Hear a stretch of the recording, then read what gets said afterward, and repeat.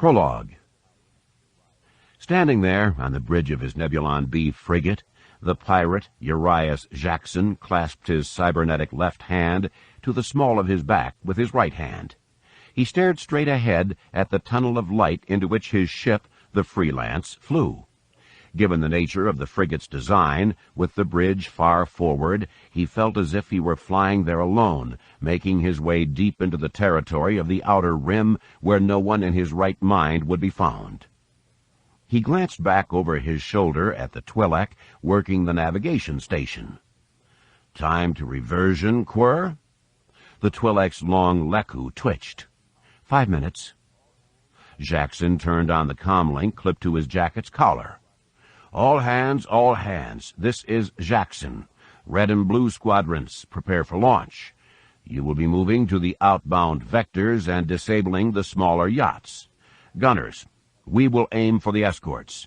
Everyone look sharp, and this may be the last run we ever need make. In and out, clean and easy. You'll all do well, I know. Jackson out. A dark-haired woman stepped up beside Jackson. "You really think this haul will earn us enough to retire?" "It depends upon the quality of retirement you desire, Dr. Carl." The white-haired, white-bearded man turned and smiled at her.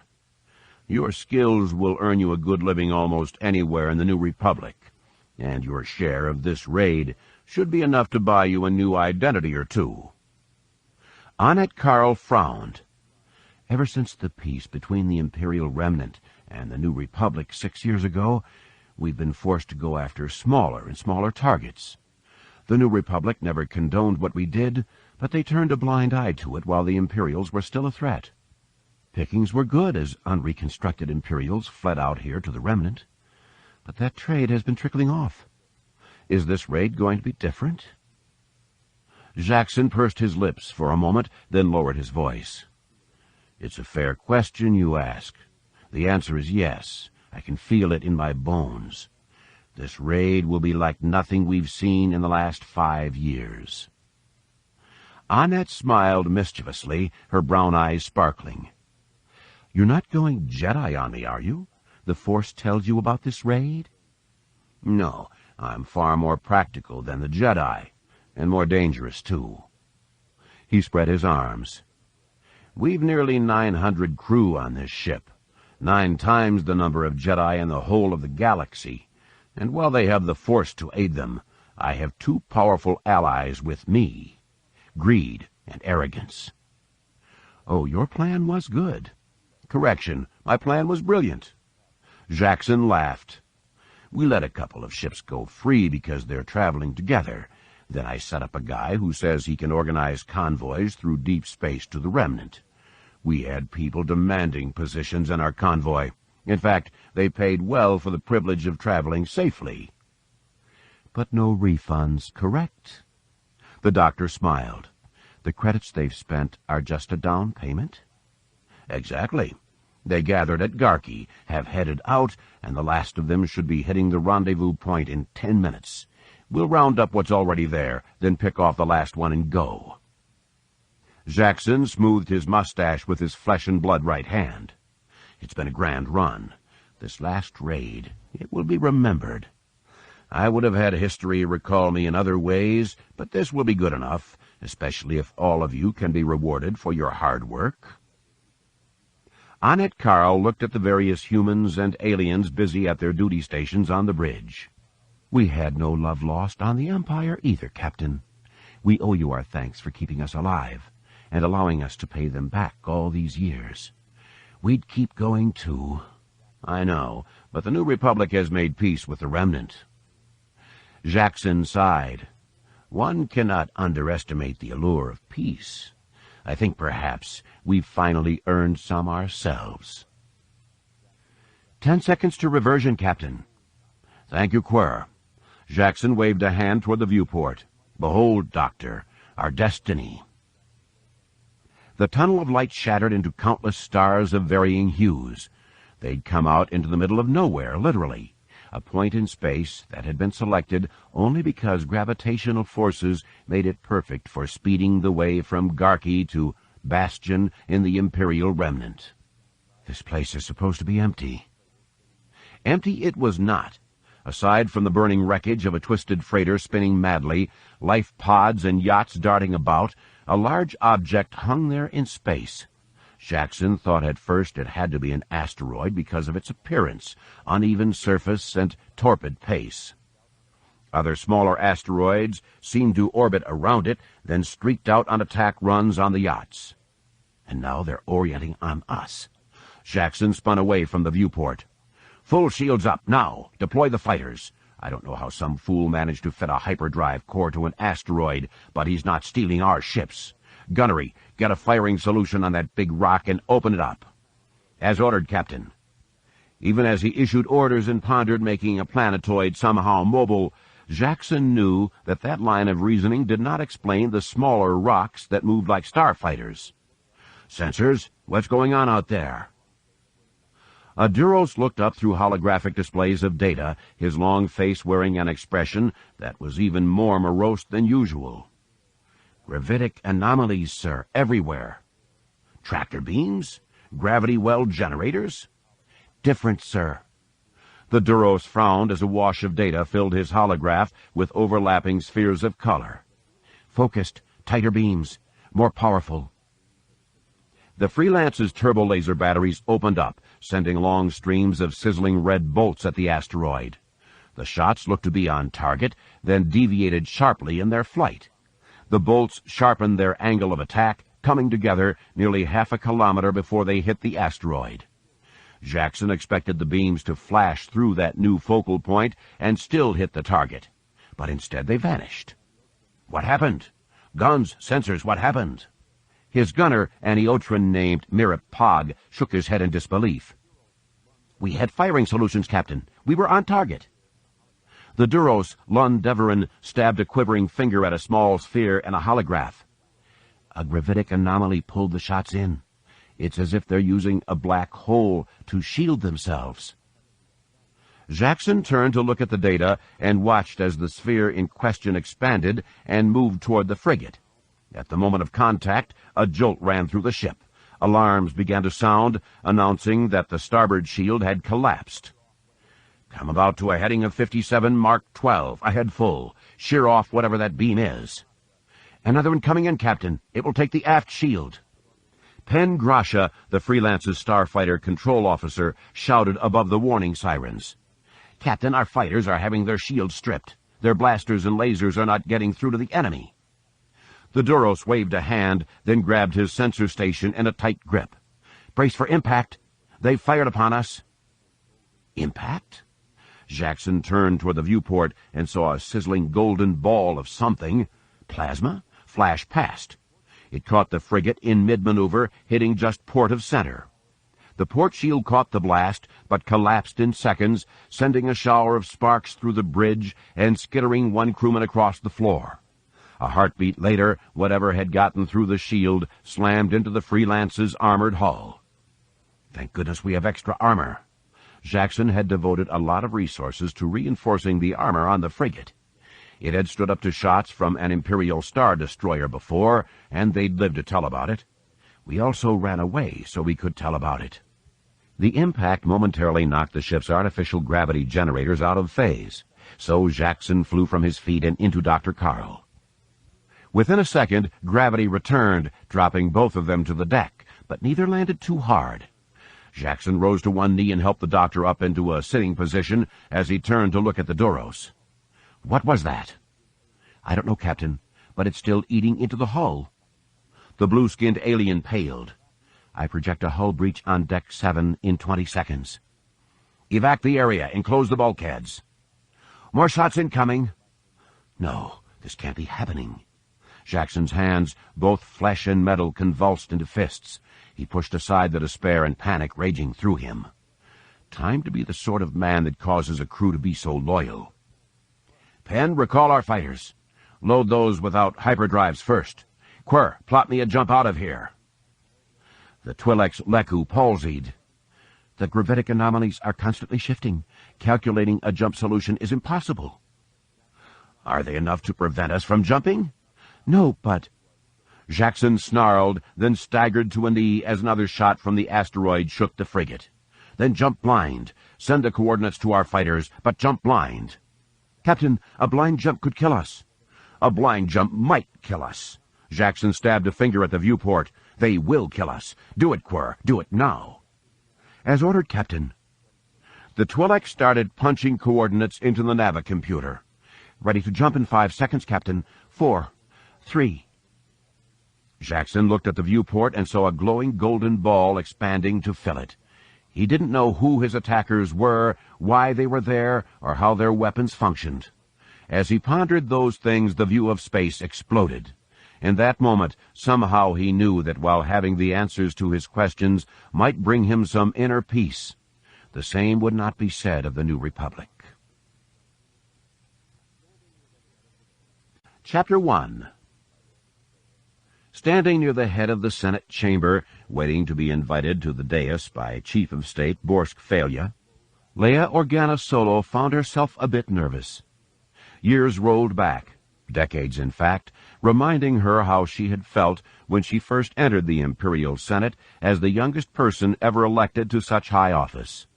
She'd stood as a candidate to help her father, Bail Organa, continue his opposition of Palpatine and the madness that would permit things like Death Stars to be created.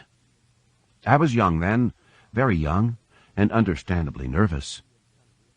She looked around at the massive chamber and across the sea of senators filling it. It didn't have the grandeur of the old chamber, the one in which she had first served, but she felt a rich sense of tradition in it from the New Republic's days. Back in the Imperial era, after Palpatine had seized full power, there were no more than a handful of non-humans in the chamber, and then they were just aides to human senators. Now the humans were in the minority, much as they had been in the Old Republic. She could see Senator Viki Shesh of Kuat and one of her Telbans, and Senator Cal Omis from Alderaan, but beyond them she had a hard time seeing more humans. And it's not just age catching up with my eyes. She smiled to herself, not wanting to be reminded of how much of her life had already passed by. Much of it had been spent here on Coruscant, helping form the New Republic into the star-spanning confederation of worlds that had emerged from the Empire's shadow.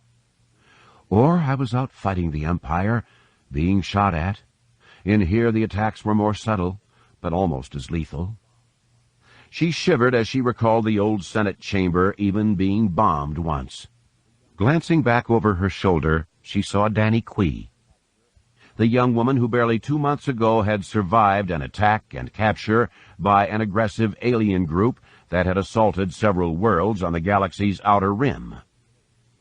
Danny had been working at a research site used to monitor space beyond the edge of the galaxy, and had collected some evidence to suggest the invaders had actually come from another galaxy.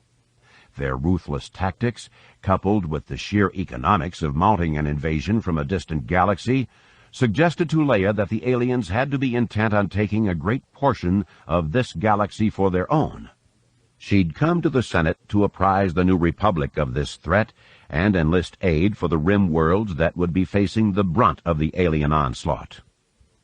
Beside the petite, brunette woman stood Bolfer, Leia's Noghri bodyguard.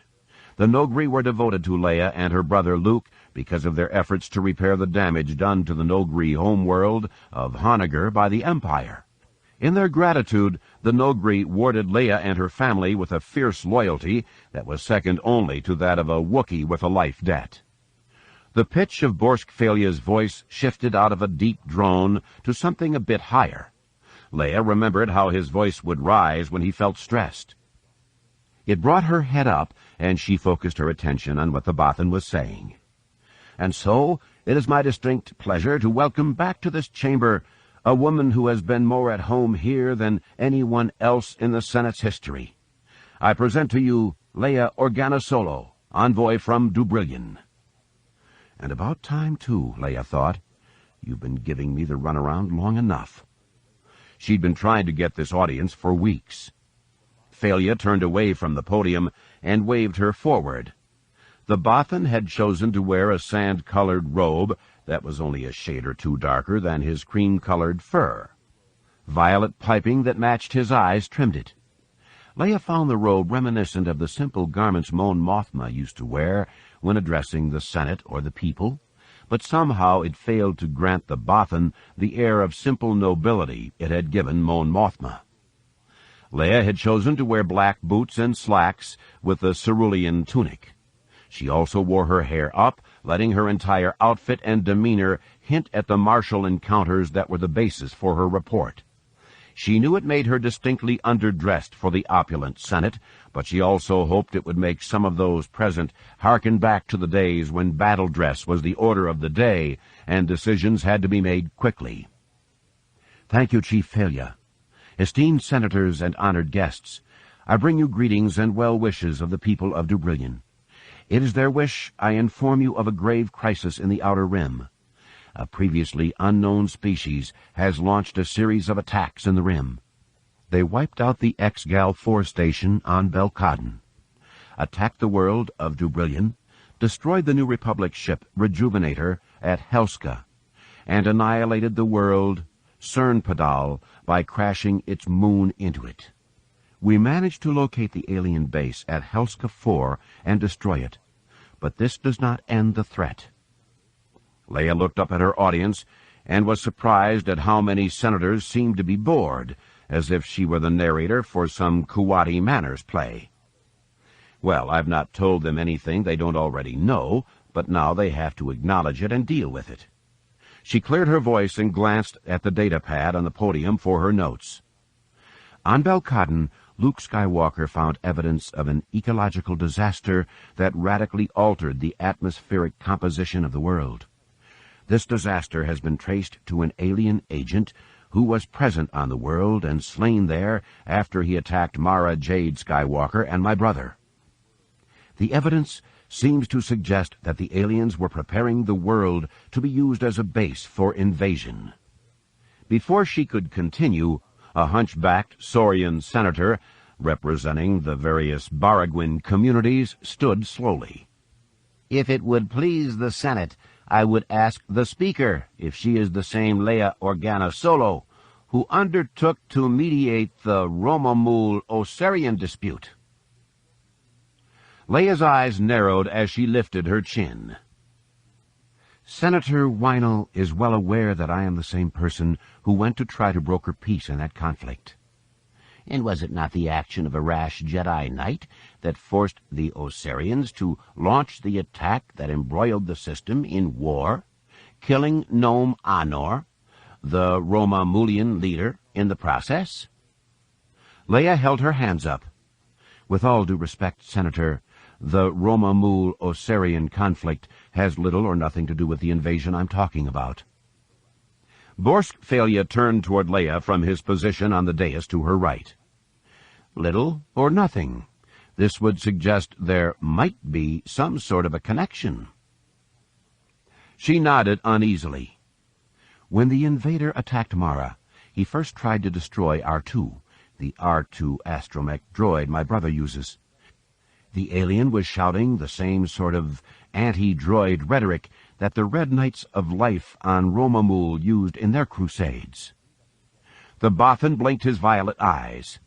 "So you are suggesting that these Red Knights are behind the poisoning of Belkadon, the destruction of Cernpadal, and the attack on Dubrillion? And they had weapons sufficient to drag a moon from orbit, yet were not able to defend their leaders against an attack by the Osarians? Am I understanding you correctly?" "No, I don't believe you are, Chief Failure." Leia let a hint of iciness enter her voice. "I don't believe the alien on Belkadon was influenced by the Red Knights. But it is possible that the Red Knights are part of a covert plot to disrupt the New Republic." Another senator, this one a Rhodian, stood. "You would have us believe, Envoy, that your effort failed because of a conspiracy born from outside the galaxy?" "That's not what I'm saying." Niuk Niuv, the senator from Sullust, rose to his feet. "I don't believe it is either. I believe you are trying to deflect us from the threat the Jedi present to the New Republic. It was a Jedi who raised the tension level of the Osarians, triggering that war. You tell us a Jedi reported to you about this alien and about what he said. I am not so stupid that I cannot see the effort of a Jedi to turn us away from trouble their order has spawned. The Jedi on Belkadon was my brother, Luke Skywalker, Jedi Master. And who would more want to have the errors of his disciples forgotten? Leia forced her grip on the podium to slacken.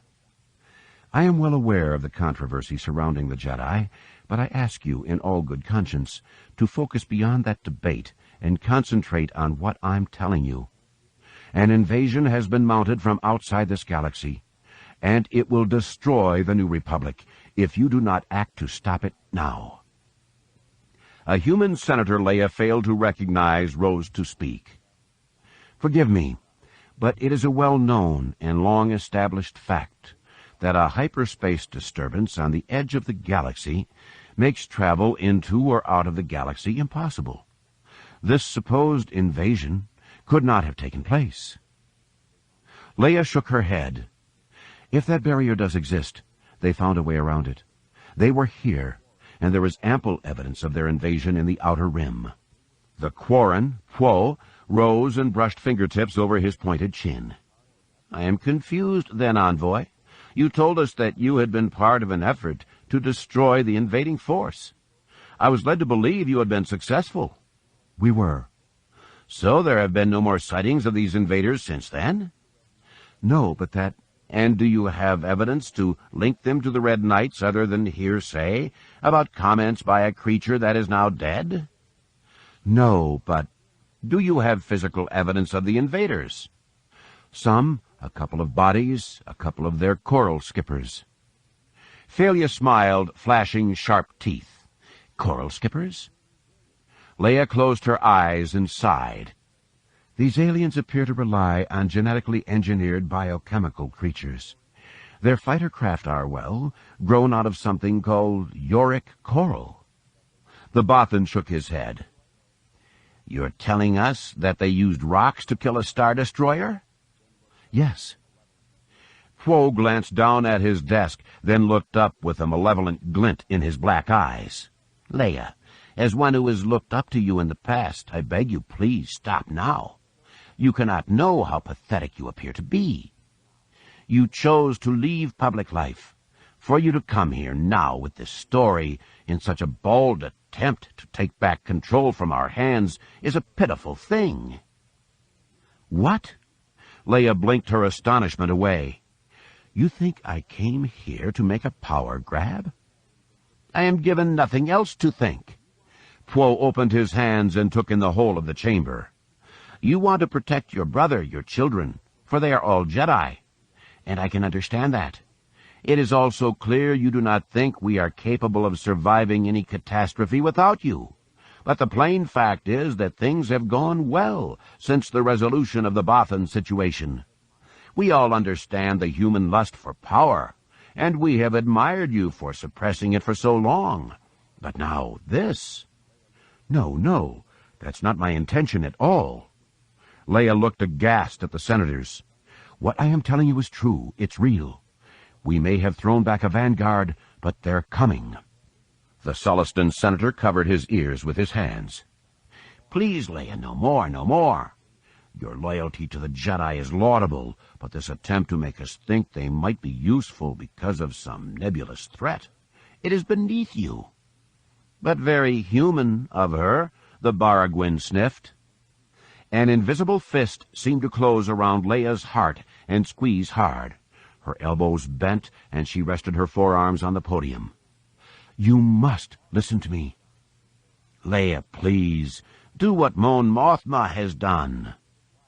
Quo's voice filled with pity. Fade away quietly. The government is ours now. Let us remember you fondly as someone who transcended her humanity. Leia looked out at the senators and wished age had dulled enough of her vision so she couldn't see the looks of contempt being directed at her. They won't see because they can't allow themselves to see. They need to be in control so badly they will ignore danger instead of admitting there is a crisis. They will lose everything just because they want to prove they are in control. Their willful ignorance left her drained and speechless, with the weight of their pity and contempt crushing her down. This can't be happening. Everything we have gained to be thrown away so foolishly. Leia's grip on the podium slackened as she began to back away from it. To lose everything. A strong, sharp voice cut through the low murmuring in the Senate chamber. "How dare you? How dare any of you speak to her this way?" In the middle of the room, a golden-furred alien, long and lean, with purple striping rising up and back from the corners of his eyes, rose to his full height. "If not for this woman and the sacrifices of her family, none of us would be here, and most of us would be dead." Alegos Akla opened his three-fingered hands. "Your blatant ingratitude lends credence to the imperial vision of our being mere beasts." The Rhodian senator stabbed a sucker-tipped finger at the Kamasi. "Don't forget, she was one of them." Alegos's eyes narrowed, and Leia felt a wave of pain wash off him.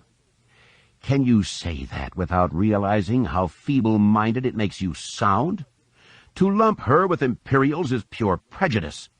Prejudice of the sort that the Imperials flaunted when they oppressed us." Niuk Niuv waved away the Kamasi's comments with a flip of his hand. "Your criticism would bear more weight, Senator Akla, were you not known to have collaborated with Jedi before. Your sympathies for them run deep. Was not your uncle one of them?"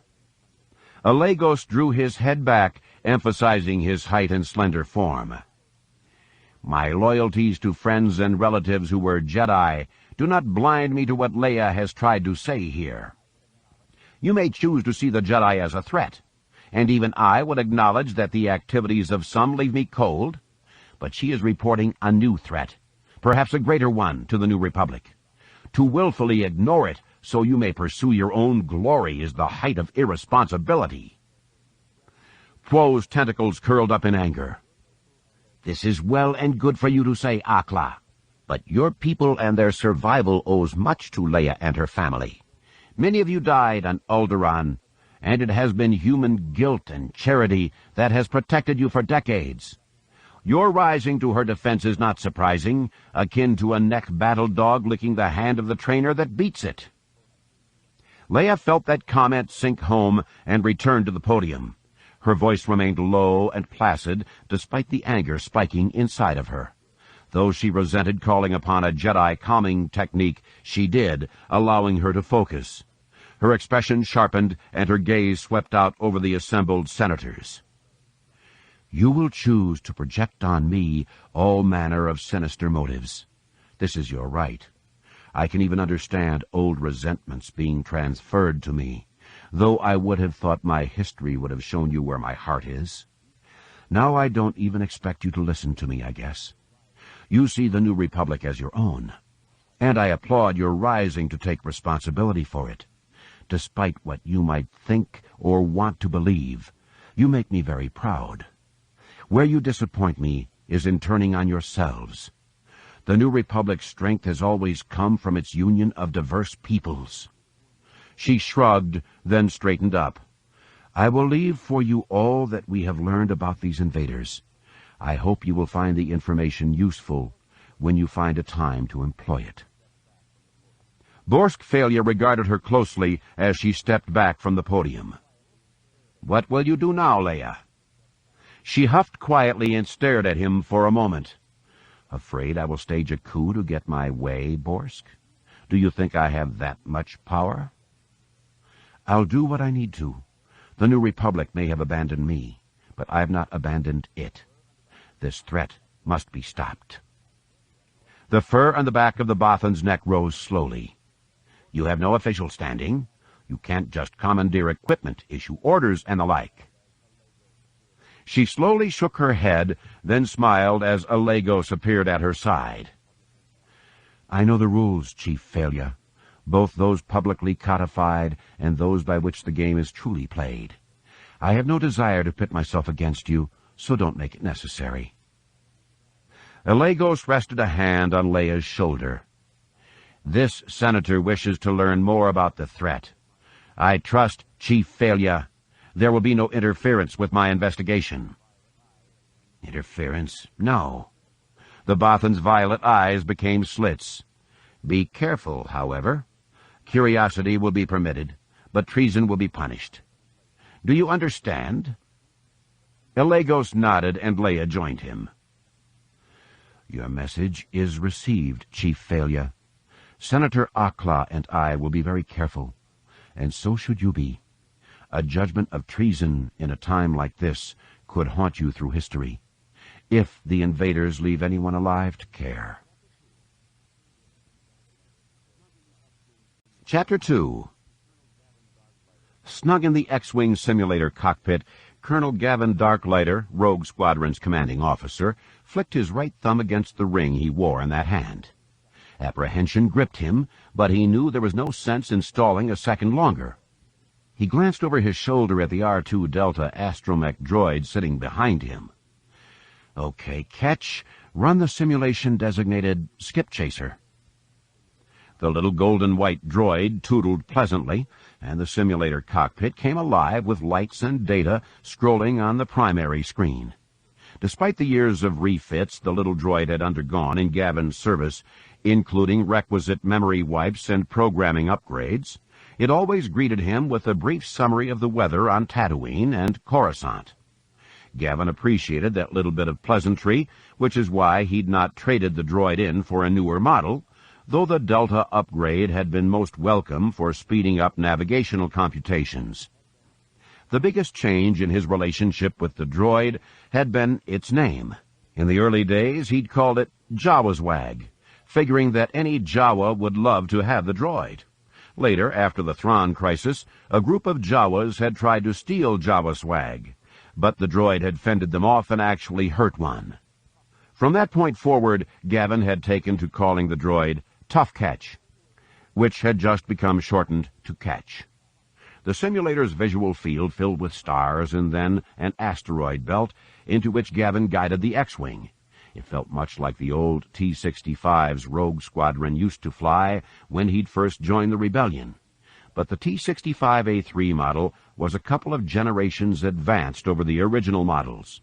While not as slick as the new XJ model, the A3 had improved shields and lasers that boasted improvements in accuracy and power. The peace reached with the Imperial remnant meant that there were a few competent foes to test the new fighters against, and the fighter had proved quite lethal when unleashed on pirates in the rimward regions of the New Republic. Gavin glanced at his primary monitor, but nothing was popping up as a threat. He punched up a supplemental data plug-in that expanded the available target profiles. Ketch, give me biologicals down to the size of Minox and anything that appears to be moving erratically or on a course that is beyond norm for orbital debris. The droid whistled an acknowledgement, but still nothing showed on Gavin's screen. He frowned. What is it I'm supposed to be seeing? It makes no sense for Admiral Creefey to have given me access to this simulation if there is nothing out here. Gavin hesitated for a moment. He knew that his idea of what made sense and a Bothan admiral's idea of same could be vastly different.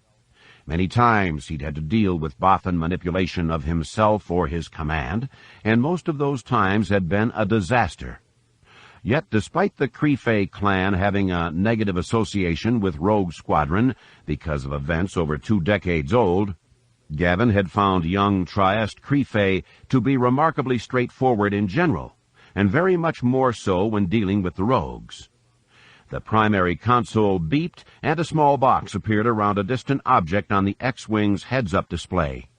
Gavin selected the object as a target and glanced down at its profile and image on the secondary monitor. At a quick glance, it could have been mistaken for an asteroid and dismissed easily, but to Gavin it looked far too symmetrical. It reminded him a great deal of a seed, a bit bulbous in the middle, but tapered on both ends. The rear had a couple of recesses in it that could have hidden propulsion exhaust units, and a couple more up front that could house weapons. Gavin shivered, then nudged the X-Wing's throttle forward. Ketch, start recording this run. I want to be able to study the playback. Applying a little etheric rudder, Gavin pointed the X-Wing's nose on a course that would cut behind the seed. Reaching up to his right, he flipped a switch that locked the S-foils in attack position.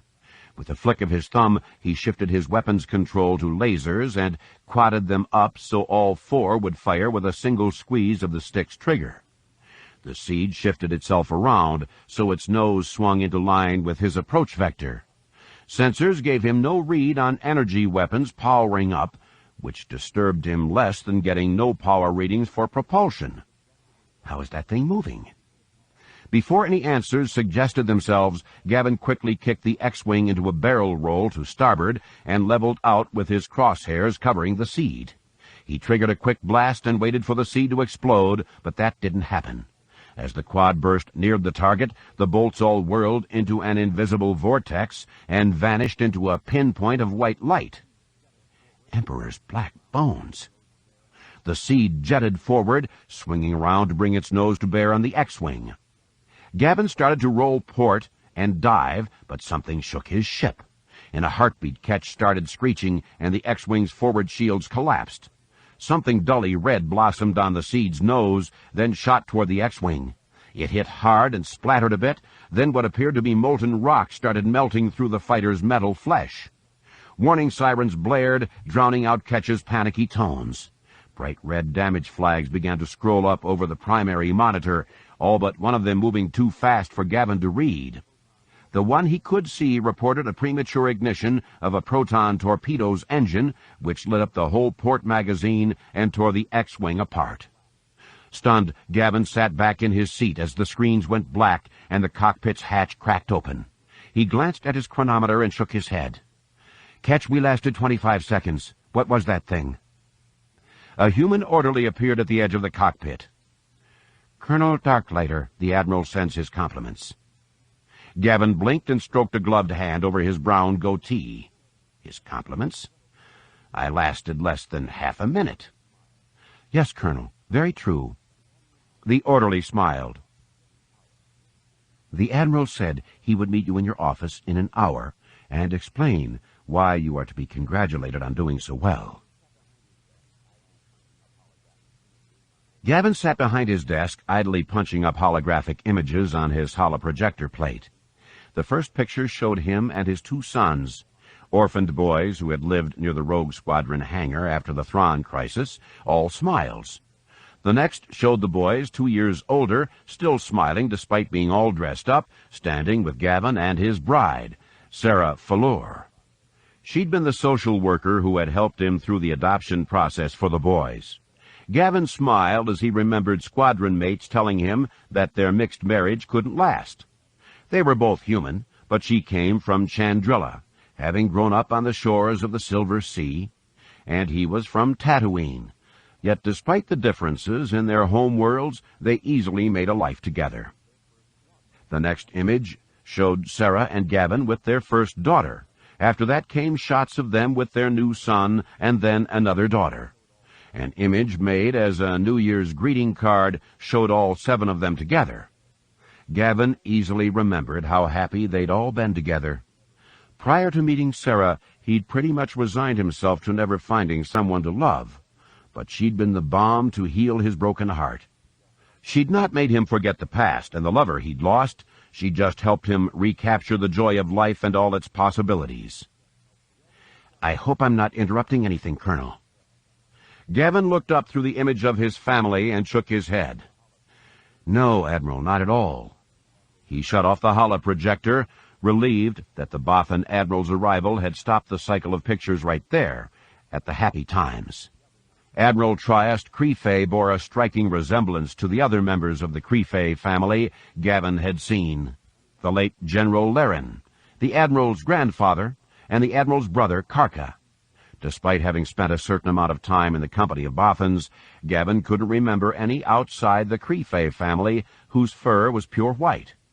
Trieste didn't have the golden eyes the other two had. Instead, his were mostly violet with flecks of gold. Gavin assumed the violet came from Borsk Thalia's line, since he knew the two of them were related through some complicated tangle of marriages between the two families. Trieste wore a black flight suit that he'd unzipped down to mid-chest. He closed the door to Gavin's office, then unceremoniously plopped himself down on the couch to the left of the door. Gavin moved from behind his desk to one of the two chairs making up the conversation nook in his office. He sat and rested his elbows on his knees. It killed me in 25 seconds. What was it? The Bothan smiled. Congratulations. I died in 15 in my first engagement. Pulling the biological targeting data online is what gave you some warning. If I weren't dead, I'm sure that would make me feel better. Gavin frowned.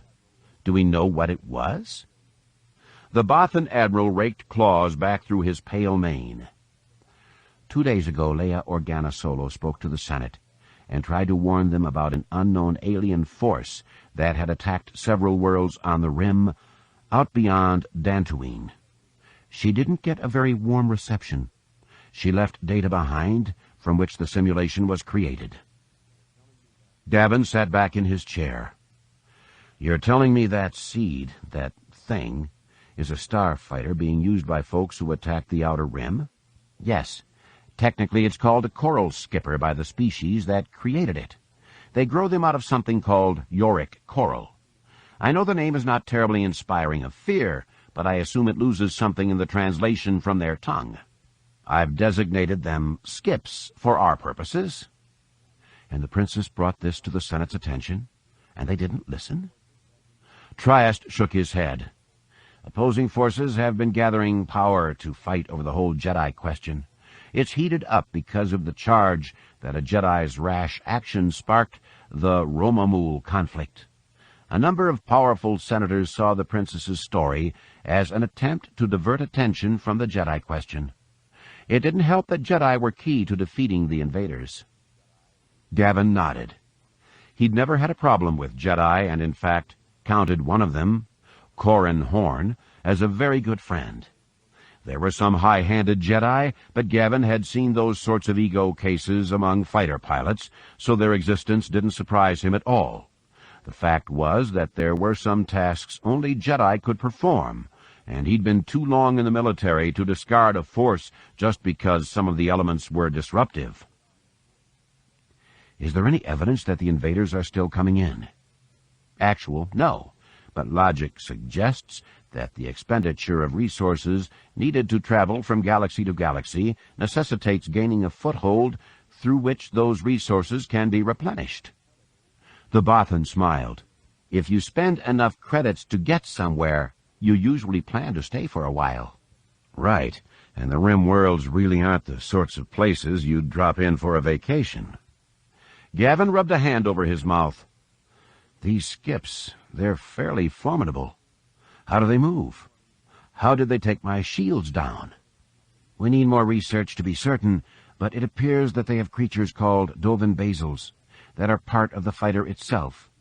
They manipulate gravity, which is how they were able to soak off your shots and rip down your shields. We think that boosting the sphere of the inertial compensator can actually prevent shields being taken down.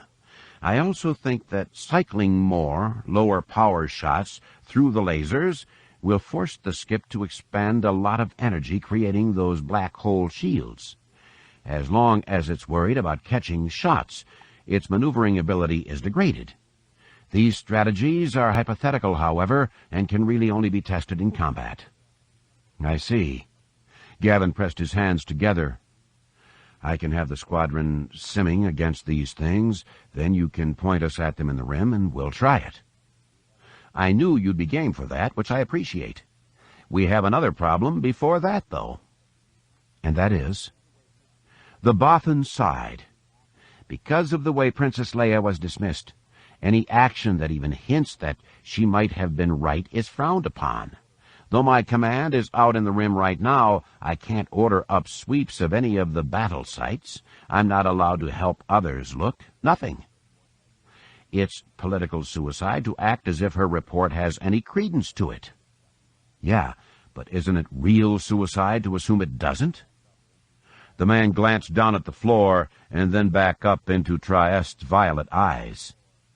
Given that Borsk Failure now leads the New Republic, this can't be easy for you, but to ignore. Traest held a hand up to forestall Gavin's comment.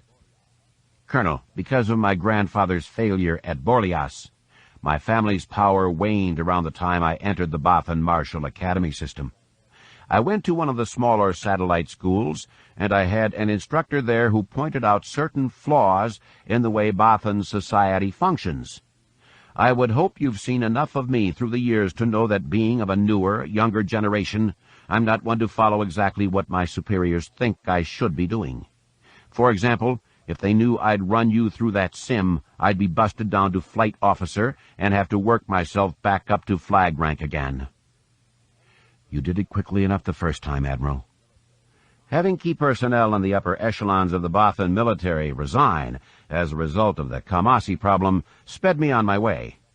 I don't mind using politics when it moves me in a direction I want to go, but I resent it when it prevents me from doing what is right. Traest opened his hands. I was thinking, Colonel, that I'd like to use Rogue Squadron in the Rim, having you simulate a pirate group in attacks on outlying systems. My forces out there will pursue you, but you'll be free to run and hide and explore anywhere you want to go.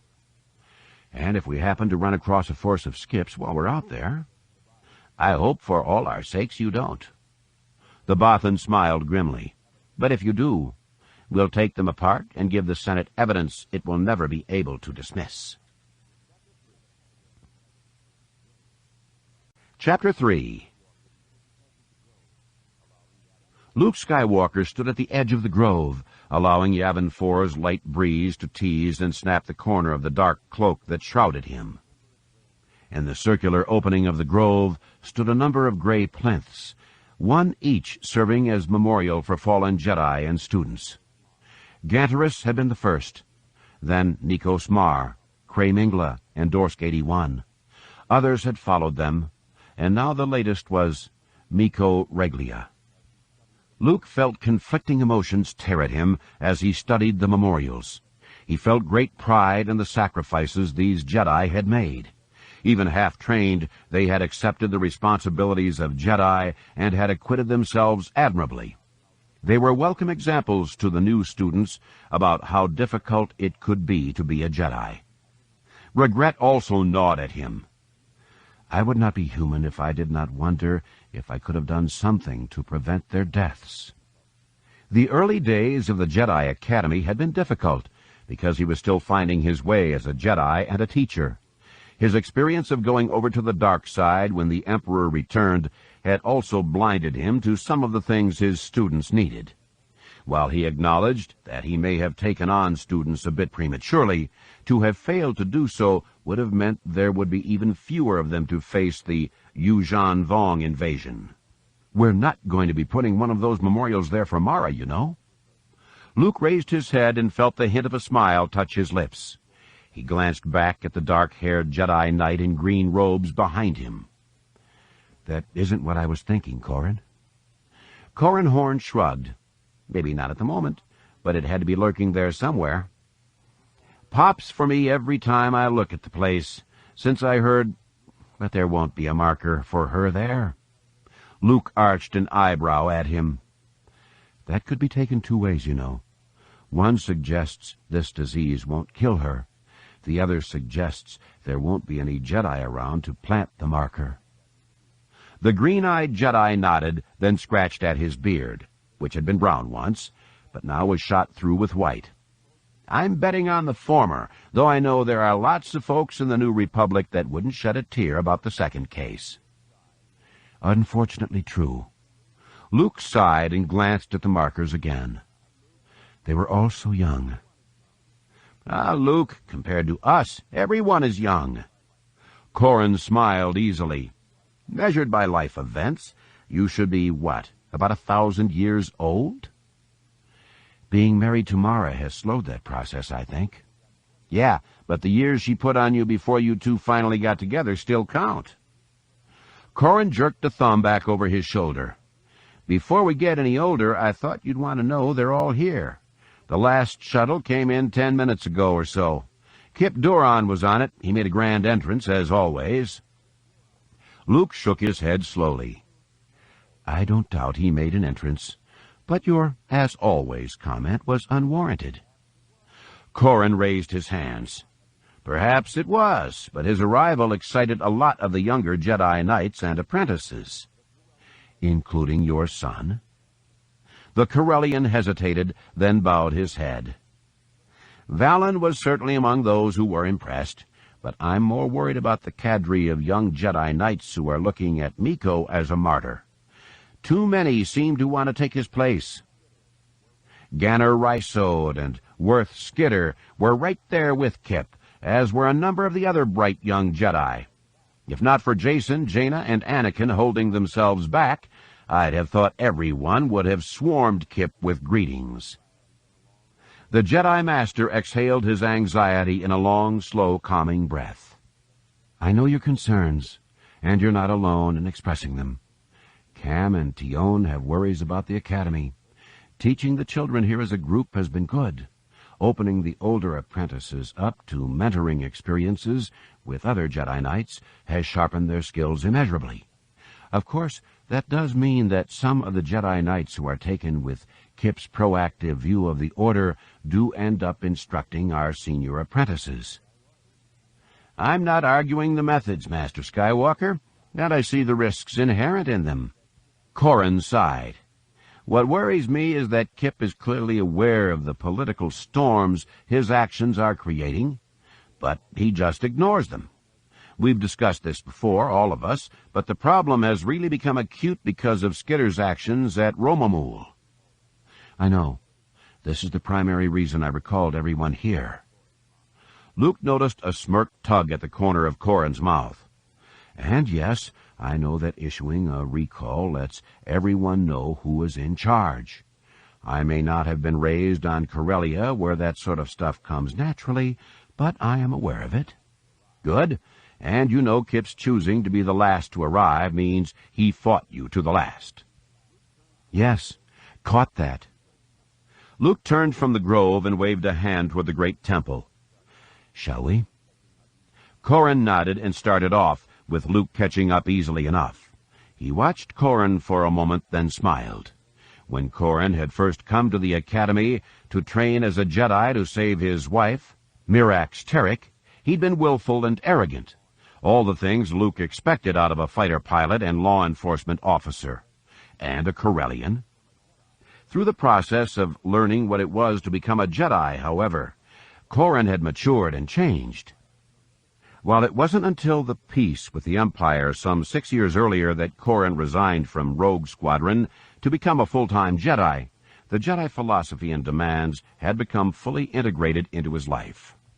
Oddly enough, while Corran had let go of his arrogance, Kip and others were being dangerously misguided by their pride in being Jedi. Luke easily recognized how it could happen. When one was attuned to the Force, life and reality became rendered much more sharply. Options others could not see or fathom became painfully clear. While when solving a problem, Luke and other Jedi took care to explain what they were doing and why, Kip and his followers tended just to act, confident that they knew the best solution for whatever problem it was they were facing. Luke didn't doubt that the Jedi probably did find the best solution available in most situations, but the consequences of that solution might be hard for others to take. Ultimately, it would be others who had to live with those results, not the Jedi who caused them, and resentment at high-handed Jedi actions was really inevitable. The Jedi Master reached out and rested his left hand on Corran's shoulder. Before we get into the meeting, I do want to thank you for stepping in and helping here since Mara became ill. My pleasure. I get to see Valen and Gisela. She spent more of her life here at the Academy than with her mother and me. I do want to maintain ties.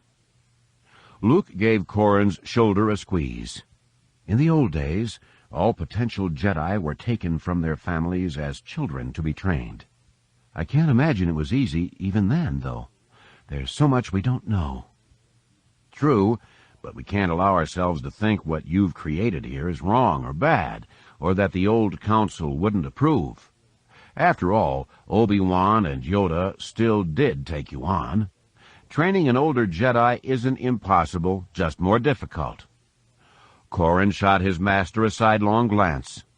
And despite my early differences with you over training, I do think you've done a superb job.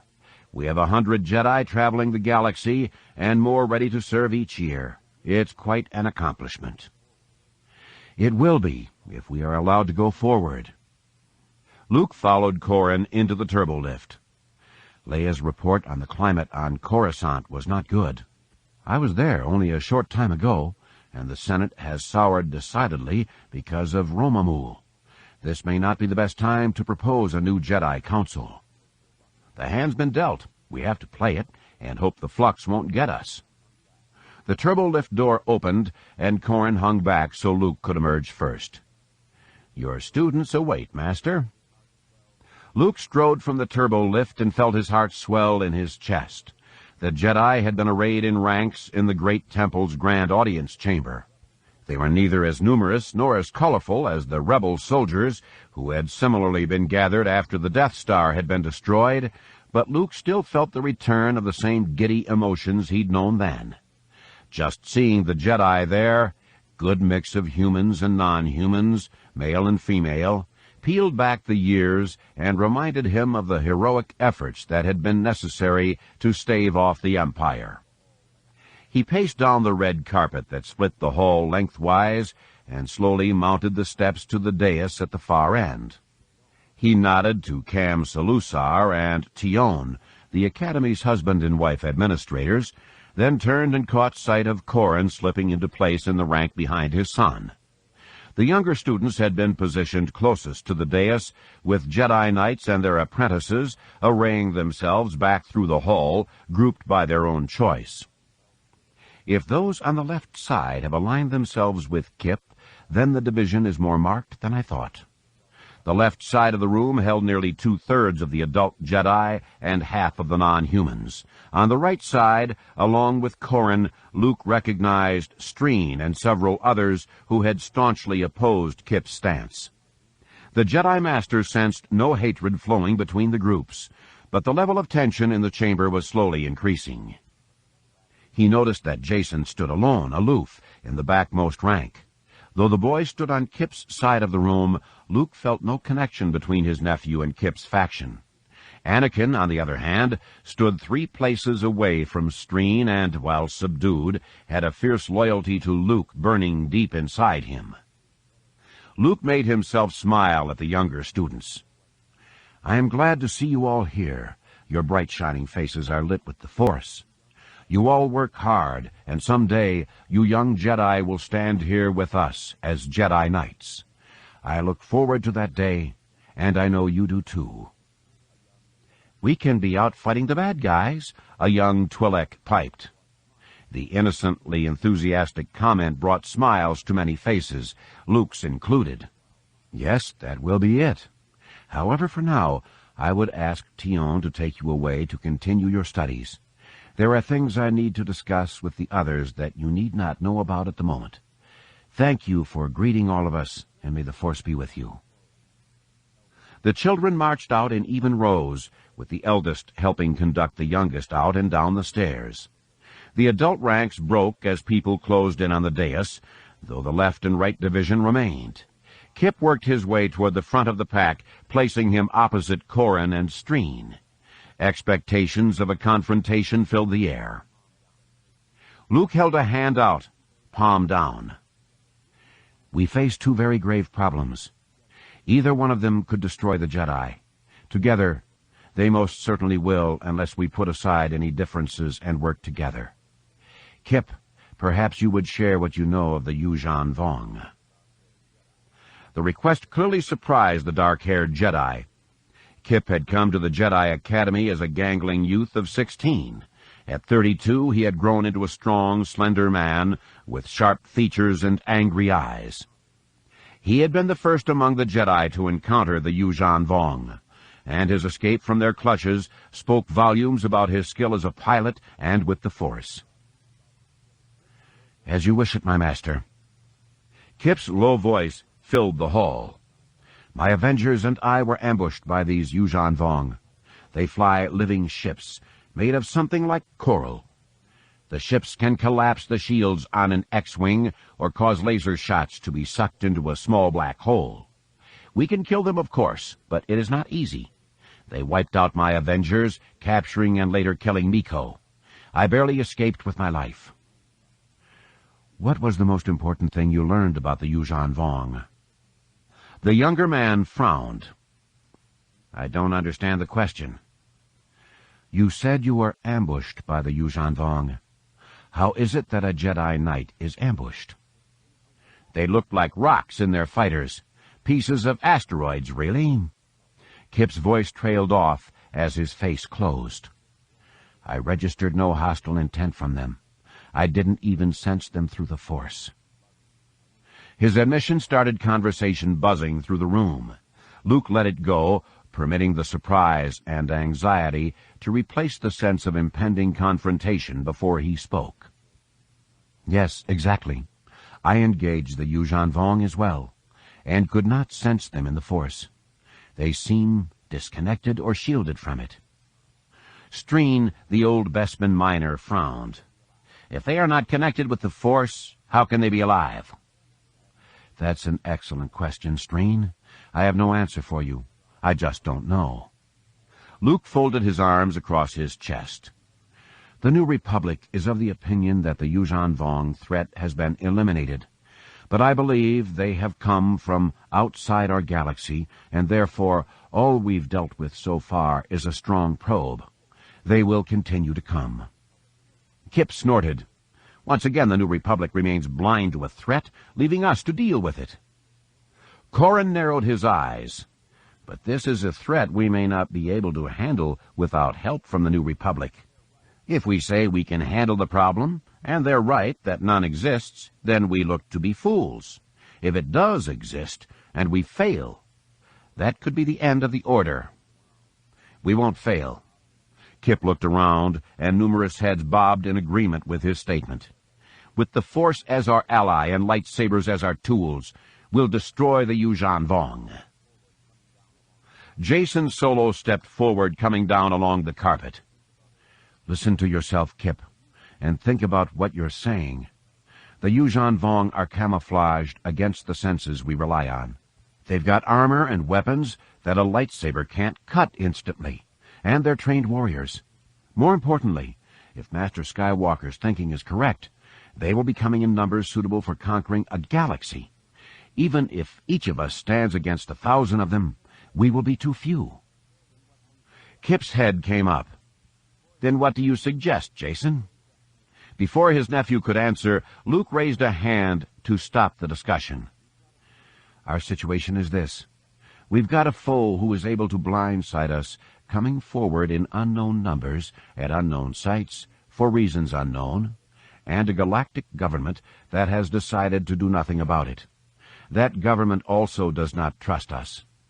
I think no matter which way this turns out, we will be in for a lot of blame. All the more reason we shouldn't care what the government thinks. Worth Skidder tucked his thumbs in his belt. They're clearly not interested in what's best for the galaxy. Meaning we are? Streen fixed the younger Jedi with a hard stare. That's what you're saying, isn't it? What he is saying, Streen, is that disaster has struck the galaxy whenever the Jedi Order has been weakened. Kip pointed a hand toward Luke. If we will be blamed for what happens, I would rather be blamed for being zealous in attacking this problem than timid in waiting for developments. Luke closed his eyes for a moment and studied the danger in Kip's comment. The Jedi Knights were always meant to be defenders of peace, but Kip encouraged offensive action, proactive and preemptive strikes. He'd called his squadron the 12 Avengers, instead of something more suitable like the Defenders. Now he spoke of attacking the problem. To some, it might be word games, but the words he uses to express his ideas and communicate them to others show me how close to the edge he is.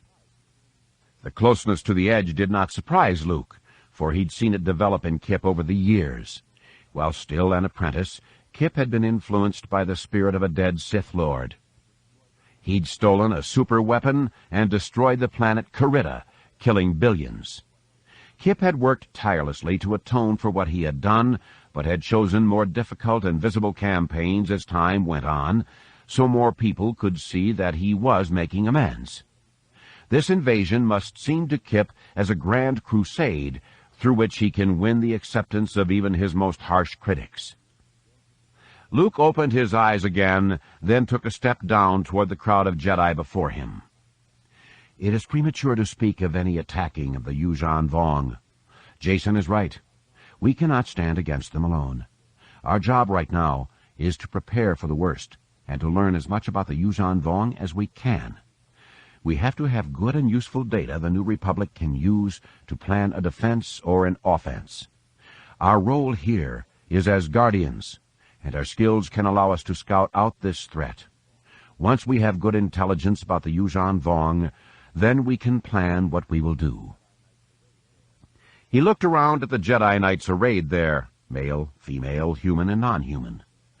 Over the next week or so, I will give you assignments. I will be sending you into dangers I cannot even guess at knowing. I hope all of you will return unhurt, but I know that will not happen.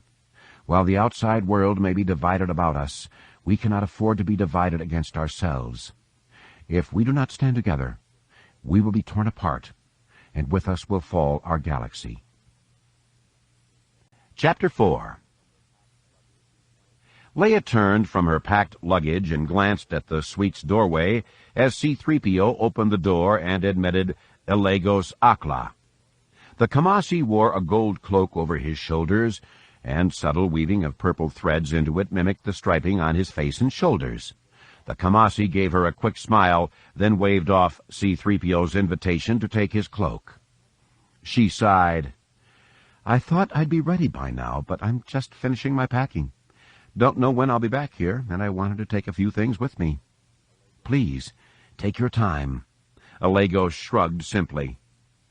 If not for my senatorial duties, we would have been away from here a week ago. Leia waved him into the two-level suite's central chamber, and the Kamasi settled himself into one of the Nerf-hide chairs, angled toward the big viewport that looked out over Coruscant's cityscape. A hallway heading back to the south led to her study, which had once been the boys' room, and a smaller bedroom they'd given to Jaina, and then, during her time at the academy, had turned into a guest room. The master bedroom lay in the second level, accessed by a curving stairway built against the far wall. The kitchen had been installed to the north of the living room, with a small dining area between it and the living room. Leia stuffed a small holocube into a bag and started closing the fasteners. The Senate didn't want to let you head out immediately? I doubt they wanted me to head out at all, but they had no choice. Instead, I was given committee assignments and work to clear. My daughter is dealing with most of it for me. Relicky will serve as my liaison with the Senate in my absence. This is why I've not been in closer communication with you. But your daughter has, so I've been apprised of your delays. Leia straightened up and looked at the 3 red fabric bags she had stuffed to bursting with clothes and other things she couldn't bear to leave behind. I left Alderaan with even less than this. Here I am, a quarter of a century later, a refugee once more, this time of my conscience rather than any external act. I should have been ready before this, but things keep cropping up. Before she could even attempt to explain, she saw Elegos's nostrils flare and his gaze flick past her to the upper landing for the stairs. She turned and found her husband, Han, hanging there in the doorway, his hands on either side of the jamb. She shivered because the haggard look on his face and the position of his hands reminded her far too much of when he had been frozen in carbonite. She wanted to believe the darkness under his eyes was just shadow, but she couldn't deceive herself that way. She heard Elegos rise from his chair. Captain Solo. Han's head came up slowly, and his eyes narrowed as he faced the voice. Kamasi? Elegos, isn't it? A senator? Yes. Han staggered forward and almost fell down the stairs. He caught himself on the banister, made it down a couple more steps, then slid his way around the curve. He got his feet under him again, leapt the last few steps to the floor, and strode past Leia. With a grunt, he flopped down almost boneless into one of the chairs opposite Alegos. In the viewport's light, the rainbow of stains on Han's once white tunic was evident, as was the grime at cuffs, collar, and elbows. His boots were badly scuffed, his trousers wrinkled, and his hair utterly unkempt. He ran a hand over beard stubble, flashing dirty fingernails as he did so. "I have a question for you, Alegos, if I can be of service." Han nodded as if his head were balanced on his spine instead of connected by muscle. "I understand you Kamasi have memories, strong memories." Leia extended a hand toward Alegos. "Forgive me, Alegos. I learned about that from Luke, and I thought my husband—" The Kamasi shook his head. "I have no doubt you all are to be trusted with the information about our Memni. Momentous events in our lives create memories. We are able, among our kind, and with certain Jedi, to transfer these memories. They have to be strong memories, powerful ones, to become Memni."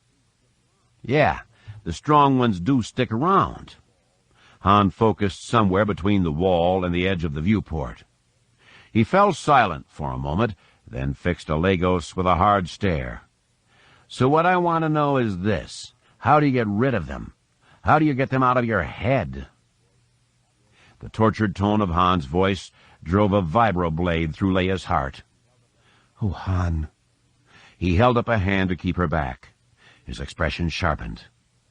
"How do you do it, Alegos?" The Kamasi lifted his chin. "We cannot get rid of them, Captain Solo. By sharing them, we share the burden of them, but we can never be rid of them."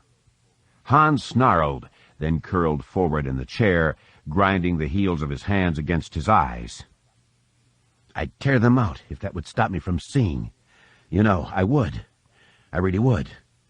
I can't stop seeing him die." The man's voice sank to a bass rumble, rough, raw, and ragged as broken ferrocrete. There he was, standing there. He'd saved my son.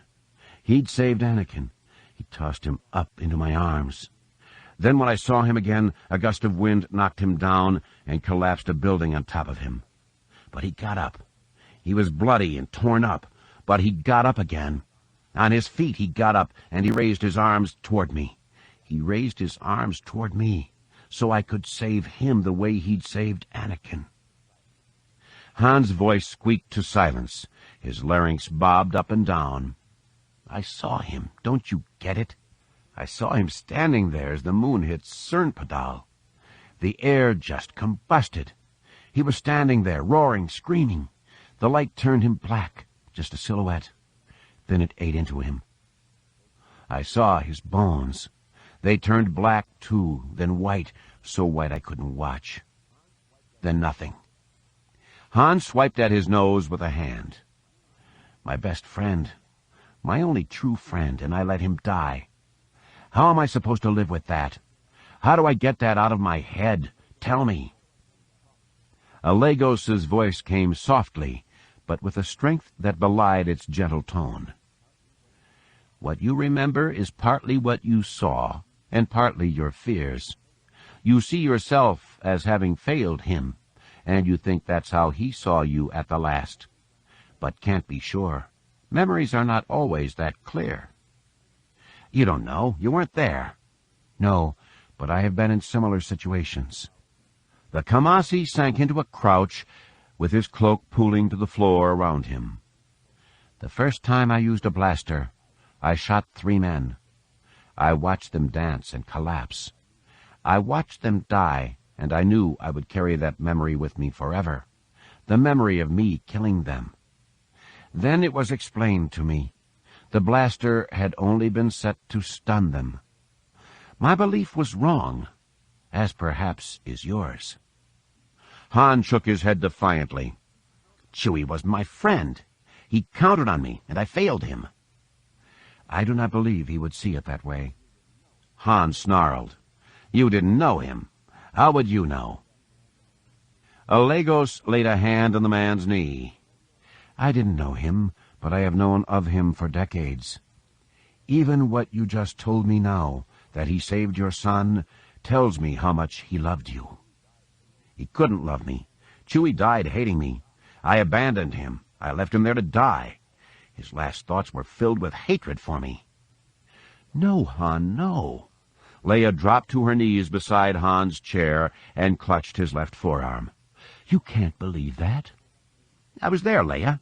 I was close to saving Chewie, and I failed. I left him there to die." "Regardless of what you believe, Captain Solo, Chewbacca did not share that view." "What? How can you know what he was thinking?" "The same way you will." The Kamasi blinked his violet eyes. "He saved your son. In Chewbacca's eyes, Anakin saved you by piloting the Millennium Falcon to safety. Yet one more time Chewbacca saved you, this time through your son. You don't know that now, but you will come to see that is the truth. When you relive this memory, think about that. As noble a hero as Chewbacca was, he could not have had anything but joy at knowing you survived. To think anything less demeans him." Han shot to his feet, pitching the chair over backward. "How dare you? How dare you come into my home and tell me I'm demeaning my friend? What gives you the right?" Alagos slowly rose and spread open hands before him. "I apologize for any offense, Captain Solo. I have intruded on your grief. It was unthinkable." He bowed to Leia. "My apologies to you as well. I shall leave you." "Don't bother." Han stalked forward between them, then headed toward the door. "3PO, find out from Coruscant's constabulary which tap calves lead the list for incident reports. Link me the list." Leia got up. "Han, don't go. I'm going to be leaving soon." "I know. Off to save the galaxy again. That's my Leia." He didn't turn to face her, just hunched his shoulders. "I hope you have better luck. I failed to save even one person." The suite's closing door eclipsed Han Solo's back. C-3PO, his head cocked at an angle, looked at Leia. "Mistress, what do I do?" Leia closed her eyes and sighed. "Get the list. Give it to him. Maybe call Wedge or any of the other retired rogues. Hobby or Jansen or someone ought to be at loose ends and could keep an eye on him. And when he comes back, take good care of him." She felt a hand on her shoulder. "Leia, I can head out to the Rim on my own. You can stay here to care for your husband. I can report to you." She opened her eyes, then covered Alagos's hand with her own. "No, Alagos, I need to go. Even that deep in grief, Han's right. I want to stay, all of me wants to stay, but I have to go. Others can't, so it is up to us to rescue them. Han can take care of himself. He'll have to." Chapter 5. Luke looked up and smiled as Corrin escorted his two nephews into the briefing room. "Did you see your sister off on the shuttle?" "She's on her way." Jason, the older one, glanced around the room, always looking to see if anything had changed since the last time he'd been there. "She wishes she had a better assignment." "I'm sure she does." Luke watched Jason for a moment. Always checking the world, verifying what he could assume, not trusting until he is certain. "Right now, I need her picking up Danny at Kaminoor, then meeting with your mother and Senator Akla." Anakin, the younger nephew, toyed with an ancient piece of equipment left in the corner since the time when the rebels fought the Empire in the skies above Yavin 4.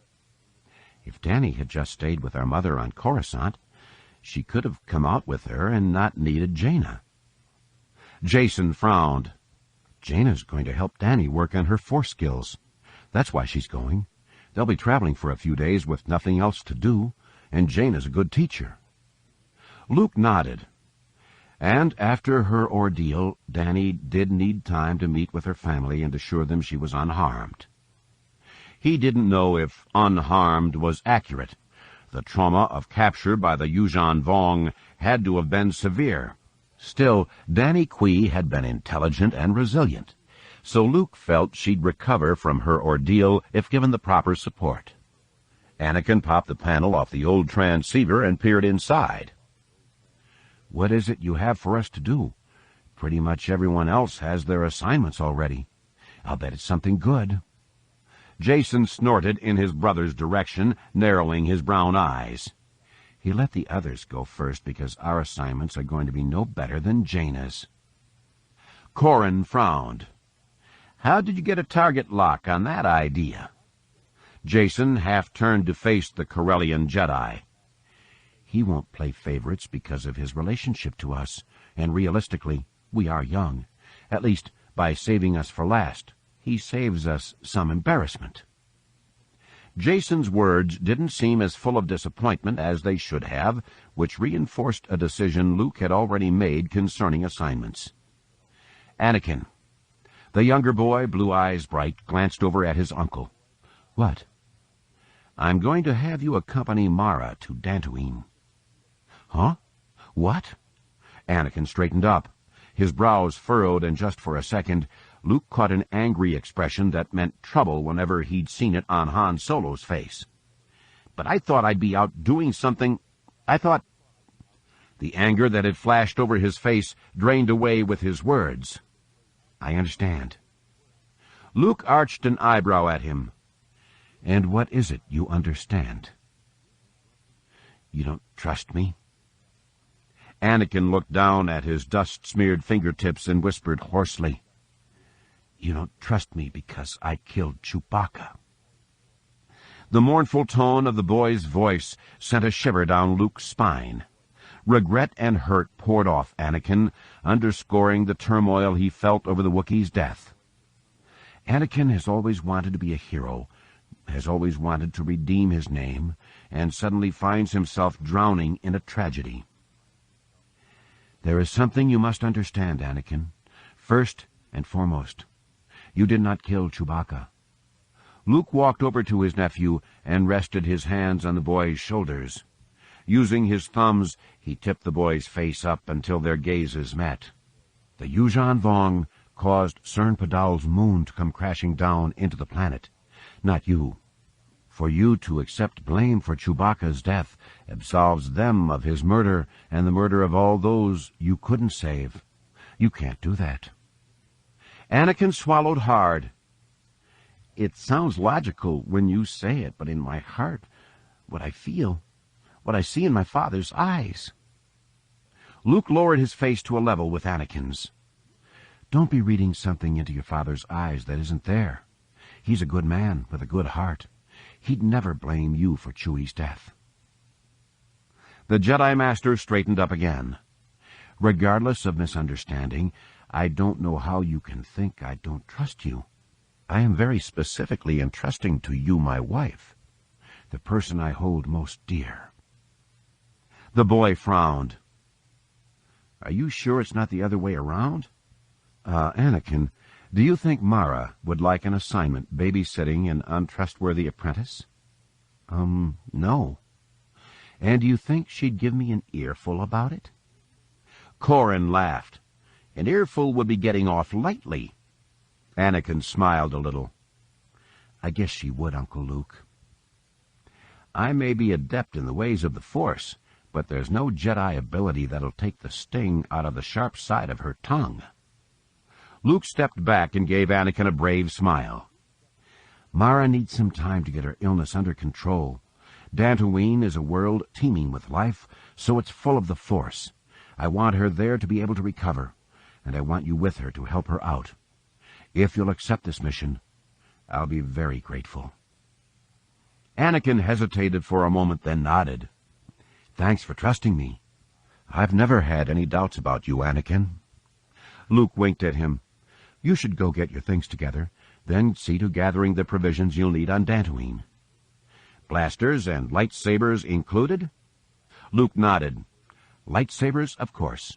Blasters, because I think you can use the work concentrating and focusing the Force.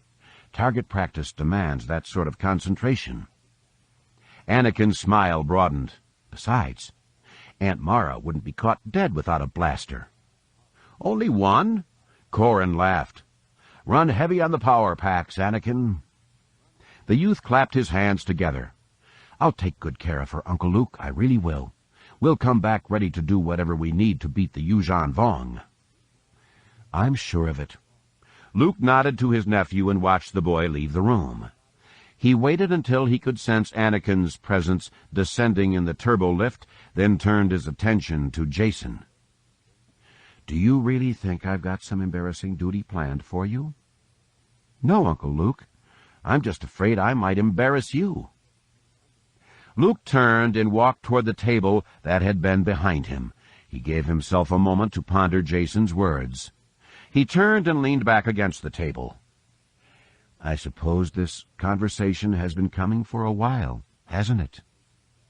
Probably. Jacen shrugged. I've been thinking since the Yuuzhan Vong arrived, and since all the Jedi were here and talking. Sounds like this is a family talk. Corran levered himself away from the room's back wall. I'll return later. Jacen held a hand up. No, wait. It is a family matter, but one for the entire Jedi family, not just us. Corran looked at Luke. Luke? Do stay. I suspect more than two perspectives will be useful here. Luke looked over at his nephew. What have you been thinking? The youth sighed, and a certain amount of relief pulsed off him. If this sounds harsh, I don't mean it to be, but I've come to realize something pretty fundamental about the Jedi Order. We're all trained to use the Force to allow us to do things to keep the peace and stave off disaster. We do that because we're following your teaching. You're following the teaching of your masters, Uncle Luke. But they had to instruct you in those things you needed to defeat the Empire. They did a great job forging you into a weapon, and you even went beyond their training to do things they probably didn't think you could. The Jedi Master nodded. I can accept that. Okay, the thing of it is that you were shaped as a weapon by Jedi Masters who were part of a tradition that had developed into peacekeepers. I get the feeling, though, that's not how the Jedi began. I think the Jedi philosophy started as something that strengthened people within. The powers we manifest. I think those are all outgrowths of the internal strengthening, but a lot of those teachings were lost along the way. I mean, I feel the need for something inside. With anguish on his face, Jacen looked at his uncle. I'm not sure being a Jedi Knight is my calling in life. I'd really prefer it if you gave me no assignment at all. Luke shifted his shoulders involuntarily as a twitch shot up his spine. Wow, I'd not expected that. Jacen glanced at the floor. I'm sorry I disappointed you. No, it's not that. Luke frowned. I was going to tell you that what you wanted didn't matter right now because I need you. And as I was getting ready to say that, I heard Uncle Owen telling me the same thing right before he died. Jacen's head came up. Then you understand? Oh, very well. Then you'll let me seek the answers I need? No. Luke held his hands up quickly. I mean, yes, you'll be able to seek for your answers, but not as a replacement for an assignment. You have to remember that absolutely key to the Jedi philosophy is a respect for all life. For you to go off now means you'd be putting your life ahead of that of others, and that's not good. But, Uncle Luke, you've always put yourself last. You and Mom and Dad and everyone else are always being pulled every which way. He balled his fists and pounded them against his hips. You don't have the time to figure out what it is you need to do to develop yourself further in the Force. You're always distracted. Corran scratched at his throat. You've got a point there, Jacen, but you're assuming that only by going off like a hermit to contemplate the Force and your integration with it are you going to be able to get anywhere. That's just not true. How do you know, Corran? Jacen crossed his arms over his chest. None of the Jedi alive today have had that chance. For all we know, Yoda spent the first 3 centuries of his life as a hermit. Maybe that's what we need to do. Or maybe, Jason, that's just one path to get where you want to go. Corran pointed a finger at Luke. Your uncle and I differed over paths to becoming a Jedi Knight, but we're both here. And sure, there might be distractions out there, but there are lessons learned from doing things and succeeding or failing that aren't easy to learn from tranquil consideration. You're right, having time to consider them and their consequences is useful. But I find it hard to concentrate on introspection when folks out there are in trouble. Luke nodded in agreement. Corran's point is well taken, Jason. I do understand what you are saying, and I promise you that if you decide that your path is one of introspection, I won't stand in your way. The youth's eyes narrowed with suspicion. There's a catch. There is. I really do need you. I've saved the most dangerous mission in all this for myself, and I want you with me. Because you've dealt with the Yuuzhan Vong before, you have the experience I need. We're taking R2 and going back to Belkaden to see what that Yuuzhan Vong agent was trying to create there. This is a very important mission, and I really do need you with me. Corran snorted. Great. I guess that leaves the aforementioned embarrassing mission for me. Jason glanced at him. Trade you? No, you won't. Luke reached down and clutched the edge of the table. You wouldn't like the assignment I'm giving him, and given what you've told me, you're really not suited to it. The Belkaden mission, however, is one you're perfect for. Jason's face closed for a second, then he nodded, but stiffly. I'll go along with you for now, but I have such mixed feelings. I'm afraid I'll be no help to anyone. Fair enough. The youth bowed his head. If you will permit me, Uncle Luke, I'll leave you two to discuss Corran's mission. No, wait. Listen to what you almost asked to do.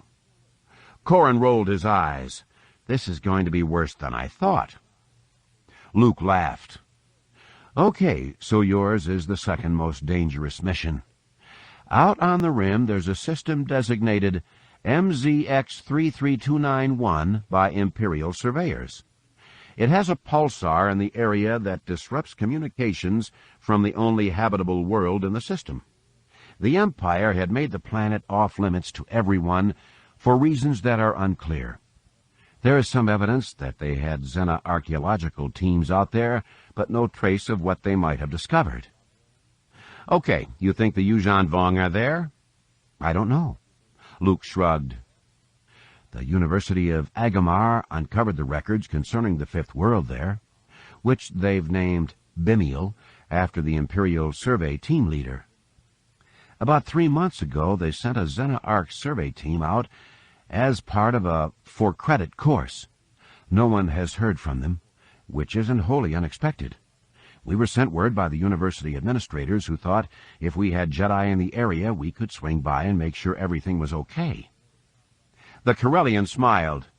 They think our budget for interstellar travel is bigger than theirs? Something like that.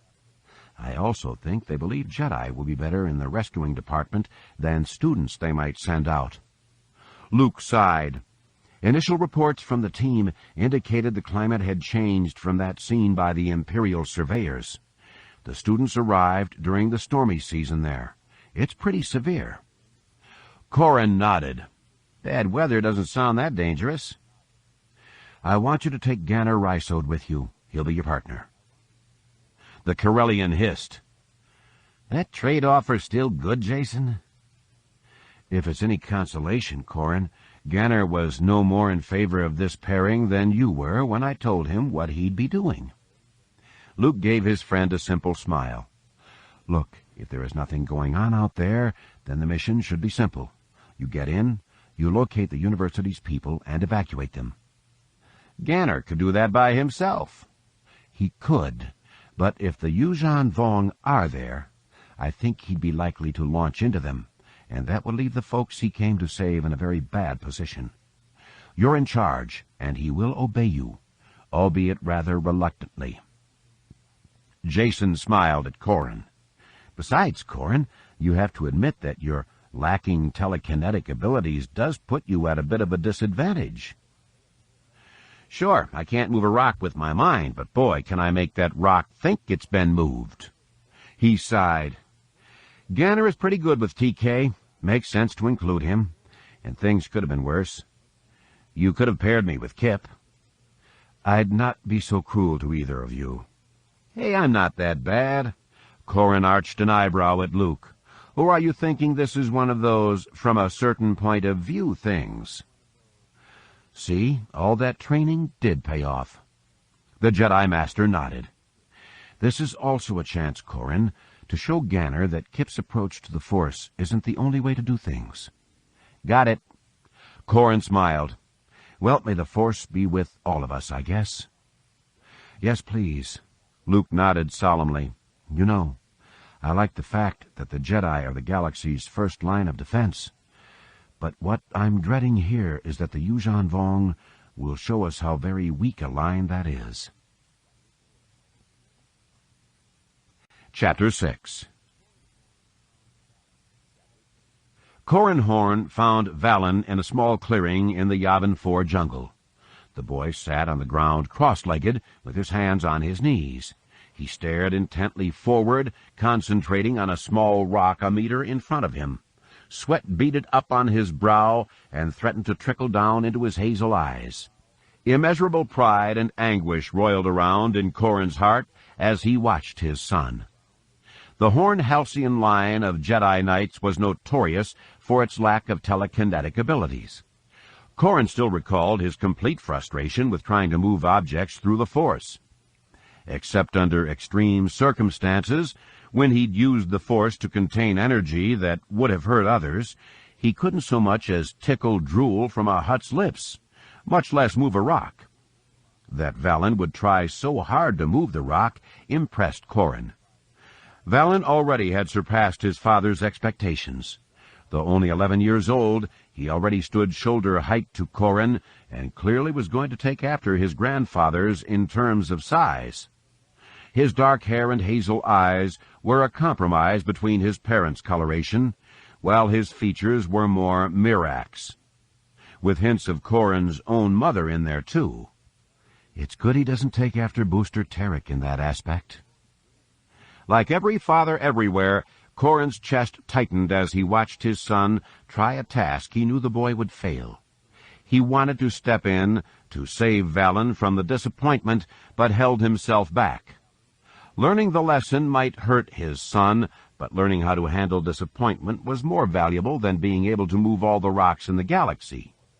And to Corrin's surprise, the small ovoid rock began to move. It tottered on its base, then slowly flopped over on its side. Corrin whooped out loud. "Valen, that's great! You moved it!" "Dad?" The boy's head whipped around, his long brown hair flicking sweat away. One lock pasted itself under his right eye. "I didn't see you there." "No, you were concentrating. That was great." Corrin advanced into the clearing and helped his son up to his feet. "I mean, what you did. I could never—" "Dad, it wasn't what you think." "I know what I saw." Valen smiled and fingered the hair off his cheek. "Remember how you've talked about points of view?" "Yes." "It's a point of view thing." Valen squatted down and waved his father down with him. "Look again." Corrin studied the rock. The ground at its base was alive with small purple insects. They were swarming up through the dirt and around the base of the stone. "I don't get it. You set the rock on the entrance to one of their colonies?" "No. I have been studying the garnets. They communicate through vibration and scent. I used the Force. I reached down and made them think there was a trail up. I made them think the rock was food. The first one marked it with food scent." Valen shrugged sheepishly and pulled a small morsel of food from a pocket. "I have a reward for them, so it's not like I'm forcing them to do anything." Corrin frowned for a moment. Compelling the behavior of a sapient individual, especially if it was against the individual's will and for the selfish benefit of the Jedi, undoubtedly would be of the dark side. Luring non-sapients into doing something natural didn't fall into that class at all, especially when the task was harmless, and they were paid back for their actions by something that would replace the energy they'd expended. It's probably closer to the borderline with the dark side than you want to be playing with, but I'm very impressed. Corrin reached out and stroked his son's head. Communicating with another species isn't easy. Not really communicating, Dad. Valen rolled his eyes. They're just bugs. I make them think a rock is food. More than I could do at your age. But you weren't trained. True enough. Corrin stood. That notwithstanding, I'm very proud of you. I'd like to make you prouder. Valen stood and sighed heavily. I'd been trying to move the rock with my mind for a while first. Then I decided to try that other way. I guess I'll never be a powerful Jedi. Corrin rested his hands on his son's shoulders and touched his forehead to Valen's. There are those among the Jedi that view strength as how far you can move something or how easily you can break something. The real strength of a Jedi comes from within, from his heart and mind. Some Jedi move rocks just to prove they can move them, but the strongest Jedi don't see any reason to move rocks when that isn't going to solve the immediate problem. His son sighed and smiled. So what are you telling me, Dad? He's telling you, boy, that being weak is something you'll learn to get used to. Perhaps a handicap you'll even get over. Corrin's head came up as he turned toward the voice. Ganner.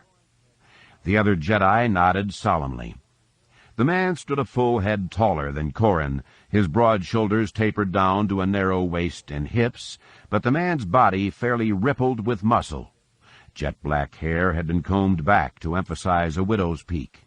The mustache and goatee he wore combined with his handsome features and piercing blue eyes to give him the sort of rakish good looks that easily made the man the object of admiring glances. The midnight blue and black Jedi robes he wore set him apart from the jungle and gave him the bearing of a government official. Corrin could feel the force gathering in his son. He gave Valen's shoulder a squeeze. Don't do it. The taller man opened his arms easily and let the hint of a smile twist his lips. Please, Valen, show me what you can do. Project whatever vision you wish. I promise to be afraid. The boy lifted his chin as the force drained out of him. Scariest thing I can think of is you standing there. Ganner clapped slowly. He has a lot of spirit. This is good. He looked at Corrin. Our ship is ready to go. I was just going to say goodbye to my son. We have some time, not much, but a little yet. Corrin turned to Valen. Go back to the great temple. Your mother and sister are there.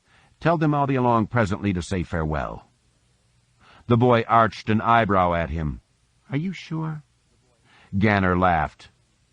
I won't hurt him. Valen turned his head and spitted Ganner on a hard stare. As if you could. Go, Valen, your mother will get impatient, and you don't want that any more than I do. Corrin ruffled the boy's hair. Your mother will be worried, so ease her fears, okay? The boy nodded, then started sprinting off toward the temple. Corrin watched him go, then slowly looked back at Ganner. Okay, and now the real reason you wanted to meet me here, away from the others. Perceptive, good. Ganner's Arctic eyes narrowed. You're nominally in charge of our expedition. Correction, I'm in charge of it. Corrin folded his arms across his chest. You are my aide on this run. In the data files, yes, that's it. In reality, meaning? Meaning you're an old-style Jedi, you and your dual-phase lightsaber. Meaning I'm a much more powerful Jedi than you are. Meaning I know that you don't care for Kip Doran's philosophy. A philosophy that I think must be embraced if the Jedi Order is to fulfill its destiny in the galaxy. Ganner gestured easily, and the rock rose in the air as if lodged in some invisible turbolift. I will do what must be done for us to complete our mission, but I will not brook interference from you. The rock shot straight at Corrin. He dodged to the right, the rock veered wide to the left, then tumbled and crashed back through the underbrush. Ganner smirked at him.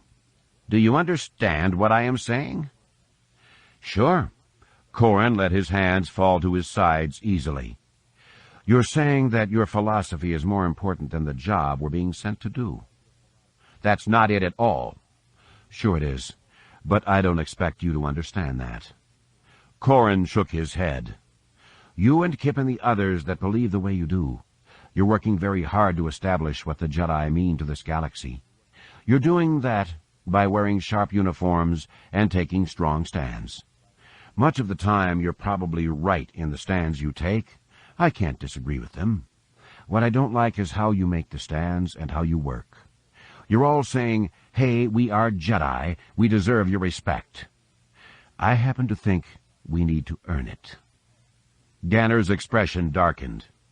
"We have earned it. The Jedi made order out of the chaos of the Empire." "No, a Jedi did that. The only Jedi there was at the time who was willing to stand up and fight the Empire. Luke Skywalker earned the galaxy's respect, not the rest of us. Our fight has to be waged each and every day out there. And here's a hologram you'd best study from all sides. People end up being inherently suspicious and resentful of anyone who sets himself up to sort right from wrong." Corrin gave him a half-smile. "I saw it when I worked for Corsac, and I've seen it as a Jedi." The taller man threw his head back and laughed.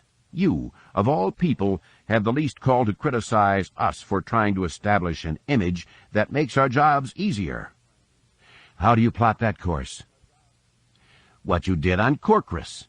You terrorized people, made them see frightening things that weren't there." A triumphant smirk played over Ganner's features. "You might have been going by the name Kieran Halcyon then, but you used the methods we use. You know how effective they can be."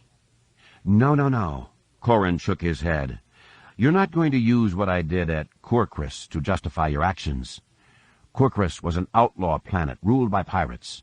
I used their fear against them to break down their confederation. I made those who deserved to fear someone bringing justice actually fear justice having arrived. You all come into a situation and hold yourselves back, aloof, judging always. No one can feel safe around you. They always have to wonder when you will come to judge them. We deter them from turning to the dark side that way." "Yeah, I've heard that argument before. From guys at Corsac and in every security service on any planet I've ever visited. Fear, regardless of what good it might accomplish, is a stepping stone on the path to the dark side." Corrin held his hands up.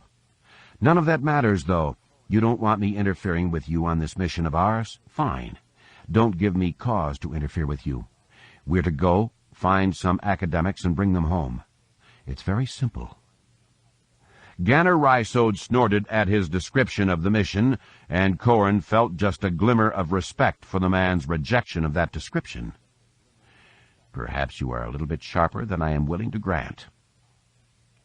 "I do hope it will be simple, but these things never are." Ganner waved a hand back toward the great temple.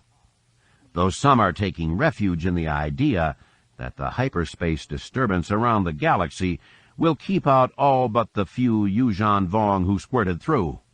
I think the analogy that it's like a storm that may be abating, is more likely true. If so, we will likely find Yuuzhan Vong on that world and many others. I'll be ready." Ganner dropped a hand to his lightsaber. "I'll do whatever it takes to show these invaders why they never should have come here." "Aren't you forgetting something?" "What?" Ganner snarled a bit as he slapped at a garnet on his neck. "The Yuuzhan Vong are invaders. We need to drive them back." "Our mission is to save the academics." Corrin smiled carefully as the larger man slapped at more insects. "It's a little detail, but you can see how painful missing the little things can be." Ganner growled again and brushed garnets from his clothes. "You did this to me." "Not me. Perhaps you stepped on a colony's main tunnel." Corrin kept his mirth in check.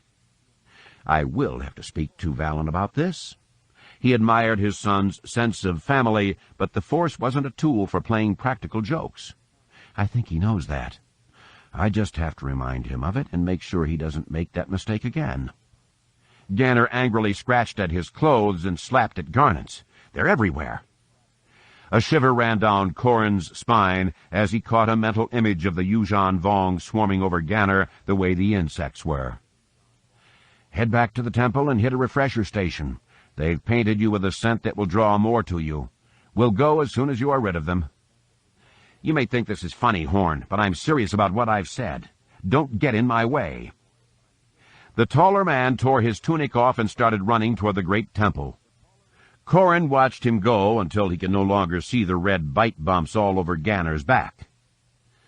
I have no intention of being in your way, Ganner, unless you force me to be there, he muttered at the retreating figure. If you do, I guess we'll find out just who really is the stronger Jedi. Chapter 7. Through the doorway to the bedroom they shared, Luke Skywalker caught a glimpse of his wife reclining on the bed. She lay there very comfortably, her red-gold hair spread around her head like a halo. Her chest rose and fell regularly and gently, peacefully, really, prompting him to realize how little peace they had known in their life together. Beside her, on the bed, lay a few folded garments that needed to be stuffed into the traveling bags at the foot of the bed. Hers were mostly full, and 2 bags had been set out for him. Luke smiled, appreciating her thoughtfulness and admiring her for taking the extra effort to get his bags out, despite the draining fatigue that was part of her illness. He entered the room quietly, hoping not to disturb her, but her eyes flickered open. Luke, good, it's you. Who else would you have expected? She smiled, a bit haltingly, but with enough strength to send a thrill through him. Anakin, I don't want to be late for our departure. Don't worry about that. Anakin is a very understanding boy. Luke set aside the folded garments and seated himself at Mara's feet. How are you? One corner of her mouth tucked itself into a smirk. You're the Jedi Master. You tell me. Luke reached out through the Force toward her and quickly encountered the defenses she'd set up. It felt as if she'd wrapped herself in thorns, then cobbled together body armor from starship hull plates. Beyond that were kilometers of wrappings holding her in all tight. Each line of defense brought his probe up short, then a little tiny gap opened, allowing him to move deeper and deeper. Finally, beyond the wrappings and past an ocean of images, hopes, and fears, he reached Mara's core. When he experienced her through the Force this way, she always appeared to him to be white-hot, flaring brilliantly. She was the most vibrant and alive person he'd ever known. Something made all that much more remarkable, since the Emperor would have tried to dampen down her vitality while she was in his service. The illness she had contracted had sapped some of her strength, but her resilience kept it at bay. He could feel the Force flowing through her, constantly rebuilding the damage done and keeping the disease beaten back. While the initial encounters with the Yuuzhan Vong had distracted her and allowed the disease to advance, she had made a major effort toward recovery. She is not yet whole again, but she is gaining in strength. Luke gave her a smile. I'd say you are doing very well, my love. Mara sat forward and reached out to stroke Luke's cheek. I'm doing better, but not well enough. Give it time, Mara. He kissed her on the wrist. Impatience is handmaiden to despair. And despair is of the dark side. Mara nodded slightly. I understand, Master Skywalker. Luke shook his head. You know what I mean. I do, Luke, and I know why you warn me that way. Your empathy and caution are 2 of your more endearing qualities. She lay back down, drawing her knees up to give Luke more room. Luke rested his chin on her right knee. You don't mind having Anakin accompany you to Dantooine? She shook her head. I can go it alone, if you need him elsewhere. If you don't want him with you, I can find another assignment for him. The Jedi Master kissed her kneecap. "I don't want you burdened with something that's really my problem." "Luke," Mara's voice gained in volume and developed a little of an edge. "When we were married, your problems became my problems." "Yes, but Anakin is part of my family, and the way you grew up, you didn't have a chance to—" Mara spit at him with a green-eyed stare. "Want to consider again what you're saying there, raised as an only child Skywalker?" Luke laughed silently for a moment. "Point taken. Take this one, too. When I agreed to marry you, I knew what I was getting into. We agreed to share our lives, which means we agreed to share all of the problems as well as the joys." Mara closed her eyes for a moment. "I like Anakin. I can sympathize with what he is going through." She opened her eyes again. "He feels responsible for Chewbacca's death. At one time I felt responsible for the Emperor's death. Both of us have lost someone who was part of the foundation of our lives. If I can help him through that, well, he won't have to go through the things I did to find his way back out again." She glanced up at Luke. "Of course, I imagine he's not thrilled at being saddled with a sick old lady heading to a backwater world for a rest cure." "Actually, he accepted the assignment very willingly. I told him I was entrusting you to his care. He shouldered that responsibility very positively. He's done a good job requisitioning all the things you'll need on Dantooine." Mara's eyes flashed. "I caught that burst of caution from you, Luke. What is it?" "I clearly need to work on control more." He sighed. "You know the star charts. Dantooine is fairly well rimward. It could be in the Yuuzhan Vong invasion corridor, if there is one. Sending you and Anakin out there all alone is probably the best shot you have at getting some scouting done so you can assess the scope of the invasion." Mara scooted back, sitting up and piling pillows behind her back. "As we've discussed, the attacks we've already dealt with were decidedly unmilitary. There was no reconnaissance in force, no establishment of forward bases that could be supported, none of the things we'd expect from an invasion. Whatever is going to be following this up will now have to work more cautiously because they know we're alerted." "I can't fault your logic, but I don't like the idea of having you on the front line." "But Dantooine isn't a serious military target. That's why the rebels chose it as a base, only to abandon it later. And that's why Tarkin didn't destroy it with the Death Star." Luke shrugged uneasily. "That's assuming their sense of targets is the same as ours. You remember what they did on Belkadon? Maybe their selection criteria are different from ours." "All the more reason we need to have people scouting far and wide, to figure them out." The Jedi Master shook his head. "There's basically no way that you won't be able to twist my concerns around into proof that you and Anakin should be sent to Dantooine, is there?" "It is only because I know you so well, my love." Mara crooked a finger, beckoning him closer. Luke stretched out on the bed, resting his upper body on his elbows. "You do know me, Mara, better than I know myself." "But not as well as I will know you when we're old and gray together." She leaned forward and kissed him on the forehead. "And I know your concern for me, and for all the other Jedi heading out, is simply a mechanism you use to avoid thinking about the dangers you will face. After all, we are going to worlds where the Yuuzhan Vong might appear. You are going to a world where we already know they've been, and we have no clue as to what you will find on Belkadon. All I want to find there is something to help cure you. You said you felt a connection between the plague there and your illness. If I can track down something that will be more helpful—" She pressed a finger against his lips. "You will, Luke. Facing all we've faced, there is no way I'm letting some ague kill me. If the cure comes from Belkadon, great. If we have to find it elsewhere, that's fine, too. The key thing is to find out for certain if my illness is connected to the Yuuzhan Vong. If it is, when I get healthy, the Yuuzhan Vong will pay." Luke raised his face and kissed her on the lips. When you and I were on the opposite side of things, that sort of spirit made me a bit fearful of our finally having to face each other in combat. Now I almost feel sorry for the Yuuzhan Vong. They brought it on themselves. No one invited them here. Mara returned his kiss long and fiercely. Don't you worry about me, Luke. Take care of yourself and Jason. Anakin and I will do just fine. He nodded. I know you will. He kissed her again. I will miss you terribly, you know. Mara ran her fingers back through his hair. And I will miss you too, husband. But our being apart from time to time is something I also accepted when I became your wife. We part now so we can be together forever.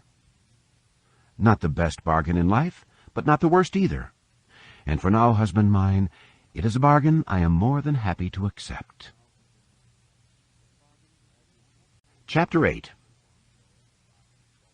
As his X-Wing cleared the dorsal launch bay on the Bothan assault cruiser Raul Roost, Gavin Darklighter tugged back on the stick and rolled to starboard to watch the rest of the squadron emerge.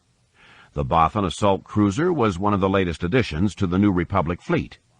While slightly smaller than a Victory-class Star Destroyer, and possessed of leaner and less angular lines, the Raul Roost boasted 20% more firepower than a Vic, and almost half again as much in terms of shielding and armor. The ship had been designed to take a severe pounding and still hammer an enemy. Gavin recalled the discussion he'd had with his wife and his sister when the Bothans announced plans to build the assault cruisers. Peace had been declared with the Imperial remnant, so the ships were seen as either a foolish allocation of resources, hints at a future Bothan aggression, or as far as Sarah and Rosca were concerned, a gross waste of money. Given that peace reigned in the galaxy, both of them thought the money needed to build one of the ships could be better spent on healing the scars of decades-long war. Their arguments had been persuasive, but Gavin had reserved judgment, and as he looked down at the ship, he was glad the Bothans had built it. The fighter hangars were amidships and had launch apertures that would let the fighters head up or down as needed to get into battle. The dual launch paths also meant recovering fighters after a battle was faster, and Gavin very much appreciated that detail. He keyed his comm unit. 1 flight on me. 5, you have 2, and 9, you have 3. His 2 subordinate commanders, Major Iniri Forge and Major Alan Varth, acknowledged his command, and not for the first time did the incongruity of having female voices linked to those flight designators strike him. For almost the whole of Gavin's time in the squadron, 9 had been Corin Horn, and 5 had been Hobby or Jansen or Tico Selchu. Then again, lead was almost always Wedge. But now I'm the leader. The flight spread out and turned toward the center of the star system. It wasn't much to look at, with an asteroid belt separating 2 small, very hot planets from 3 larger gas giants. None of the planets themselves supported life, though the largest gas giant did have some moons that were almost hospitable, if one could tolerate a low-oxygen, high-nitrogen mix for breathing. If not for some mining done in the asteroids, and the fact that traffic from Bastion uses this as a nav point to the corporate sector, this would be another dull spot on star charts. The system didn't even have a name, which struck Gavin as appropriate, for it had been largely without any notoriety for as long as folks had visited it. That had changed within a week when a freighter stopped to scout the asteroids for any salvage. Fighters of unknown origin had jumped the ship, but the freighter got away and reported the incident. Admiral Creefey had taken his Raul Roost out to investigate. Rogue Squadron shifted from playing pirates to becoming pirate hunters and shipped along. Gavin punched up an analysis program and loaded it into his targeting computer. Catch, push sensors. We know there were snub fighters out here, but I need to find their base. The droid warbled his understanding quickly. Iniri's voice crackled through the comm speakers in his helmet. Lead, we have transient contacts in the asteroid belt. 247 Mark 30. They're shadowing us. I copy. Got enough to identify them? Matches aren't coming up easily. So I'm guessing uglies. Keep an eye on them. Gavin thought for a second, then nodded to himself. On my mark, all rogues will break onto course 270 Mark 27. We're aiming for the big asteroid there, the one that's slowly rolling. Confirmations of the orders came back to him over the comm unit. Gavin reached up and flicked a switch that locked the fighter's S-foils in attack position. He studied his sensor scopes, but got nothing. Well, if they won't show themselves easily, we'll just have to root them out ourselves. Rogues, on my mark. 3, 2, 1. Mark. He kicked his X-wing up on its port stabilizers and eased the stick back, then leveled out and saw the rest of his flight cruise in behind him. He switched his comm unit over to the command frequency he shared with the Raw Roost. Rogue Leader here. We have contacts and are investigating. Understood, Rogue Leader. Good hunting. Gavin forced himself to take a deep breath, then to exhale slowly. While he trusted Iniri's judgment about the ships they'd be flushing from the asteroids, he couldn't shake the sense of dread that came with the memory of his first sim encounter with the Coral Skippers. Even though we've run sims against ships, coming up against them for real will be very dangerous. From behind the big asteroid burned opposition. Ketch painted contact after contact on Gavin's secondary monitor. All of the ships were, in fact, uglies, cobbled together from parts of old fighters. They included TIE wings, which were TIE fighter cockpits, married to Y-wing engine nacelles. X-Scepters, which were X-wing bodies with TIE interceptor wings, and triple-finned tri-fighters, nicknamed clutches because the ball cockpit was held in the grip of the 3 fins' forward edges. All of the ships were as common in pirate fleets as hydrogen was in the galaxy, and all of them could be very deadly. Gavin dropped his targeting reticle on the lead clutch and flicked his weapons over to lasers. He linked them for dual fire, then glanced at his targeting monitor. The range to target scrolled down quickly, but that concerned him less than another detail the sensor scan provided him. The clutch had no shields. There was no reason any pilot going into combat wouldn't bring his shields up to full power. The tri-fighter was known to possess shields, which was one of the reasons it had become a successful pirate ship design. Without shields, the pirates would never stand a chance against the rogues. Ketch, get me their tactical frequency. Gavin nudged his stick to the right and triggered a burst that burned red past the clutch's nose. 5, you show any shields on these guys? Negative, Lead. Hulls are weak, too. What's happening here? Gavin lined up another shot at the clutch and waited for it to fire first. The clutch kept coming, closing well within optimal range, then finally shot a green laser bolt at Gavin's X-wing. The energy sent a static hiss through the comm unit's speakers as it dissipated against the shields. It had done less damage to them than it should have, and only one of the 2 lasers on the clutch had fired. And the only reason a pilot has to get that close is if he's shooting with visual data. His sensors must be out. The clutch flashed past, and Gavin rolled to starboard, then hauled back on the stick and started chasing the clutch. He inverted, then dived and goosed his throttle to follow the tri-fighter through its evasive maneuvers. He switched his lasers over to quad fire, then settled his middle finger on the stick's secondary trigger button. This modification was meant to use against the skips, but could be of use here, I think.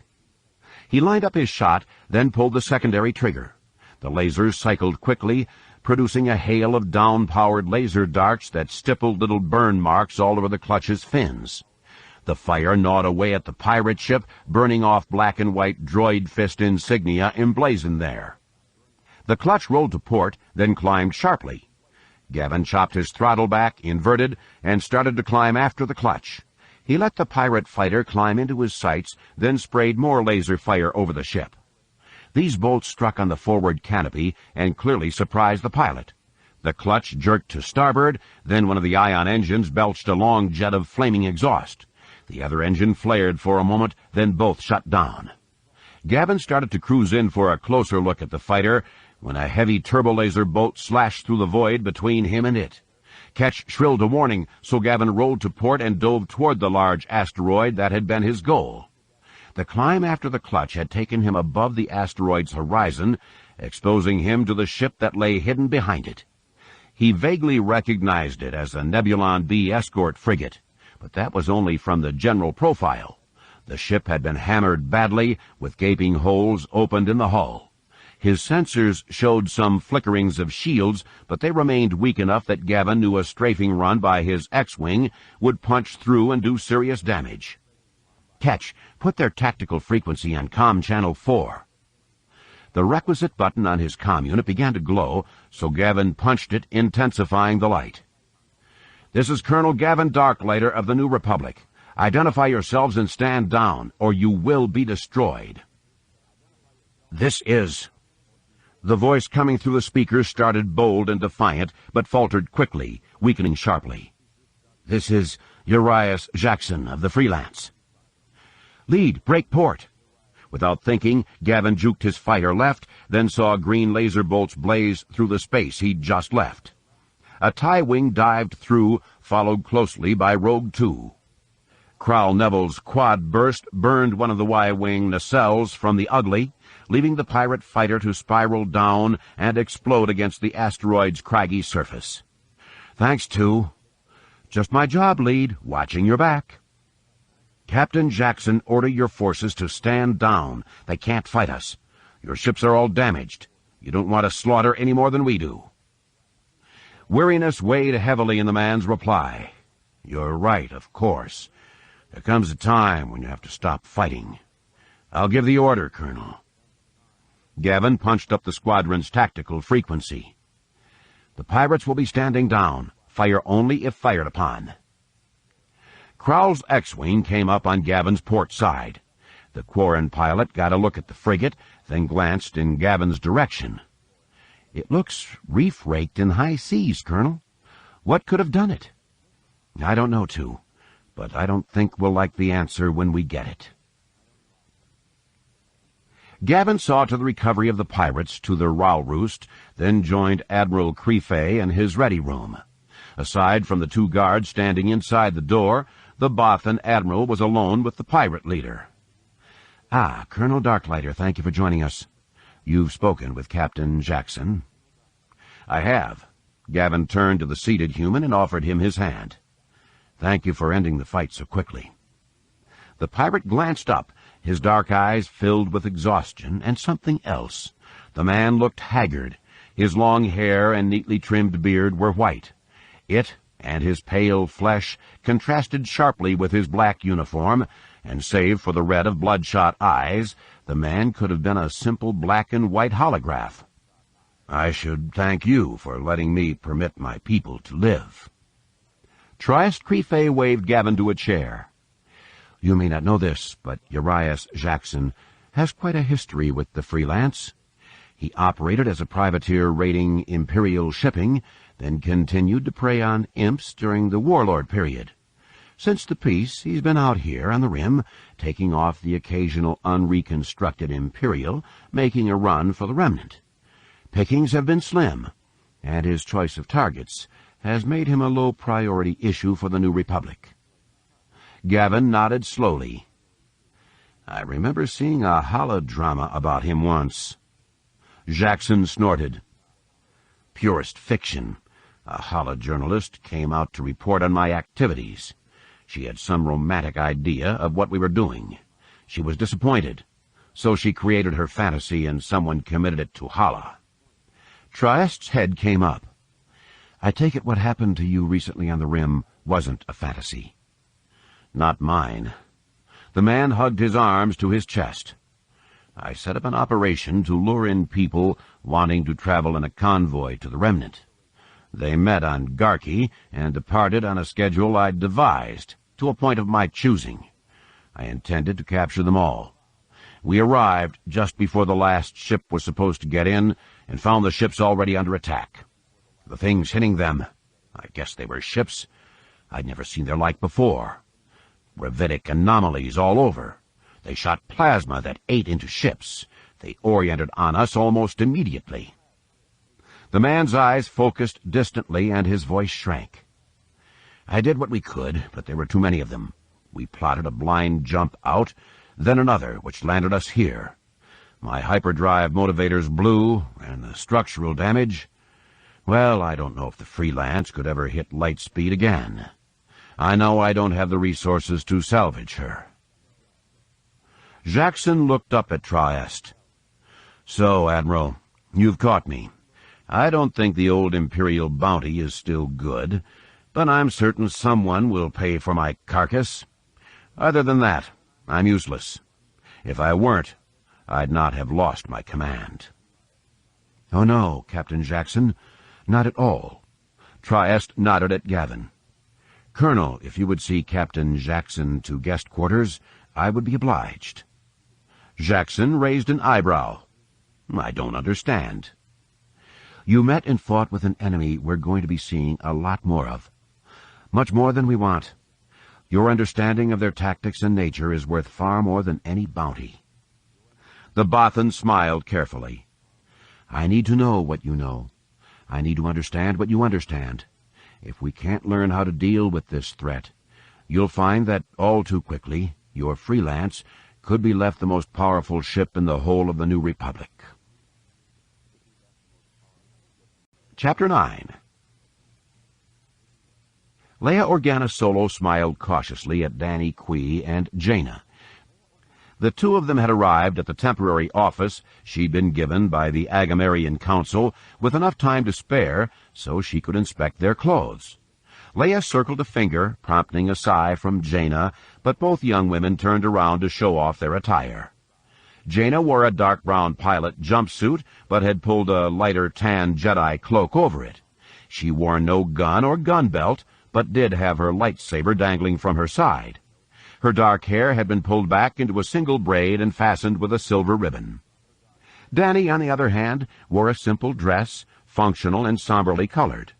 The dark green of the vest she wore over the top matched her eyes, while the darker brown of the dress itself contrasted well with her pale skin and blonde hair, which Danny wore unbound. She carried no weapons, and while she did not look helpless, she clearly was not a warrior by birth or training. Leia glanced over at Alagos. "I think they will do." The Kamasi glanced back over his shoulder at the two women. "Quite presentable indeed." Leia frowned. "You don't think this will work, do you?" Alagos shrugged, gathering his hands at the small of his back. He stared out through the balcony doors at the ocean north of Kalna Moon, the Agamarian capital. "I think your reading of these people, of their respect for tradition and family, is accurate. We know they contributed much to the effort against the Imperials, and they suffered for it. Kian Farlander was but one of their sons and daughters that flew from here to wage war against the Empire. But," Alagos turned away from the balcony, "some are capable of shouldering burdens for light years, and others just kilometers." An Agamarian appeared in the doorway to the office. "If you are ready, the Council will hear you now." "Danny?" The young woman started for a moment, then looked at Leia. "Yes, I guess I am ready." Alagos crossed to her and settled his hands on her shoulders. "Just remember, Danny, what the Ex-Gal Society set out to do, it did. You are a witness to that fact. You are reporting to them what you know. That you can do, easily." "Thank you, I know." Leia let Alagos lead, with Danny in his wake. She slipped in beside her daughter. Keeping her voice low, she glanced at Jaina. "Something the matter?" Jaina's head came up a bit. "I've got better control than that. Of the Force, yes, but not the expression on your face." Leia composed her own expression into one of serene confidence and nodded to various Agamarians lining the high-ceilinged hallways of the Council Center. The open, airy architecture that the Agamarians affected worked well for the warm, dry climate, keeping things cooler than might otherwise have been expected on such a bright, sunny day. Pillars and archways broke the corridor into segments. each featuring its own holographic tableaus of Agamarian history and culture. Jaina sighed, clearly irritated. "I'm not a diplomat. I'm a pilot and a Jedi Knight. I don't mind teaching Danny some things while we fly, but my talents are being wasted here." "I see." Leia smiled at her daughter and then looked sharply at Jaina. "Jaina, tell me what's really going on." Jaina's voice sank into a whisper. "Mother, you are good at this sort of thing, but if you'd completed your Jedi training, you'd be more effective. I worked hard at developing my skills." "Mother," Jaina faltered for a second. "Mother, you don't even wear your lightsaber." The disappointment in Jaina's voice drilled through Leia. For years she had wanted to work more at becoming a Jedi. She saw it as a way to get to know her brother, Luke, and to help him with his dream of reversing the evil their father had done by destroying the Jedi. She'd practiced as much as she could, but other demands on her, demands born of her training as a politician and diplomat, always pulled her away.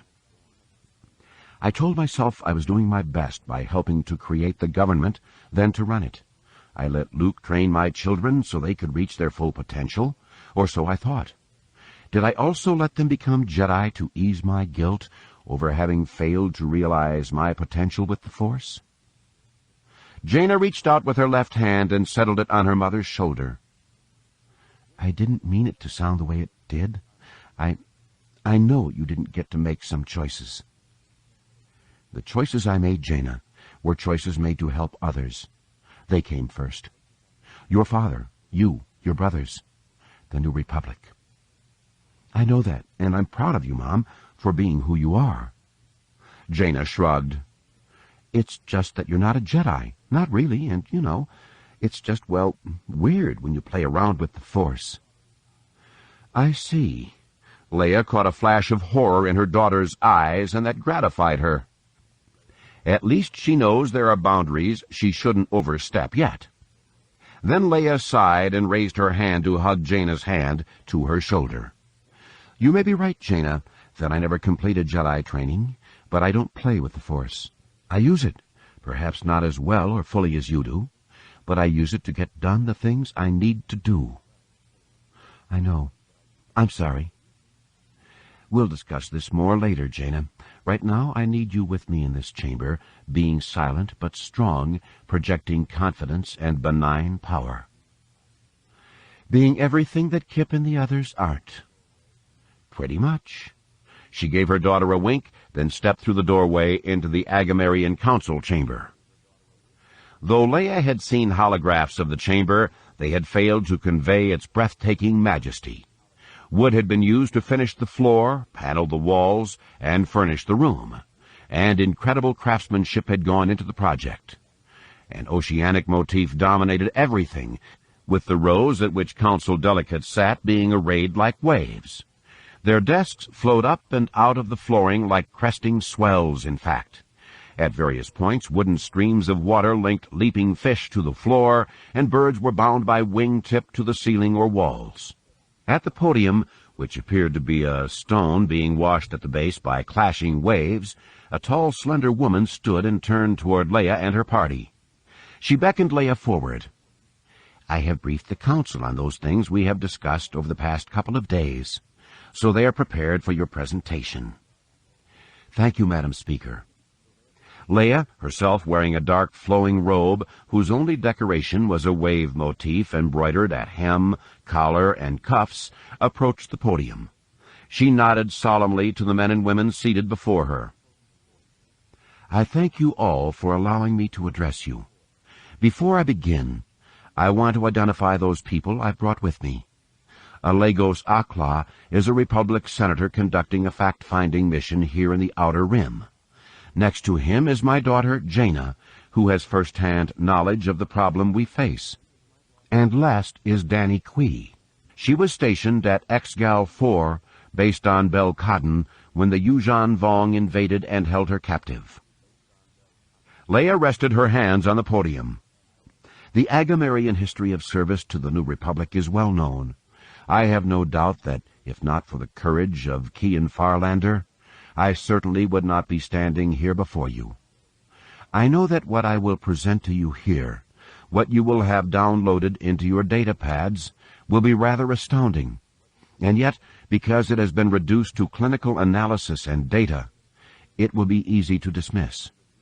To do that would be the sort of error that will hurt Agamar and the New Republic.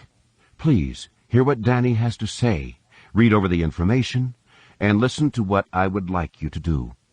I hate to say that once again the New Republic is relying upon you, but it is.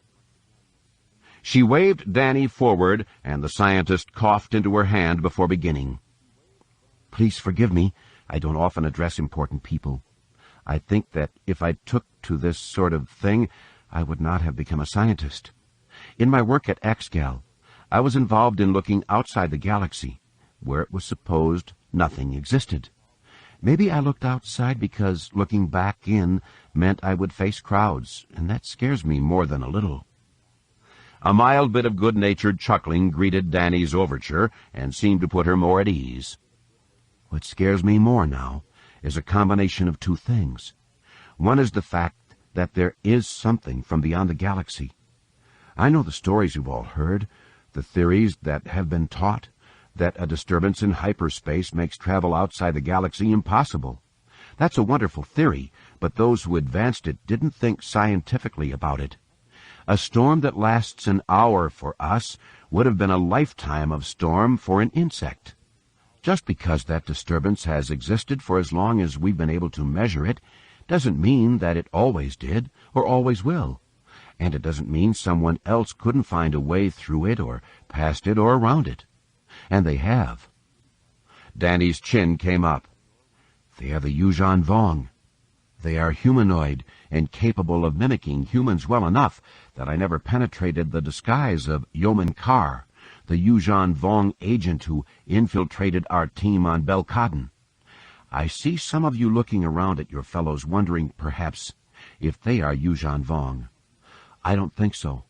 I hope not, but I do know the Yuuzhan Vong will be coming, and when they arrive, you will not like it at all.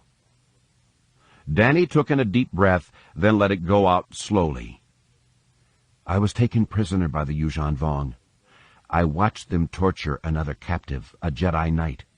They sought to break his spirit and mind. I know that if they had subjected me to the same tortures, I would have just fallen apart. Miko Reglia resisted and sacrificed his life so I could escape. She pressed her hand to her mouth for a second, then blinked and continued.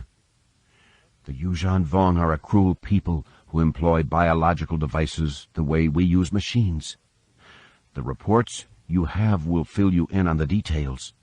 Some of it may seem silly, like having starfighters grown out of coral, but the fact remains that these ships had capabilities we've not faced before, and have no easy way to counter.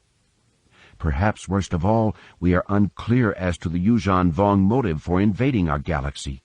We don't know if they will listen to reason, if they will negotiate some sort of peace. They showed no evidence of that when I was in their power. They told me I wouldn't be sacrificed, which tells me others were and will be if they are not stopped. Danny looked over at Leia and nodded. Leia approached and ran her hand down Danny's back. Leia glanced at her daughter, and Jaina came forward to direct Danny back to her place next to her. Danny's retreat took place to the accompaniment of murmurs from the council members, though that hubbub tailed off as Leia returned to the podium. As you already know, I am not here as a speaker for the New Republic government. In fact, I am certain that you will all find waiting for you messages from the local Republic envoy reminding you of this fact. I have no official standing with the New Republic. I went to Coruscant to ask for help for Dubrillion and other rim worlds that will bear the brunt of this onslaught. I was sent away, so I have come here with my daughter and friends to alert you to the threat and to ask your help in dealing with it. Leia frowned. As I said before, I am well aware of all Agamar has done in the past for causes I espouse. You have always been friends of the New Republic, and now I am afraid the new republic will abrogate its responsibilities to you. The worlds of the Rim must look to themselves to deal with this threat. In being driven away from Coruscant, I am now, like you, a citizen of the Rim. Please remember that as you consider what I am going to say. The Rim worlds need to band together and muster their military might to fight against the Yuuzhan Vong. We don't know where they will strike next, but we must all be ready to devote forces to that battle. Every victory we allow them will make them stronger. I know that asking you to do this will cost you greatly, both in money and potentially in the blood of your men and women. These are not sacrifices I ask you to make lightly. As Leia looked out over the assembly, she began to sense growing resistance to her words. This did not surprise her, but it did cut at her spirit. She had hoped that if she could get Agamar to take the lead against the Yuuzhan Vong, other worlds could be convinced to follow their example. Perhaps Alagos is right. They've carried their burden as far as they can. She shifted her approach. Regardless of your ability to contribute forces to any military effort, as a neighbor, I urge you to prepare for what the Yuuzhan Vong invasion will cause. Refugees will likely be coming this way, fleeing in small ships and large. I know the Agamarian people will not turn them away, but the burden of caring for people who have been driven from their homes is not one to be undertaken without preparation. Gather resources, establish plans, do whatever you must to help those who will be helpless. Leia hesitated for a moment, then nodded slowly. I know I am asking a lot of you. I know you will do what you can.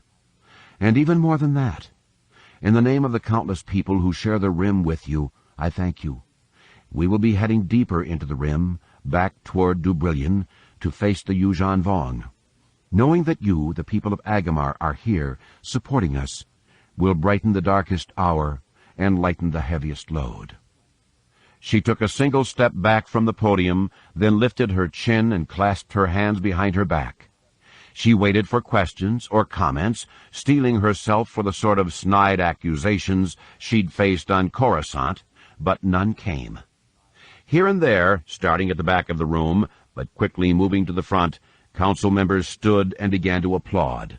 Currents of sympathy and pride flowed through the chamber, swirling around her and sweeping past to embrace Dany as well. The council speaker stepped over to Leia and shook her hand. You have made an honest presentation to us, and we will give it all due consideration. More consideration than Coruscant offered. I cannot tell you what the outcome of our debate will be. I do not know what we can offer you, since there are those who do want to rebuild Agamar, and those individuals do hold a considerable amount of power. Leia nodded. I understand. Well, understand this too. We, the people of Agamar, have prospered by helping each other. Your refugees will find safe passage through our system and assistance.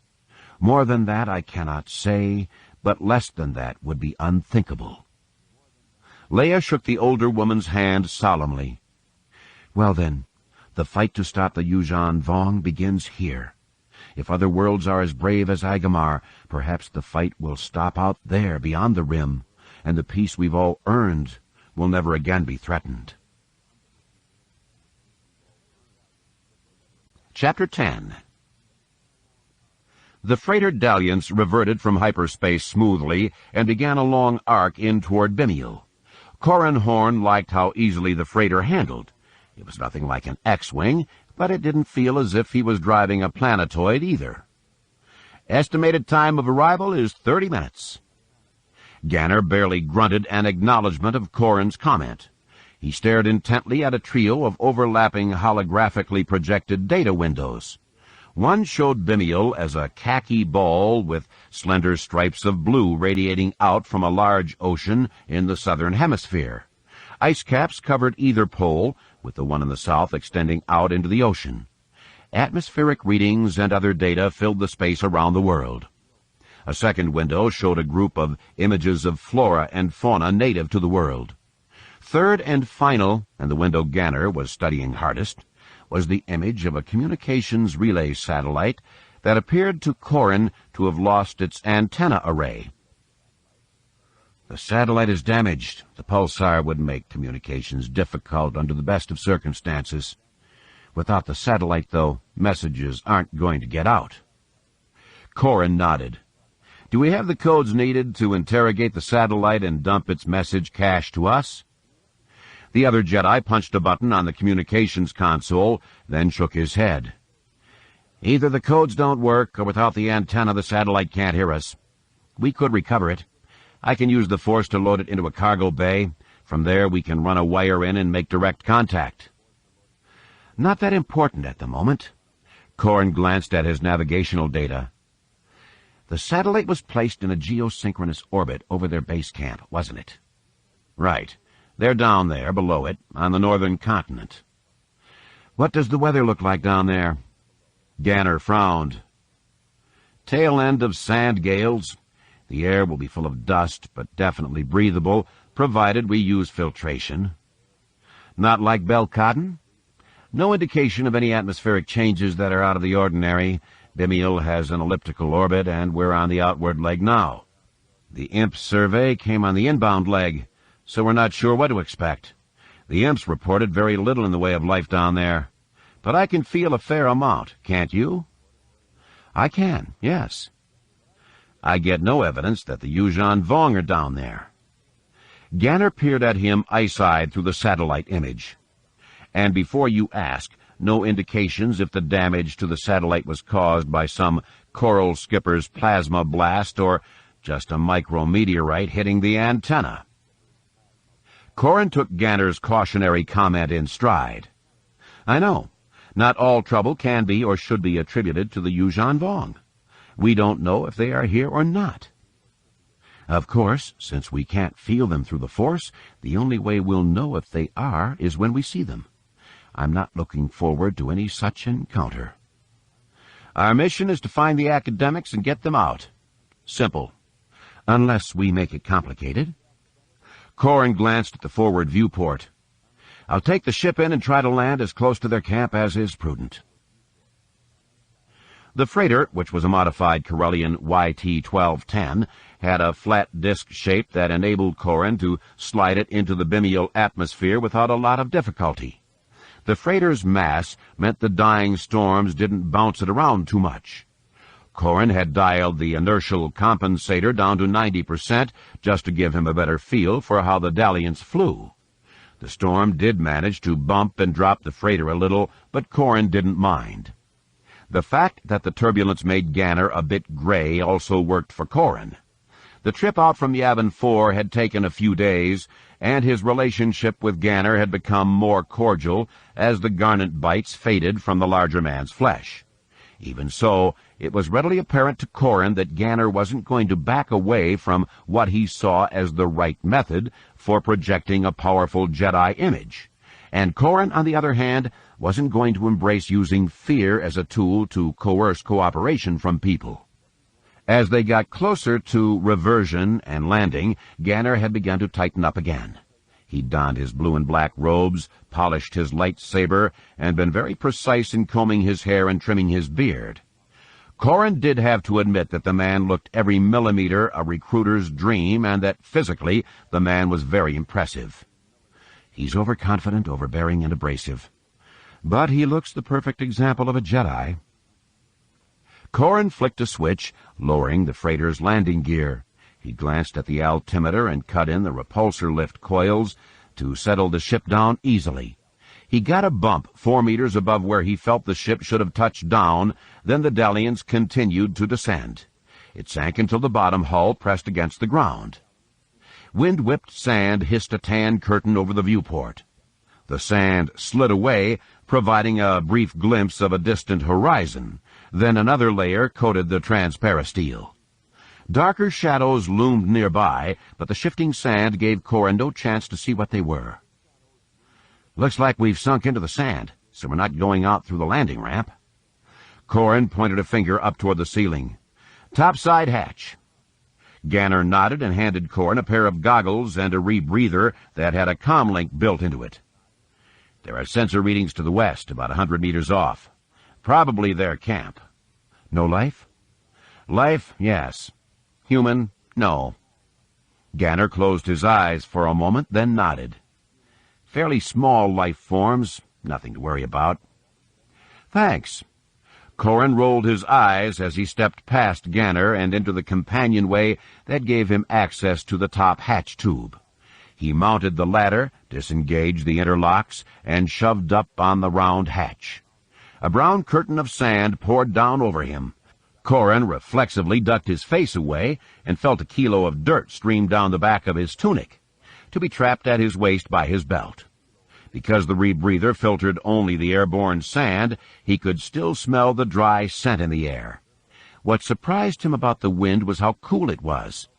Moving away from the sun has this world cooling off, so it won't be hot like Tatooine, just dirty. So much for Ganner's wardrobe. Corrin glanced down to see what sort of a mess the sand had made of Ganner, but all he saw was sand around his feet, as if he was standing in a rapidly filling hole. He reached out with the Force and discovered the shield Ganner had erected with the Force to trap the sand in the tube. Oh, very cute. He scrambled up the ladder, then watched the sand rise behind him and slide off the Force dome that rose to cap the tube. Ganner expanded it as he came up, but did not extend it to cover Corrin. As he emerged, the bubble shrank, covering Ganner like a cloak. While Corrin admired Ganner's control with the Force, he found employing it like an umbrella to be almost as bad as what Valen had done to Ganner with the garnets. Corrin walked to the edge of the freighter and looked down at the sand piling up against the craft's port hull. Beyond it, barely visible, he caught a hint of color, a small reddish pyramid, which he assumed marked the university camp. He crouched and let a handful of sand dribble out through his fingers. Ganner stood above him.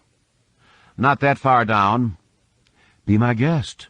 Corrin tugged his tunic from his trouser waistband and let sand pour out.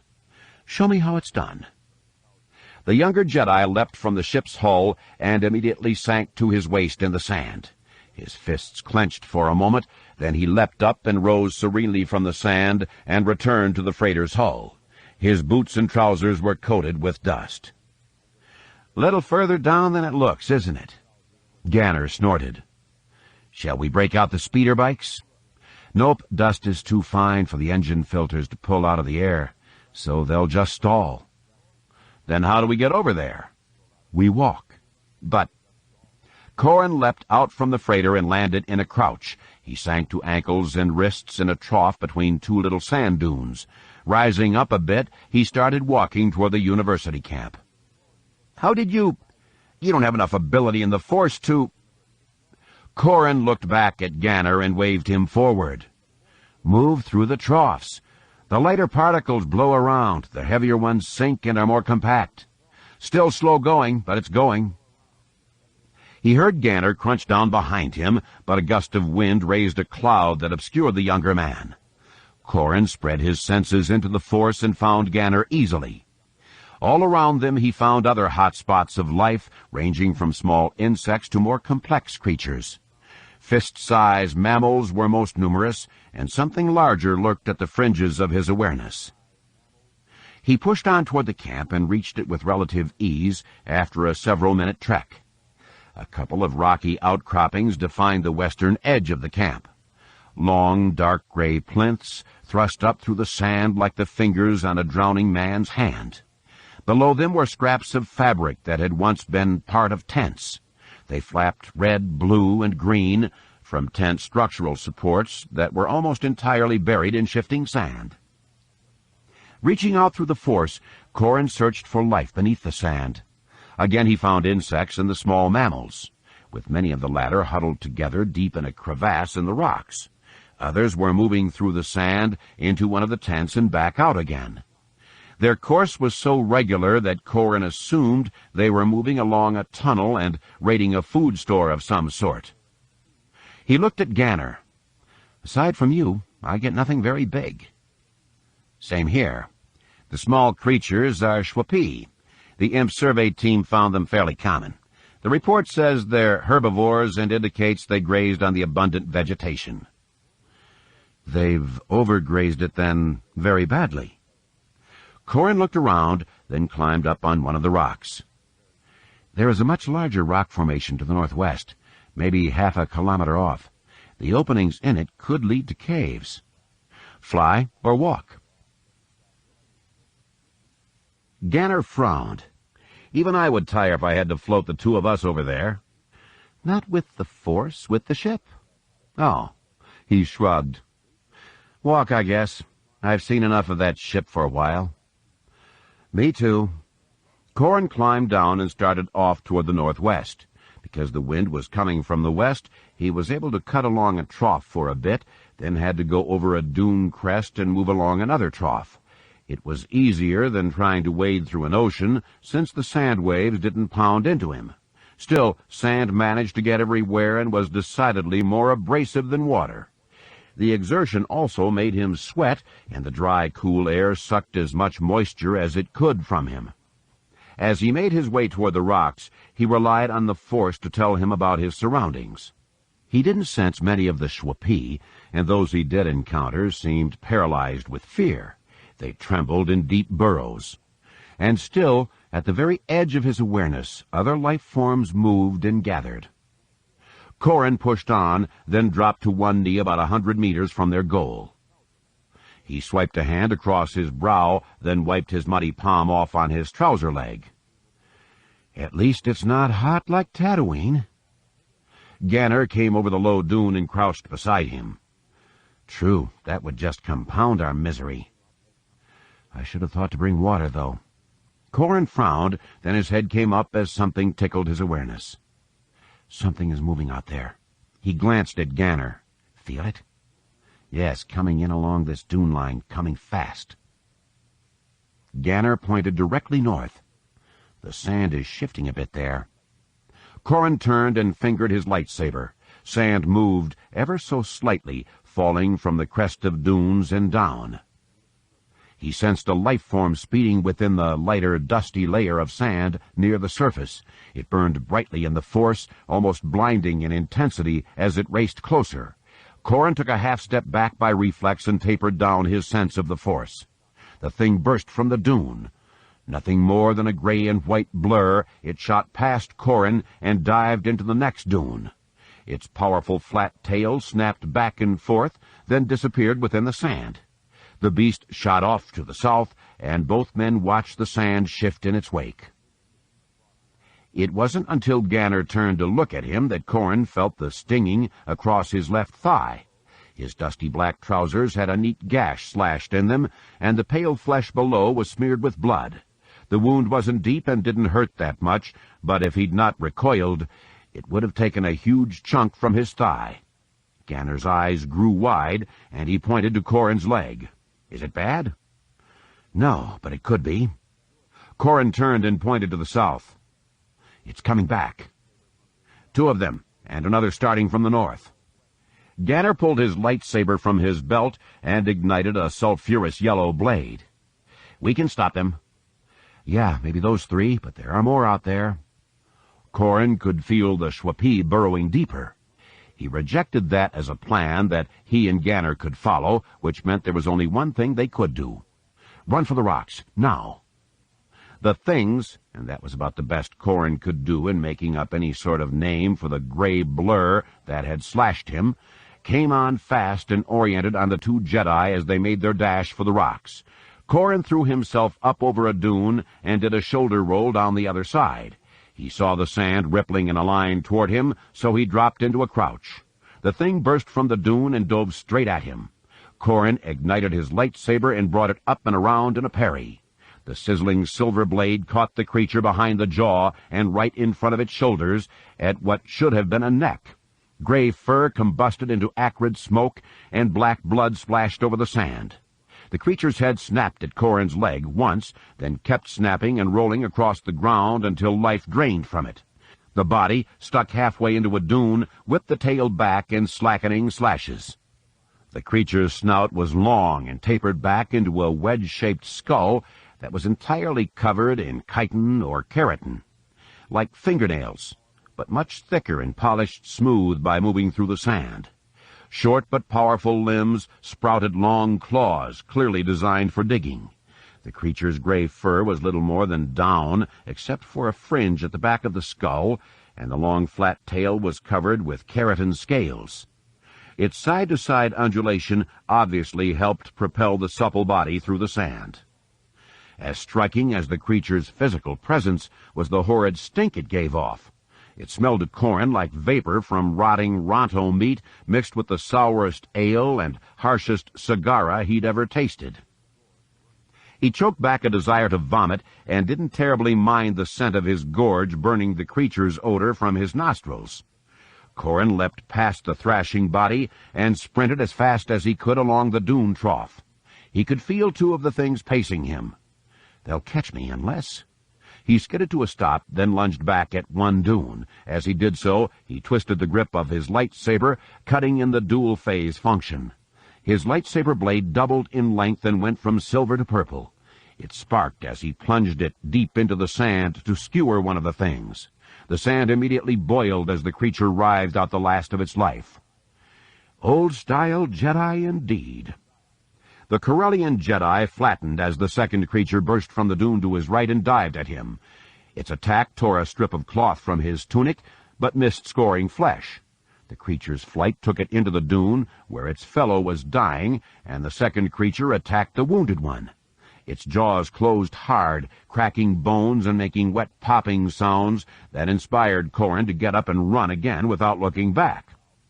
He went over another dune and another, with Ganner pacing him slightly to the south, leaping dunes in prodigious bounds. Some of the creatures seemed to still be following them, but a growing number broke off and oriented toward the rolling bloody balls that were corpses being worried and devoured.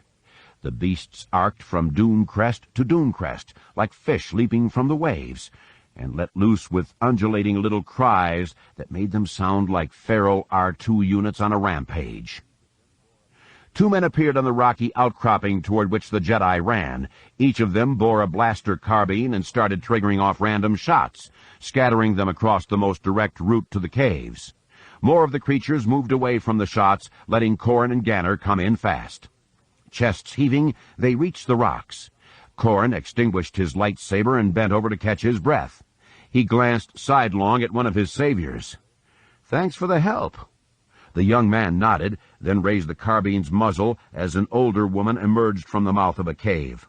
Thickly built and with dark gray hair pulled back in a tight bun, the woman had a hard look in her cobalt eyes that indicated she brooked no nonsense by those associated with her. For a half-second, she reminded him of his father-in-law, Booster Tarek. Then she scowled, and he realized he probably wasn't going to get along with her even that well. Posting her fists on her hips, she shook her head. "Jedi, I should have known." Ganner gave her a hard stare. "What do you mean?" She lifted her chin to indicate the dunes. "Only fools or Jedi would cross a slash-rat killing field. You've got lightsabers. That makes you Jedi." Her eyes narrowed.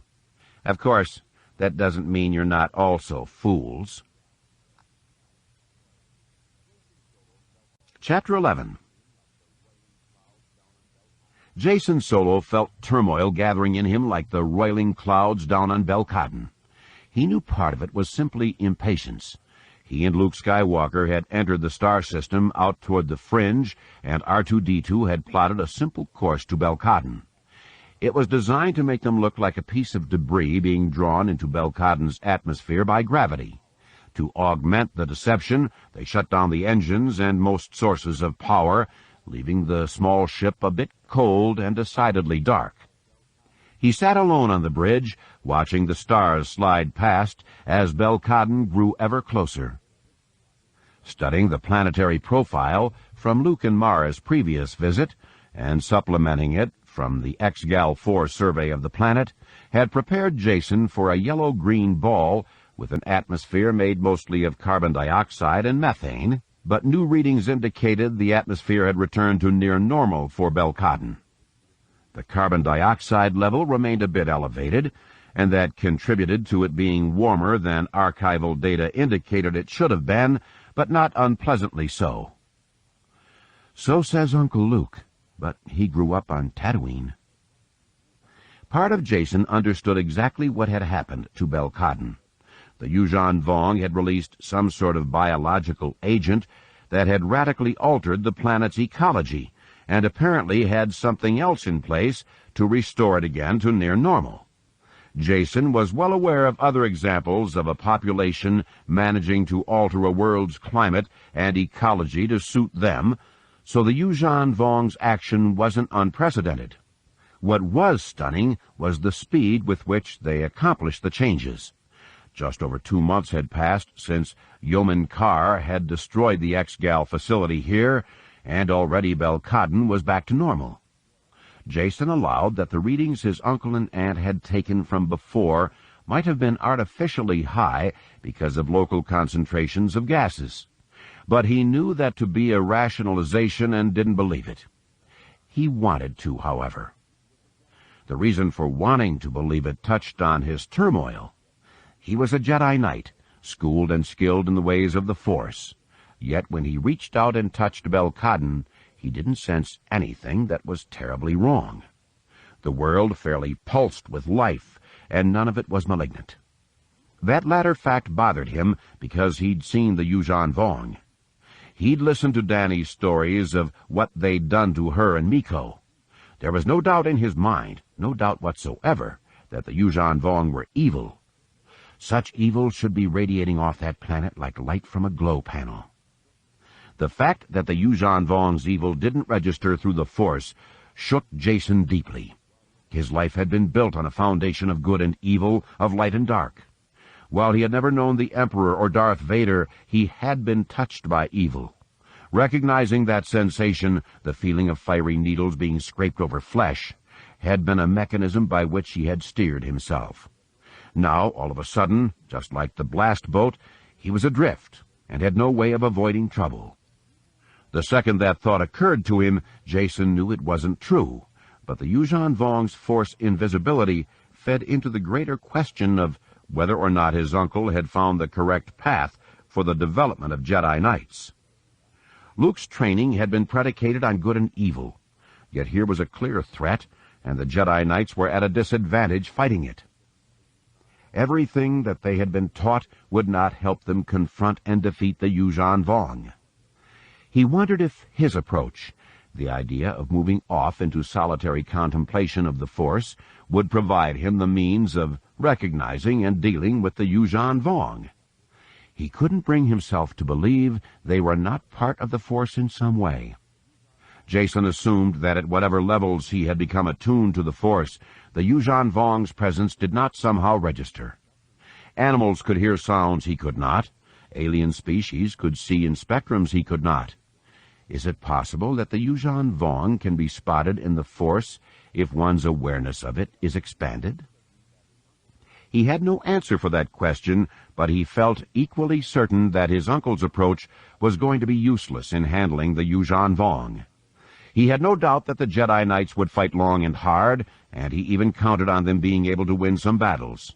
Mara had succeeded in killing a Yuuzhan Vong warrior on Belkadon in a duel, but even she admitted that being unable to sense him through the Force put her at a severe disadvantage. Yet as much as Jason wanted to withdraw, he felt guilty and selfish when he contemplated doing so. Dani's pained descriptions of how the Yuuzhan Vong had treated her tugged at his heartstrings. It also reminded him of how much his parents had done to help those who were helpless. He'd grown up in a family where taking responsibility for others was as much a part of life as breathing, and rejecting that ethic was something that just felt wrong to him. By the same token, he'd seen what it had done to his parents and his uncle. Luke had fought the Empire for 20 years, and his mother had fought even longer than that. They constantly put their lives on the line, never having a moment that could be considered normal in their lives. If it wasn't kidnappers and assassins trying to snatch or kill them, it was some planet's population trying to wipe some other species out. His parents and his uncle never had time for themselves. Jason frowned and avoided descending to self-pity. Despite having to deal with the problems of others, his parents had always done their best to nurture their children. There might have been times when official business kept his mother away, but she always managed to make up for it, not by bringing some gift from a faraway world, but by sharing time with him and his siblings. And his father had gone from being protector to good friend and confidant. Luke had been friend and mentor, and all of them meant more to Jason than he knew he would ever be able to express. Which is why rejecting them and the way of the Jedi seemed wrong, and yet so necessary. His hands flexed into fists, then he forced them open again. Having grown up with an awareness of the Force, he understood it in ways that Luke never could. He had insights he could share with his uncle or mother, but they would never come upon those insights by themselves. They see things in large chunks, and I see the details on those chunks. It's almost time, isn't it? Jason started, then looked over and saw his uncle hanging in the cockpit hatchway. Yes, we're being pulled in by Belcadden's gravity. We have 2 minutes to atmosphere. I can take it in, you know. Luke nodded, then slipped into the cockpit and dropped into the co-pilot's chair. R2-D2 rolled into the cockpit behind him and locked himself into a landing bracket built into the bulkhead. Luke smiled at the droid, then looked at Jason. Just remember, we want as little nudging as possible. We want everything to look natural. Jason nodded. His uncle had advanced the theory that if the Yuuzhan Vong used living creatures the way others used machines, then the patterns those creatures would be most adept at noticing would be the sort that were unnatural or panicked. Prey behavior patterns. A smooth insertion with minimal course changes would seem unremarkable, or so he hoped. Jason agreed that his idea made sense, but that was from a human point of view. I just hope the Yuuzhan Vong concur. He settled his hands on the control wheel and restarted the engines. He kept thrust at 0, but fed a little power into the repulsor lift coils. A little rudder and a gentle easing of the yoke forward brought the skip ray blast boat Courage into the atmosphere. It bucked at first, but Jason kept his hands steady on the controls. He glanced at Luke to see if his handling of the ship suited his uncle. Luke gave him a little nod, then glanced at a monitor containing navigational data. We're 10,000 kilometers from the X-Gal site, heading 33 Mark 30 at the moment, dropping as we go. Got it. I wanted to be over the mountains before I turn us to port. Good plan. Luke closed his eyes and started breathing very slowly. Nothing amiss at the moment. Thanks. Jason flipped a switch to reverse thrust and then nudged the throttle forward. Airspeed began to drop, and the blast boat with it.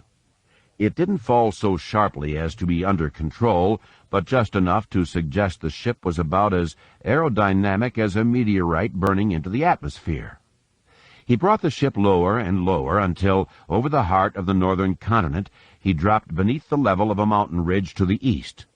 Once it hid him, he pumped power to the engines, killing his airspeed quickly. He dropped the blast boat down low and killed thrust. He flipped the switch again, setting the engines to propel him forward. Then he stretched out with the force and scouted ahead for signs of life. He found plenty, and most all of it was within normal limits for what he expected to find. There was some that seemed harsh, almost like clashing colors, and he steered away from these areas.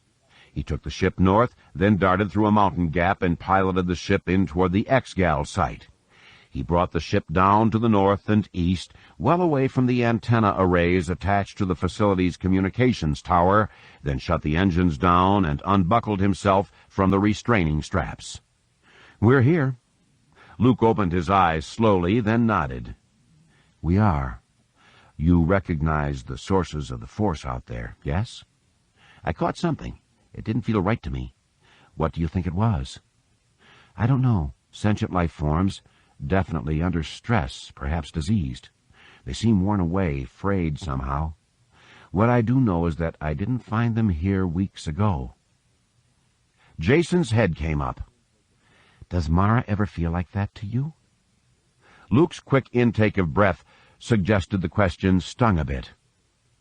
"Not that, no, but Mara is strong.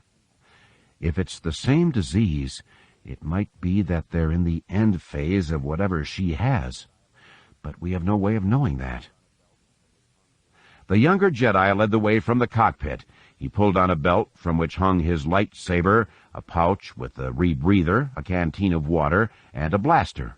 His uncle joined him, taking a similar belt from the equipment locker, then handed Jason a pair of goggles. Jason frowned. "What are these for?" "You remember Mara's description of her fight with Carr? I don't know if the Yuuzhan Vong amphistaff can spit venom to blind you, or if they have some other sort of weapon that will accomplish the same end. Since we can't sense them through the Force, sight is going to be our most powerful ally, and one we shouldn't lose by chance." Luke pulled on his own goggles, then loosened his blaster in its holster. "Mara said their armor turned blaster bolts and even slowed down lightsabers. So shoot well and cut even better." Jason smiled. "Wow, for a second there you sounded like Dad." R2-D2 hooted a quick comment. Luke cocked his head for a moment, then nodded. "It seems that whenever I'm in a situation where the odds against success are pretty substantial, I think about what your father would say or do. Doesn't mean I do that, but his example is one it's tough to forget." Luke punched a big red button on the bulkhead, and the landing ramp on the blast boat slid open. He led the way down and crouched at the foot of the ramp. He pressed his hand to the ground, rolled some of the dirt around between his fingers, then sniffed. "What?" "When I was here last, there was a lot of sulfur in the air, but I don't smell much at all right now.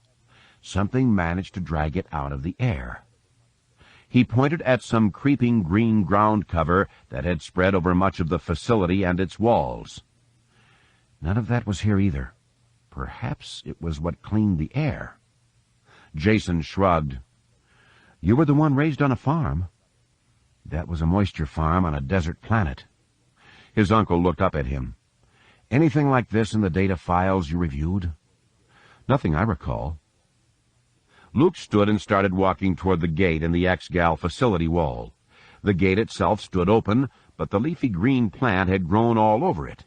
Luke pushed the vines apart and ducked his head to get through. Jason followed closely and quickly found himself in a green tunnel. He was watching his feet, making certain he didn't trip, which is why he bumped into his uncle's back. "Sorry." "No matter. Look at this." Luke stepped clear of the vines and into a small courtyard. Jason followed him, and R2-D2 rolled up between them. The little droid started bouncing from foot to foot and issued a low, mournful moan. Luke rested a hand on the droid's dome. "I know, R2, I know." The green plant overgrew everything save in a wide oval, the end of which included the door to the X-Gal facility. Equipment had been placed in the oval, only 2 meters from the door, and it took Jason a couple of seconds to identify everything gathered there. He knew what it all was, of course, but he'd never seen it arranged the way it was. The centerpiece of the display was an R5 unit that had been decapitated. Where its truncated cone head should have been sat a fleshless human skull. Rainbow-colored wires came up and out through the eye sockets and mouth, the latter having a wire ribbon roll out like a tongue. Scattered around it like toys spilled from a broken bin lay computer consoles, holoprojector plates, food synthesizers, and a hairdryer from a refresher station. These items had been smashed to the point of uselessness, and the dents in their metal flesh looked as if something had kicked or stomped them. Jason looked at his uncle. "What is it?" Luke's expression sharpened. "A warning, clearly. What I wonder, though, is who it's directed at." "Whoever it was that you felt out there?" The Jedi Master sighed. "That would be my guess, but guesses aren't what we came here for. Learning the answer, that will be tough. I just hope it's not too tough, or the answers we get will remain here, on Belkadon, and you and I could spend eternity like this poor fellow, warning others to stay away." Chapter 12. Anakin Solo looked around the Dantooine campsite and slowly nodded. He stood there with his back to the dying sun, watching his shadow stretch out before him. He planted his hands firmly on his hips and felt pleased with his effort. He'd hauled all their equipment up from the Jade Saber while Mara rested after bringing the ship down in a narrow mountain canyon. He'd located the flat area at the top of a bluff, which made it very defensible and gave them a wonderful view of the lavender plains stretching out before a distant sparkling sea. He'd set up their tents, orienting Mara's larger one on a north-south axis that would make sure that the dawning sun would warm it as would the setting sun. His own smaller tent he set up across the clearing from hers. He'd gathered stones and set them around a depression he'd excavated, creating a fire pit. He planned to head north to a forest of thorny bulba trees to harvest dead wood for their fires. While the ship had all the facilities needed to prepare food, Anakin looked forward to eating food cooked over an open fire. He knew that desire was kind of silly, but he thought it was fun and hoped Mara would as well. The purpose of their trip to Dantooine was to let her recover her strength on a world where technology and civilization had not overwhelmed nature. The native Dantari were a simple people, traveling along the coasts in nomadic tribes with little more than primitive tools. Anakin felt fairly certain that if any of the Dantari had seen Admiral Dalla's attack on a colony established when Anakin was barely a year old, they'd have put it down to a war between gods. Given that the Imperials sent AT-AT walkers against unarmed colonists, whom the Dantari probably saw as intruders, it wouldn't surprise me to find the Dantari wearing emblems that remind them of the walkers or the Imperial crests emblazoned on the machines. That thought sent a shiver down his spine. The New Republic's battle with the Empire had reached its final conclusion 6 years earlier.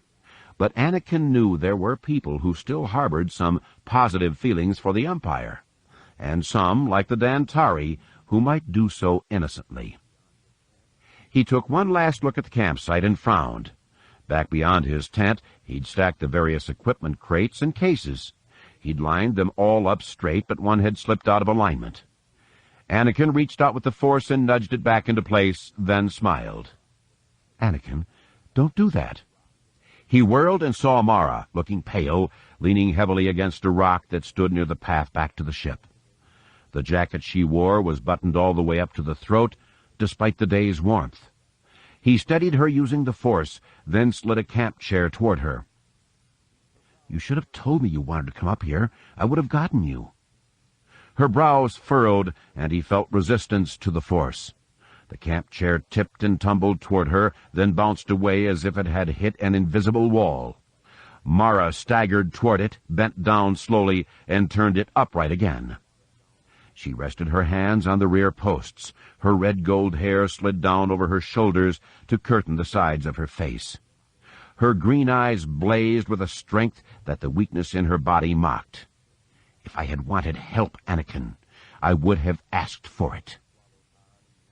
His head came up at the chilly tone in her voice. Then he swallowed hard and glanced down at the ground. "I'm sorry. I should have remembered that from when we were landing. You didn't need my help." Mara sighed, then slowly lowered herself into the chair. Her head lolled back for a moment, then she looked at him. "Don't compound things that have nothing to do with each other. I didn't want you landing the Jade Saber because I wanted to do it." The youth's blue eyes narrowed. "It was a tricky landing. You didn't trust me to do it. You didn't want me to destroy your ship." Mara pursed her lips for a moment. "Given that our ship is the only way off this rock, I didn't want it damaged, no." Her expression softened a bit. "And the ship is special to me. Your Uncle Luke gave me the Jade Saber to replace Jade's fire." "But you crashed Jade's fire on purpose. You meant to." "I did, and had good reason to do that, but that doesn't mean—" Mara paused for a moment as her voice sank to a dry whisper. She swallowed, then glanced down at the ground. "Your Uncle Luke understood how much the ship meant to me. He knew what it meant to me.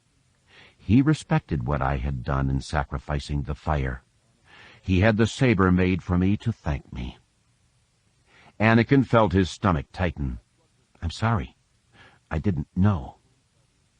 Mara shrugged her shoulders. I tend to hold tightly to painful experiences and not to share them, so you couldn't have known. I've grown attached to the saber because of what it means. It's not that I don't trust you, Anakin. You trust yourself more? Mara actually smiled for a heartbeat. Pretty perceptive. Even a blind hawkbat finds a granite slug now and again. He glanced at her. I do want you to know you can trust me. I'm here to do whatever you want or need. I won't fail you. I know. She sat forward, resting her elbows on her knees. I apologize for being weak, for forcing you to be here with me instead of off doing more important stuff. Anakin blinked with surprise. There's nothing more important that I could be doing. Uncle Luke has entrusted you to me. There isn't a more important job out there. Don't lie to me, Anakin. The desire to be out there saving the galaxy is in your blood so thick I can hear it screaming from here. No, really, that's not true. Anakin glanced over his shoulder and used the Force to bring him the other camp chair he'd set up. I am here to help you, Mara. What's wrong? Mara had frowned as he sat. Stop doing that. Doing what? Trivializing the Force. I don't get it. What do you mean? She heaved her torso erect and sat back in her chair. Even down in the saber I could feel it. I admire your desire to make everything perfect for me, but the Force isn't something you use to pitch tents or stack crates. But the Force is the Jedi's ally. It's something we use. Anakin shifted his shoulders uneasily. Size matters not, you know. I mean, if I'd not used it, I would have had to break a sweat. Anakin's mouth gaped open. I guess so. I mean, the ship is 1/2 kilometer back in that canyon, and hauling the stuff up here would have been hard work. Mara's steady gaze bored into him. You quote Master Yoda's aphorism that size matters not, but that was used to tell Luke that he had to banish self-doubt. You're using it as an excuse or a challenge. Anakin winced. But Luke said that Yoda lifted his X-Wing out of the swamp at Dagobah. To make a point, to show Luke how strong the Force could be if mastered. And I've mastered it. Her head came up and her gaze sharpened. Have you now? Anakin immediately flushed crimson. Well, I mean, I've been trained to it. I know how to use it. But knowing how to use it is entirely different from knowing when to use it. Think, Anakin, how often do you see your uncle use the Force in raw displays of strength? He frowned. Well, not so much these days. Not since the war ended, I guess. Correct. Not since he realized that using the Force so directly cut him off from the more subtle aspects of it. Mara looked up, her gaze searching his face. You can't hear a whisper if you're constantly shouting, and using the Force the way you do is the same as always shouting. Do you see that? Anakin's brows furrowed. I guess so. I mean, it makes sense, but I'm still learning. I need that control. I need to be able to make things work. I agree. She glanced down at the ground. But using the Force isn't the only answer, you know. Chewbacca didn't use it, and he saved your life, your father's life, and countless other lives. His expression soured. Don't be trying to tell me Chewie's death isn't my fault. I suspect you've heard that a lot, haven't you? Yes, and don't try reversing things around and talking me into defending myself either. I may still be young, but I'm not stupid. I know that. You're not stupid, but you are naive. Mara looked at him and let out a quick chuckle. That expression of outrage, very becoming. Anakin scowled. I'm not naive. I've been in the thick of things since I was born. I've grown up on Coruscant and then at the Academy. I've been around, you know. Not my point, Anakin. Mara gave him the hint of a smile that he found a little bit intriguing and very frustrating. You've spent your whole life involved with the Force. It's made you weak. But Yoda said, Mara held a hand up, you don't know what you, Anakin Solo, are capable of without the Force. You don't know if you could have humped all those crates up here. You don't know how much you would ache or sweat in doing it. You don't know how long it would take for you to pitch the tents. The fire pit, did you scoop that out with a shovel? Did you place the rocks by hand? No, but... You know, I was taught a long time ago that whenever someone uses the word but, it means he's stopped listening. It also means those he's speaking with tend to stop listening. I know what I'm telling you isn't easy to hear. There's probably a reason for that, don't you think? Anakin squirmed in his chair a bit. I suppose. And why do you think that is? I don't know. Maybe... He fell silent as he thought. I guess part of it is that you're making it sound like I'm not a good Jedi Knight, that I'm doing things wrong. It means I'm a failure. And that maybe Chewie would be alive if I'd not failed. You may not realize that my early training consisted of much more than learning to harness the Force. Mara clasped her hands together and pressed them flat against her belly. Running, climbing, fighting, learning to move silently, swimming, zero-G fighting and movement. Everything could have been made easier by using the Force. I didn't allow that, though. Why not? What value was there in my learning to rely upon myself? You learn your limits. Yes, and? Anakin closed his eyes and thought hard. The answer to her question blossomed full-blown in his mind and dropped his jaw with its simplicity. You also learn what others are capable of. Others who don't have the Force. Right, which means you can gauge how much you need to help them. Mara nodded at him, and Anakin smiled proudly. Too many Jedi Knights become wrapped up in the fact that they can use the Force, and they employ it as if it were the solution to every single problem there is. That's why Kip and his followers are so stiff and cold. They come into situations without having an appreciation of what the people can do. They come in and impose a solution. It might be quick, it might work very well, but is it the best solution? She eased herself up out of her chair and turned to face the dying sun. Do you remember the Tanab exercise? The problem about the flood that you were asked to attack as part of your training? Anakin nodded. Sure, I got high marks on that simulation. I looked over the data we were given and realized that it was possible to trigger a rock slide that would dump metric tons of rock in position to shore up a levee. It stopped the flood from wiping out a village. I just used the Force to loosen some rocks and start the slide, and everyone was saved. Mara's eyes had closed, and her face was expressionless. She opened her arms to the sun, as if seeking to pull as much of its warmth into her as she could.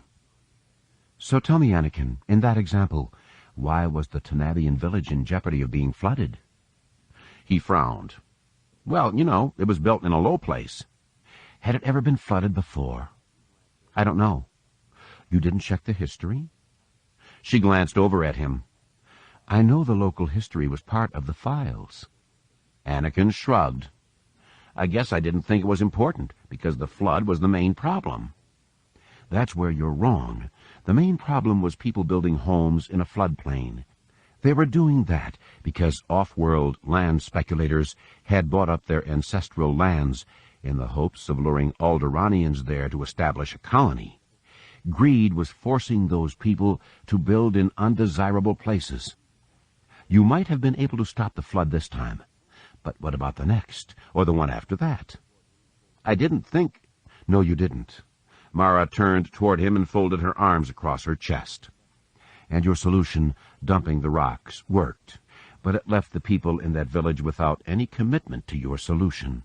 You saved them, and they would have been grateful, at least until the next time a disaster loomed, and then they'd wonder why you weren't there to save them again. Anakin stood. Well then, what was your solution? Mara laughed sharply. Not one I think your uncle would consider suitably Jedi, but after I'd convinced the speculators that I was going to cut deeply into their profit margin, I'd have helped evacuate the village. Then I would have been there and helped the people who wanted to fight the flood to shore up the levees. I wouldn't have done it for them, but I would have helped them help themselves. But if you have access to the Force and you can save them, don't you have a responsibility to do so? Good question. Follow it, though, to its logical conclusion. These are sentient beings. They know they've built their homes in a floodplain. They know they will be flooded out. Are you responsible for protecting them from their own decisions? I can't just let them die. So you know what is better for them than they do? In this case, yes. He stared off at the distant ocean. The dying sun stained it the color of blood. Don't I? If you start thinking that you know the best for people and denying them the chance to make their own errors. Breath hissed in between Anakin's teeth. Using the Force becomes easy, and if you are confident you know what is right, you're making yourself the center of reality. That's just selfish, and selfishness is the core of evil, of the dark side. Mara walked to him and threw an arm over his shoulders. That's very good, Anakin. We have to be responsible for ourselves, our actions, and responsible to society. Usurping someone else's personal responsibility, though, denies them their sentience. It's right and good to help someone who cannot help himself, but forcefully shielding them from the consequences of their actions, no matter how foolish, is wrong. But if someone is drunk and pulls a blaster... Anakin stopped. Wait, I know. No matter what, he's still going to have to be responsible for his action, but stopping him would be helping those who are helpless, his potential targets. That would be my read on it, yes. Anakin sighed. It's not easy to see that fine line there. No, it isn't, but the fact that you're willing to look is a very good sign. She pointed off to the north. Now, I've decided I'm strong enough to go help you lug back firewood. We'll actually be carrying it, right? Right. If you think you're strong enough, Mara, I'll go with you. If I need to help you, though... She smiled down at him. I think the idea of coming here to Dantooine is good for the both of us. I'll learn my limitations, you'll learn yours, and when we're done, we'll both come out of this stronger than anyone could have expected. Chapter 13. Corran straightened up, then brushed dust from the shoulders of his green Jedi overrobe. I'm Corran Horn. My aide here is Ganner Rysode. We've come to... The woman cut him off, and the two young men with her leveled their blaster carbines at the Jedi. I know why you're here, and I'm not going to let you get away with it. Ganner laughed. You think they could stop us? Illustrating his point, he flicked a finger upward, and the two young men suddenly pointed their blasters at the sky. They struggled to bring them back down on target, then clung to the weapons as Ganner lifted the youths off the ground and left them with their feet dangling in the air. Corran flicked a sharp glance in his direction. Put them down, now, and gently. He turned to the woman, noting that her expression had gone from sour to incendiary. I apologize for his enthusiasm, but I have to tell you that I don't have any clue as to why you think we're here. The woman laughed. I may have been here for 3 months with my students, but I'm not entirely off the net. I hear things. She narrowed her eyes behind her goggles. You said your name was Horn, right? You were with Rogue Squadron? Corran nodded. Only became a Jedi Knight after peace with the Empire. You weren't at Marilst, were you? Before my time. I served with a lot of the people who were. Wedge Antilles, Hobby Clidian, Wes Jansen, Tico Selchu. They're retired now. Corran got mixed signals coming off her as he recited the names. She certainly recognized some of them, but pretty much anyone in the New Republic could be expected to know some names from Rogue Squadron. You were there? At the university? I was. I was working on my doctorate. The trace of a smile softened her expression. I didn't know the Rogues, but I had friends who met them. One went on to work for the squadron. Koyi Komad? I've met her. Corran kept his voice even.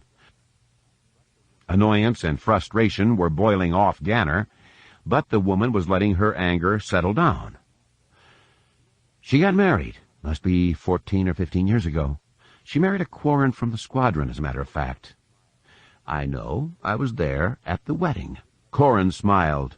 Really? I was an usher. Didn't have a beard then. I remember a lot of men in uniform. She offered him her hand. I'm Anki Pace. I'm running this archaeological survey of Bimiel for the University of Agamar. Quarren noted stiffness in her grip and tension in her voice. Why is it you think we're here, Dr. Pace? Various sites, archaeologically significant sites, have suffered thefts. The items, though they've not been studied enough for us to be certain, have been suggested to be related to the Jedi Knights before the Purge. They're priceless, of course, since the Empire tried to destroy as much of that material as they could. More importantly, though, they can tell us much of how the Jedi used to be. And you think Jedi Knights have been coming to these sites and taking these things? One of the young men snarled. I have a friend who was on a dig. They left another student at the site to watch over it at night. When they came back, stuff was gone, and she couldn't remember anything. Quarren's head came up. The thief had induced amnesia, so she couldn't remember who had taken the items that were missing? No, the man spat. She couldn't remember anything. All she'd learned that year and the year before was all gone. It was as if she'd missed 2 years of life. The Jedi can do that. They can blank your memories or make you remember things you didn't see. Quarren shivered. He had no talent for telekinesis, but he was adept at projecting thoughts and images into the minds of others. He'd even used that ability to dump people's short-term memories, the last 10 seconds of what they had seen, to blind them to covert entries and escapes. And I know Kip used that ability to wipe the memory of Quizooks, the architect of the Death Star and the Sun Crusher. He broke her, left her shattered. It was years before she was able to put her life back together and move on after that tragedy. He glanced over at Ganner. What do you know of this sort of thing? Ganner reacted as if Quarren had spit in his face. Nothing. I have no knowledge of thefts, and I would not stoop to same. Still, you are aware that certain artifacts have shown up on Yavin 4 that are being studied for their significance concerning the Old Order. Quarren looked back at Dr. Pace. Some of these items I know have come from collectors. My wife has brokered the deals for many of them, and if the provenance was at all suspicious, I would know. Pace snorted. All well and good for you to say. Just the sort of thing a Jedi would plant in my mind, so I couldn't suspect you of stealing what we found. That's ridiculous. Ganner folded his arms across his chest. How dare you accuse us of being thieves? The other young man barked a quick laugh. My parents came from Kerita. There are other things I could call Jedi Knights. Quarren held his hands up. Stop. This isn't going to get us anywhere.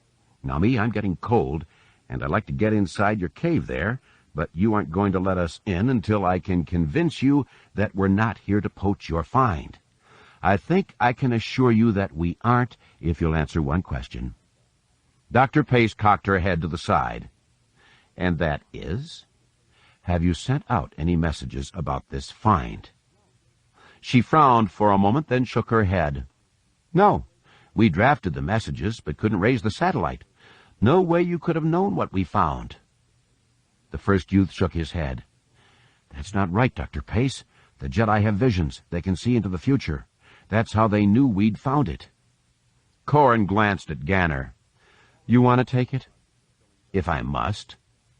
The taller Jedi shrugged, spilling dust from his shoulders. That ability is rare, and one we have little control over. Logically, if we could peer into the future, don't you think we would have come here before you found whatever you found and would have removed it? The young man frowned. Well, I don't know. Quarren winked at the kid. Don't think too long on it, or you'll figure we've planted the memory of this conversation. You'll end up going around and around in your mind and drive yourself to distraction. Dr. Pace patted the youth on the shoulder. Vil, you and Denna go back to your posts. I think the slash rats are all tied up in a kill ball, but they might come for us, so you'll discourage them. Yes, Dr. Pace. Pace looked at Corin. So why are you here? We've had reports of some raiding along the rim. The university hadn't heard from you and asked if we could check in on you. We were afraid you'd been raided, so we came out. Dr. Pace frowned. What sort of raiding? Humans? Ganner shifted his shoulders. Non-human, we think. Interesting. She turned toward the cave, then waved Corin and Ganner in her wake. Come with me. They followed and passed between tarps that had been hung to seal the mouth of the cave. Beyond the first set, Corin saw another about 5 meters deeper into the cave. The area between them had been set with a number of buckets filled with a dark, frothy liquid that reminded Corin of engine coolant. It stank horribly. The cloying scent wafted easily through the rebreather's dust filters and coated the back of his throat. Pace unsealed the second tarp wall, then closed it behind them.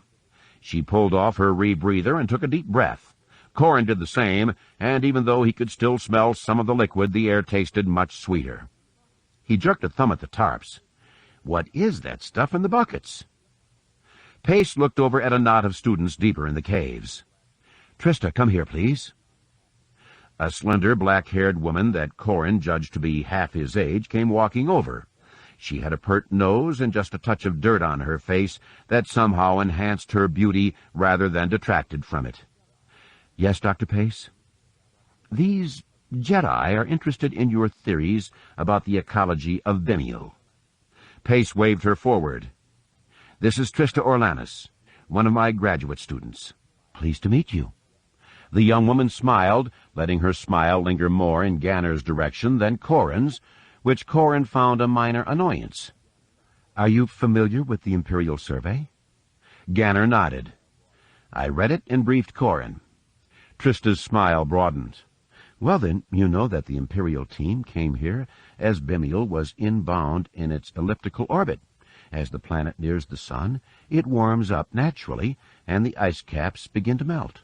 The resulting moisture triggers an abundance of plant growth. The heat also brings the Shwapi out of hibernation. They are herbivores, so they eat, multiply, and eat more. They don't digest most of the seeds, so they excrete them, sheathing the seeds with organic fertilizer.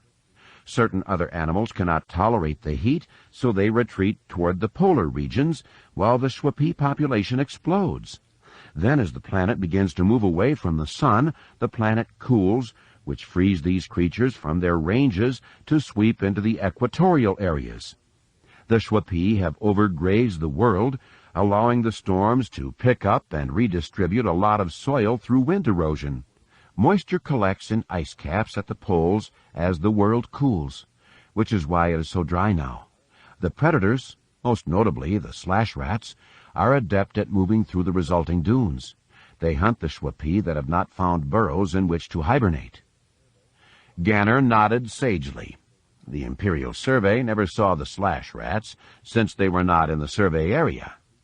True, they postulated the existence of such creatures, but didn't have enough time here to confirm that theory. Trista pointed toward the tarps. What we have back there is the essence of rendered slash rats. That's what they smell like after being several days dead. The slash rats move through the sand, tracing the scent that Shwapi leave behind as they move through or over the sand. The death scent keeps slash rats back. Most creatures consider the rotting scent of their own kind to be a sign of danger. We're safe enough in here because they can't come up through the bedrock that makes up these caves. Corin slipped his goggles up on his forehead and let his rebreather hang at his throat. I'm glad to know you're safe, but you didn't bring us in here for a lesson in Bemielian ecology, Dr. Pace. You reacted to the fact that the raiders weren't human. Perhaps you're not a total fool, Jedi. Dr. Pace waved Corin deeper into the cave. Ganner started to follow, but she held a hand up. No, you wait here. Him I trust. You I'm not sure. Ganner snorted, but said nothing. Corin tossed him a wink, then headed deeper into the cave. The passage began to shrink, so Corin stooped as he descended into the planet's flesh. The passageway also began to narrow, then broadened out abruptly and provided access to a large round chamber. Lights had been set up in it, and a half-dozen students were working with brushes and small trowels to shift sand around. 2 other students were at a table running a digitizer over artifacts and monitoring the data coming up on their data pads. Dr. Pace stopped beside Corin. Until the storm trapped us in these caverns, we'd not looked much into them. We cleared sand from the passage and discovered this chamber. The sand in here was washed in with the rains, so it was laid down in even layers over the years at a fairly constant rate. We don't have a solid chronology, but as we began poking around, we discovered something that we think has been here for 40 years, maybe 50. She led him over to the computer table. Jens, call up scan AR-312. As the young woman punched up a request for that data, Dr. Pace faced Corin. We've recovered a body, the mummified remains of some creature. As nearly as we can make out, it retreated here and was felled by slash rats. The teeth marks on the long bones and ragged edges of dried flesh were consistent with... Corin stopped listening as the holographic image of a skull appeared above a holoprojector plate. It had a low cranial ridge, but was longer than a human skull. The features appeared sharper, and the computer enhanced the fracture lines and deformities on the face. The cheekbones had been broken and set oddly, so the face had a slope from right to left, and the nose bones had clearly been shattered. Emperor's black bones! Dr. Pace nodded. Not very pretty. Bony, with hooks and claws on the hands, elbows, shoulders, toes, heels, and knees. It killed at least 2 slash rats. It also had some artifacts that we recovered. Armor, some weapons. It's a major find. I've never seen anything like it. That's the problem, Doc. I have. Corin shuddered, remembering the images of the Yuuzhan Vong corpses he'd seen in Luke Skywalker's report. I think you've got one of the raiders there, and if they've been here once, there's little reason to think they won't be back. Chapter 14. A quick examination of the X-Gal facility proved the efficacy of the Yuuzhan Vong warning at the door.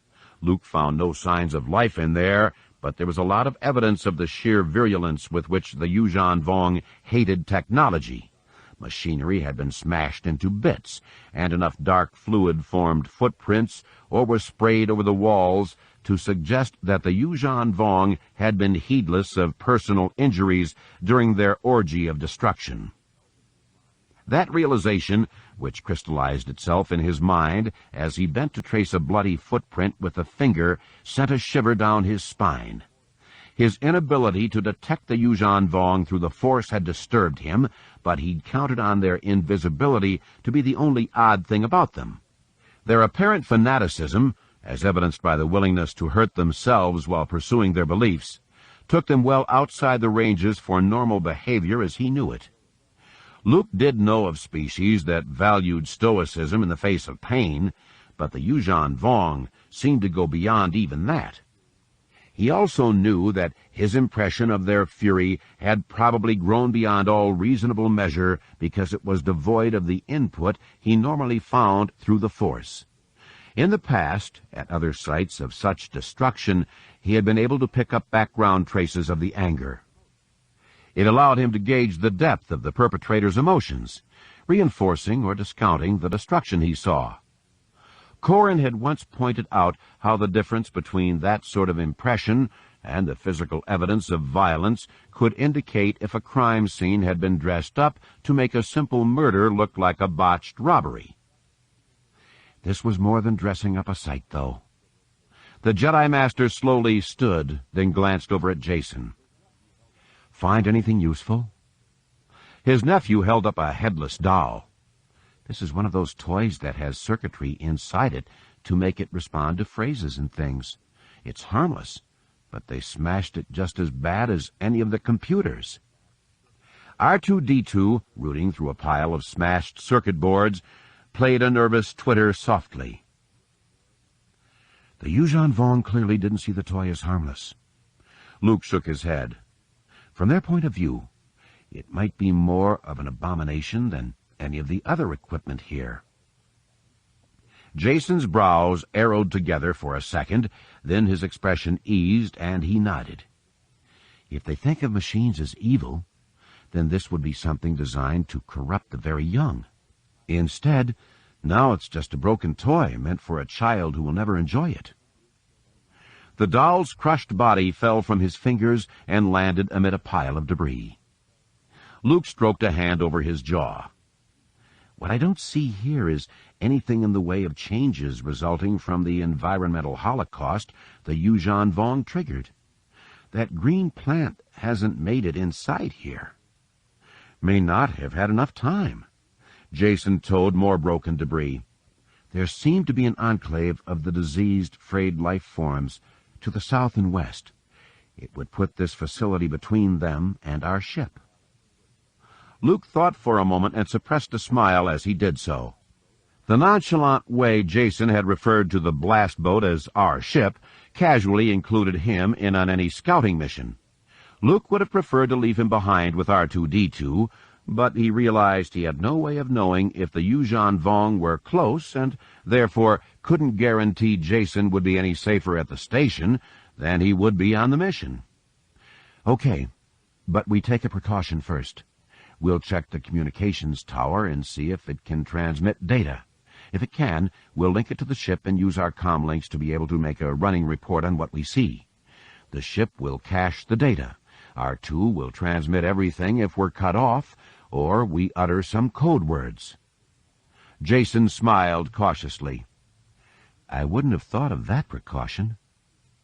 We're here to learn what we can to safeguard the rest of the New Republic. His nephew's head came up.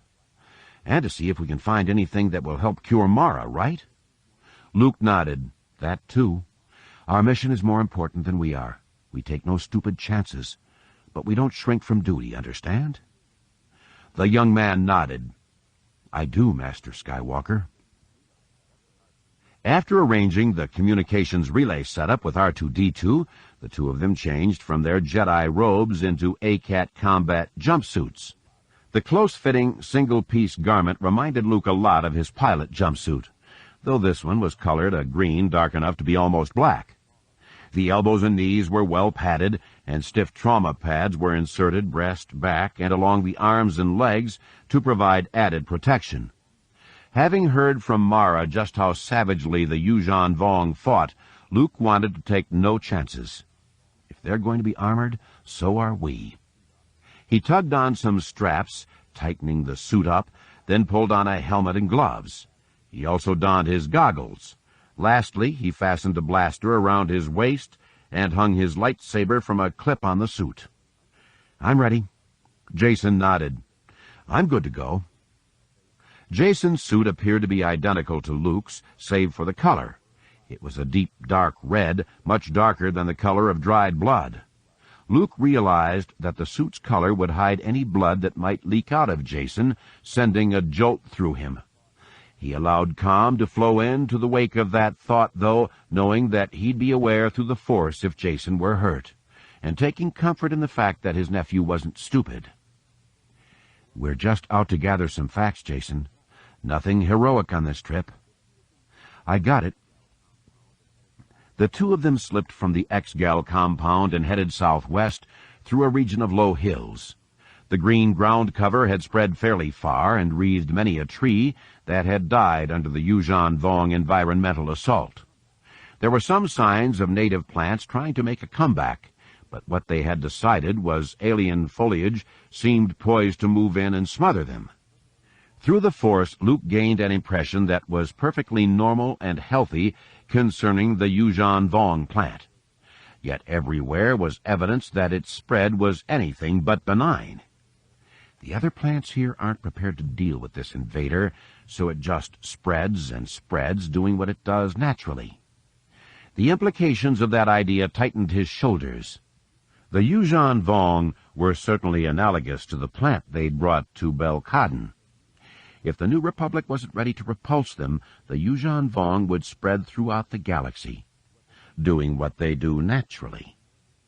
What the Yuuzhan Vong did naturally became more clear as Luke's sense of the frayed ones grew. He and Jason moved through what had once been a forest. The toppled trees had been carpeted with the green vines, creating more than enough shadow to hide the two of them. They crept up a hill to the crest line, then carefully slipped over and hid behind the bulk of a fallen log. They looked down into a broad, shallow valley that had a decently sized stream running through it. The green vines grew throughout, though they did leave circular openings of black sand at various points. In the center of these circles were small plinths, all pointing needle-sharp noses toward the sky. In the center of the valley lay a small cluster of buildings. The green plants grew around the perimeter of them and took on a shrub-like quality at the edges. Aside from where bare paths would allow people to move from the shacks to the plinths, the plants would make it tough for passage. Anyone running from the village would undoubtedly get their feet tangled and would go down. Not that the folks in the village look as if they are capable of doing much running. Luke slipped a pair of macro binoculars from a pocket on his left thigh and focused them on the heart of the village. He saw what looked to be a pair of Trandoshans, a Rhodian, a half-dozen humans, and a Twi'lek shambling listlessly along. All were barefooted and walking awkwardly as if their knees had been broken and then only partially repaired. He looked closer for signs of trauma and saw nothing as obvious as scars, but there were odd calcifications on the legs, exposed areas of the arms, and even the skulls of these creatures. Concentrating, Luke got a sense of them through the Force and could see the life energy flowing in them in a muted fashion. These people were the stressed life forms he'd sensed before. The energy seemed to eddy around these odd formations, revealing that, at least on some of them, the bony protrusions also extended deeply into their skulls and body cavities. He passed the macro binoculars to Jason. "Tell me what you see." Jason focused and watched. Force energy gathered as he concentrated.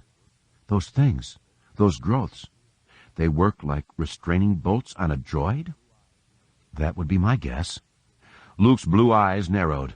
"And the people, any idea where they came from?" Jason looked again. "The clothing is pretty bad, but some of it has pirate insignia on it. Rim raiders that the Yuuzhan Vong ran into and made into slaves?" "I think so, too." His nephew shivered.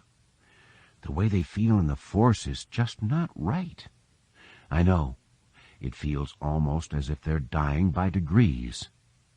"What is the sense of killing your labor force?" Luke shrugged. "If they were able to pick them up so easily on the rim, perhaps they think the supply is infinite. It might also be that they're adapting their slave control technology to the inhabitants of this galaxy. Maybe they don't mean to kill them, but they need more work on their control devices. I don't know." "It's definitely creepy, no matter what is happening." Jason stretched out on his belly, lowered the macro binoculars, and looked at his uncle. "What are they doing here?" Luke pointed at the plinths. "Anything familiar about them?" "Not really." "Okay, use the Force. Concentrate on the flow of life within the valley." Jason closed his eyes, drew in a deep breath, then let it out slowly. "Everything is moving in, toward the plinths, along the vines." His jaw hung open for a second, then he looked at his uncle. "These plants are like a big solar collector. They're channeling energy and the nutrients they're sucking up back into the valley, toward the things. That sand is black because of a nectar the plants are flooding into it." "That's what I sensed." Luke pointed a finger at the plinths. "Unless I miss my guess, I'd say those plinths are coral skippers in their infancy. We're looking at a shipyard. They're growing a squadron right down there, and they're using slave labor to help do it." The youth studied the valley again, then shook his head. "Growing fighters? How efficient can that be?" Luke accepted the macro binoculars back from him and opened a small compartment on the device. He snaked out a small cable and connected it to his comlink, then focused on the plinths. The ships look fairly well along, and Belkadin has been under Yuuzhan Vong control for less than a month. That output would rival an Incom factory turning out X-Wings. And since these ships are living and can heal, the wastage rate is lower than we get with our machines. What's stunning here is the speed with which they're able to grow these ships. This is serious trouble. He turned off the macro binoculars, unhitched them from the comlink, and returned them to his pocket. We got some good visuals. Come on. Jason looked puzzled. Shouldn't we wait until dark to free the slaves? We have other things we have to do first. Luke pointed toward the west. There are more slaves over there. Either they're growing more coral skippers, or they might be growing other components for the ships. We need to see what is going on. Jason followed him as they worked their way west. They came across one valley that resembled the one they just vacated, save that what had been plinths were simply small rocks in the ground. The village was completely overgrown, and Luke caught no evidence of slaves in the area. One difference he did discover was a dozen-meter-long bit of stone that appeared to be lifeless obsidian. It had the outline of a coral skipper, but where there had been a cockpit opening on the one he'd examined on Dubrillion, this one remained sealed in stone. Luke ran his hand over the fighter, letting his fingers play over the irregularities in its surface. Jason frowned. I don't get it. Why did they leave one behind? Birth defect? Luke raced a finger along the line of the cockpit canopy. It grew without a separation here. Could have been a local microbial infection, or just lousy genetics. Perhaps the xenoforming of the planet was intended to sterilize the nurseries, then free up the sort of nutrients that the plants need to feed the ships. Something went wrong with this one, so they dumped it. Still, this indicates they must be growing other components elsewhere, because the propulsion creatures aren't here. Jason squatted in the coral skipper's shadow and parted the alien ground cover's leaves to expose the soil. Look at this. The dirt isn't black anymore. He took some up in his left hand and smoothed it against his palm with his thumb. It's completely sterile. Luke dropped to his knee beside Jason. I wonder. What? An Ithorian once explained to me that there are some crops that exhaust the soil in which they are raised. Perhaps the Yuuzhan Vong have done that here, raising a crop of coral skippers too fast. He nodded to his nephew. Take a sample of the soil, and we can have R2 check it later. Once Jason got the sample, they continued their reconnaissance mission and discovered a small lake with water thickened by the presence of brown algae.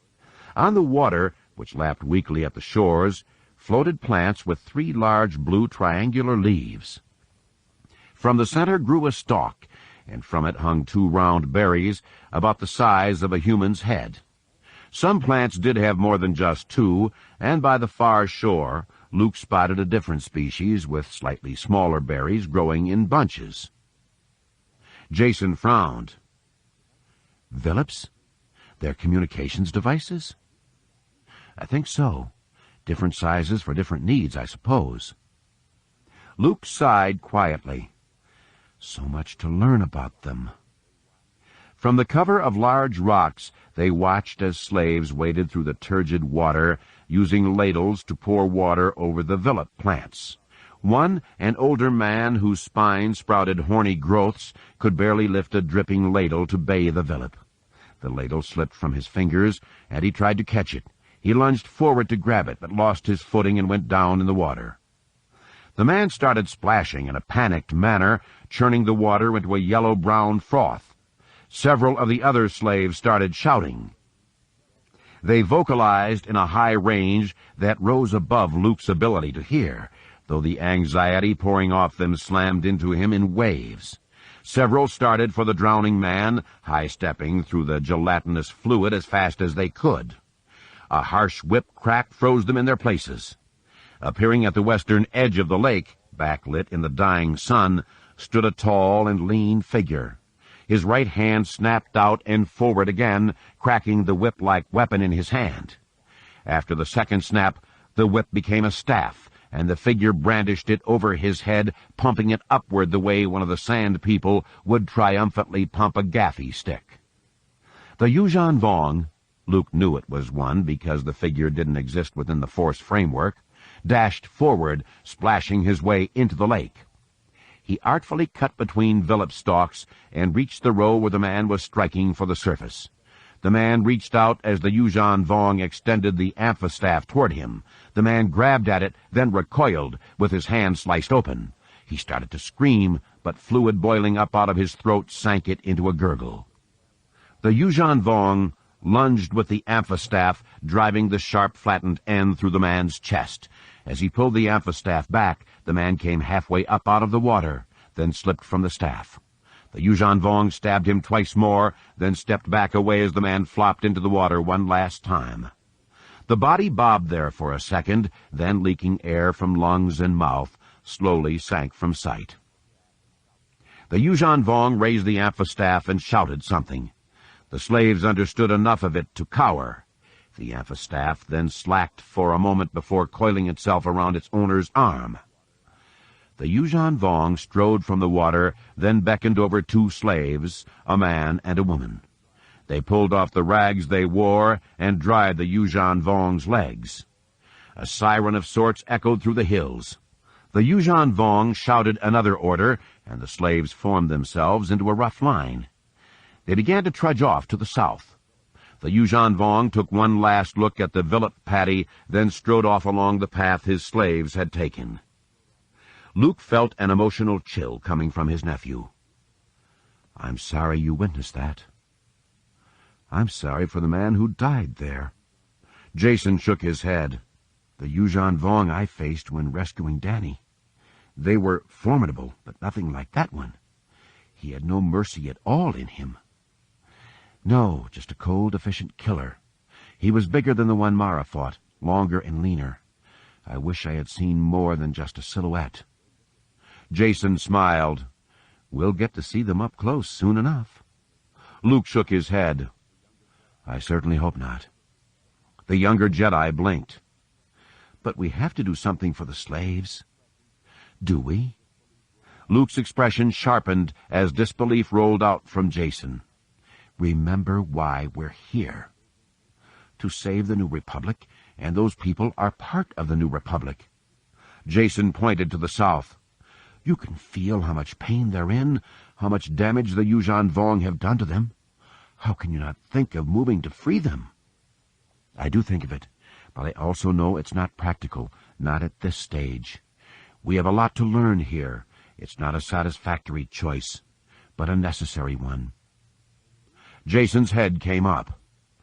"Freeing them will doom the New Republic? Or will it merely make your mission to save your wife that much tougher?" Luke stiffened, but choked down the outrage his nephew's question had sparked in him. It helped that he could read the horror in Jason's eyes, but the question had still stung bitterly. "Is that what you think the real reason for our being here is? You think I would come here just to save Mara?" "I think, Uncle Luke, that you love her so much that you'd do anything to save her." The youth glanced down. "I'm sorry for saying what I did. I didn't mean it." "Actually, Jason, you did mean it. It is a paradox. We have to allow some people to be in pain so others can avoid it. It's an easy choice when you're the one who will be hurting, but tougher when others have to suffer. You have to agree, though, that we can do nothing right now. We don't know enough about the Yuuzhan Vong presence here. We don't know enough about the slaves. We don't even know if they can be saved. For all we know, they've agreed to this treatment." Jason glanced out at where the man's body had returned to the surface and floated there placidly. "I can't imagine his death was part of any bargain." "You're probably right, but we are not in a position to do anything for the slaves." "But to do nothing, that's not being a Jedi." The flesh around Luke's eyes tightened. "I thought you were the one who didn't want any part of these missions. I thought you were the one who decided the essence of being a Jedi was to go off and study your relationship with the Force.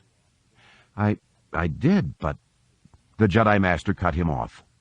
Jason, you have to understand something very important.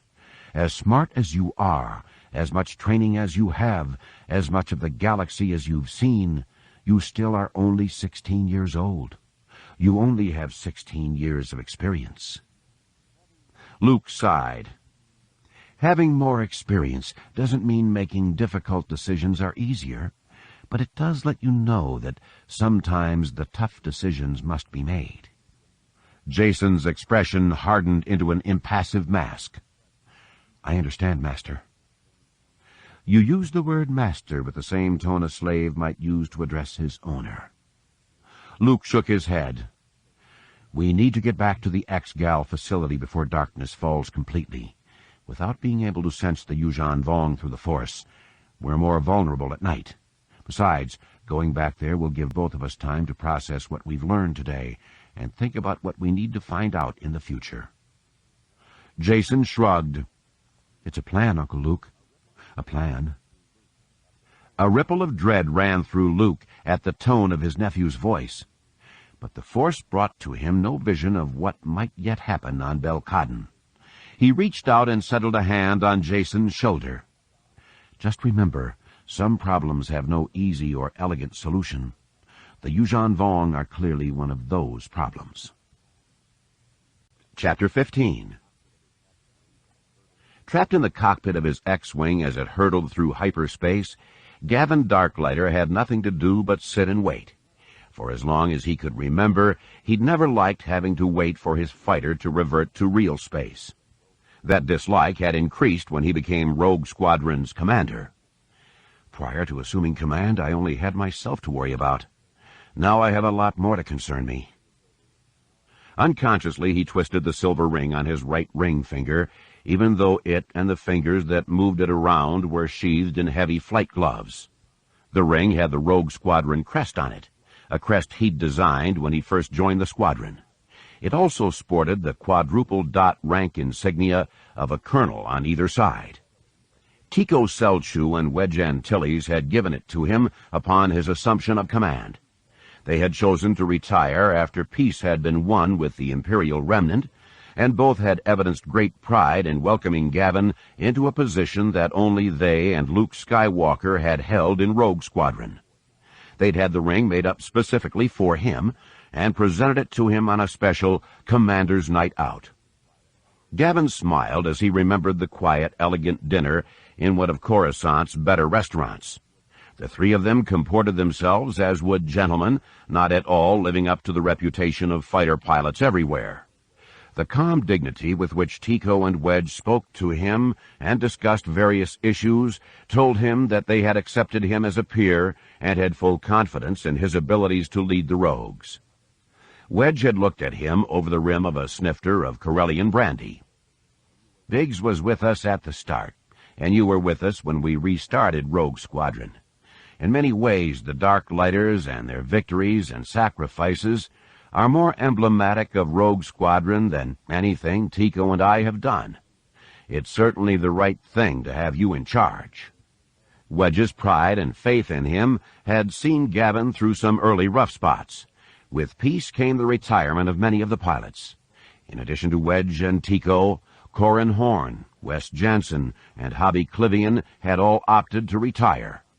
Peace also brought with it an economic boom that lured pilots away with offers of lucrative pay for interstellar goods transport.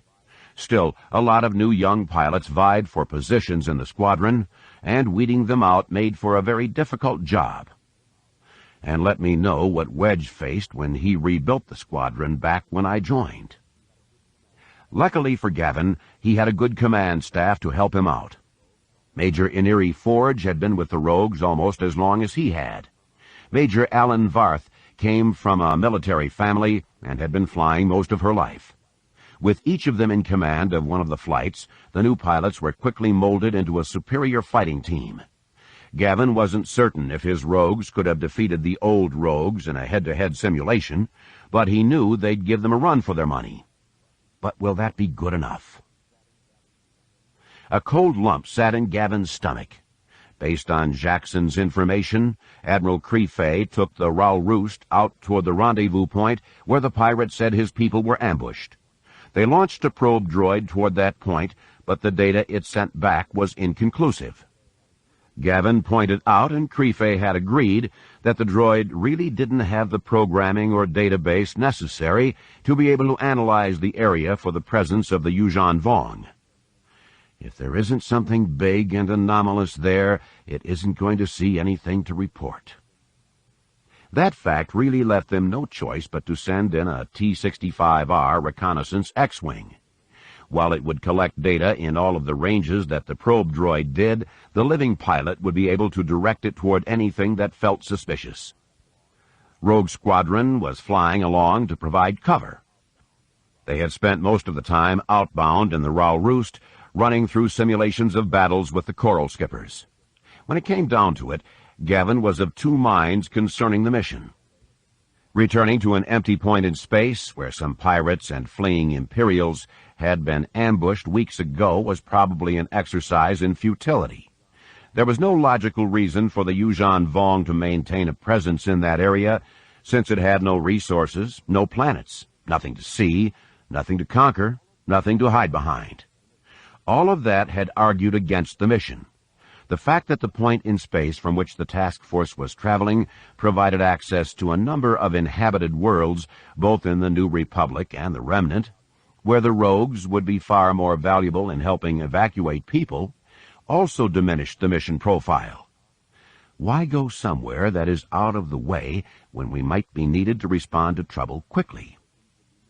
A vague argument for the mission could be made on the slender chances that some people had somehow survived the attack and remained trapped in drifting hulks. More likely was the idea that by collecting data on any ship hulks in the area, the New Republic would be able to assess the capabilities of Yuuzhan Vong weaponry.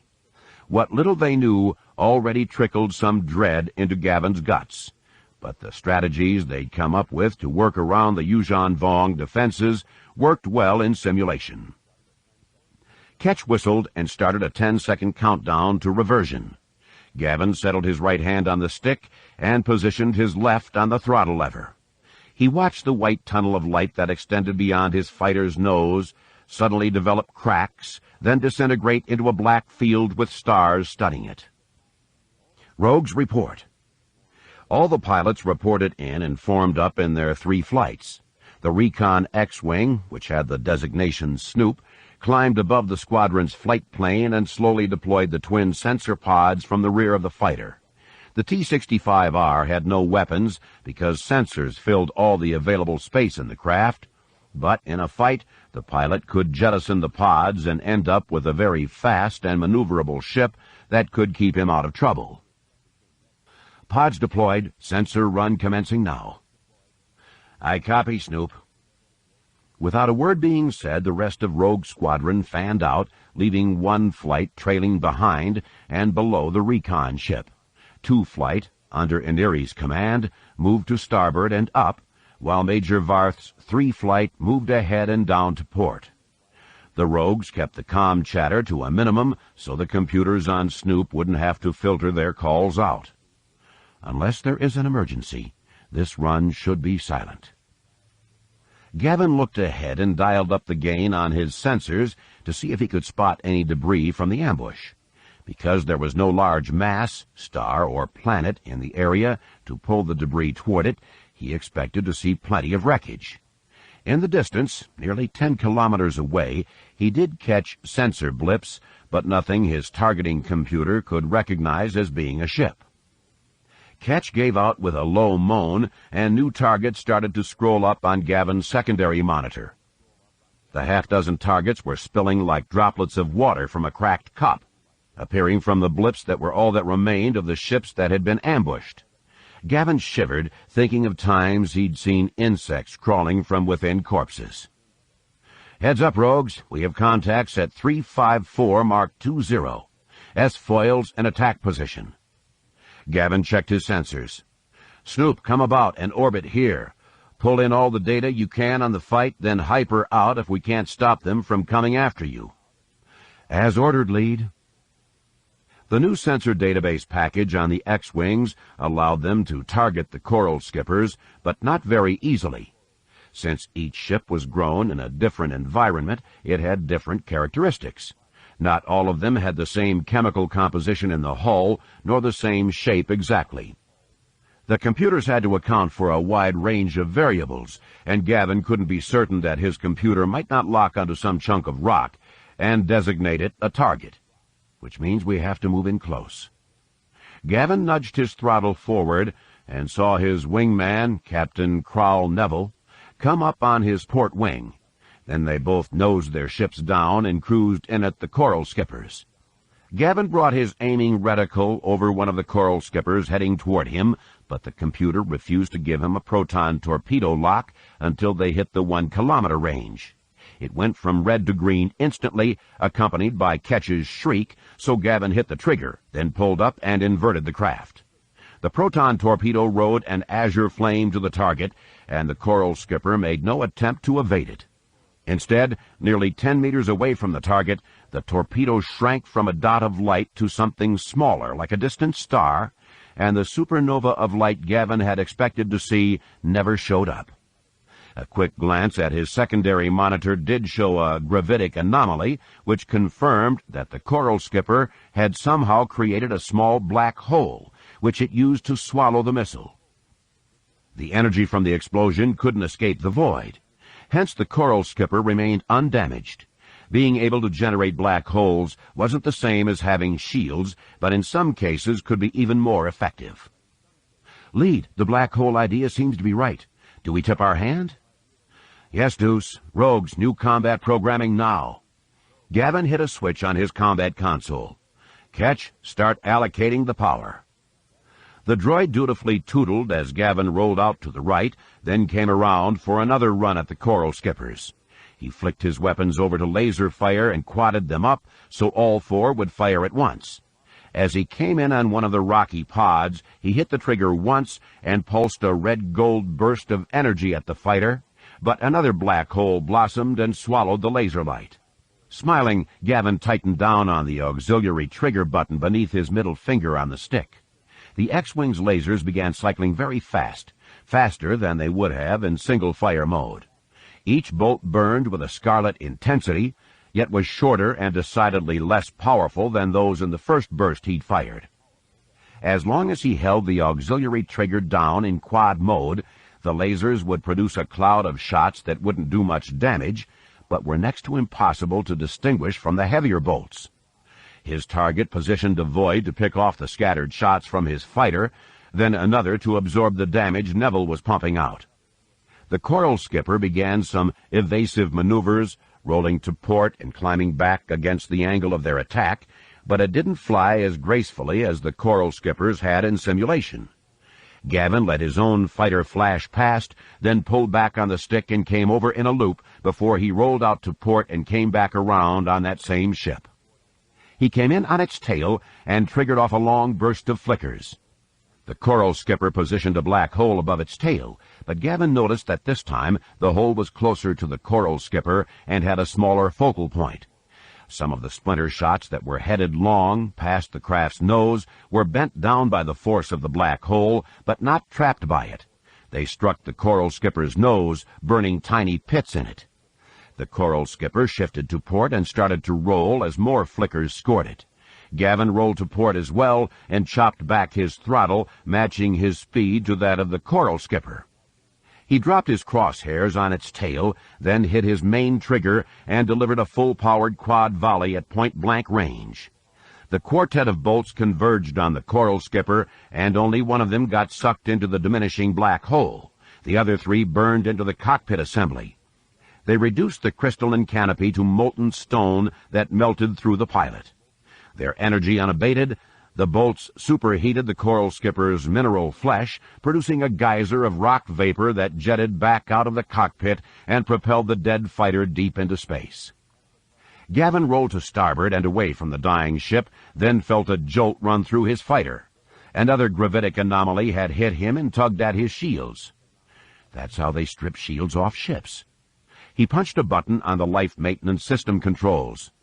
Boost it to 100% and expand the field to 13 meters, Ketch. The droid did as commanded, and the shiver that had gone through the X-Wing quit. Gavin smiled broadly. To avoid the wear and tear of gravity and inertia on the pilots and fighters, each X-Wing came with an inertial compensator built in. It allowed the X-Wings to perform very high-speed, high-inertial maneuvers without structural damage to the ship and physical damage to the pilot. By expanding the area covered by this field to 13 meters, putting it out beyond the shields, the compensator treated the Yuuzhan Vong gravity beams like anything else stressing the fighter. If enough ships locked onto the fighter, they would eventually demand more energy output than its engines could manage, causing the field to implode and the ship to be ripped apart. Gavin goosed the throttle forward and broke to port, pulling away from the coral skipper that had tried to lock onto him. Suddenly a bright light flashed, and the coral skipper disappeared from his rear screen. "Who got it?" Neville answered. "Locking onto you and having you slip away must have tired it or confused it. I dropped a proton torpedo in. Coral duster." "Good, on me." Gavin brought his X-Wing around and back up to the main body of the dogfight. A glance at his secondary monitor showed 2 rogues failing to respond on the comm frequency. A flash of orange confirmed at least one pilot was outside his ship. Elsewhere, he saw a coral skipper tight on an X-Wing's tail, lacing the shrinking aft shield with plasma blasts. "Snoop, report." "Good here, Lead. I'm clear. Got it all, including the one that took 11 and 12. "Which one?" A pulse of data from the T-65R brought a specific coral skipper up on his targeting monitor. It didn't look that different from the others, but as he flew toward it, he could tell by the way it moved and maneuvered it had a hot hand on the stick. "With me, Deuce?" A double click coming back through the comm channel confirmed Neville's understanding of his role. Gavin came up on the port S-foil and pulled back on the stick to run his X-Wing in at the killer coral skipper. He plotted a course that would pass behind it and kept adjusting it to tighten the distance between them without arrowing straight in at it. The coral skipper was intent on tracking one of the X-Wings. Gavin identified the ship as belonging to Lieutenant Lig Panat, a Krish female who had just joined the squadron. The Krish were well known for their love of games, and the way she was flying made Gavin think she was taking the Yuuzhan Vong on her tail a bit too lightly. She was managing to juke her ship around, making it hard to hit, but she still couldn't break away cleanly. 7, this is Lead. On my mark. Reverse throttle, brake port. Lead, I can handle. This is an order, 7. On my mark. Mark. Lig reversed her thrust and rolled to the left, making it look as if she'd just nudged her ship out of the Yuuzhan Vong pilot's way. The coral skipper shot past her, then rolled out right and came up. The Yuuzhan Vong ship's nose came around, and the coral skipper lined up for a head-to-head run on Gavin's fighter. That sent a jolt through Gavin. Why would it do that? If it uses its black holes to shield itself, it can't take down my shields, so its plasma shots won't get through. If it takes down my shields, I can dump a torp down its throat. Makes no sense. Realizing that if he couldn't tell what the enemy was planning, going along with the enemy's plan was stupid, Gavin triggered a burst of flickers at the incoming target. The cloud of red energy needles flew out and, as he expected, curved in together into the black hole the coral skipper had erected to protect itself. What he hadn't expected is that the void would intercept them that far forward. Gavin kicked his fighter into a snap roll to starboard, then jammed the throttle full. Sparks shot from the inertial compensator panel as the X-Wing grazed the edge of the black hole. Ketch screamed, and Gavin hugged the stick back to his chest. The X-Wing shuddered and engines whined, but his speed started dropping. I'm getting sucked into that thing. Gavin reversed thrust on his fighter, then ruddered the nose around to point at the black hole. The screaming engines fought the black hole's pull, but surrendered precious centimeter after centimeter to it. He flicked the weapons control over to proton torpedoes and emptied his magazine of 6 into the black hole. One after one, the torps dived into the gravitic anomaly, and somehow the black hole managed to contain the vast energy their explosions released. But Gavin noticed his rate of descent into the black hole slowed. He flicked his thrust forward. The fighter picked up speed, attracted by the black hole and pushed by the engines. Then he pulled back on the stick and used the velocity he'd acquired to shoot past the black hole's edge. More sparks shot through the cockpit, and his shields collapsed. His sensor screens blinked for a moment, then came back on full, but he couldn't see the coral skipper. "Ketch, where is it?" Neville's voice came through the comm speakers in his helmet. "Thanks for distracting it, Lead. Seven and I angled in and got it. Not a pretty kill, but a kill." "Thanks, Deuce. Flight leaders, report." 5 here, Lead. 8 lost an engine and will have to be picked up. Otherwise, we're fine." "Good, 5. 9, what about 3 flight?" Alan Varth's voice came through heavy with emotion. "Lost 2, Lead. The one that almost got you dropped that big black hole on his tail as 11 was closing. Dinger flew into it and never knew what hit him. 12 got ripped up by it.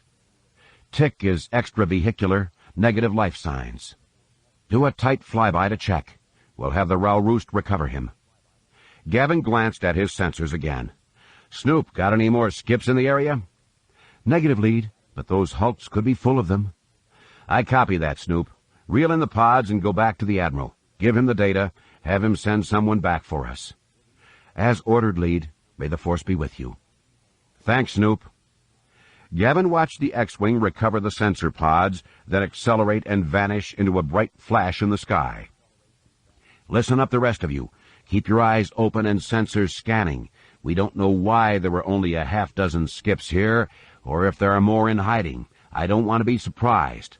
We did okay for our first engagement with them, and I don't want Admiral Creefey to show up here to discover we somehow managed to turn a victory into a defeat."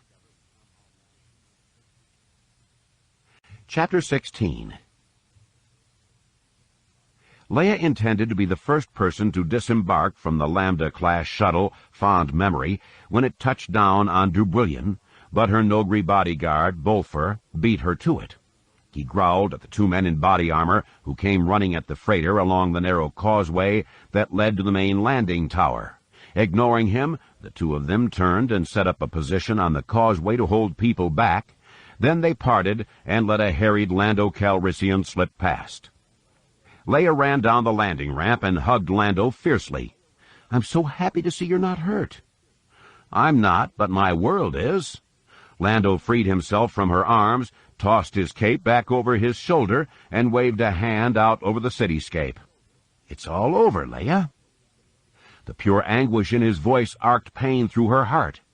She followed his gaze and looked out over a city that she remembered as being pristine during her first visit, with high towers that made this portion of Dubrillion look as if it had been transplanted from Coruscant. The gentle sweep of archways and the elegantly worked decorations on the buildings had reminded her of images from Coruscant while her father was yet a child. Now it is Coruscant after Thrawn and the Emperor's return. The proud towers had been shattered, with fires guttering from the tops of some. Buildings had holes melted and blasted into them. Faint breezes teased draperies that hung out through broken transparasteel viewports, and down below, on the various causeways and streets, people moved listlessly along, carrying their most precious possessions on their backs or in their arms. Lando sighed. "The Yuuzhan Vong returned a week and a half after you left. They took up a position near the asteroid belt and watched us. Every so often a squadron of their coral skippers descends and hits a particular location. We fight back, of course, and get some of them, but less and less with each strike. It feels like they're using us to cull the weak and stupid from their ranks, leaving only the best and smartest and bravest behind to fight again." He slammed his right fist into his left palm. "I don't like their attacking us, but I like even less being mocked." Alagos appeared beside Leia. "Administrator Calrissian, what you see as mocking you could be a healthy respect for your defenses here. Your people did stop an earlier assault." Lando nodded grimly. "We did, but these Yuuzhan Vong fight differently. It was the difference between dealing with crack Imperial troops and some local imp wannabe militia. These fighters are much better and, yes, more cautious, but they're just putting the polish on the force pike before they drive it into our guts. Leia put a hand on Lando's shoulder. They didn't harry us as we came in. They don't. They pick off a few of the outbound ships, but mostly let them run too. At least they do now. I think they expected a New Republic response by now. Lando gave Leia a sidelong glance. You've got nothing from Coruscant to offer us, right? She jerked a thumb toward Alagos. Meet Senator Alagos Akla. He's here on an official fact-finding mission. Better find your facts fast, Senator, before the Yuuzhan Vong melt them down with plasma blasts. Leia shivered, and all the time she'd spent with Lando, even when Darth Vader had usurped his command of Bespin, she'd never heard him so frustrated. She was willing to put part of it down to his not wanting to have to start over yet again, but she knew that was only a tiny piece of what was going on inside him. Lando always looks for ways to work around the system, whatever system that is, but with so little data on the Yuuzhan Vong, he can't find an opening to defeat them. Leia glanced around at the other spaceport towers. Things look pretty empty. Everyone fleeing? Those who can have. Lando shook his head impotently. I had guards come up on the causeway here because your arrival will draw a lot of folks who want to get away. How are your defenses holding up? Alagos craned his neck and looked around. I don't see much in the way of turbo laser batteries or concussion missile launchers. Lando's face brightened a little. Nor will you. The Yuuzhan Vong hit the fixed sites pretty early on. Everything else is mobile and in hiding. When they come in, we try to harass them with fighters and steer them into areas where our mobile guns can engage them. They're learning, so they're making it tough, but we can shuffle things when they're not looking down on us and set up new ambushes. That's good as a stall tactic, but it won't win a war against them. Leia's eyes narrowed. We can do better. Really? That mean you have a spare Death Star lurking around that will pulverize the asteroid belt and their command ship? Command ship? Alagos's head came up. You've seen a big ship from them? Yes, lurking near the asteroid belt. Lando waved them on to follow him. Come on down to my central defense facility. I can show you as much hollow on that ship as you want. We did make an attempt at taking it out, but our fighters never got close enough. Leia dropped into step with Lando, leaving Alagos to trail behind them, and Bolfer leaping ahead to lead the way. It's got to have a weakness. We can find it and exploit it. I hope so. We will, Lando. We must. Leia sighed. It's the only chance Dubrillion has. Jaina pulled a comlink from the bulkhead recharger station on the fond memory. She handed another to Danny. My mother has headed off with Lando. We can explore a bit, if you want, stretch our legs. The blonde woman accepted the device and clipped it to the lapel of the blue jacket she wore. Sorry to take so long to find my jacket. You should have gone with her. That's okay. Being cooped up with her for the trip out here was enough for now. I don't need to be there while she's being Princess Leia. Danny blinked with surprise. But your mother, she... Jaina nodded and led the way down the landing ramp. I know. She defeated the Empire and kept the New Republic safe. Oh, don't look at me that way. I know what she did, and I love her dearly. Sounds as if there is a but coming in there somewhere. Jaina sighed as they stepped past the guards on the causeway and cut toward a set of stairs that would take them lower in the city. Didn't you want to move out of your mother's shadow? My mother cast a very small shadow, I guess. The woman's green eyes sparkled. She is an astrophysicist who got me to be looking out toward the stars. She kept a low profile, trying to pass beneath the censors of the local government or the Empire, or whichever warlord claimed our world in any given week. From her, I learned to marvel at distant worlds and systems. That's a big chunk of the reason I joined the Ex-Gal Society. Your mother must be proud. She is. I think she's pleased I chose to follow in her footsteps. Taking after your father didn't interest you? They split up when I was young. He was a bureaucrat. very much into rules and regulations that seemed pointless. Danny shrugged.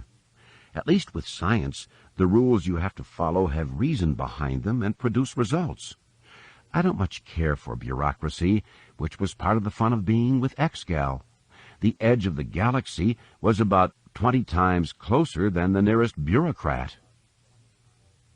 Jaina exited the stairs and stepped over a small pile of debris that had spilled into the street from a nearby building.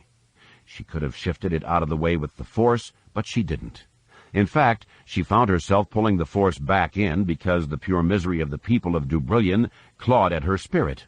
She understood their fear and pain, but the sharpness of it threatened to rend her. At least you had some sort of choice, Danny. With my parents, I could be a smuggler who saved the galaxy or a diplomat who saved the galaxy. And you chose to become a Jedi. Jaina shifted her shoulders uneasily. That choice was pretty much made for me. My brothers and I are very strong in the Force. Danny arched an eyebrow as she pulled abreast of Jaina. You regret being a Jedi? No, not at all. Jaina hesitated, then sighed. It's something neither of my parents became, so it let me have something to myself. That's part of being a twin, too, I guess. Everyone expects we'll be alike, even though we're fraternal, not identical. I think I begin to see what you're saying. Danny offered her hand. Pleased to meet you, Jaina Solo. So tell me, just who are you? Laughter erupted from Jaina. I don't know who I am. I'm only 16. I know parts of it. I know I'm a really good pilot, and I'm not bad as a Jedi. I know I'm getting tired of being my mother's daughter and my father's daughter. And part of me even knows that it will take time for me to emerge from their shadows. I also know that there are folks out there who think I'm going to be the salvation of the galaxy because I'm a Jedi, and others who think I'm doom on 2 feet for the same reason. The older woman hooked an arm through Jaina's right elbow. I remember when I was 16. I was all elbows and knees, and pretty sure I knew all there was to know about anything worth knowing. Uh-huh. And now at the ripe old age of, 21? You know how foolish you were back then? 21, yes. And yes, I do think I was not as wise then as I am now. Jaina, I remember not wanting advice. The younger woman smiled.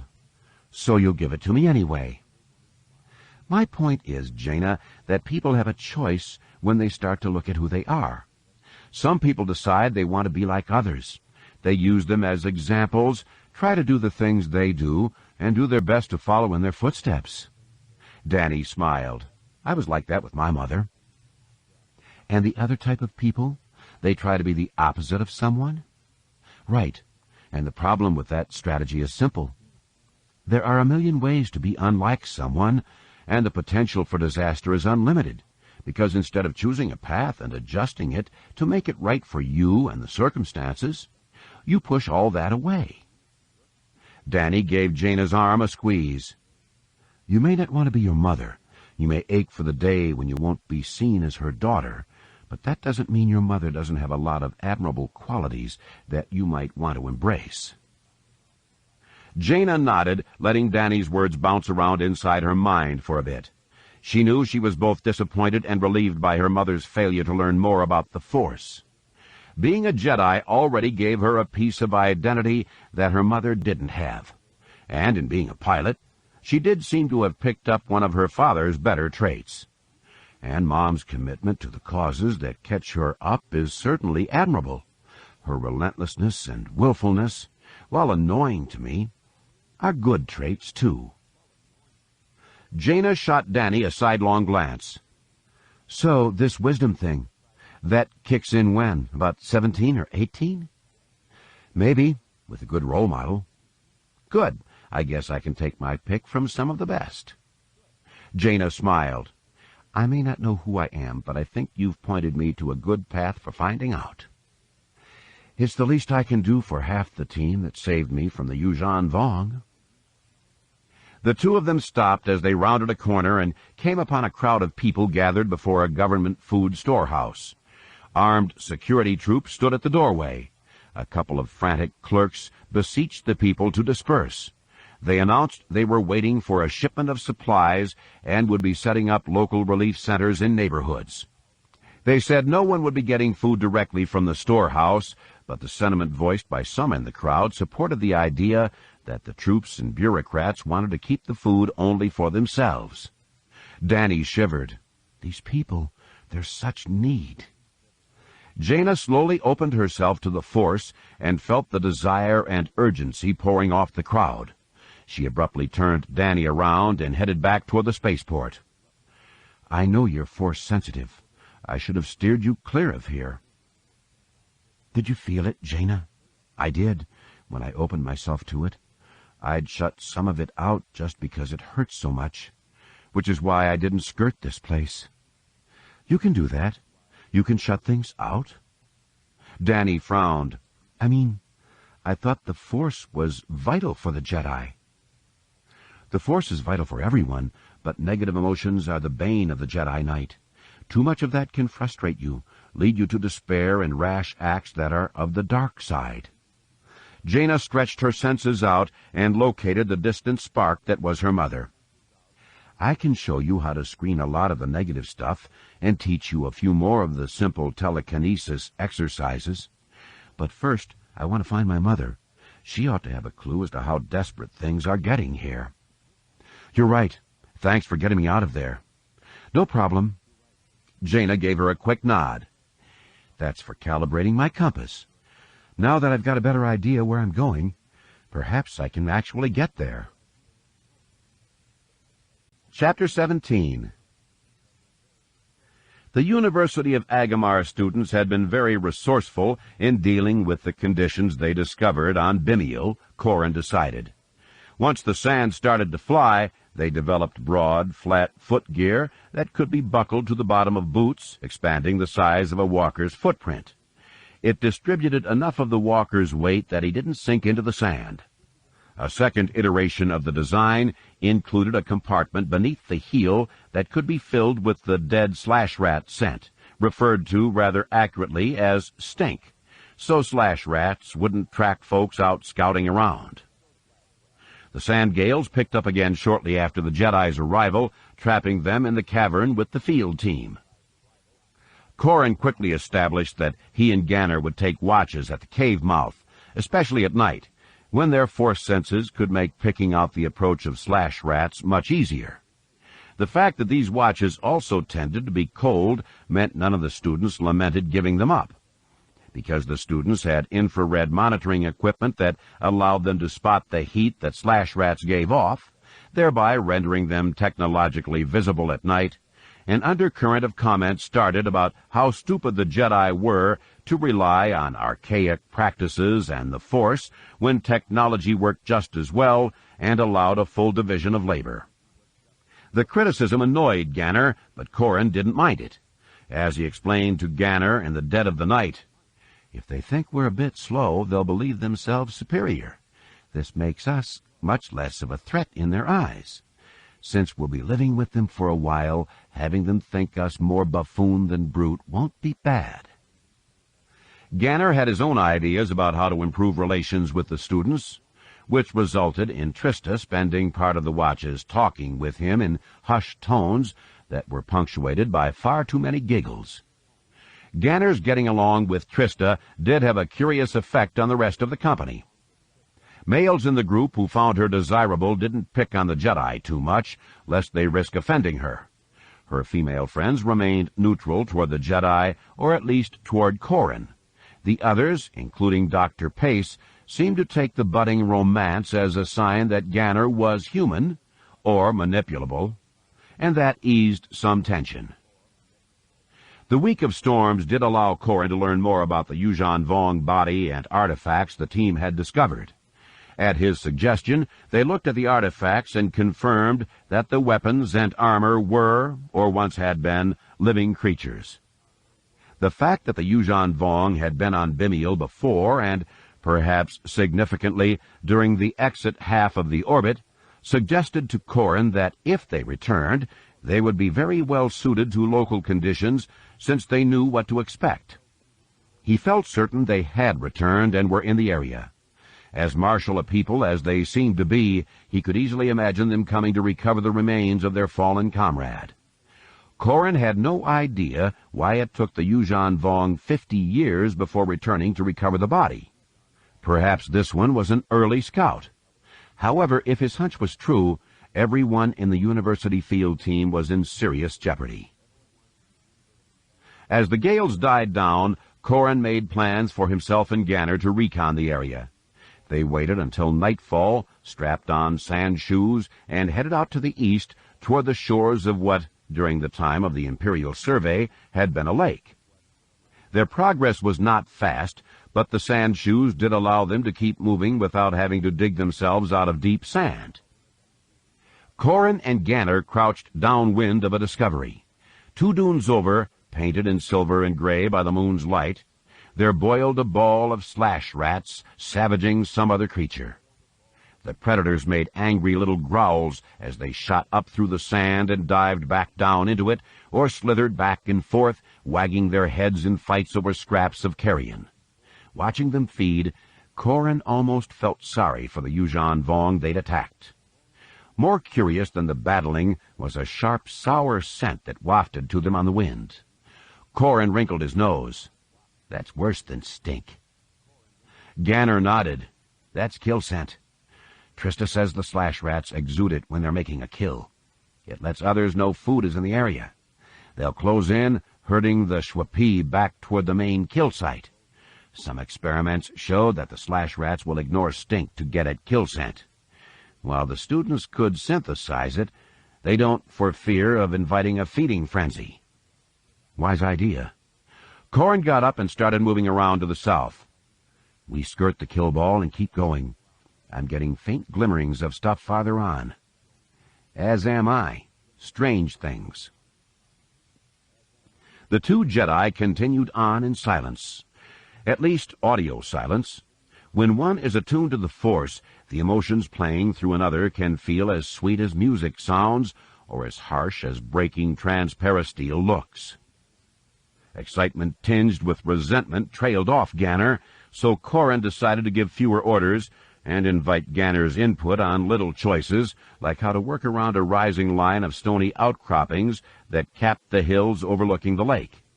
Ganner gladly took the lead, and once they had removed their sand shoes, they made good progress through the rocks. At the pinnacle they paused, then slipped into shadows and descended toward the sand-strewn lake bed. They kept behind cover as much as possible, assuming that if the Yuuzhan Vong were there, they would have had the equivalent of infrared monitors available to them. At the base of the rocks, they stopped and studied the flat expanse before them. A village of sorts had been laid out on the lake bed, but clearly the designer had been working with some logic that Corrin couldn't understand. Closest to their position were small rounded buildings, bowl-like and inverted, with any opening in them pointing farther east, away from the Jedi. Corrin counted 24 of the stone huts, gathered in 4 rough ranks of 6 each. Beyond them came a trio of larger buildings on the same design, and closest to the rising sun was a single very large building, easily large enough to house a freighter and have room left over for storing cargo between trips. 2 things struck Corrin about the buildings. The first was that they reminded him of mollusk shells. He knew of sea life that appropriated the cast-off shells of other creatures, and found it easy to imagine that the Yuuzhan Vong had just come down and grown domiciles for themselves. He had no idea what they did with the creatures that actually grew the shells, but assumed they either moved on to grow the larger ones, or likely were a prime source of food. The second thing that he noticed was that he got a Force sense of inhabitants only in the smallest of the shells. He glanced over at Ganner. Something is wrong with the people. The other Jedi's eyes narrowed. It is as if there is static coming through the Force from them. Their link to the Force is weakening. I think they're dying. Good insight. And you get nothing from the larger shells? Shells? Of course, that's what they are. No, I don't. So if there are Yuuzhan Vong around, they're likely in those bigger ones. That would be my assumption. Ganner pointed a finger at the village and circled it around. Notice anything about the slash rats? Corrin stretched out with the force. He found slash rats easily enough, but they were all 20 meters from the Yuuzhan Vong village. They were active and would move toward it directly or at an angle, then turn back. Some would even tunnel deep under it but never come up through the heart of it. Do you think they're able to repel the slash rats? I don't know. Ganner pulled his sand shoes from where he'd fastened them over his back to climb and started to buckle them to his boots. A quick look might tell us something. The older Jedi frowned. We're not very agile in these things. Going down there could be suicidal. Ganner smiled coldly. I have an assist that makes me more agile. You're not going down there alone. You will be too slow. If we get into trouble, I'll be waiting for you to use your assist to get me out. Corrin pulled on his sand shoes.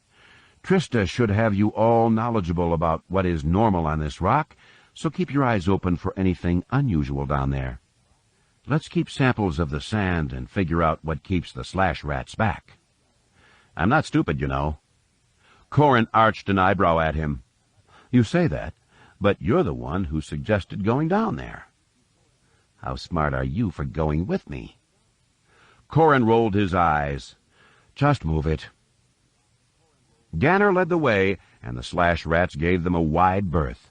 The two Jedi slipped into the Yuuzhan Vong village at the western end, and each of them crouched in the shadow of one of the shell huts.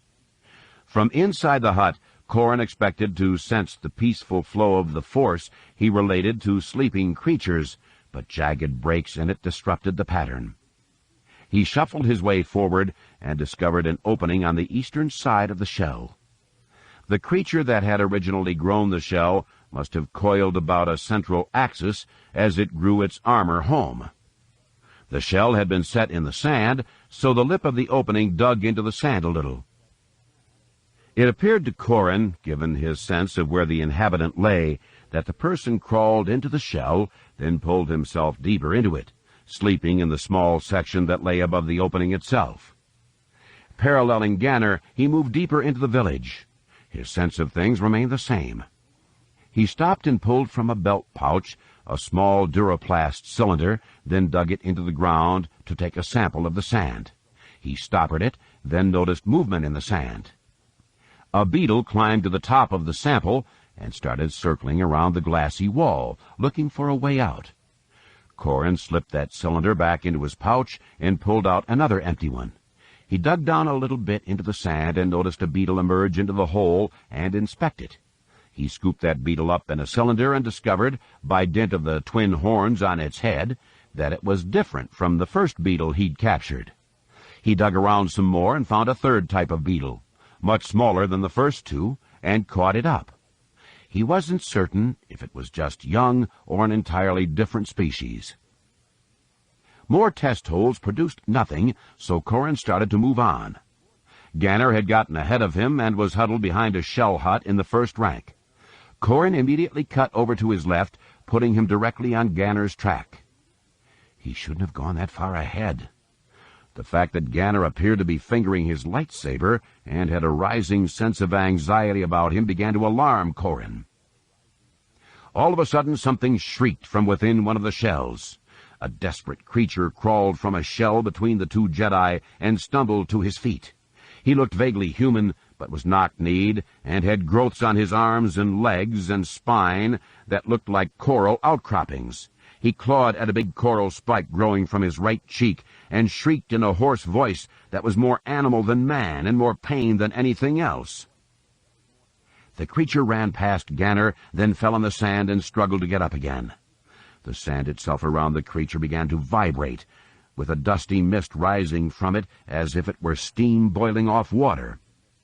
Corrin couldn't figure out what was causing the sand to shiver, but he felt a curious vibration from his own belt. He pulled out the beetles he'd captured, and one, the horned one, was beating wings furiously. Two long and lean Yuuzhan Vong warriors emerged from the first two medium-sized shells. which had openings large enough so the tall aliens did not have to stoop as they came out. Neither of them seemed surprised or concerned about the slave. With a fluid grace that would have seemed almost sensual, were they not cadaverously slender, the Yuuzhan Vong split up and approached the slave from either side. One, then the other, taunted him with harsh and sharp comments, causing the slave to cower for a moment and dart away from one, then back toward the other. All the while the sand around his feet danced as the beetles flapped their wings in alarm. Corrin felt the slave's fear spike through the force. Then a severe burst of static rattled through Corrin. The slave's fear vanished, to be replaced by fury. With fingers hooked into claws and a feral scream falling from his lips, the slave charged headlong at one of the Yuuzhan Vong. The alien warrior barked abruptly in what Corrin took to be a cruel laugh. The warrior dodged to the right, then brought his left fist up in a punch that caught the slave over his heart. The slave arced up into the air and flew back a meter or so, then landed on his heels and flopped onto his back. Corrin felt certain he'd heard ribs crack, but the slave rolled to the left and stood again, then charged the other Yuuzhan Vong. The second warrior stopped the charge with a straight right hand to the slave's face. The sharp pop of bones breaking overrode the slave's muted whimper. The Yuuzhan Vong took a step back, then dropped another right hand onto the same cheek. The bony knobs of his knuckles came away dark and glistening. Then he swept his left leg up and around in a kick that slammed into the slave's ribs and pitched him back toward the first Yuuzhan Vong. The first Yuuzhan Vong warrior opened his arms almost in a welcoming gesture. He said something to the battered slave. It seemed like a question, and the reaction from the slave was one of disbelief. The slave spat, hugging arms to his ribs, then snarled and dashed at his interrogator. The first Yuuzhan Vong warrior hammered the slave with a left hook that snapped off the coral spike on the man's right cheek. The blow spun him around. The Yuuzhan Vong then drove his right fist into the slave's back, precisely over the kidneys. Corrin winced in sympathy as the slave went to his knees. A quick burst of fury alerted Corrin to a new problem. Ganner had brought his lightsaber to a hand, but had not yet ignited it. Knowing what Ganner wanted to do, but also knowing it would get them and the students killed, Corrin acted. He used the Force to drill through Ganner's sense of outrage and pump the acrid scent of stink straight into his brain. Ganner immediately dropped to his knees and doubled over. He covered his mouth with his gloved hands as his chest convulsed. What little was left of his supper leaked out through his fingers and puddled in the sand. He shot Corrin an incendiary glance, then his body heaved again. Beyond him, in the space between the huts, the two Yuuzhan Vong towered over their slave. Both of them barked questions at him. Confusion rolled off the slave, then outrage. He coughed out an incoherent comment and composed his face into a mask of defiance. He pushed off the ground with one hand and tried to rise and run, but his captors never gave him the chance to escape. A kick to the stomach jetted dark fluid from the slave's mouth. Blood rolled down from his cheeks like a flood of black tears. The Yuuzhan Vong circled the slave, their punches and kicks knocking him back and forth between them. If not for the sheer violence of their assault, he would have fallen to the sand. They kept him upright, despite the fact that their blows shattered his skeleton and made it impossible for him to keep himself on his feet. Finally the slave sagged to the ground. He was so far gone that a few more kicks couldn't even send a spark of pain from him to Corrin through the Force. The Yuuzhan Vong looked at one another, traded laughter and comments. They mimed blows they had struck and used their hands to mimic the way the slave had bounced between them. Then they stooped and grabbed the slave, wrist and ankle, and carried him to the edge of the village. Swinging him back and forth 4 times, they lofted him out into the sand, and very quickly a slash-rat kill ball marked the place he landed. The Yuuzhan Vong picked up handfuls of sand and used it to scrub blood from their bodies, then wandered back to their huts and disappeared back inside. Corrin projected the image of the hills into Ganner's mind, then began his own retreat from the village. He took it slowly and monitored Ganner's progress. He waited close by until the younger Jedi actually got out on the sand outside the village. He hoped the tang of kill scent would remind Ganner how close death lay to them. Again nestled in the rocks of the hills, the two Jedi removed their sand shoes to begin their ascent. Ganner sullenly strapped the shoes across his back, then turned on Corrin. "If you ever do anything like that again, I will kill you. At least then death will be deferred, not immediate, as it would have been here. That man, you watched them beat him to death, and you did nothing." "That's right. I did nothing because our tracks could be followed back to the students. We saw only 2 of the Yuuzhan Vong, but there could be dozens more, maybe hundreds in the big shell. Cutting those 2 down, right there, if you could have done it, would have doomed Dr. Pace and Trista and the others." Ganner snorted angrily. "Not if they were the only 2 Yuuzhan Vong here." "And what do you think the chances of that are?" The younger man arched a dark eyebrow. "There are only 2 Jedi here." Unassailable logic, that, Ganner. Corrin settled the sand shoes across his back, then tugged on the cuffs of his gloves. "Maybe there are 2. Maybe there are 2,000. I don't doubt that before we get off this rock, we're going to have to kill some of them, but the longer we can delay that confrontation, the better." "So more people can die?" "No, so we have a good chance of stopping the Agamarians from being captured. What we saw here is a data point, and one I want to study. That wasn't just a beating. It was sport, cruel sport.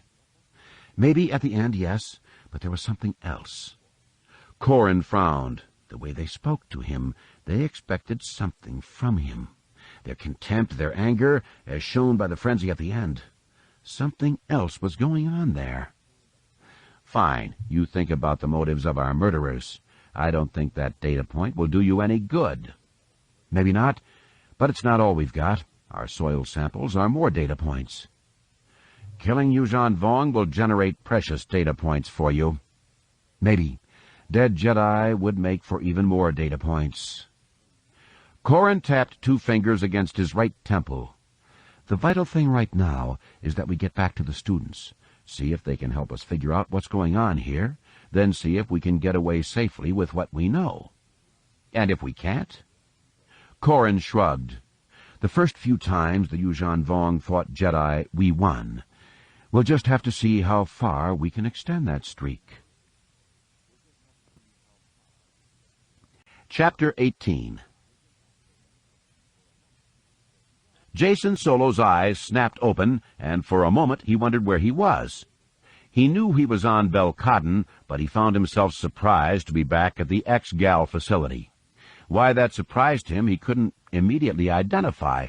He kicked off the light blanket covering him, then swung his legs over the edge of the cot and sat up. Jacen raked fingers back through long brown hair, then pressed the heels of his hands against his eyes. Before he had awakened, he'd been in a Yuuzhan Vong village, the one where the Villips were being grown. He'd gone there to free the slaves. He'd waded into the water and called them to him. They'd come, and their master had come after them. As the slave master had done with the old man, Jacen had left the Yuuzhan Vong warrior slowly sinking in the murky, still water. "It feels so real." Jacen pulled his hands away from his eyes, then focused until his hands emerged as ghostly shadows in the dim light. His hands still tingled with the sense of having held his lightsaber in a duel with the Yuuzhan Vong warrior. He shifted his shoulders and stretched his back, searching for any trace of pain to somehow validate the reality of what he'd seen. He knew it probably had just been a dream. In the weeks since they'd watched the murder of the old man, they had done quite a bit of scouting. The Yuuzhan Vong had indeed turned Belcodden, or at least this section of it, into a shipyard. They were growing Villips, coral skippers, and Dovin basils all over the place. The laborers were slaves all, by the look of it, though some of the overseers had aides who appeared to Jacen to be human and cooperating. They all had the growths on them, too, but the force was not filled with static from the collaborators, just greatly diminished. The visions being just a dream made sense. It was clearly a fantasy being fulfilled to let him drain away his frustration. He was almost willing to accept what he had seen as a dream than to drop back off to sleep. Two things prevented him from doing that, however. One was a sense of urgency wrapped around the vision. While he was willing to accept that his frustration was enough to give birth to the dream, his frustration had been strongest the night after watching the murder. Since then, they had not returned to that place. The second thing was the sheer reality of the vision. It wasn't something he was remembering per se, but felt as if it was a glimpse at something he had to do. He knew very well that if a Jedi was open to the Force, bits and pieces of the future might be revealed to him. His uncle's master, Yoda, was known for his wisdom and ability to see pieces of the future. Jason had never really felt he'd been gifted a vision by the Force, but it did seem to him as if this was just the sort of thing a vision like that would entail. He got up from his cot and staggered out of the room that had once been Danny's. Pretty much everything in it had been smashed, but he'd been able to recover a few static holographs and a couple of other little mementos he'd carry back to her. He shuffled his feet to move aside the detritus in the hallway, then leaned against the door jamb to the room his uncle had taken. A small glow lamp filled the far corner of the room with warm golden light. His uncle sat on the floor facing the doorway, all but reduced to a silhouette by the light. Jason started to say something, but then the sense of peace and concentration he got from his uncle stilled his tongue. This was not the first time Jason had seen his uncle enter a Jedi trance to tighten his bonds with the Force. After the peace with the Remnant, when Luke had made changes in the structure of the Academy, other apprentices had joked that the Master had become old and needed his Force naps. Jason had laughed at that, but he envied his uncle's connection to the Force. He wanted that intimacy himself, and he knew what sort of a price his uncle had paid to earn it. While he knew that such a bond could not be won easily, he fervently hoped his course to attaining it would be neither as long nor as twisted as his uncle's. He turned away from the door and stood there with his back pressed flat against the wall. His uncle had said that experience allowed one to know that hard decisions needed to be made, and deciding if what he had seen was real or not certainly qualified as a hard decision.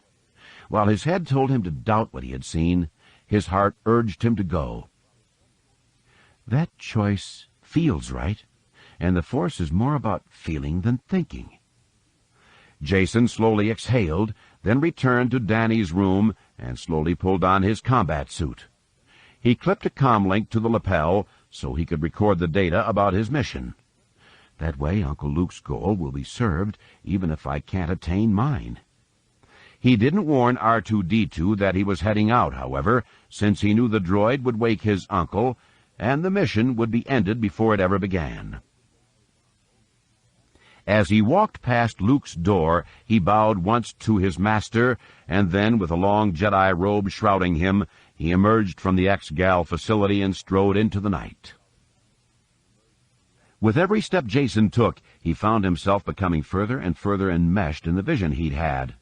Every leaf, every wisp of cloud, the buzz of insects, the rattle of gravel coursing down a hillside in his wake, all of it matched what he remembered. He stopped thinking and instead concentrated on feeling, choosing his steps almost at random, yet knowing each time that he had made the right choice. He stalked through the night, taking great care certainly, but with a growing sense of invulnerability because of what he knew he was heading out to do. His vision was coming true. He was drawing closer and closer to a confrontation that would free the slaves and begin to turn back the Yuuzhan Vong. He knew Luke might not understand, and probably would not approve, but Jason felt bound to fulfill the destiny the Force had presented to him. Quickly enough he found himself descending to the shore of the shallow lake. Moonlight filled the troughs between ripples with silver, and more of it pooled in the water on top of the villip leaves.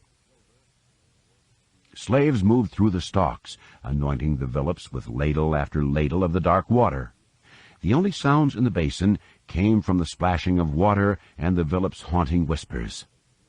Jason stopped at the water's edge and threw back his cloak. He took a deep breath and let calm flow through him. He smiled just a little, then composed his face in a benign expression. He opened his arms and spread them wide. "Come to me, people. I will save you."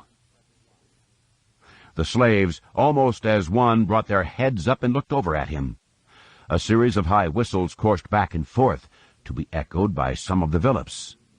Jason recognized the sound as the sort of thing R2-D2 did when the droid was puzzled, so he broadened his smile and waved the slaves toward him. "Come to me. Your time as slaves is over." The slaves began to move, but out of sync with his vision. "They're moving away from me." The slaves slunk away, crouching as if expecting a punishing blow. Those in the front rank watched him while reaching out for someone behind them. The others in the more distant ranks turned and ran as fast as they could, splashing water up over themselves. Then toward the center of the slave formation, a part formed. A Yuuzhan Vong warrior clad in armor and bearing an amphistaff stepped down into the water and faced him. He spun the amphistaff in a circle, first between them, then up over his head and finally around his back. He stopped in an eye blink, with the staff trapped between his right forearm and ribs, then lowered himself into a crouch. Jason waded out to mid-calf and produced his lightsaber. He thumbed the blade to life and let the hiss crack drown out the frightened mewing of the slaves. His green lightsaber cast a ghastly light over the Villips. Jason whipped the humming blade around in a lazy infinity arc, first slicing through the Villip stalk, then slashing in half both falling Villips. The warrior bellowed loudly and started to sprint at Jason. Water splashed high, but hardly seemed to slow him at all. His amphistaff had begun spinning again, with the point dipping down to nip at the water with each circuit. Jason started to rush at his foe, but because he was smaller, the water slowed him. The young Jedi set himself, drawing the blade up high and back by his right shoulder. Then, as the warrior closed, Jason cocked his wrists so the blade pointed forward, then lunged. Just as I did in my vision. The Yuuzhan Vong warrior, however, did not share in that vision. He twisted back to the right, sliding past the green energy blade, and cracked his amphistaff across Jason's back. One of the armor's trauma pads absorbed much of the damage, but the force of the blow still sent Jason stumbling forward. He went to one knee, then spun, bringing his lightsaber up to parry the next slashing attack. The lightsaber's blade did fend off the strike, but didn't have quite the effect Jason had expected. My parry should have sheared 30 centimeters off that staff. The young man came to his feet, parried another attack low and to the left, then twisted his wrists and brought the lightsaber up in a slash that should have opened the Yuuzhan Vong from right hip to left shoulder. Sparks exploded and smoke rose from the alien armor. The warrior stumbled back a step or two, then lunged with his amphistaff.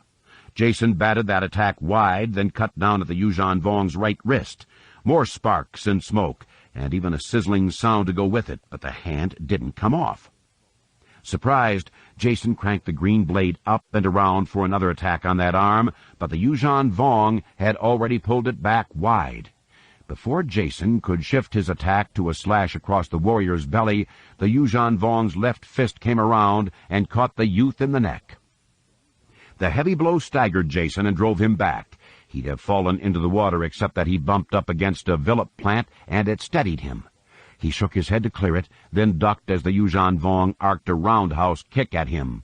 The kick missed Jason, but exploded one of the Villips, drenching him in chunky, viscous fluid that burned his eyes, nose, and mouth. Choking still, Jason ducked behind the Villip plant, then cut behind another. He splashed a handful of water up to wash his face off, then dodged left and slashed twice quickly at the Yuuzhan Vong.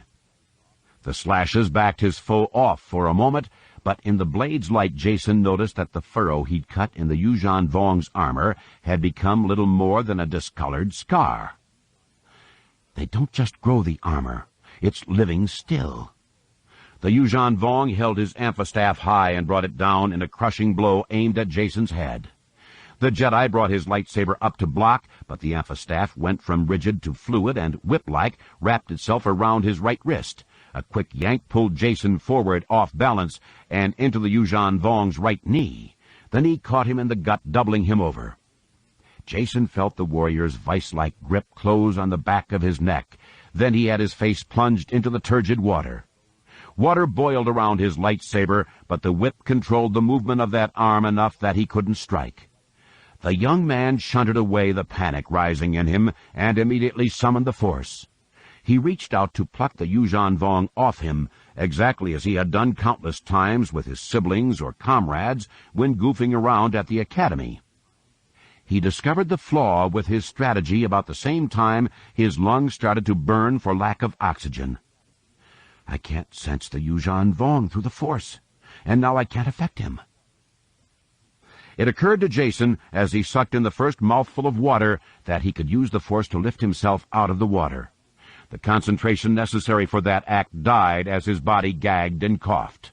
The stale air in his lungs bubbled out, then his body reflexively tried to inhale and breathed in more water, which started him coughing and gagging yet again. Oh no, Jason thought as the world began to go black. It wasn't a vision or a dream, just a nightmare. Chapter 19. Anakin crouched in the lavender grasses and peered through them at a small group of Dantari. The native nomads did not appear all that unusual. Humanoid in form, they used a limited vocabulary of spoken words, supplemented with hand signals and facial expressions to communicate. They made tools, but had not yet found the secret of working metal. A couple of them did have knives formed from shards of AT-AT armor, but Anakin had never seen the knives being used for anything. He gathered they were a sign of power, since both were owned by large males whose hair was streaked with gray. For a half-second the boy wished C-3PO was there, so he could translate the Dantari speech, but the image of the gold droid hiding in the grass was ridiculous enough that he almost laughed aloud. The Dantari had made camp in a small clearing near a stand of bulba trees. One of the elder males had drawn a charcoal design, the imperial crest, on the upper left side of a younger male's chest. Using a bilba thorn and a stick with which to strike it, the elder began to drive the coal-black ash into the younger male's chest, tattooing the design there forever. The young Dantari was not the only one to be sporting that crest. Others had crude AT-ATs tattooed on them, or images of blasters, or the outlines and seams of stormtrooper armor marking their legs and arms. Small children sat and watched in fascination as the tattooing took place. Elders looked on pridefully as the youth said nothing during the tattooing process. Anakin looked away and tried to shut the tick-tick-tick of stick-hitting needle out of his mind. He glanced over at where Mara sat and caught her in an unguarded moment looking very tired. He glanced down immediately, then looked up again. By that time she had composed her face into an expression less haggard and much warmer. That I could see her looking tired indicates how tired she must truly be. She'd never have let me see her like that if there was any other way around it. Anakin gave her a smile and crawled quietly over to her side. I would never want to get a tattoo, he whispered. Best to avoid identifying marks, I think. She glanced slyly at him. Never can tell when any of those Jedi will be after you and you want to slip away. You don't have a tattoo, do you? I don't know, Anakin. Mara shrugged playfully. A Jedi caught me after all, so maybe I do. He started to ask a question, but thought better of it and closed his mouth for a moment. More than that answer, I don't want to know. Mara laughed, once sharply, then covered her mouth with her hand. Anakin reached out through the Force, not sure what he could do, and immediately saw the damage had been done. Several of the Dantari were moving toward them, with 3 young boys in the lead, and an elder male charging up to get between them and whatever had made that sound. Without thinking, Anakin shot to his feet and interposed himself between the Dantari and Mara.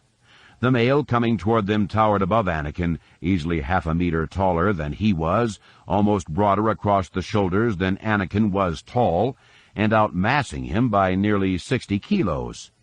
Shock widened Anakin's blue eyes for a moment, then he lowered himself into a crouch and bared his teeth. The charging Dantari male came up short. He raised massive fists above his head and bellowed, but Anakin stood his ground. He didn't ape the motion. He'd learned enough from watching the Dantari to know that would have been a challenge to a dominance fight. Most Dantari confrontations involve the largest male frightening his foe off, and never had Anakin seen a Dantari as small as he was stand his ground before an elder male. Still keeping his eyes locked on those of the male, Anakin dropped down on his haunches and rested his elbows on his knees.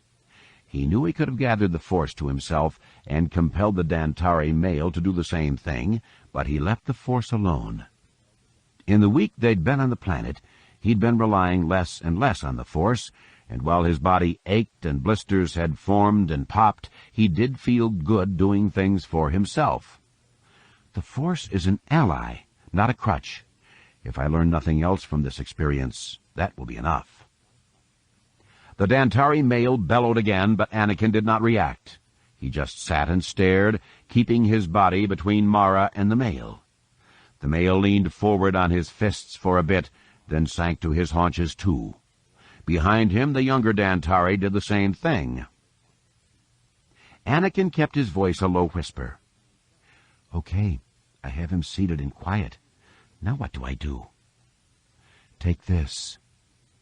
Anakin reached his left hand up to his left shoulder and accepted a small metal disc from Mara. He noticed her fingers were cold as he did so. Then he got a look at the button she'd given him, and a smile blossomed on his face. "I hope this works. Pity it only has the New Republic crest on it, not the Imperial one. It's shiny, so worth a try." Still watching the elder, Anakin leaned forward and got on his hands and knees. He crawled forward, stretching out to have the distance between them. On a bare patch of ground he placed the button from Mara, then retreated and resumed his crouch. The elder moved forward slowly, cautiously, and reached out a hand toward the silver button. He extended a finger and slowly poked it. He recoiled instantly after touching it once, with the little ones leaping back and screaming as he did so. He crept forward again and sniffed, then touched it a second time. After a half-dozen touches, each lasting longer than the first, he picked up the button and stared at it, utterly enraptured. Anakin glanced back over his shoulder at Mara. "Might need more buttons if we have to bribe a bunch of them." Anakin's aunt smiled and tugged at the wrist of her right sleeve. "A couple more on the cuffs. If we have to go more than that, I'll get cold." "Let's hope we don't get there." Anakin looked back at the Dantari elder and found him trying to fix the button to a side-lock braid. The Jedi smiled at the Dantari, and the elder returned the smile. The Dantari then turned and galloped back to the encampment, scattering squealing children and earning some sharp-tongued rebukes from the females in the group. He grabbed something from a fabool hide pouch, then scampered back to where Anakin sat. He opened his hand above the spot where the button had lain and dropped 5 white tubers, not much longer than Anakin's thumb. The young Jedi knew they were Vinsha roots. He didn't know what the Dantari used them for, but he'd seen the Dantari get very excited when they found the plant and were able to dig up the roots. Anakin hadn't seen many of the plants around, so he took the offering to be very valuable as far as the Dantari were concerned. Anakin smiled and held his hands up, with palms facing the Dantari. "Thank you, but I can't take these." The elder looked at him, puzzled for a moment, then ran off and returned with another handful. He dropped them one by one on the pile, doubling its size. He hung on to each one longer than the last, and Anakin could sense the pain of his giving them up. "Help here, Mara? You got yourself into this. You figure it out. It was your laugh. It was your joke."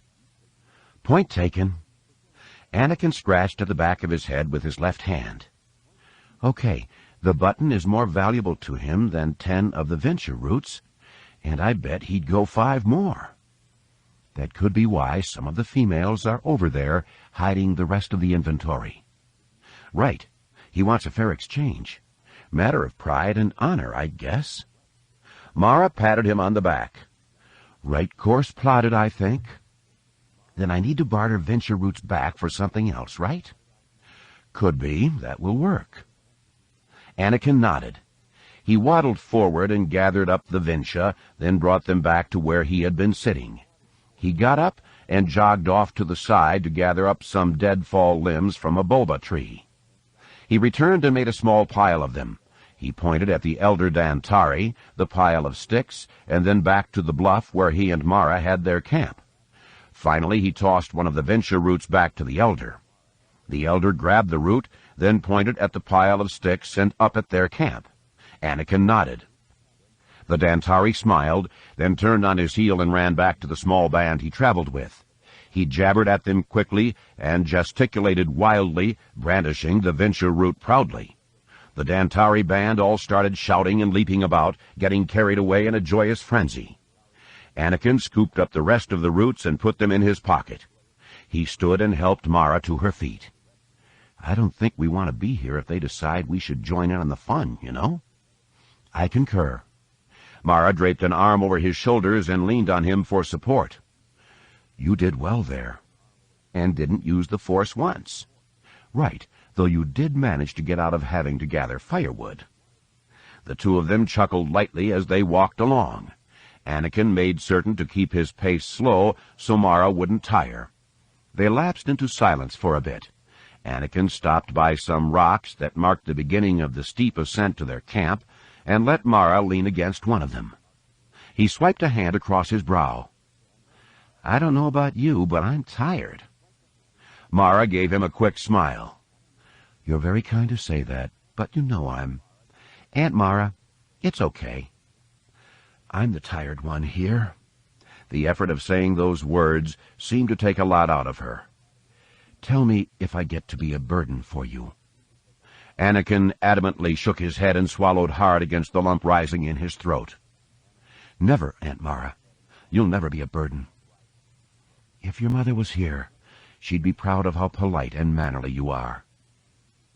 If my mother was here, she'd have negotiated a treaty for this planet to join the new republic, getting it all for a handful of venture roots. Anakin sighed, then looked up into Mara's green eyes. I know you're not feeling well. I know it's a fight for you, but you keep fighting.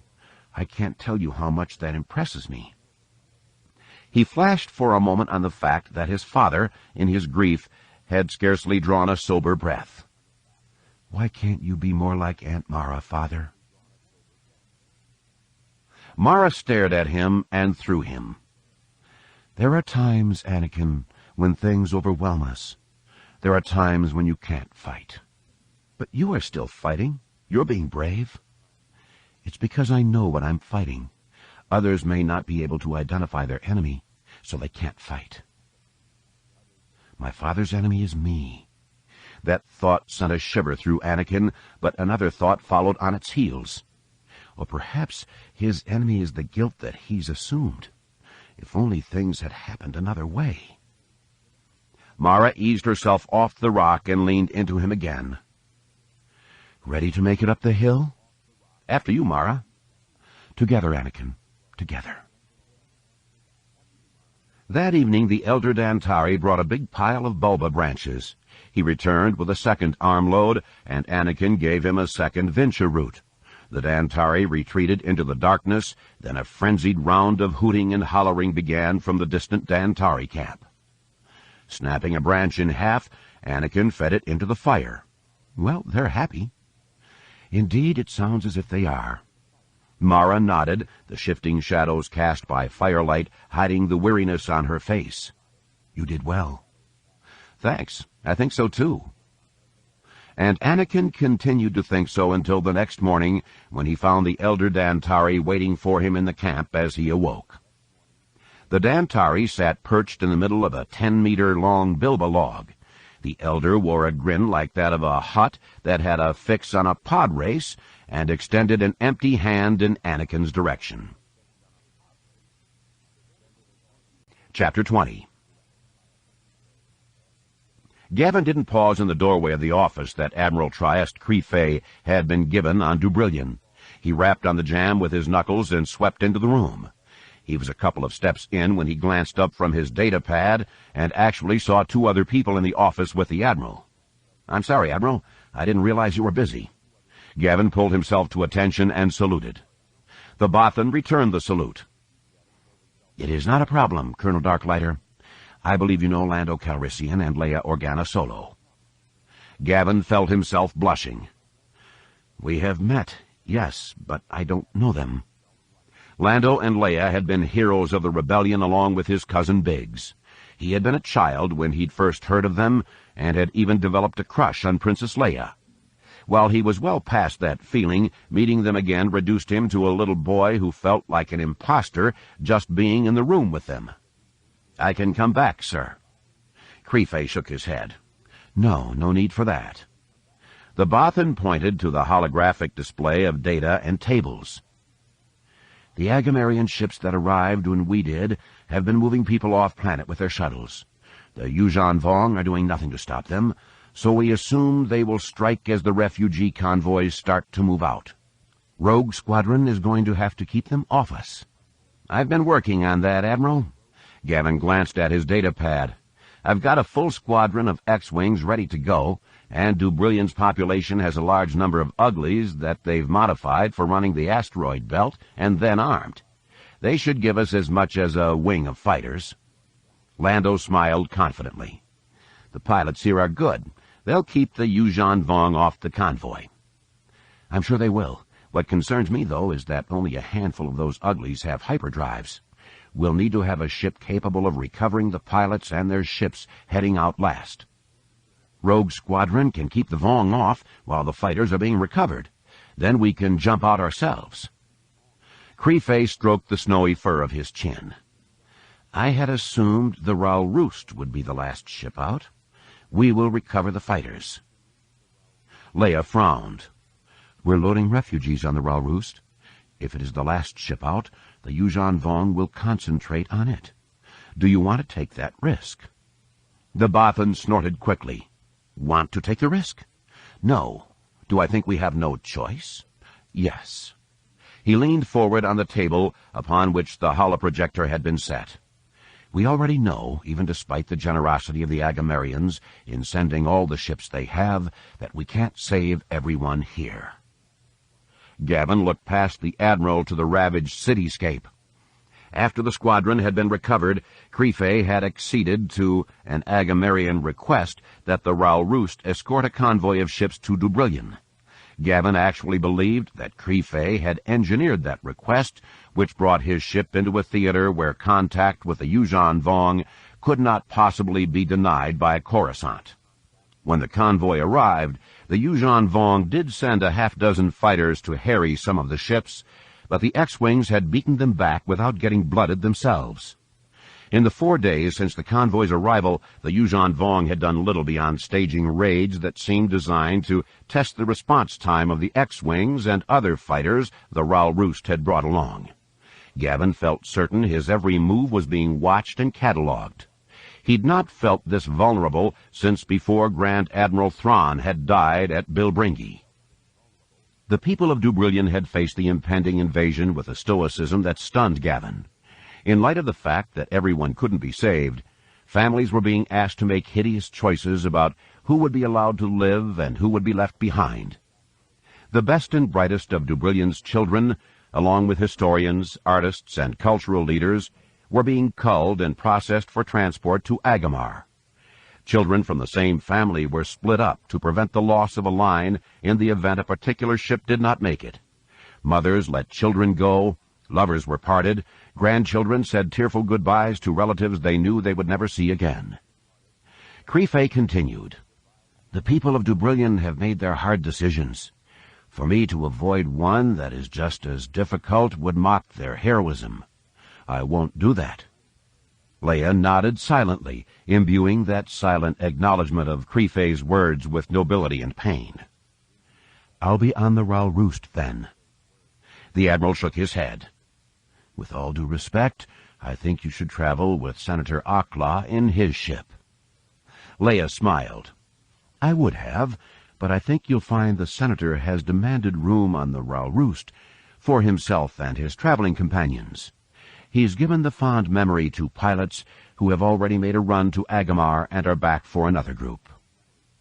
"Then it will be my pleasure to have you on board." The Admiral straightened up and glanced at Gavin. "Is there anything else, Colonel?" Gavin extended the data pad toward him. "I found the pilots I need to fill out Rogue Squadron. I took the liberty of looking over the records of the flyers who've made asteroid runs here.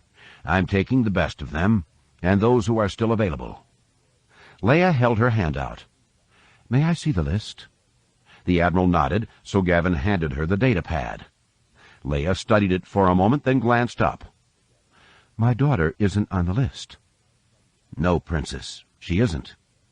"Why not? She was the best pilot to run the asteroids." Leia knew that Jaina was restless, annoyed with her recent assignments, and eager to contribute. Jaina would be outraged if she were not chosen as a Rogue Squadron pilot because she was Leia's daughter. And they were all in danger now, whatever their assignments. "I know that, but she's too young." The Princess's chin came up and her eyes narrowed. "Correct me if I am wrong," she said in a tone that made it obvious that she knew she wasn't. "But my daughter is the same age you were when you joined Rogue Squadron, Colonel Darklighter." A wave of heat passed over Gavin as his face flushed red. "That's true, yes, but those were desperate times." "And these aren't?" "They are, but—" Leia let some of the edge drain from her voice. "Let me ask you, Gavin, if one of your sons was one of the best pilots, would you deny him a spot in the squadron?" "Don't ask me that." Gavin's stomach began to twist itself into knots. "I've flown against the Vong.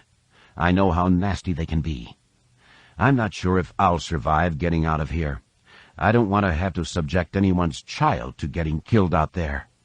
And especially your child, Princess. You've already done more than your share of sacrificing for the New Republic." Leia took a step toward him and laid a hand on his shoulder. She looked up into his eyes and gave him a brave smile. "Gavin, you and I both know that the people who are capable of dealing with trouble never really get a chance to pass, to rest, to live a normal life. People like us assume responsibilities so other people don't have their lives ruined. We can wish it was otherwise, but it won't happen." She handed him the data pad. "I cannot tell you how grateful I am that you wanted to safeguard Jaina. But by letting her fly, we can safeguard someone else. She's a wonderful pilot. She can fly an X-Wing like no one else. And she's a Jedi. The Force might be less effective against the Yuuzhan Vong, but if she picks up that one of your other people is in trouble, she can be there to help." Gavin swallowed past the lump choking him. Two of the top pilots in the squadron's past were from Corellia and Alderaan, so having someone whose blood comes from both will probably be good. "Do you want to tell her, or shall I?" "You should tell her, Colonel." Leia smiled proudly. "I think being told of this assignment by her mother would tarnish it somewhat." "You have my word, Princess, that she will be well taken care of." "I know, Gavin. May the Force be with you." "Rogue 11, check in, please." Jaina blinked and kind of jumped in her cockpit seat when she realized the comm call was for her. "I'm in Rogue Squadron." The realization had a surreal aspect to it because, as she grew up, the part of her uncle's life that had gone before his becoming a Jedi Knight had receded into the dim past. While Luke was acknowledged as the founder of Rogue Squadron, Wedge Antilles and the other pilots in it had really defined the squadron and made it a legend. Even though she knew she was a good pilot, she didn't think she was good enough to join the squadron, especially not at her age. Still, desperate times require desperate measures. "Rogue 11, check in. If your comm unit is giving you trouble, raise a hand." Jaina keyed her microphone. "Sorry, 9. I'm all green here. Good to go." "Have to be alert out there, Sticks. No spacing. "As ordered, 9. Jaina grinned, enjoying the fact that she'd already been given a call sign. She knew it came from the fact that her X-Wing had a control stick, and she carried a lightsaber, which the pilots derided as another stick. Gavin's voice crackled through the comm channel. "All rogues, head out. We rendezvous at Point Angel 1, Orient 342 Mark 55, and go to station keeping." Jaina double-clicked her comm unit to acknowledge the command, then fed power to the repulsor lift coils. The X-Wing came up smoothly and hovered very still while she retracted the landing gear. She glanced over at the observation deck windows and thought she saw her mother flanked either side by Alagos and Lando. She gave them a big thumbs up, then as Rogue 10 moved out of the hangar, she nudged the throttle forward and trailed after her squadron mate. Once out of the hangar, she pulled back on the stick and boosted her throttle full forward, rocketing the X-Wing toward the asteroid belt waiting above. Jaina still felt the way her flesh had puckered when Colonel Darklighter came to her and offered her a position in Rogue Squadron. Rogue Squadron had been the people who liberated Coruscant from the Empire. They'd helped break up the Bacta cartel. They'd been part of Grand Admiral Thrawn's defeat and played a key role in ending the long struggle with the Empire.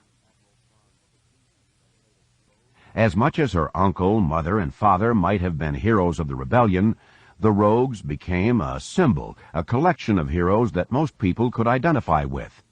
While she loved her family and cherished being a Jedi Knight, being asked to join the squadron was something that she'd earned, not something granted to her by her ability with the Force or the reputations of her parents.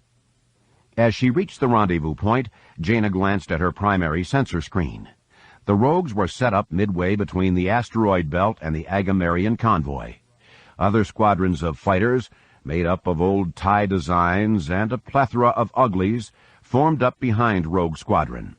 At the very end of the convoy sat the Ral Roost. A couple of last shuttles were coming up from the planet to board the Bothan assault cruiser.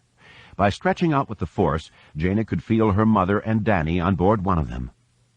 "They left the planet safely. Now we have to get them out of the system safely." "Rogue Lead, I have movement on my scanners." Rogue 4's voice dominated the channel for a moment. "At 271 Mark 30. Jaina ruddered her fighter around in that direction and felt a chill run down her spine. "By all that makes a Hutt ugly."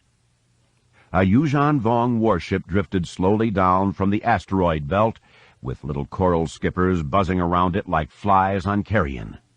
The ship itself would have matched an Imperial Star Destroyer in length, but being something of an ovoid shape, certainly massed a great deal more. The ship's flesh alternated in strips of smooth, glassy black rock and rougher, craggier patches that housed pits, which she assumed were weapons emplacements and homes for the Dovan basils that propelled the ship. Near the nose, along the spine, and at the aft of the ship grew huge long coral arms of deep red and dark blue. Coral skippers dotted these arms like buds on a plant. Jaina assumed that some of the larger unoccupied holes in the arms housed plasma projectors, and judging from their size compared to the coral skippers, a blast from one of them could easily burn a snub fighter from the sky. The lead ships in the convoy started to move out. They used Dubrillian's gravity well to let them build up some speed, then came about on a course that would let them make the first jump in the journey to Agamar. They weren't going directly, since they had no desire to lead the Yuuzhan Vong to that world. More importantly, by stopping at a waypoint and shifting to a new course, they'd cut days off the single jump trip. The coral skippers that had been orbiting around the big ship formed into squadrons and began their runs at the convoy. Combat traffic controllers on the Ral Roost started designating squadrons as targets and fed attack orders to the various Dubrillian squadrons nearest them. Jaina studied her sensor monitors intently, watching as little lights representing fighters moved forward, split apart, and in the midst of fierce dogfights suddenly winked out of existence.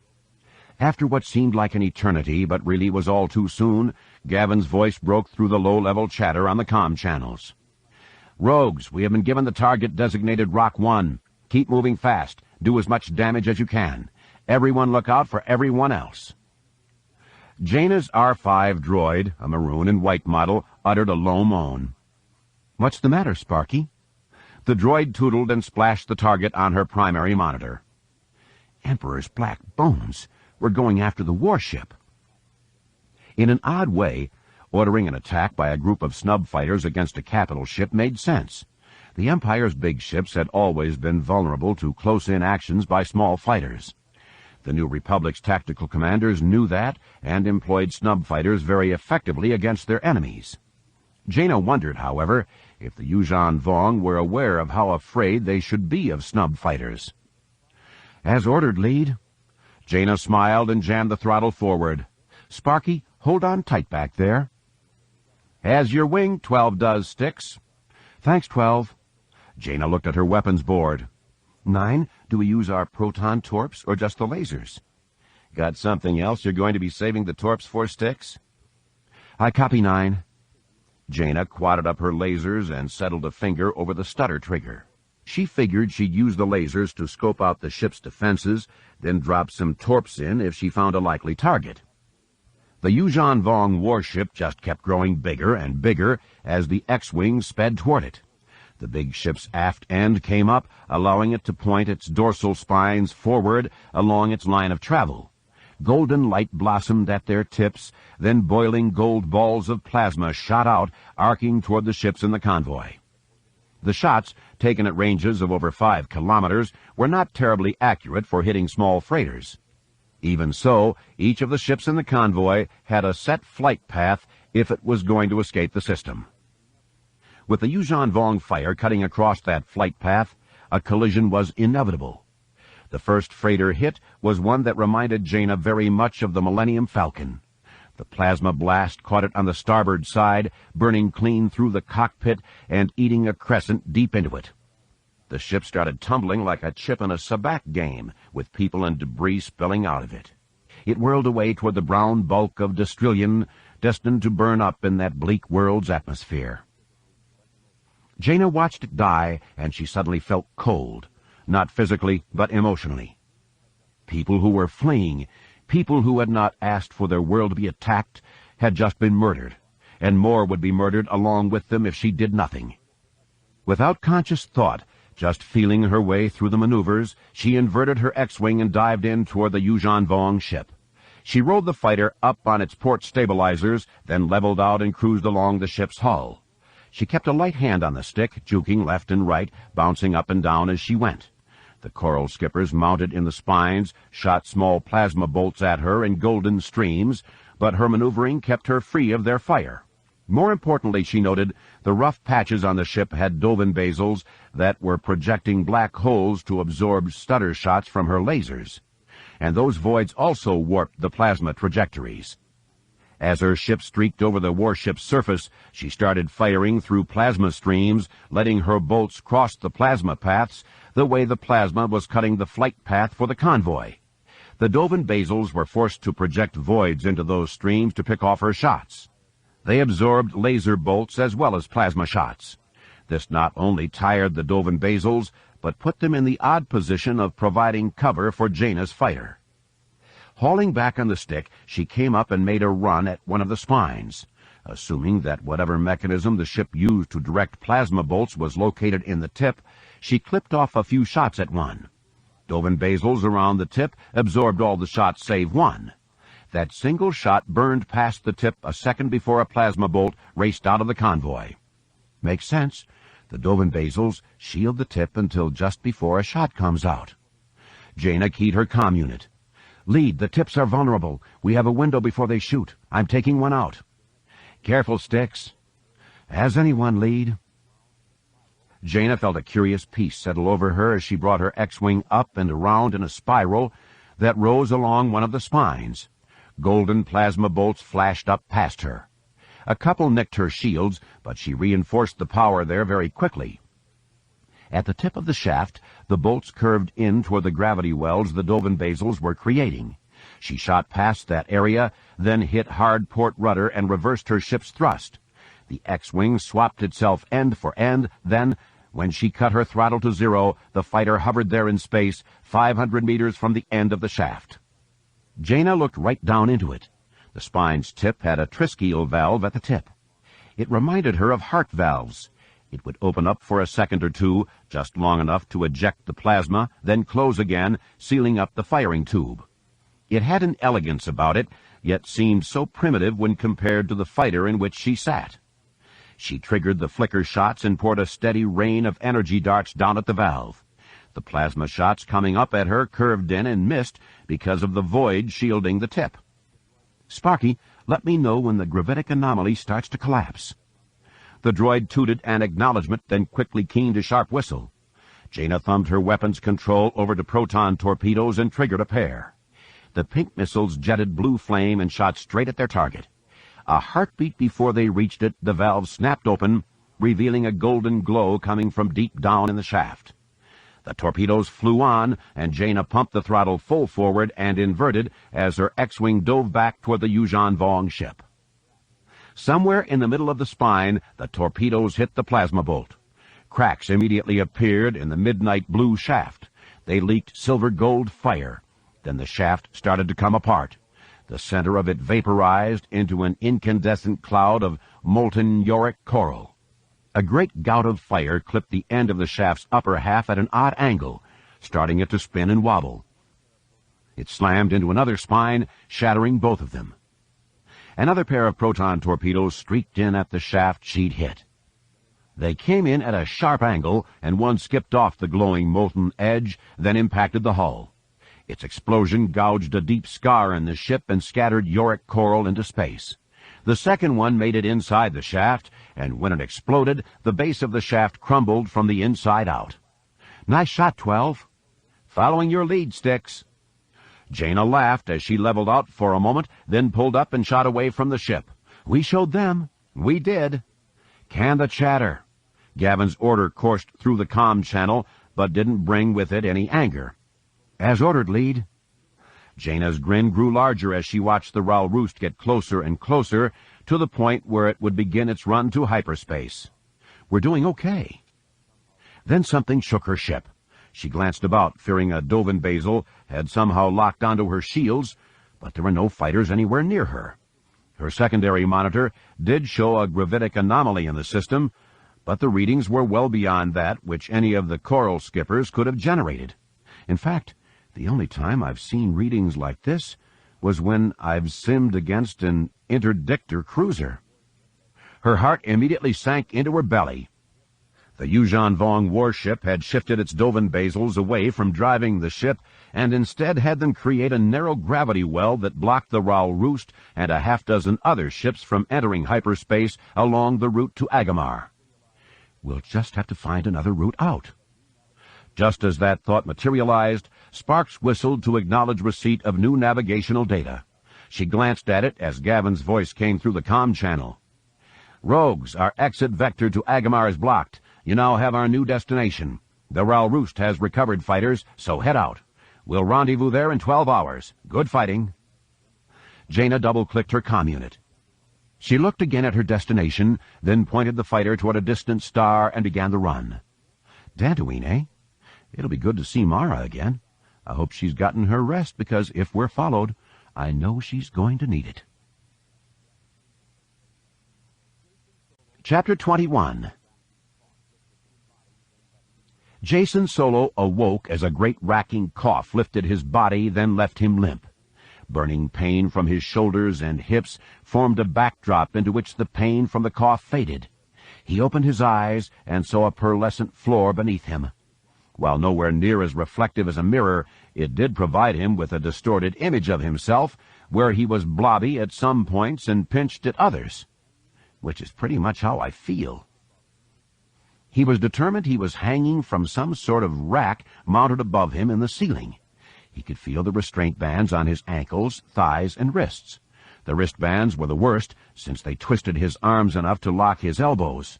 His ankles were higher than his shoulders, and his position made it difficult to get a good look at the device to which he'd been fastened.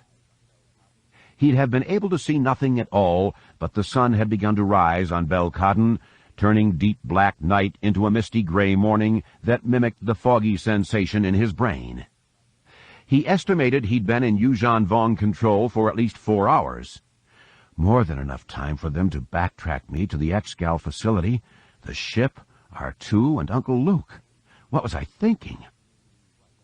The vision had seemed so real to him, with all the bits and pieces feeling right as they fell together.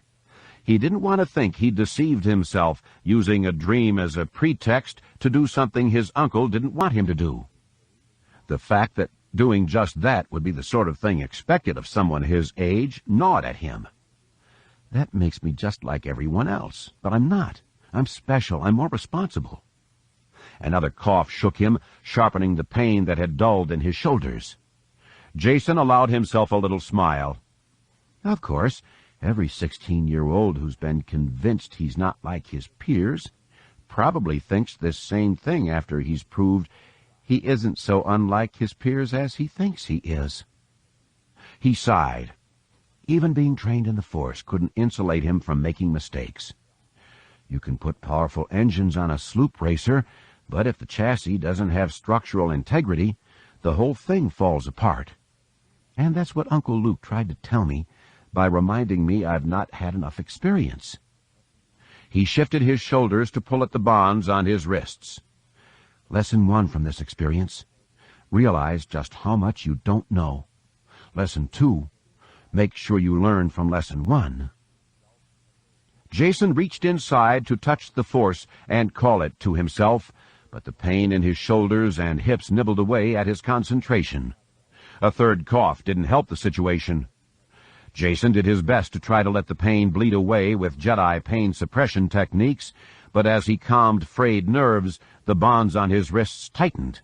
They twisted his arms more, grinding his shoulder sockets, making the pain spike. Jason gasped and hung there for a second. A cold chill sent a shudder through him, pulsing more pain from his joints. In response, the bonds on his arms eased a bit, but Jason hardly took comfort in that fact. The device to which he had been attached clearly could sense how much pain he was in. Intellectually, he knew this was actually very easy. Sensors could monitor the amount of activity going on in the parts of his brain dealing with pain. Electronics could even measure the output of the pain receptors in his shoulders, much in the same way they read neural signals and allowed Luke's artificial hand to function normally. He was even aware of machines that inflicted pain, like those used on his parents by Darth Vader on Bespin. What surprised him was that there seemed no active purpose for keeping him in pain. No one was interrogating him. The pain wasn't sufficient to break him down, just to keep him in a distracted state. While that was preventing him from accessing the Force, somehow he didn't think the Yuuzhan Vong knew enough about the Jedi to realize how useful this would be. A raspy clicking entered the chamber, causing Jason to raise his head. In through the building's threshold came a small gray creature. It walked on 6 legs and sidled left and then right. It had 4 other appendages, all raised like flags at a parade. 2 of these limbs were stout and 2 very fine. The creature also seemed to have compound eyes, 3 of them, hanging in a cluster from a single central stalk, which was segmented and capable of movement.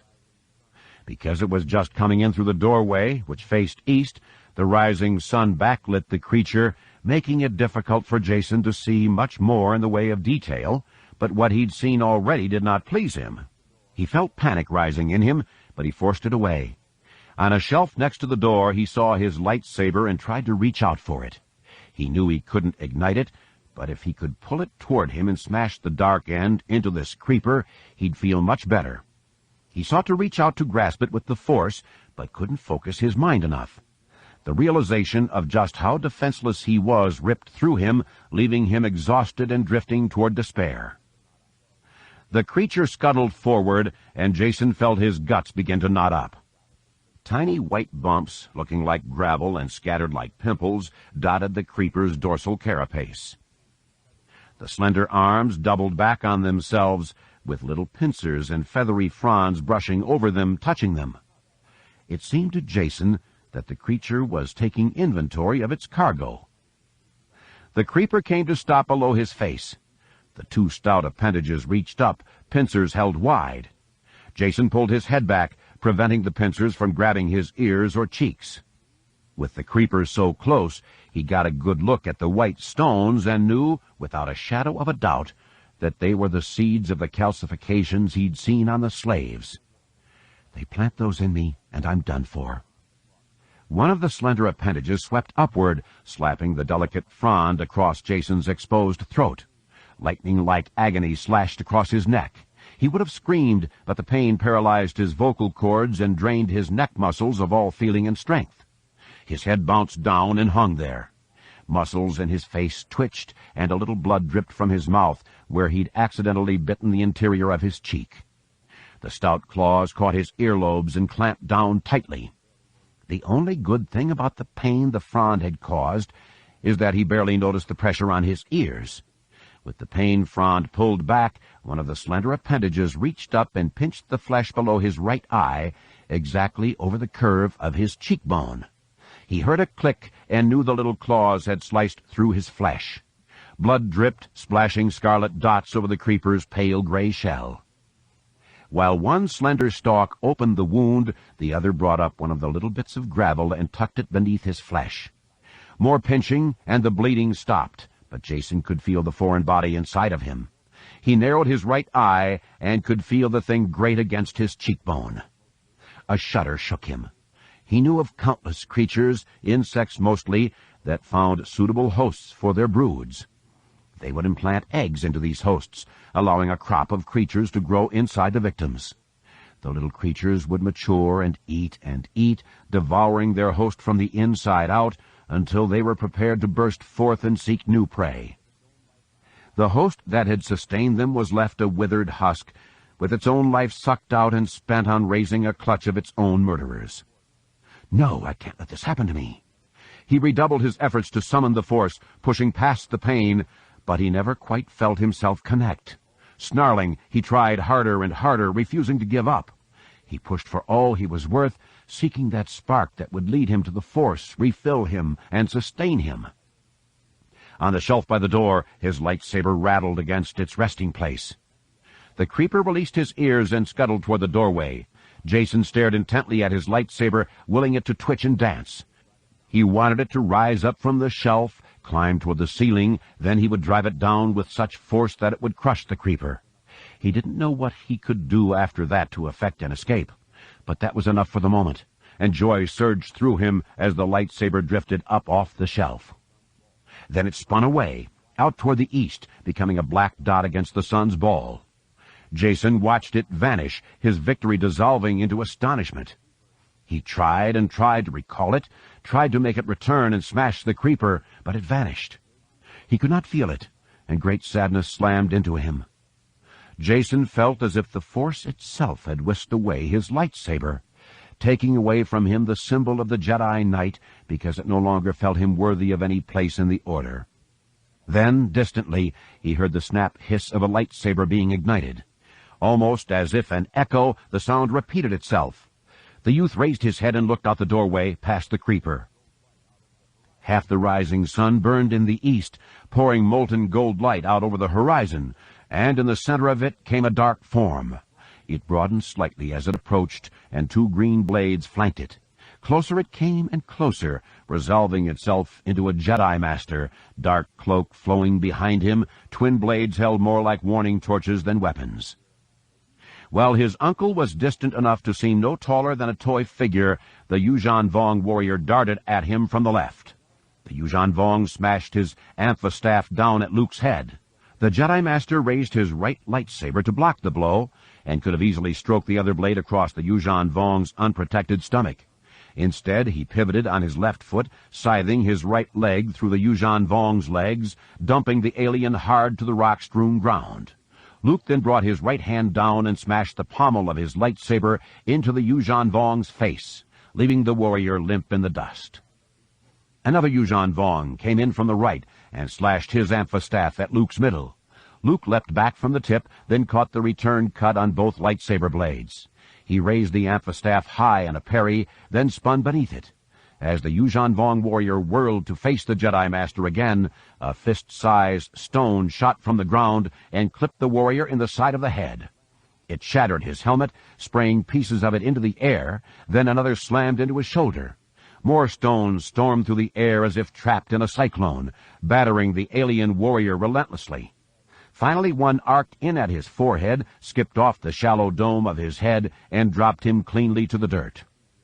A third warrior came at Luke, but he displayed more caution than his enthusiastic companions had. He twirled his amphistaff around like a propeller, arcing cuts in at Luke's feet or head. The Jedi Master dodged back, then leapt above a slash. He used the force to push himself high in the air, then he twisted through a somersault and landed behind his foe. The Yuuzhan Vong whipped around and snapped a kick through Luke's legs. The blow caught Luke in the ankles, dumping him on his back. The Yuuzhan Vong continued his spin, then came up and brought his amphistaff around in an overhand blow at Luke's head.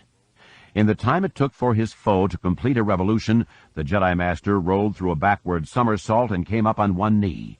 He raised the lightsabers and crossed them, catching the amphistaff above his head at the green blade's nexus. Furious at being caught, the Yuuzhan Vong flexed his amphistaff, which opened a fang-filled mouth. It reared back, ready to strike at Luke's face. The amphistaff's hiss and the Yuuzhan Vong's triumphant snarl filled the air. Then Luke slashed both lightsabers outward, drawing their glowing lengths over the amphistaff's throat. While its flesh might have been dense enough to prevent a lightsaber from immediately shearing through it, the double assault snipped the first 25 centimeters from the amphistaff with no problem. The rest of the amphistaff recoiled in pain, and the Yuuzhan Vong warrior, who had been leaning heavily on the amphistaff to keep Luke down, stumbled forward. Without rising, Luke brought his right lightsaber up to stroke the Yuuzhan Vong's belly, then spun and slashed the other against the back of the warrior's thighs. The warrior collapsed to the ground. The remains of its amphistaff writhed in the dust beside him, gradually subsiding. Luke rose to his feet and stalked forward. Several stones, as if little rodents fleeing from his advance, rolled on ahead of him. They bowled over the creeper and crushed it. The Jedi Master stepped over the oozing mess the stones left in the doorway, then strode past Jason without a word. Lightsabers hissed and popped, then went silent. Jason slowly floated to the ground. He breathed heavily for a moment, then rolled over onto his back. Luke sank to one knee beside him, then touched the youth's face with his mechanical right hand. Jason felt some pain as Luke pressed the coral seed against his bone. Then his uncle pinched flesh between thumb and forefinger. With a flick of his artificial thumb, the Jedi Master popped the bloody seed free of his nephew's face, letting blood streak Jason's cheek. Jason stood and kicked his legs free of the bonds. "Uncle Luke, I'm so sorry." "No time for that." Luke handed him his lightsaber, then took hold of Jason's right arm and hauled himself to his feet. "The ship is over there, in a depression to the southeast. R2 is waiting for us, sending out the data we've acquired. We have to go now." "What about the slaves?" Luke shook his head. "What slaves?" Jason pushed past the aches in his body and reached out to catch a sense of the frayed ones. "I don't understand. There were slaves when I went to the Vilip Patty. They don't exist anymore. They are dead, or, I don't know, somehow they have gone completely over to the Yuuzhan Vong camp. Perhaps they accepted what they are becoming." Luke leaned heavily on his nephew. "We have to get to the ship." Jason hugged his right arm around Luke's waist. "What's wrong? Did they hurt you?"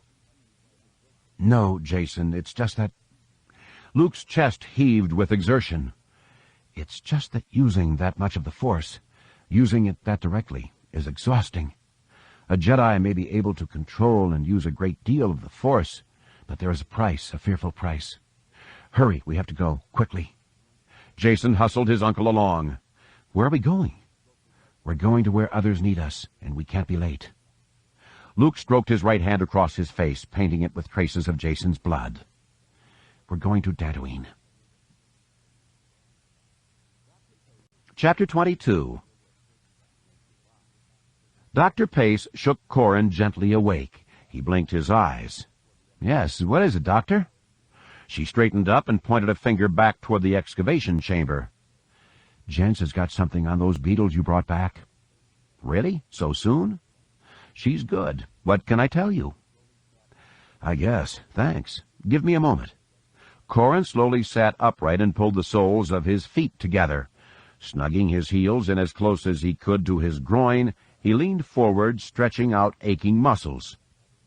Using Jedi techniques to get rid of the pain was nothing, but that wouldn't give him back the flexibility tight muscles stole away.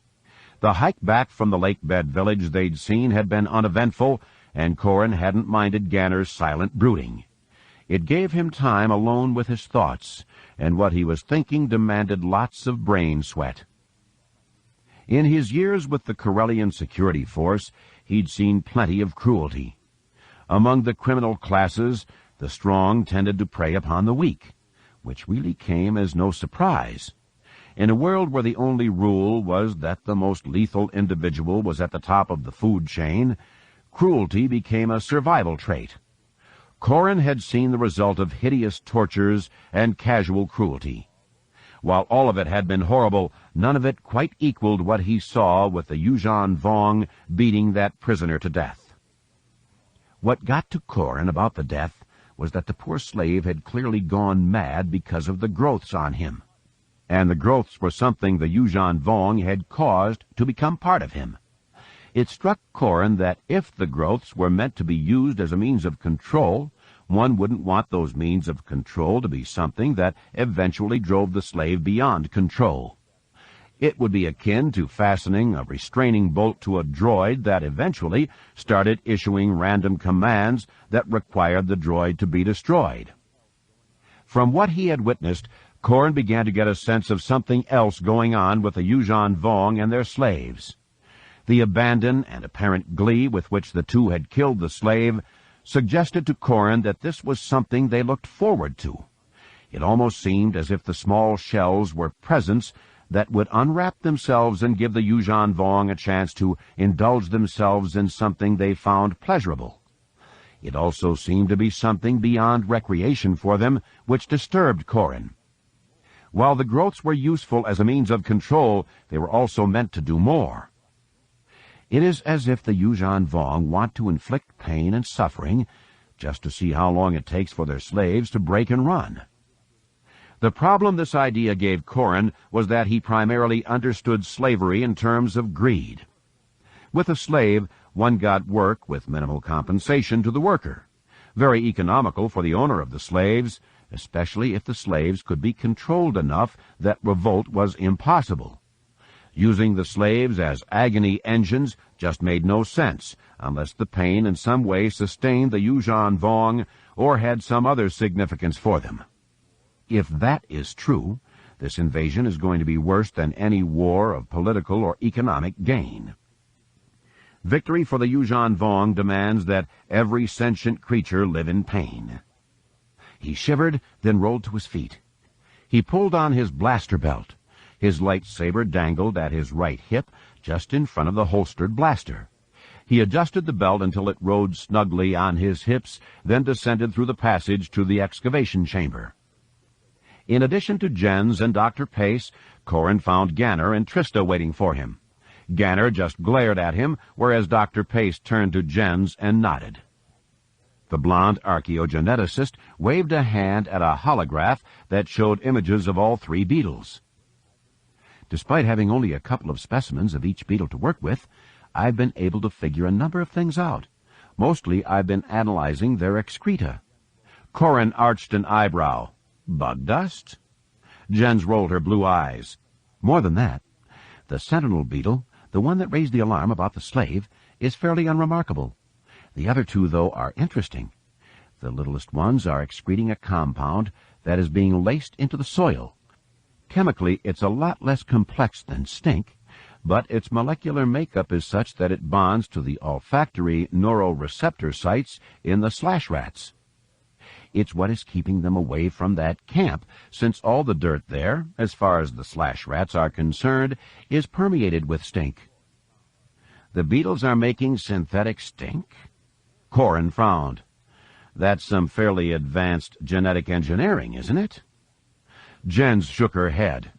Not really. These beetles, along with a lot of other life forms, ourselves included, have a symbiotic relationship with microscopic organisms in their bodies. We might chew food and produce acid that breaks it down further, but it's the bacteria in our guts that takes complex molecules and chops them up into things our bodies can absorb. They nourish themselves on the food we provide too and give off waste products.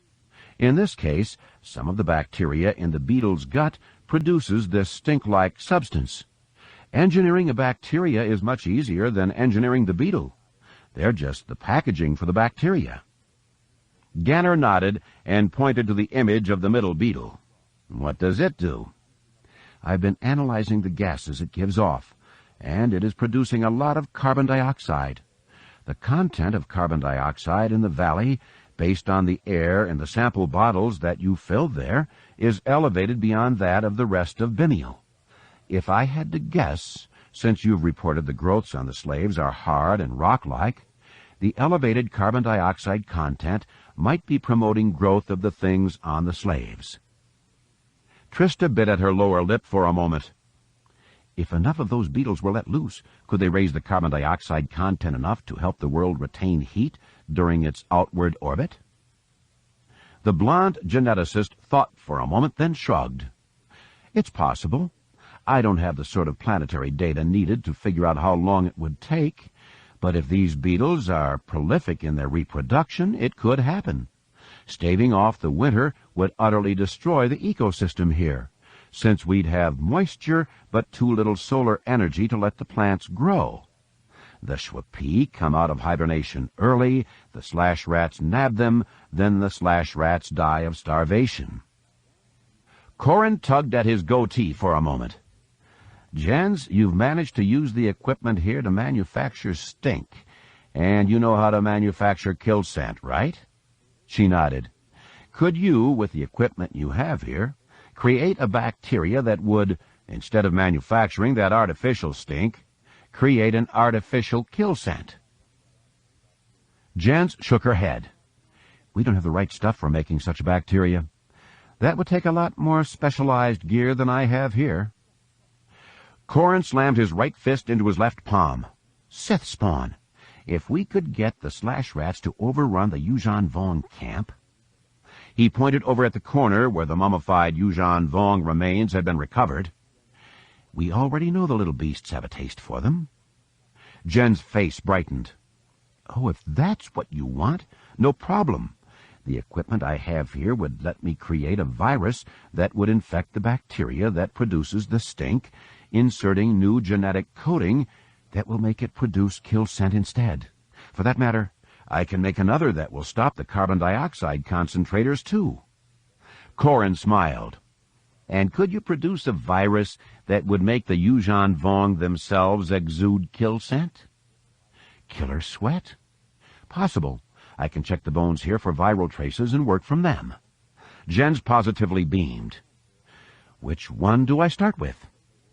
Corin was about to answer, then Dr. Pace slammed her fist down on the table with the holoprojector on it. None of them. The older Jedi Knight blinked. What? She'll do none of them.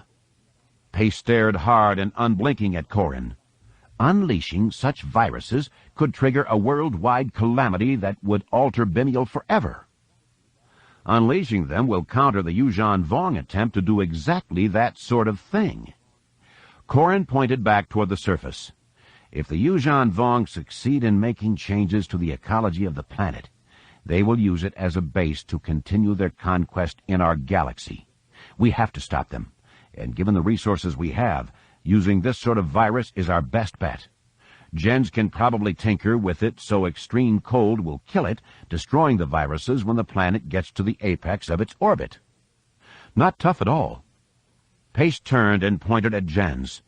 You'll do nothing of the sort. Trista waded into the fray. You seem to think, Horn, that we're somehow involved in your fight with the Yuuzhan Vong here. Corin's jaw shot open. You're up to your neck in it. Best case here is that they're just scouting. Worst case is that they've come to recover the body of a lost explorer, and you're sitting right on top of it. You dug it up, have measured and analyzed it. They might consider that some sort of desecration, and they might be looking to destroy anyone who would do such a thing. She shook her head. You don't understand. We're just here to study this world. We are just observers. Oh, I understand that attitude perfectly. I question whether or not the Vong will understand it, or will see the distinction as significant. Corrin looked past her to Ganner. Your thoughts? Dr. Pace and Trista are correct. Your plan could lead to a planetary holocaust that could render it sterile. Ganner's comment brought an adoring smile to Trista's face. There is another alternative. Trista nodded. There, you don't need the virus. Corrin's eyes narrowed. And that choice is? We go back and do what we should have done last night when you stopped me. Ganner's hand dropped to his lightsaber. We stopped the Yuuzhan Vong very directly. Pace got a sour look on her face, and Trista's face drained of color. Ganner, you can't take that risk. It is what I do, Trista. You're right. You and the others here are not combatants. Enlisting you in this struggle would compromise you and your beliefs. Corrin and I will protect you as you make your escape. Corrin turned back to Dr. Pace. You've seen the flaw with his plan? She nodded. You can't kill all the beetles because you don't know how widely they've been spread. Even destroying the Yuuzhan Vong won't counter their work. Still, I can't authorize this sort of action. I understand what you're saying. Corrin sighed. I'd also like to point out that, like it or not, combatants or not, you're all right in the middle of a war zone. While I respect your position, we might do well to bring everyone in here, tell them what's going on, and let them vote on what we should do. Dr. Pace fell silent as she considered his proposal. Corrin purposely shut himself to the mixed emotions pouring off her and instead stretched his senses out to encompass the whole of the cave complex. If she goes for the vote, gathering up the 20 people here and polling them won't take long. Corrin suddenly frowned. Ganner, counting us, how many people are here in the cave complex? 20. The quick sneer on his face dissolved. But there should be 22 here. 2 people are missing. Trista shook her head. No one is missing. Vil and Denna just went out to their meteorological station to fix the antenna. They stopped gathering data last night and headed out before you two returned. Ganner blinked at her. You let people go outside? Let them head away from the base? Her head came up defiantly. Oh, so only you Jedi are brave enough to escape slash rats and do your duty? We've been here dealing with this world's perils for longer than you have. Dr. Pace dug for a comlink. She switched it over to a particular frequency. Vil, this is Dr. Pace. Report. Only static came back through the open channel. Sith spawn. Corrin spun on the ball of his right foot and started pacing. If the Vong have found the remote reporting station, they might have disabled it, given their hatred of technology. They could have left something in its place, something that those two disturbed. The Vong come out and get them. Trista shook her head. There is no evidence to suggest. Ganner reached out and took Trista's shoulders in his hands. He turned her to face him. I find you intelligent, passionate, and fascinating. But you know, as well as we do, that the chances are excellent that your companions are now Yuuzhan Vong captives. No, no. She shook her head, lashing her shoulders with black hair. I never would have let them go if I thought... Corrin held a hand up. Doesn't matter. You let them go before we had proof the Yuuzhan Vong were here in the present, not just in the past. We have a problem, and we have to deal with it. Could be that Vil and Denna will come wandering back in with a comlink that had a bad power cell. Dr. Pace swallowed hard. And if they don't? Someone will have to find them. Corrin forced a weak smile onto his lips. And I think I know where our search will begin. Chapter 23. Mara's deteriorating condition had Anakin worried. She was being very brave and very strong, but she was tiring more easily and had begun to withdraw. He could feel her drawing on the Force more and more to sustain herself. It clearly fortified her, but demanded so much of her attention and concentration that he was pretty sure she had no idea where she was or who he was a chunk of the time. He did his best to see that she did not want for anything. He kept the camp clean and fixed all of the meals. By observing the Dantari, he was able to find edible plants and spices which he used to make their bland rations into something different, if not always appetizing. Mara seemed to take the failed experiments in stride along with the good, and livened up a bit at mealtimes. Tuber, which was the name Anakin had given the elder Dantari root trader, clearly had some concerns about Mara. He kept bringing firewood, but wouldn't accept the last couple of roots Anakin had. Instead, they traded for other things, most of them being trinkets, which Tuber braided into his hair to frame the button Mara had provided. Anakin set out from the camp just after a supper that Mara had eaten listlessly. She wandered back to her cot and started sleeping again. He cleaned up, then saw his supply of firewood wouldn't last through the night. It struck him as odd that Tuber had not yet appeared, so he headed down the trail to the Dantari encampment. He was still a good 500 meters off when a spike of pain reached him through the force. He thought immediately of Mara, but it didn't have the feel he would have expected from her. He next thought of Tuber, then caught an undercurrent of fear rolling out from the Dantari camp. Anakin crouched in the lavender grasses and slowly made his way forward. He smiled, putting into practice all the things Mara had taught him about moving stealthily through the grasses. He could have reached out with the force to move branches that might crack underfoot or to smooth out grasses so they wouldn't rustle. I would have done just that, but I don't need to. I can save the force for later. He worked his way in toward the camp, and 20 meters away he paused in the shadow of a rock. Looking past the boulder, he saw Tuber on his knees, bleeding from cuts over one eye and across his chest. The imperial crest there had been taken off in strips. It looked as if his captors had decided to flay him. The Dantari's hands had been bound behind his back. The other Dantari likewise were on their knees, all looking drawn and terribly frightened. And they had good cause to be. Standing before Tuber were two tall and lean Yuuzhan Vong warriors, both wearing chitinous armor. One bore a staff that had a flattened end like a spear point. The other had a weapon that looked the same, but was flexible and clearly functioned like a whip. The whip-wielder held the jacket button in his left hand, waved it under Tuber's nose, then snarled a question at him. Tuber grunted a response. The Yuuzhan Vong's whip cracked, and another wound blossomed on the Dantari's broad chest. A coldness settled in Anakin's stomach. Without a doubt he knew the Yuuzhan Vong was asking where Tuber had gotten the button. Clearly the Dantari couldn't have produced it, and it was far newer than any of the imperial artifacts, suggesting to the Yuuzhan Vong that other people had been here recently. Tuber was refusing to give the Yuuzhan Vong the information they wanted. He's in trouble because we are here, because we befriended him. There was no question in Anakin's mind that he had to do something to save the Dantari. For a heartbeat he almost despaired. Here he was, a 15-year-old Jedi apprentice. He didn't have the experience a full Jedi Knight would have. Mara had experienced trouble killing one of the Yuuzhan Vong on Belkaden. Saving the Dantari seemed impossible. It was a task that would overwhelm him. Size matters not. Despite Mara's having chided him for overusing Yoda's aphorism, Anakin knew it applied now. His job as a Jedi Knight was to protect those who could not protect themselves. He took a deep breath, opened himself to the Force, and felt it flood through him in a way it never had before. It was water to a being dying of thirst. It was sunshine after days of rain. It was warmth after bitter cold.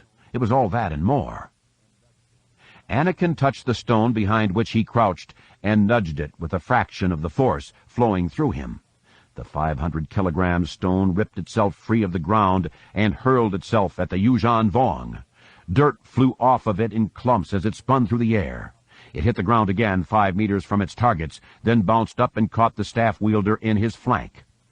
A crunching, crackling sound came from beneath the stone. Then the Yuuzhan Vong's arms and legs beat out a furious but slackening death tattoo. Sprinting forward from behind the boulder, Anakin drew his lightsaber and settled his right thumb on the trigger button. He leapt up, then kicked off the boulder. He sailed through a high somersault that landed him behind the other Yuuzhan Vong. He ignited his violet lightsaber and lunged, driving the point into a circular depression on the armor, catching the Yuuzhan Vong just below the left armpit. The glowing purple blade sank in deep. The Yuuzhan Vong's pivot threatened to pull the blade from Anakin's hand because the edges of the armor resisted cutting. The whip came about and cracked him on the left shoulder, shredding his tunic and cutting him. He knew that the blow should have taken his head off, and would have, save that the armor suddenly convulsed and constricted. The joint stiffened, restricting the Yuuzhan Vong's movement. When the armor slackened, the warrior collapsed. His amphistaff hissed and slithered away. Anakin looked at the fallen Yuuzhan Vong warriors and began to tremble. He sank to his knees and killed his lightsaber's blade. Somehow he'd managed to kill 2 trained warriors that had given Mara trouble. Granted, I got one with a trick, but the other... He knew his victory should have been impossible, but with the Force as his ally, he had succeeded. Anakin felt hands on him. He looked up and saw Tuber standing over him. Somehow the Dantari's hands had been freed. Tuber handed him a Vencha root, then popped one into his own mouth and began chewing it. After a considerable amount of crunching, the Dantari spat a thick paste of Vencha and saliva into his hand and started to smear it on his own wounds. Anakin nodded and chewed the root himself. It tasted bitter and puckered his mouth immediately. He almost gagged as he swallowed some of it, but he could feel the pain beginning to ease in his shoulder. He dabbed the paste into the wound, and the pain stopped almost immediately. No wonder they value this root so highly. Anakin slapped a hand against his forehead. And he wouldn't take my last ones, because he expected me to use them on Mara. It wasn't a coincidence that we came to Dantooine. This stuff might not cure her disease, but it might be able to help her fight against it. Tuber pulled Anakin to his feet. The Dantari began to bellow orders to the others in his band. They began to gather their belongings and head for the trail up to Anakin's camp. Tuber wore a big smile on his face and shouldered the bag of Vencha roots. Anakin shook his head. He knew these primitive people had decided somehow that he and Mara were godlike beings who would protect them. Anakin wanted to believe that he could protect them, but he knew that allowing them to travel with him and Mara would not work.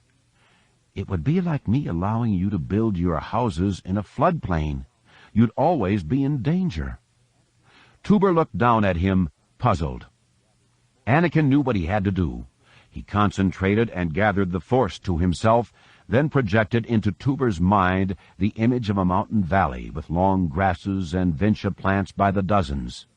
It would be a place of easy living, a paradise for the Dantari. And even though Anakin thought he was constructing this place in his mind, creating an illusion to fool Tuber, part of him knew the place was very real, and that he was seeing it as it appeared right that moment. Anakin took quick stock of the sun's position in the image, the length of shadows, the position of Dantooine's larger moon, then pointed off to the northwest. "Go there, in that direction. That will be your new home. Follow the coast, and you will find it." Tuber blinked, then reached out with a hand as if he were trying to touch the vision he'd been given. Anakin took his hand and pointed to the northwest. "Go." He gave the Dantari a gentle shove, then managed to keep himself upright until they crested a small hill and disappeared from sight. Anakin sank to one knee beside the Yuuzhan Vong he'd slain with the lightsaber. The armor had another similar depression beneath the right armpit. Thin, feathery membranes filled it, and Anakin decided that the twin depressions must have been roughly akin to gills. The lightsaber had punched through the vulnerable points in the armor and killed the Yuuzhan Vong.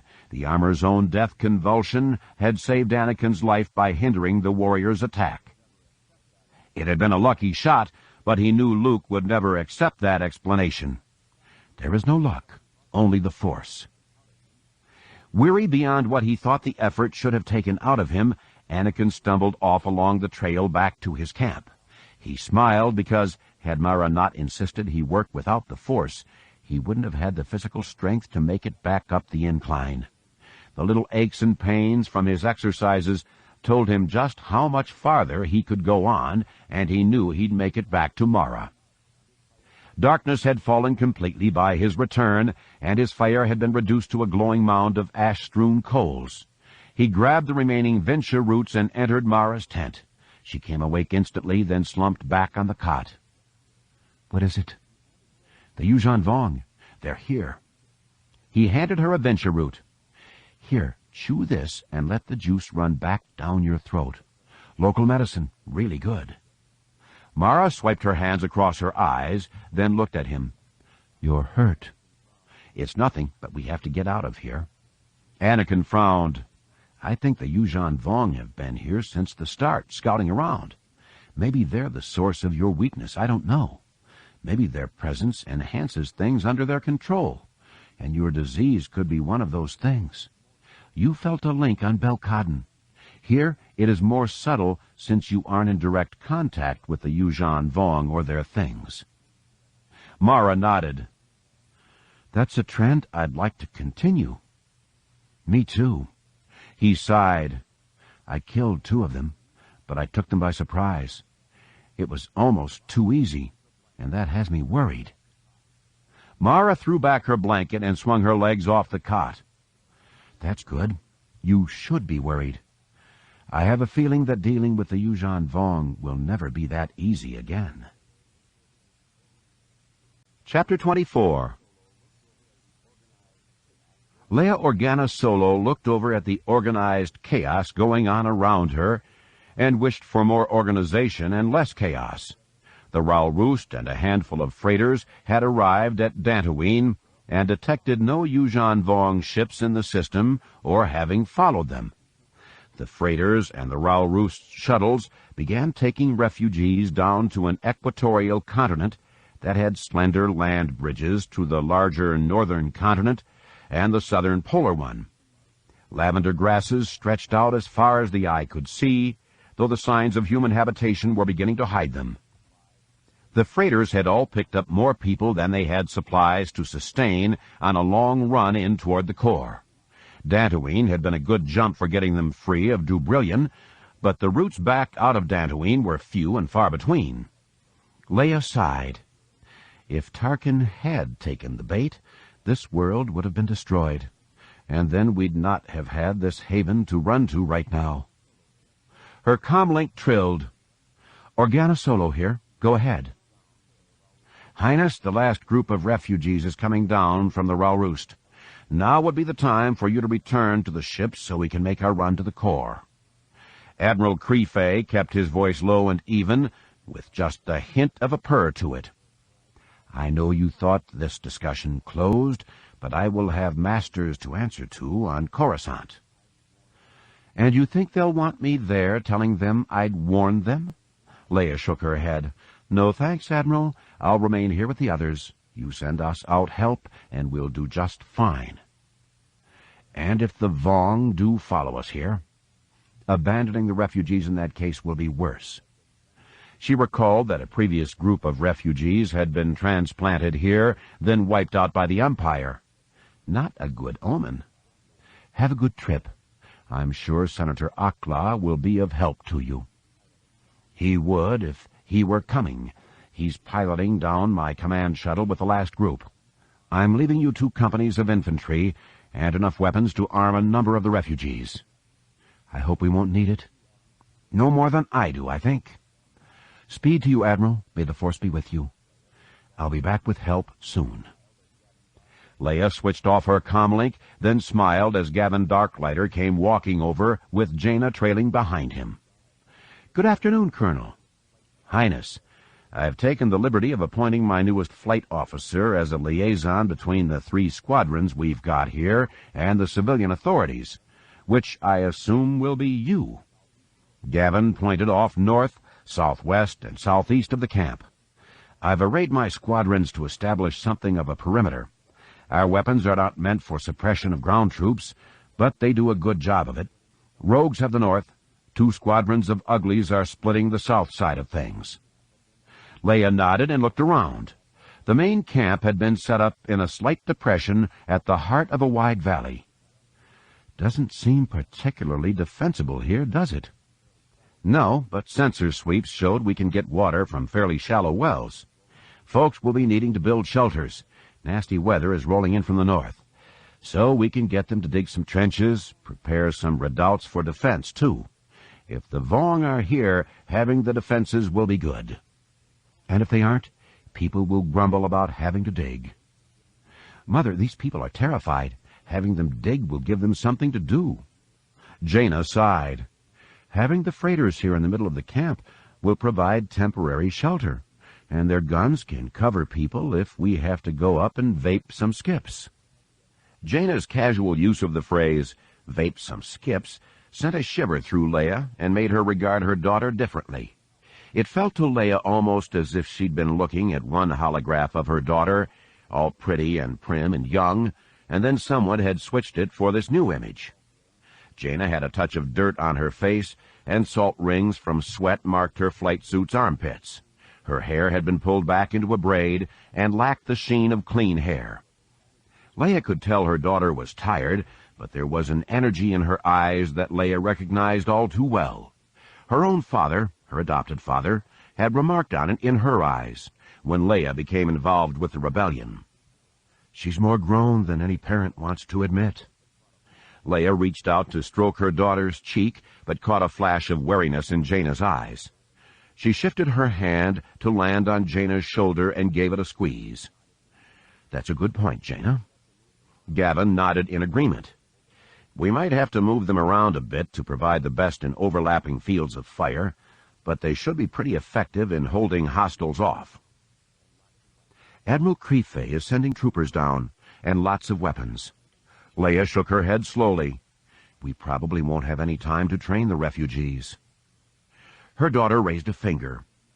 There have to be veterans of the rebellion, and even imp service among them. We sort them out, have them help organize the camp, and we'll make it more defensible. That will work, too. The grasses here aren't very tasty, but they will suffice for most folks. Leia sighed. That leaves only one other worry. Gavin frowned. And that is? Mara and Anakin are supposed to be here on Dantooine. A sweep of comm frequencies is negative for any activity. The pilot shrugged. If she is here for rest, they might not have their comlinks on. That occurred to me. Leia shivered. I can't feel them with the Force, either. If they were dead, I'm sure I'd have felt that. They're being cut off like this. I don't know. It's not good at all. Jaina covered Leia's hand with her own. Don't worry, Mom. Mara's pretty smart, and Anakin isn't stupid. I'm sure they're just fine. Leia looked at her closely. Can you feel them with the Force? A pained expression passed over her face. A little, yes, in fits and starts. Not enough to give me a direction, or I'd be out looking. It feels like Anakin when he was a kid, playing hide-and-seek. When I get him, he's strong. Leia sighed. Let's hope he remains strong, then. And well hidden, especially if it's the Yuuzhan Vong seeking him. The thunder crack from above had faded just enough for Anakin to catch the whirring buzz of the Yuuzhan Vong weapon arcing in at him. He pulled his right shoulder back and twisted his face to the left. He felt the fist-sized disc whirl past him, barely missing his cheek. It made a solid thud as it slammed into the bole of a tree. A flash of lightning burnished a silver edge on the thing. Legs sprouted from the body and began to push the right edge of its carapace out of the divot it had chopped into the wood. As Anakin had learned through experience in his flight from Yuuzhan Vong hunters, the bug would free itself, then fly off, returning to the hand of the warrior that had thrown it at him. Not this time. Anakin darted forward and smashed the butt end of his lightsaber into the bug's body. The fragile wings shattered, and the body snapped in half. Dark fluid oozed from the bug and began to steam as raindrops hit it. Repressing a shudder, Anakin turned back and started along the tortuous mountain trail. The track he was following was really just a rivulet that had washed away dirt, leaving wet stones and roots to catch at his feet. Reaching forward, he grabbed a thick root and hauled himself up, then found Mara lying there in the muddy runoff, her chest heaving. Without saying anything, he pulled a piece of Vinsha root from his pocket, bit off half, and stuffed the rest into her mouth. "Come on, Mara. They're right behind us." "They're always right behind us, except when they're ahead of us." She started to get up, then stumbled, pulling him down too. Two more of the razor bugs sailed past to stick in the ground. Anakin squashed one, then tugged Mara to her feet. "Go, go." She scrambled up the next 3 meters, then perched on a stone for a second before darting forward. He headed up after her. By the time he got to the top of the incline, he saw her legging it around a leftward bend in the trail. He pulled himself up onto that next section of trail and started running after her, but something thumped heavily on the trail behind him. Anakin spun, igniting his purple blade as he turned. He parried a slash from an amphistaff and half-ducked under it. He lunged at the Yuuzhan Vong warrior's belly, but the armor held despite smoke and water vapor erupting from the lightsaber's touch. The warrior leapt back, then whipped his amphistaff forward. The weapon caught Anakin with a stinging slash to the left forearm, further tattering the sleeve on that arm and the flesh beneath it. Anakin hugged his arm to his chest, and the Yuuzhan Vong warrior laughed. His amphistaff became rigid, and the warrior rose to his full height, standing there all glorious and terrible at the end of the path. He looked down at Anakin and said something that dripped with condescension. The young Jedi's eyes narrowed, and the big rock on which the Yuuzhan Vong stood rolled back from beneath the warrior's feet. The warrior leaned heavily on his amphistaff, but the muddy ground gave way, spilling the warrior forward. He landed hard on his chest and face, splashing mud in all directions. As he pulled his head back and up, Anakin caught him with a snap kick that pitched him into the darkness. The young Jedi doused his lightsaber and darted off along after his aunt. He tried to feel her with the Force, but she'd so effectively drawn it around her, using it to fend off the disease, that he could barely detect her. He knew he had to register just as faintly to her. He'd been hoarding his own strength and minimizing his presence in the Force just in case the Yuuzhan Vong were somehow using the Force to track them. For 3 days they had been running through the mountains and had been pursued from almost the first moment of their flight. They cut across Yuuzhan Vong tracks before they reached their ship, so they knew the Jade Saber had been found and, if the Yuuzhan Vong hatred for technology remained true, had been reduced to scrap. Throughout the run they had been miserable. The rain had come on so quickly and poured so hard that Anakin had wondered if somehow the Yuuzhan Vong controlled it, or if he was just growing more and more paranoid. The Yuuzhan Vong who hunted them seemed to take great delight in coursing them and chasing them. The razor bugs constantly flew from shadows, inflicting little nicks and slices. His arms and legs burned from cuts and fatigue. His robes, which were leaden with so much rain and mud, seemed more holes than they were cloth. I'm pretty much reduced to my body and my lightsaber.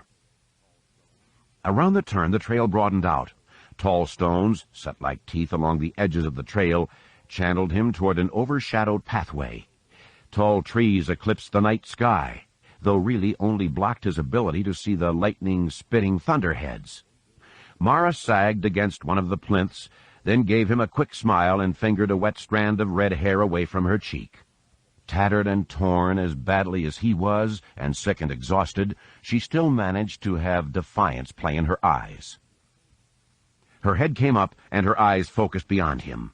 He spun barely a dozen meters into the clearing. Behind him were 3 Yuuzhan Vong warriors. 2 moved right and left, leaving the third to come straight on. They came slowly, cautiously, and he wondered why. Any one of them could break me in half. Something in their wariness as they approached brought it all home to him. They are here because of me.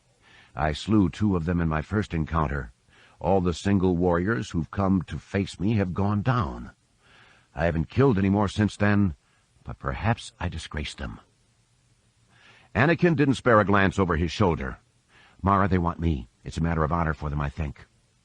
They may want you, Anakin, but they'll deal with the both of us.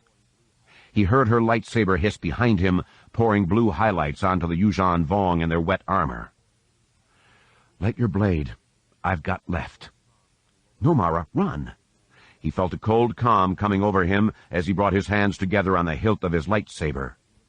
He knew, without any doubt at all, that he would not survive a fight with 3 of the Yuuzhan Vong. The Force had been with him in his first encounter, and all along the way. Just be with me one more time so Mara can escape. One more time. He thumbed his blade alive. The energy rod glowed with a violet intensity. He held it forward, with the hilt near his belly and the blade pointing down at the ground. He brought his right leg forward, knee bent, and he planted his left foot. He could see all 3 of them, and nodded to each in succession. Nodding again to the central figure, Anakin impatiently flicked his blade up a centimeter or 2, inviting the Yuuzhan Vong onward. The centermost warrior began to whirl his amphistaff over his head. Lightning seared white-hot edges on his armor and along the amphistaff. The Yuuzhan Vong started forward, and Anakin feinted toward him, kicking a lump of wet sand in his direction. The warrior retreated a step, then his companions hooted at him. All of a sudden, Anakin knew exactly what he had to do. He knew the proper series of steps he had to move through to save Mara. Without giving it any conscious thought, he allowed his body to flow through the choreography that came to him through the Force. Pivoting on his right foot, he lunged at the Yuuzhan Vong on his right. That warrior leapt back, only to slam himself into one of the plinths. As that warrior stumbled to the ground, Anakin dodged to his left, taking a step toward the central warrior. Because his earlier move had exposed his back to the left warrior, that Yuuzhan Vong had driven at him. Anakin reversed his grip on the lightsaber and stabbed it backward past his right hip, impaling the alien warrior on the blade. The Yuuzhan Vong's armor held, preventing him from being opened up, but he did double over from the force of the blow. For his part, Anakin used some of the collision against the blade to drive himself forward. He rolled into a somersault, then spun to the right and brought his lightsaber around in a waist-high cut that caught the center Yuuzhan Vong across the thighs. Armor sizzled and cracked, but stopped the lightsaber from slashing through flesh and muscle. Instead, he cut the legs out from under the Yuuzhan Vong, dumping him to the clearing floor. Anakin lashed out with a foot, catching the fallen warrior in the side of the head. The warrior's head snapped to the right, but the Yuuzhan Vong still gathered his limbs beneath him and heaved himself to his feet. Anakin cut to the left to kick the Yuuzhan Vong's amphistaff away, but the weapon coiled and struck at him. Then the Yuuzhan Vong scythed his leg through Anakin's ankles and dropped him to his back. Anakin slashed at the Yuuzhan Vong's legs, but the warrior leapt above the cut, then came down with a foot heavily on Anakin's right wrist. Pain shot through it, and the boy was certain he'd heard something snap. His hand went numb, and his lightsaber flew from his grip. The Yuuzhan Vong towered above him. The warrior's amphistaff slithered its way up the warrior's leg, then onto his right arm. It stiffened, and the warrior raised it above his head. Muttering words that sounded solemn and thankful, the warrior whipped the amphistaff down in a cut that would cleave Anakin open from crown to navel. If it landed. The snap hiss of Luke Skywalker's green lightsaber interjected itself into the fight. The verdant blade caught the descending amphistaff before it could strike. The blade slid in along the amphistaff, evaporating water as it went, then slipped up and slashed through the Yuuzhan Vong's armpit. The warrior screamed, then spun away. Off to the left, Jacen Solo leapt down from one of the plinths, landing on the Yuuzhan Vong warrior below. Jacen's feet hit the warrior square in the back, driving him face first into the ground. The Jedi slammed the butt end of his lightsaber against the base of the warrior's skull, then darted forward to engage the last Yuuzhan Vong. Jacen leapt above a low slash, then side-kicked the warrior in the gut. The Yuuzhan Vong flew back into a plinth, then slid down into a gap between 2 of them. Jacen helped his brother up while Luke ran to Mara.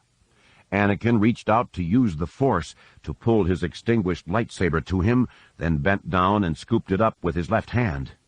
"Jacen, how did you find us?" Jacen shrugged and nodded toward Luke. "He knew when and where to be to find you two. He had a vision, and it led him to Dantooine.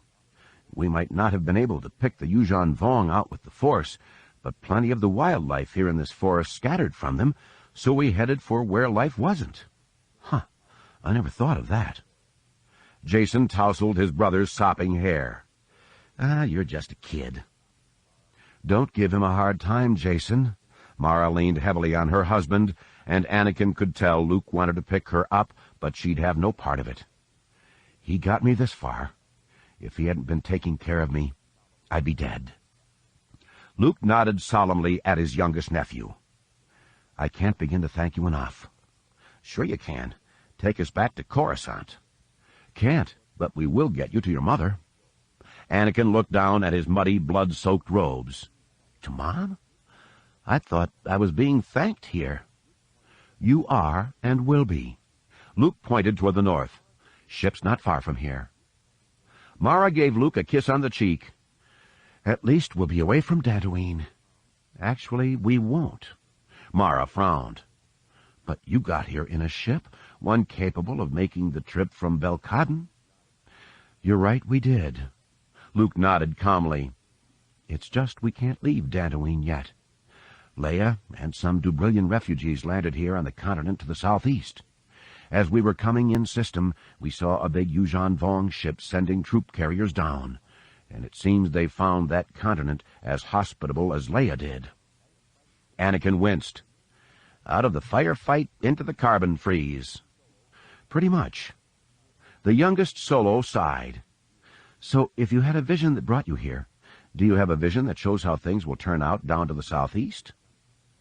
As Yoda said, the future is constantly in motion, so this vision might not be true. Luke's face became a steel mask. It's just as well, because that vision did not have a happy ending. Chapter 25.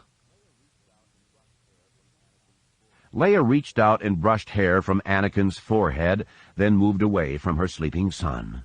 They'd found clothes for him easily enough, so he lay there attired in bits and pieces of uniforms from several of the freighter crews. Leia imagined that the offers had come initially because of the trader's respect for who Anakin's father was, but as the story of his flight with Mara into the mountains to the north spread through the camp, many viewed the boy as a hero in his own right. She took one last look at him, lying there, with a small glow lamp casting golden highlights into his dark hair. Some bruising discolored his face, and scratches marked his forehead and neck, but otherwise he looked remarkably hardy. She'd watched a 2-1B droid work on him, cleaning and closing a variety of cuts he'd earned in his running battle with the Yuuzhan Vong. Back-to-patches had been used on the cuts and abrasions. When the droid set his wrist fracture from the final fight, a light splint to help immobilize the wrist was all that Anakin needed.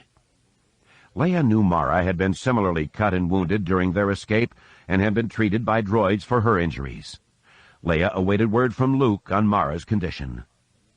Leia ducked her head beneath the edge of the tarp used to fashion a simple lean-to shelter for Anakin, then held it up as R2-D2 rolled in to keep an eye on the boy.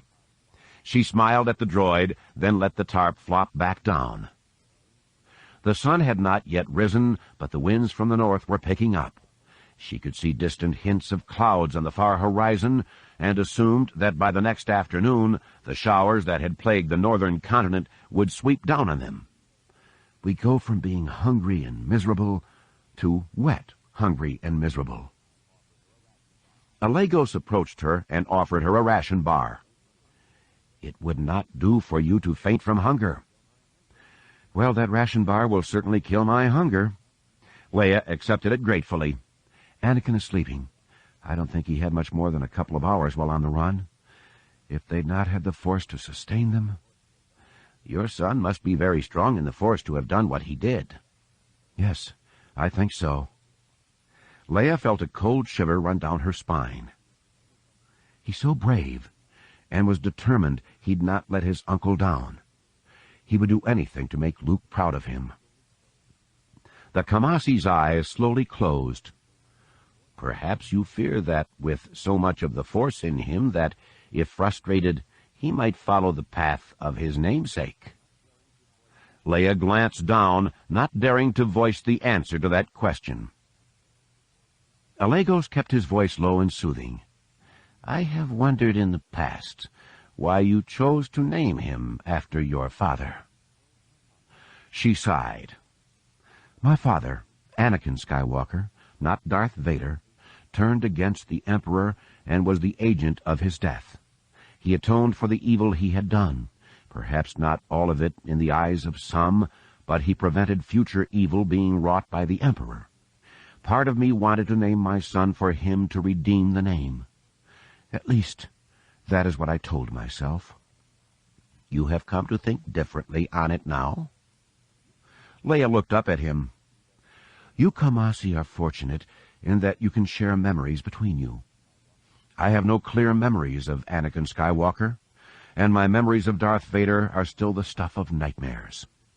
I know that I contain part of Anakin in me, and I think it is the good parts of him that came through in Luke and me. But I also know the darker parts of him are there, or could be there. In naming my youngest son for him, I was putting an innocence behind that name. All the things I saw in Anakin, I could imagine having come from his grandfather through me. You sought to purge your fears of Darth Vader and what you inherited of him by looking at Anakin as being what your father could have been and perhaps once was?" She nodded. "Does that make any sense?" "It does, very much. Countless are the parents who, because they were disappointed in their own parents, vow to bring their children up right. Perhaps you are trying to prove to yourself that under different circumstances, your father never would have become Darth Vader." "You see a problem with that, as do you." Alego smiled at her carefully. "If you didn't, we wouldn't be having this conversation. If I ever figure out how you get into my brain and present me with problems I don't want to consider, you'll have little need for me, and my work will be done." Leia reached out and took Alegos's right arm in her hands, then walked beside him as they strode through the camp. "I'll always have need for friends like you." "I'm honored." "You should be more afraid. My friends tend to get into trouble." Alegos gestured broadly with his free hand. "Like this?" "Pretty much." Leia nodded at a few people, then looked up at the Kamasi. "I placed quite a burden on Anakin, didn't I, by giving him that name?" "He's strong enough to accept that burden, Leia. He has you and the Jedi to sustain him and keep him on the straight and narrow." Alegos patted her hands with his left hand. "Had he a bent for the dark side of the Force, he would have availed himself of it to save Mara Jade. He's young, yet he has courage and intelligence. This is a time that will demand both. When the Yuuzhan Vong come, the slaughter on both sides will be staggering." Leia felt a slight shudder course through Alegos. "For a pacifist like you, this has to be horrible." "It is horrible for everyone, those who realize it and those who do not." The Kamasi shook his head. "Were there a way to stave this off, I would try to avert it. But the Yuuzhan Vong seem content with probing and attacking. We don't know why they are here or what they want. We don't know if we can reason with them. And the fact that they seem to play with Anakin and Mara does not bode well for our being able to reach mutual agreements on anything." "I find that frustrating, too.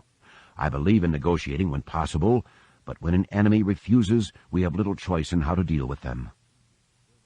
Leia frowned. "Where will you be during the assaults?" "Your brother has consented to loan me R2, so I will be in the command shuttle using the laser and blaster cannons." She stopped and swung around to face him. "But from what you've said, killing will create a memory so horrible you will never forget it." The Kamasi's reply came cold and solemn. "There will be no forgetting what will happen here, not for me, not for anyone who survives. The only thing that would make it worse is knowing that I did nothing to stop the slaughter. I can and will take responsibility for dealing death, and perhaps will fill a role that means others will not find themselves in that unenviable position. If I cannot spare myself that discomfort, I can take solace in what I spare others from." "You know that's how I feel." "You've proved it many times, and now your children show this courage has bred true." "I guess it has." She gave Alegos a smile. "So when you're out there shooting, just aim a bit high so we don't get in your way. Luke slowly seated himself on his wife's bunk aboard the Courage. When her eyes fluttered open, he raised a finger to his lips. "I didn't mean to wake you." "It's okay." Her voice came a bit hoarsely and remained a whisper. "I've been sleeping too much lately." "You've been under a lot of stress. The illness—" She nodded slowly, but not weakly, and that heartened Luke. Even when he'd found her close to complete collapse there in the mountains, she would not let him carry her, and even made a weak attempt at demanding that she be allowed to co-pilot the blast boat. She refused to admit defeat or acknowledge any weakness. Luke found this a great comfort, and it took him a moment or two to determine why. His Aunt Beru had been utterly unlike Mara, save in one aspect. She was a hardened survivor. Living on Tatooine required that of people. If you were inclined toward being soft or weak, the desert world dried you out, sanded you down to your bones, then buried you. Everyone he had known as he grew up had prided themselves in defying the planet every single day, and that inspired in him an appreciation of that survival sense. Mara drew a small bottle from the shelf at the head of the bunk and drank some water. A droplet coursed down from the corner of her mouth. She tried to get it with a swipe of her hand, but missed. Luke leaned forward and brushed it away with a finger. She caught his hand in hers, then raised his fingers to her lips. She kissed them once, then clutched his hand against her breastbone. "I never doubted I would get out of those mountains. When I saw you, I thought poor Anakin—" Her grip tightened on his hand. "I'm so thankful you saved him." "The least I could do for his saving you." Luke sighed. "I should have known better than to have you go to Dantooine. Ithor is farther back from the rim. It would have been safer." Mara sipped a bit more water. "Would it? What do you mean?" She scrunched the pillow up behind her and pulled herself into a semi-sitting position. "The Yuuzhan Vong were at Dubrillion and Belkadon. They are here at Dantooine. My guess is that they've hit other worlds, too. Either scouts or lots of troops. The whole of the rim could be down." "You're right. We don't know how far they've penetrated the galaxy. If they are as far as Ithor—" Luke shuddered. If the Yuuzhan Vong could reach Ithor, they would have carved a fairly wide swath through the galaxy and would be in a position to threaten many of the key core worlds. Conquer them, and the New Republic's economy would die. If that happened, the New Republic's constituent states would begin to look at each other for support, and the New Republic would fragment. "If they are as far as Ithor, we're going to die right here, because there will be no help coming for us." "We're not going to die here." "Is that a vision?" "A hope, actually." Luke sighed. "We've got a decent defensive perimeter set up here, with heavy weapons placed well. We can hold out for a while." Her green eyes all but glowed. For how long? The refugees were brought here because the ships didn't have enough supplies to last for the journey from Dantooine to other civilized worlds. Do we hold on until food gets critical? What if the Yuuzhan Vong attack and slaughter enough people that food isn't a problem anymore? I don't know. No one is thinking like that right now. Mara arched an eyebrow at him. "No one is? Or you aren't? You think your sister isn't?" "Maybe she is, but I have other things." He smiled as he looked down at her. "Mara, you're my primary concern here. I love you, and your condition is not good. I spoke with Anakin, and he said you were getting weaker." She nodded. "I was. Anakin suggested the disease responds to something having to do with the Yuuzhan Vong. You said you felt a connection between the disease and the beetles on Belkadon." "Yes, I did. I feel a distant one here, and I know I've felt it before." She sighed. "That's not why I was getting weaker, though." "No?" Luke frowned. "I don't understand." "Neither did I until the Yuuzhan Vong found us, and we started running." Mara stroked the back of Luke's hand with her thumb. "After the events on Belkadon and Dubrillion, I did need to recover. You were right to send me away to do so, but we both made the mistake of thinking a little rest would become a cure. This disease feels as if it is slowly cutting me off from the Force. Only by drawing the Force to me am I able to combat it. And this is where we made our mistake. I'm not sure I follow. It's twisted, but you'll get it, my love. She smiled and kissed his hand again. The Force, as you have defined it, is an energy field that surrounds us, penetrates us, and binds us with all things. Except, apparently, the Yuuzhan Vong. That exception aside, when we are able to access the Force, it makes us stronger. We are able to draw power from it. The Jedi Master nodded. On Belkadon, I drew on the Force very little, except when I needed to rescue Jason. Mara smiled adoringly at him. I do want to hear the story of that fight, Luke. When you are rested. She shook her head. No, that's the problem. I've had too much rest.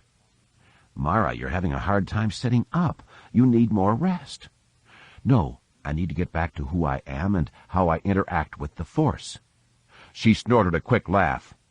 You remember me when we first met? You remember how I was? Trying to kill me to comply with the Emperor's last command. Right, Luke. I'm a fighter. I've always been a fighter. The few times when I have been at leisure, I've been miserable. I want challenges. I crave them. As nice and peaceful as it was up north here, it lulled me, dulled me, took the edge off. Anakin made it so I had no needs, and Dantooine, before the Yuuzhan Vong, had nothing more dangerous than big thorns to worry about. I was wasting away, trying to conserve my strength, all the while turning away from the means I'd used in the past to tap the Force.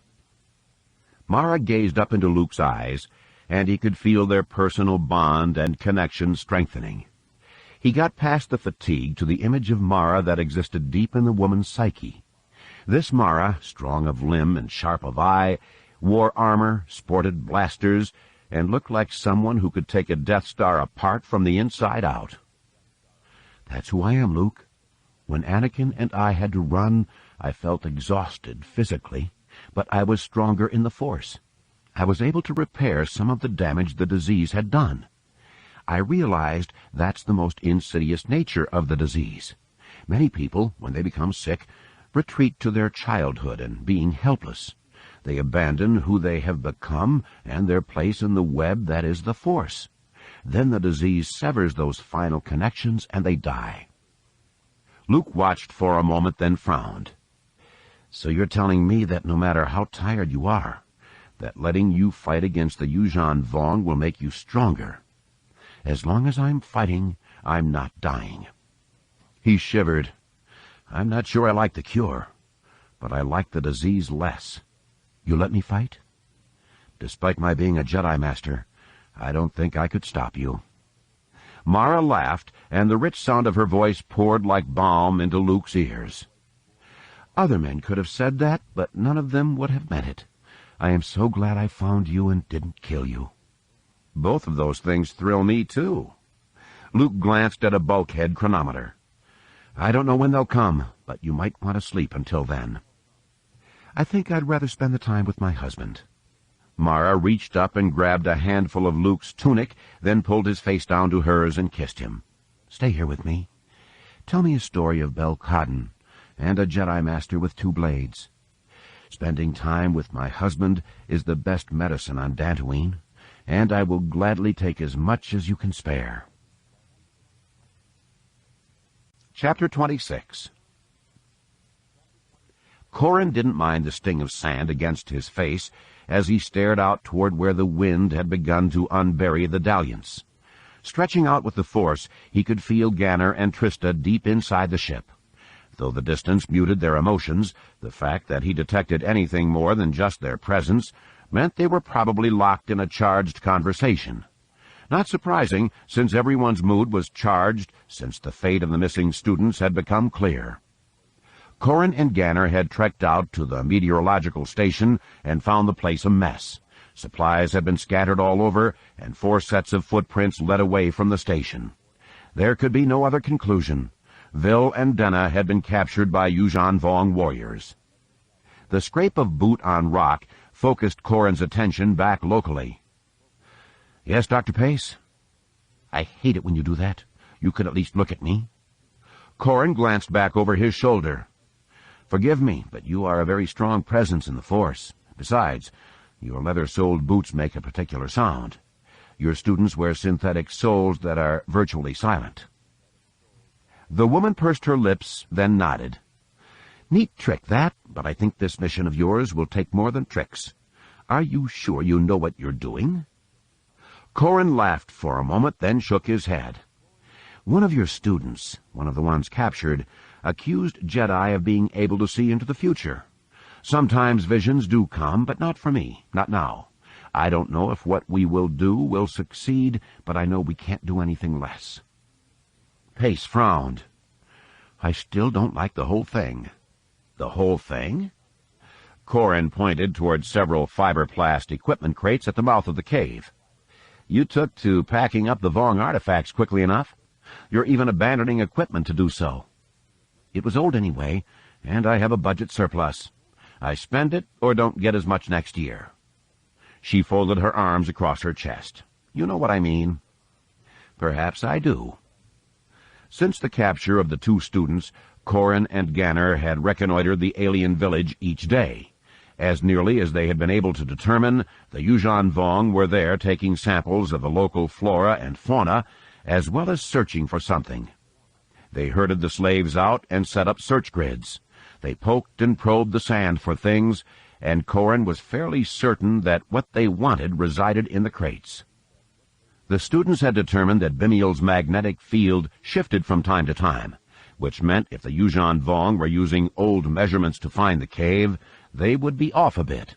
Of course, capturing Vil and Denna means they have a direct line to us. Corin was actually surprised that the Yuuzhan Vong had not come for them yet.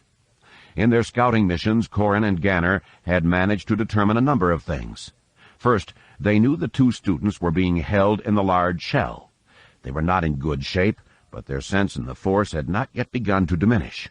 This everyone took as a good sign. The prisoners, on the other hand, had deteriorated.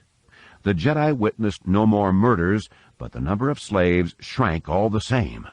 The growths became larger, and the pain the slaves were in was all that much more obvious.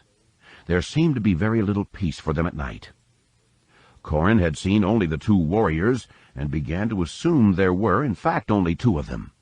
He knew that was a dangerous assumption, but he clung to it because, if there were more, there just was no way the rescue mission could succeed. He felt deep down that they would succeed, at least partially, and he let his trust in the Force reinforce his belief about the number of Yuuzhan Vong they would face. Ganner had seized upon Corin's belief about the number of Yuuzhan Vong and used it to grind on him. The younger Jedi reminded him again and again that if they had just acted that night, none of the students would have been in danger, and they could have all been away from Bimial a long time since. Corin countered that Yuuzhan Vong reinforcements could have arrived if the two stationed on the world didn't report regularly, making things worse. But he knew that was a sham argument. If they were reporting to off-world sites, more Vong would already be here because of the discovery of humans. He looked at Dr. Pace and let his shoulders slump a bit. "We have been over all of this, I think, and I understand your protests over parts of the plan. Ganner and I will slip into the camp and liberate your students. Trista has learned enough about flying the freighter that she'll be able to handle getting it that far. It's bigger than a blast boat, but her experience piloting one of them should suffice. She laces the village with stuff you've been synthing up. Ganner and I get out of there, and we leave." "Yes, we leave. We leave the slaves behind." Pace's eyes narrowed. "When we spray the area with the virus that will change the bacteria, we'll also be dumping an incredible amount of kill scent. From your reports, the slash rats actually have tunnels running under the village basin. When the kill scent gets down there, they'll come up and we'll be everywhere. The slaves don't stand a chance." A chill writhed up Corin's spine. "I know that. And I know we've asked you to trust us, to trust the sense Ganner and I have of the slaves. They're dying by little bits and pieces. I've never felt anything similar through the Force, but I know they're very sick and won't survive." His head came up. "And you know we can't take them with us. We don't know what the growths are, how they're spread. For all we know, it's an infectious disease, and the Yuuzhan Vong have set up this village as something we can rescue folks from. They intend us to bring plague carriers along with us. If we do, we will do an incredible amount of harm to the New Republic and its people." "But what if Vil and Denna are infected?" Corran sighed. "That's the crux of it, isn't it? I've been wrestling with it myself." "And your decision?" He glanced out at the distant ship and the two figures slowly walking back toward the cave. "If they are sick, we have no choice but to leave them." "And if we can cure them? You want to risk a planet on that chance?" Corran tapped his own chest. "I don't. I remember the Krytos virus. I know how devastating that can be. If they are infected, they don't make it off Bimial.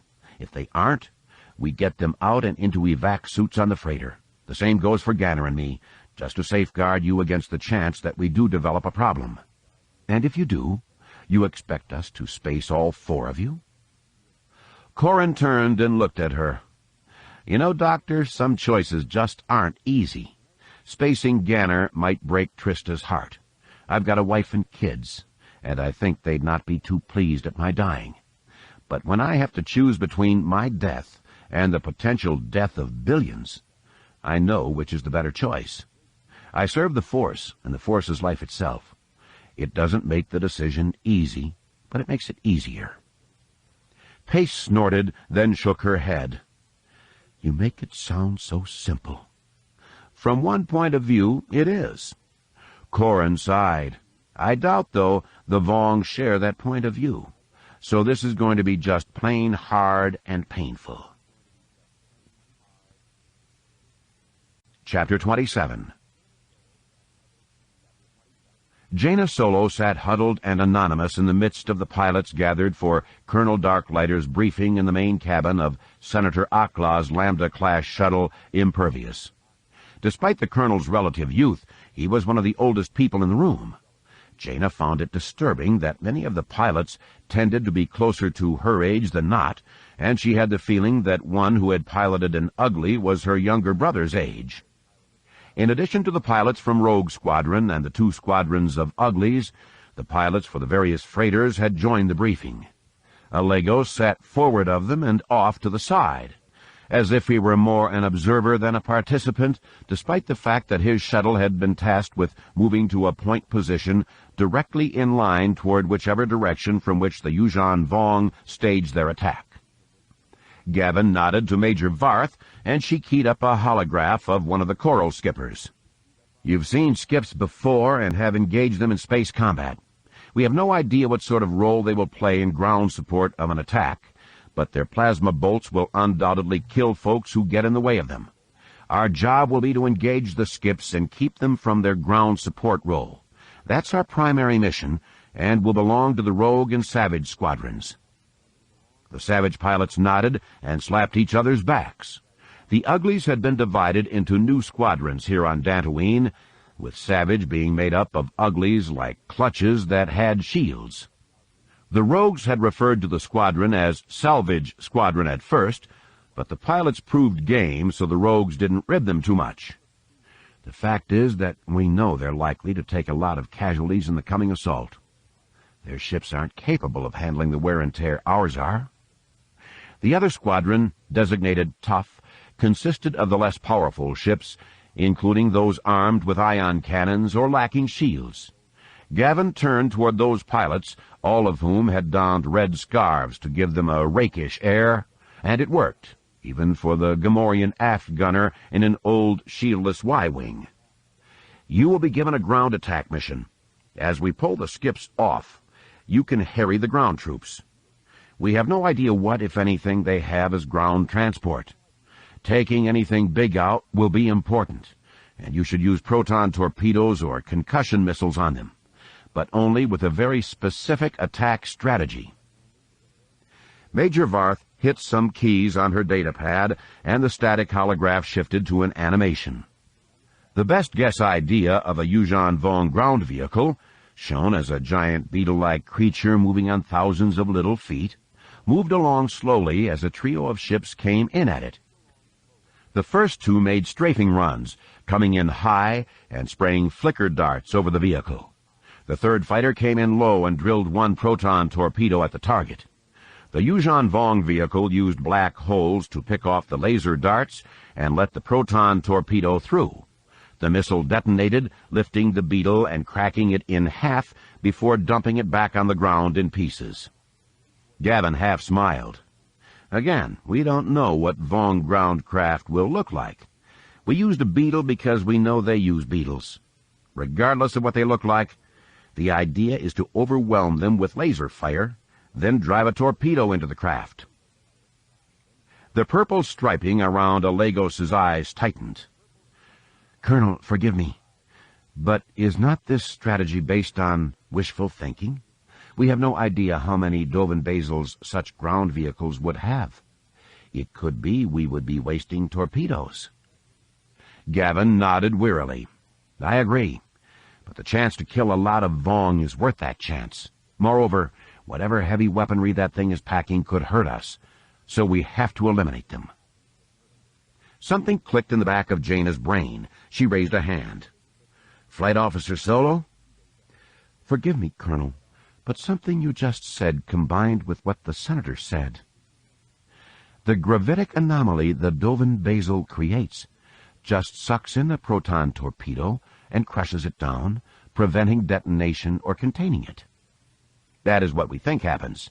We think containing the energy may exhaust the Dovin Basil, which is the rough equivalent of overwhelming a shield. Right, that's what I thought. She smiled a bit. What if we don't make it easy for the Dovin Basils to contain that energy? Gavin frowned. I don't understand what you're saying. Okay, what I'm thinking is this. If we reprogram the proton torpedoes and concussion missiles so that they're getting targeting data from our ships on a constant basis, we could have them detonate prematurely when a gravitic anomaly is positioned to intercept them.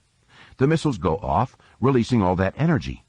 The black hole might suck a bunch of it in, but the rest could damage ground troops or other vehicles that don't have black holes up on that side. The shock wave from the explosion would certainly knock troopers down, and the heat might ignite things. Gavin ran a hand over his bearded jaw. It does allow us to do some damage regardless. Pilots would have to hold their ships on target for a bit, though, which could make them targets themselves. Major Iniri Forge raised a hand. In ground attack mode, a torp isn't going to take that long to reach the target. A couple of seconds, no more. One of the tough pilots nodded. We could also slave our missiles to targeting data coming from some of the freighters. We pop up, deliver the missiles, then scoot away or line up another shot. If we vector shots in over densely packed troops, we could do serious damage. The leader of Rogue Squadron nodded. As a plan modification, it's simple and works. Good. I'll get slicer droids coding up a sim for this strategy and see how it runs. You freight pilots are going to need to see if you can modify your sensor packages to provide the telemetry our missiles need, but that shouldn't be hard. You'll be shooting your guns by hand, though, since your sensors will be occupied, at least at range. When the Vong get close enough that we won't be torping them, you really won't need sensor data, but you can have it.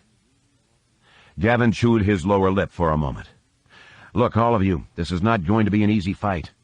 Normally, we pilots get to cloak ourselves in tradition and the romance of single combat amid the stars. The kind of snub fighters we pilot kill the Death Stars and have downed lots of imps and pirates. We often take pride and even solace in the fact that those we face in combat are our equals in skill. It's a fair fight. This won't even be close to a fair fight. Once we scrape fighter cover off the ground troops, we'll be slaughtering them as fast as we can. Scatter shots from the lasers may only burn paint from a fighter, but they'll broil a warrior in a second. It will not be pretty. What it is, though, is necessary. Gavin nodded toward a viewport that looked out over the refugee camp and the fires lit to stave off night. It's necessary because those people out there aren't warriors. Many of them might have blasters, but if they ever have to fire them, it's because we've failed. Safeguarding those people, adults and children alike, is more important than our survival. That doesn't mean that you should be stupid out there, but courage will sometimes demand you be a little less than coldly rational and sensible. He snapped to attention and brought his hand up in a salute. You know your duty. Get sim time, get sack time, and be ready. When they come, we have to stop them. Nothing more, nothing less will do. Jason stood behind one of the dirt and fiberplast debris breastworks thrown up around the camp. His watch had ended a couple of hours earlier. He'd gotten something to eat and tried to lie down to sleep, but remained wide awake. He returned to the line and sent another man off to tuck children into bed. If I'm going to be miserable, at least I can help others not be the same. The events of the past week had confused Jason terribly. His vision had been incredibly real, yet when he went to follow it, he'd run into disaster. The image of his uncle moving into the Yuuzhan Vong camp, wielding twin lightsabers, still played through his head. He'd known Luke Skywalker all his life and had acknowledged him his master, but until that point had never really seen Luke the way others had. Luke's greatest triumphs had been accomplished well before Jason had been born, so he always knew Luke was a legend, but never had a way to see why he had been a legend. The display he had put on had impressed Jason, as had his uncle's weakness after the display. It seemed to age Luke terribly to have used the Force so directly.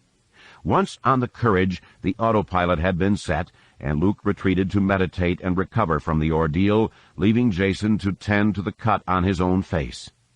The youth lifted a hand and touched the scab, which was the one tangible reminder of how close he had come to becoming a Yuuzhan Vong slave. Without it, I might not believe what had happened. Don't pick at the wound, Jason. If it gets infected, you could end up with a nasty scar. The young Jedi Knight turned and gave Danny a smile, despite how the expression tugged at the scab. A scar would make me more dashing, don't you think? She cocked her head to the side and looked at him, then pursed her lips and shook her head. You don't need it.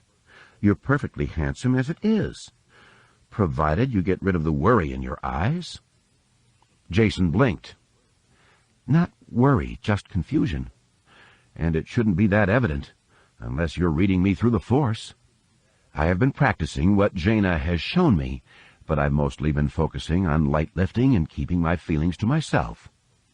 She hugged her arms around her middle. In becoming attuned to the Force, I'm suddenly aware of how sloppy folks are with their emotions. Some people are just buckets of emotions, sloshing all over the place. Jason reached out through the Force and could feel a tingle of fear over Danny. You're keeping things to yourself pretty well, though fear shouldn't be one of them. Fear leads to hate. I know. It's a step on the path to the dark side. She exhaled slowly, then moved up beside him on the rampart and stared out into the darkness. The firelight flashed gold from her hair. They had me once, and I don't want to be their prisoner again. I couldn't stand it. I just couldn't. They don't make a good impression on their guests, do they? No. She turned to look at him, half her face hidden in shadow. I wish I could be brave like you. You joke about being a guest. It's joke or cry, Danny. Jason leaned forward on the breastwork. You know being brave really isn't that much of a trick. Most of the time, courage is just ignorance of what's really going on. I didn't have time to be scared, and you didn't really either, when we were escaping. You weren't then, when it counted. But I am now. I just feel fear everywhere. It's all over. Jason slowly nodded. There's a lot of fear in the camp, yes, and some out there. He pointed into the darkness. You can probably feel it. It's a weird buzzing in the Force. Uncle Luke and I learned to associate it with Yuuzhan Vong slaves. The Yuuzhan Vong do something to their slaves. I'm assuming that whatever troops they send against us, the first wave will be slaves of some sort. They will be expendable, and let the Yuuzhan Vong test their methods against us without killing too many Yuuzhan Vong warriors. Do you think we will win? He shrugged. I don't see that we have a choice. I could say yes, but if I'm wrong, we'll not be around to discuss it. Danny raised an eyebrow. No hint of the future through the Force? No, and I'm not sure I'd believe it if there was one. Jason sighed heavily. I don't know what to think. 2 weeks ago, I thought that the only way for me to reach my true potential as a Jedi was to retreat, become a hermit, work on my connection with the Force. Now I see that there is a need for me as a Jedi to help people. I can't tell you how good it felt to be able to save Mara and Anakin. Out there, the Jedi might be held in contempt, but here the few of us are being looked upon as saviors. When my uncle wanders through the camp, you can feel pride and hope swell. There are kids using sticks and making a buzzing sound as they duel with mock lightsabers. It may just be people grasping at any hope in so dark a time, but being able to provide that hope makes me feel good. So you accept that a Jedi has responsibility beyond his relationship with the Force?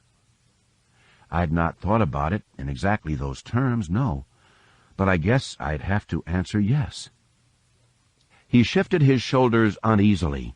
Still, I wonder if I'd somehow had a stronger relationship with and understanding of the Force. I'd have been able to know where my vision went wrong. Uncle Luke says the future is constantly in motion, so the vision might have been correct right up to the point when it wasn't because of something someone else did. If it had gone right, we might not have been here and able to save Mara or Anakin, so I have no argument with how things turned out. Still, you want to have a better grasp on the Force. If it is the path you are to follow, you want to learn how the trail is blazed. Jason turned toward her and smiled. I guess that's it, yes. Danny nodded, then coiled a strand of blonde hair around a finger. Perhaps that path you seek is just like the future, constantly in motion. Perhaps this stretch demands you provide hope to these people, and another will let you go off on your own. When you come to a decision point, you can leave off one path and head out on another. Only your past experience can guide you. Yeah, and I don't have that much experience, do I? Jason shook his head. It sounds as if you've thought a lot about the Force. Not the Force, just life. I've had to choose courses, too. We all do. I could have stayed on Commodore, gotten married, had children, but instead I applied to the Exgal Society and got posted to Belcodden. If I survive this ordeal, perhaps I will get the chance to revisit that sort of decision. Jason felt the hint of a flush on his cheeks. You want to get married and have children? If the right man comes along, it's possible, yes. She shrugged. With all that's going on, I don't really know if I can trust my emotions. Gratitude, fear, curiosity, all these things are mixed up in me. But there is no one you are seeing? Jason felt the question hang in the air for a second, then crash down all leaden to the ground. He knew it was ridiculous for a woman 5 years older than he was to even give him a second glance, but she did say I was handsome. Still, she sees me as a boy, I'm sure. Romance was pretty much a part of my life that I'd deferred until later. Perhaps later is now, I don't know. She gave him a smile. Were you a bit older, or me a bit younger, and circumstances altogether different? I don't know. I mean, I have feelings for you, Jason, but they're all mixed up with everything. You're so thoughtful, bringing me the holographs and mementos from Belcodden. You can't know how that made me feel. With all that's going on, you don't trust your feelings? Danny nodded. Liquids under pressure don't boil when they should, and emotions tend to act the opposite way. I think you are wonderful, and I treasure you as a friend. Anything else? Well, as you said, the future is constantly in motion." Jason felt a twinge of hurt. Growing up at the academy, he'd certainly had his share of crushes on other students, but Danny was the first woman he'd been attracted to outside of that setting. He agreed that having been pressed into close quarters with her in a rescue capsule had certainly gotten them acquainted with a degree of physical intimacy that wasn't usually associated with first meeting someone. He'd entertained his fantasies about her, but also realized they were as much tied up with the traditional romance of a hero saving a damsel in distress as they were anything else. Reliving how my father met my mother. Her gaze searched his face. "I've hurt you, haven't I?" "Jedi Knights do not know pain, Danny." Jason gave her a brave smile. "In times like this, a friend truly is a treasure. Given what is going on here, and with my life and yours, being friends is probably the best thing possible for us." She reached up and stroked his right cheek with her left hand. "That's a very mature answer, Jason. You're very special indeed." "Thanks, my friend." Jason sighed and turned to focus on the darkness. "Friends tend to bring the best out in me."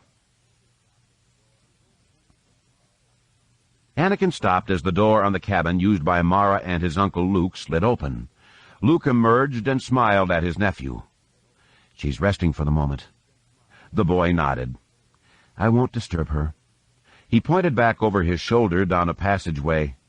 "I'd like it if you would walk with me, Anakin." Anakin caught a slightly distant tone in his uncle's voice and recognized it immediately. "Yes, Uncle Luke." He dropped into place a half-step behind Luke on his left. Anakin had learned that was the proper position for a right-handed apprentice. That way, if he were to draw and ignite his lightsaber in a sloppy way, he wouldn't accidentally bisect his master. Luke glanced at him and grinned. "I'm glad to see you up and around. The Yuuzhan Vong did their best to carve you up." Anakin shrugged. He could still feel back patches affixed to some of the cuts. The superficial wounds were not serious enough to warrant a complete dunking for him. "A Jedi knows no pain, Master." "But a Jedi knows gratitude." Luke stopped, then turned to his nephew and rested his hands on Anakin's shoulders. "You did a wonderful job taking care of Mara. She's told me all about it, and I am very proud of you. I never thought sending you with her would demand so much of you. I'm ashamed to say that if I knew what was going to happen, I might not have sent you. Now I am glad I did." "I wasn't going to fail you, Uncle Luke. I wasn't going to fail Aunt Mara." Anakin shrugged and hooked his thumbs in his belt. "I just did what my mission required. I'm sorry I couldn't save the saber or the blasters and other things we had on it. If I'd thought—" "No, Anakin, no reproof. What you did was the best that could be expected." "You're being too generous." Luke shook his head and gazed down at his nephew in a way that sent a thrill through Anakin. "When I had a vision of where you would be and where we would find you, I knew that a million different things could change that future. If you had faltered just a step, if you had paused or thought to quit, Jason and I would never have been able to save you. You did exactly what you needed to, this time as well as when you saved your father at Cernpedal, and your willingness to make that last stand for Mara." The Jedi Master lifted his chin. "In that moment you blazed so brightly within the Force. You were dazzling. And try their best, they never could have struck you down." "Wow." Anakin blinked. Thank you, Master." Luke laughed lightly. "As your master, I am grateful for your actions as a Jedi apprentice, and you have my personal gratitude for saving my wife. Unfortunately, this is not the sort of situation where ceremonies are easily arranged." The boy drew himself up as straight and as tall as he could. "Master, this apprentice merely asks that he be allowed to fight at your side." Luke stroked Anakin's hair. "Don't think of that as a reward, Anakin. Were it within my power, I would make it so you never again had to fight. Standing and killing, risking your own life, this is something I'd prefer none of us ever had to do. I will let you fight by my side because, truth be told, this situation demands it. I will also have you fight because I know, no matter what the situation, you have the heart and the intelligence to do whatever needs to be done to safeguard others." Anakin felt a thrill shiver through him. "That sounds like a reward.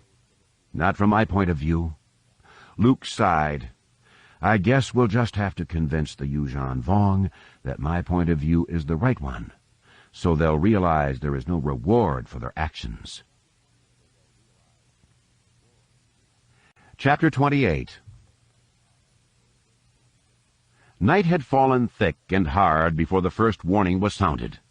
The troopers Admiral Creefey had sent down to help out with the situation had set up remote sensor pods that picked up the infrared energy the Yuuzhan Vong gave off. Once the first alarm came through, 2 TIE wings from Tough Squadron went up for a quick recon of the area where the sensors had reported movement. Gavin had watched the TIE wings take off and head south.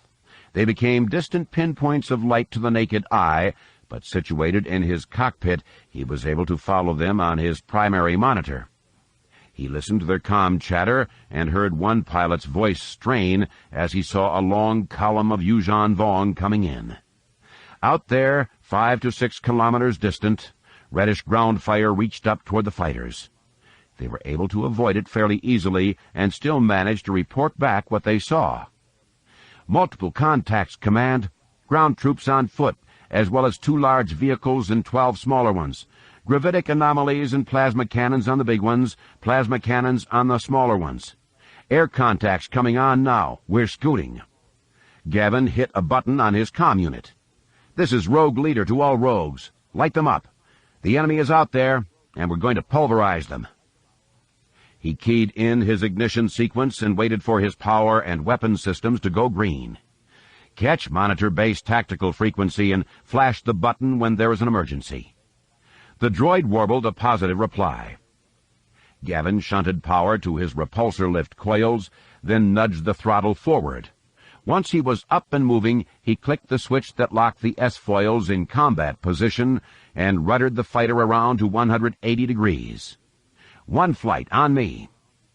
Multiple clicks came over the comm channel to acknowledge his command. Ketch started painting multiple enemy contacts in the air ahead of them. "Looks like they have 2 squadrons of skips up. I have to like the odds and just have to hope we can make the best of them." He quadded up his lasers and dropped the aiming reticle on one of the skips harassing a returning Tough. Gavin hit the secondary trigger, spewing out a hail of red energy darts. "Tough, break port." The Ugly cut to Gavin's starboard, and the skip swerved to keep on the TIE wing's tail. Gavin ruddered around to starboard and kept the skip in his sights. At the same time, Neville sprayed the skip with scatter shots. Gavin hit the primary trigger and sent 1 full-power burst of laser fire into the skip.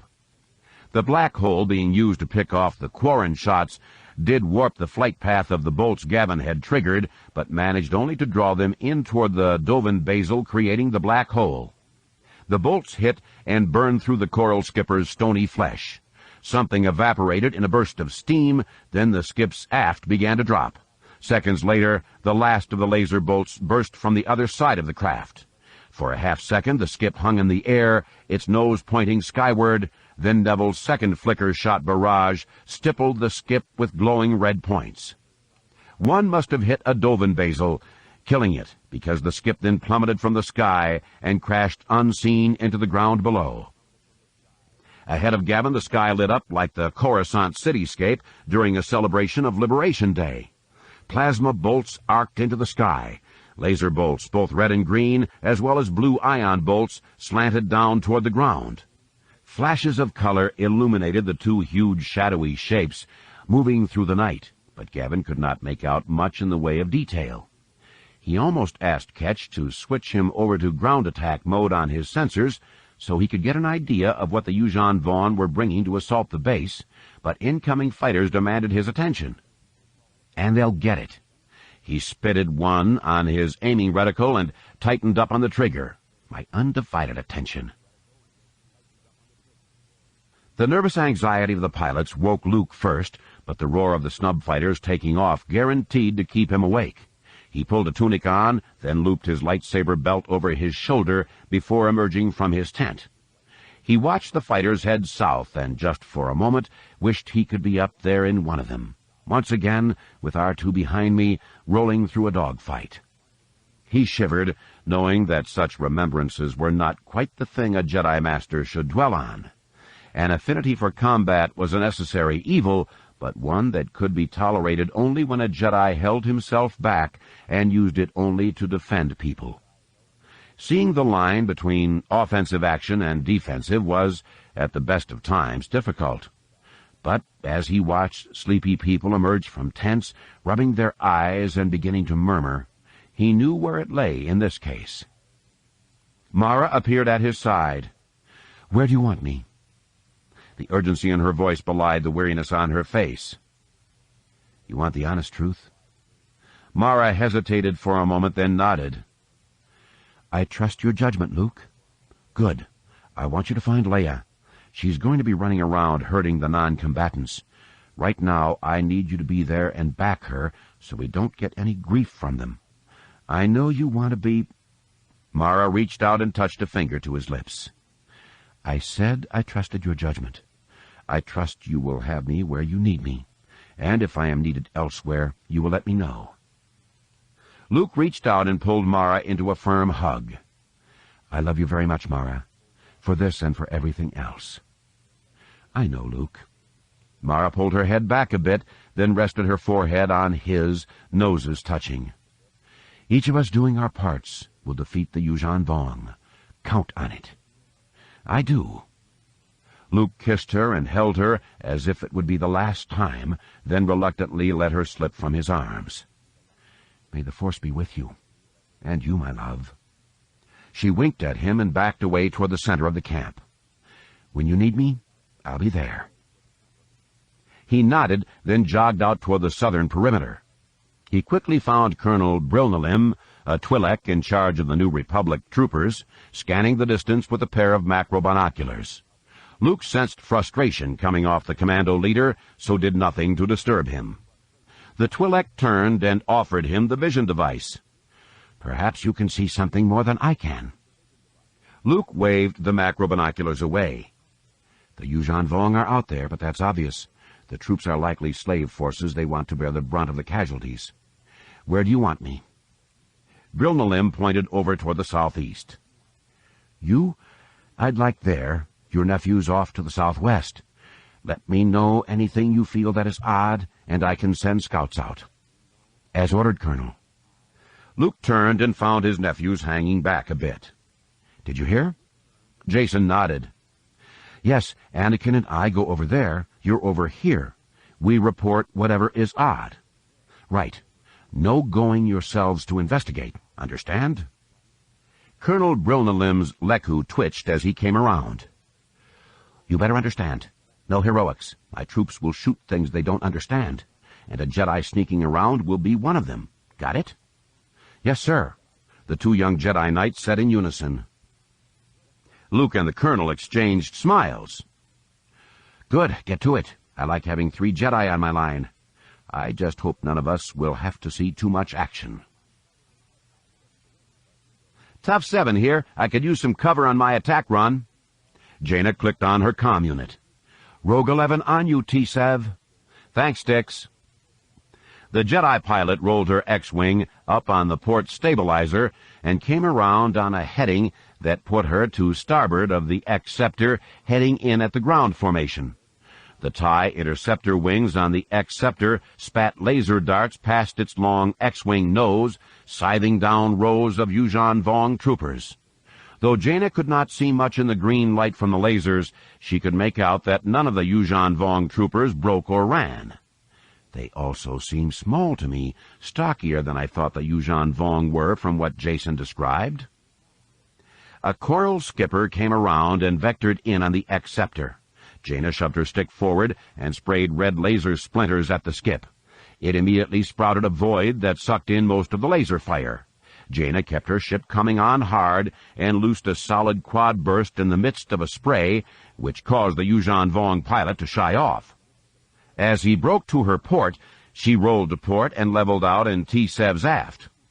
I don't like being shielding, but I need to give him this shot. Fire blossomed from the Acceptor's nose as a proton torpedo squirted out. Jaina bounced her ship up after the launch and gained a bit of altitude. Below her, the torpedo streaked straight at the first moving mountain shadow, then it exploded into a brilliant silvery ball that lit up the night. The X-Wing's canopy flash suppressor engaged immediately, cutting out most of the glare, but still allowing her to see what was going on at the point of the attack. The torpedo had detonated shy of the target by about 100 meters, and a void had gobbled up a lot of the energy, but what little it didn't consume wrought havoc on the ground. The energy evaporated soldiers, eliminating whole companies in the blink of an eye. Others it scattered like toys beneath a vengeful child's feet.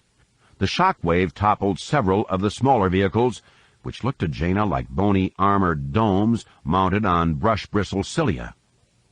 Several rolled onto their backs, with their little legs waving in the air, while others that had their cilia flash-fried ground to a halt. Most impressive, however, had been the larger vehicle at which T-Sev had aimed. Like the smaller creatures, it had a bony plate armor. Along its spine, and at points on the flanks, horn-like growths jutted out. Plasma bolts shot from these horns, and while she couldn't tell if the horns could swivel, enough of them pointed in any one direction to be able to scour the skies of fighters. She shuddered as the whole thing looked to her like one giant armored slug sprouting thorns.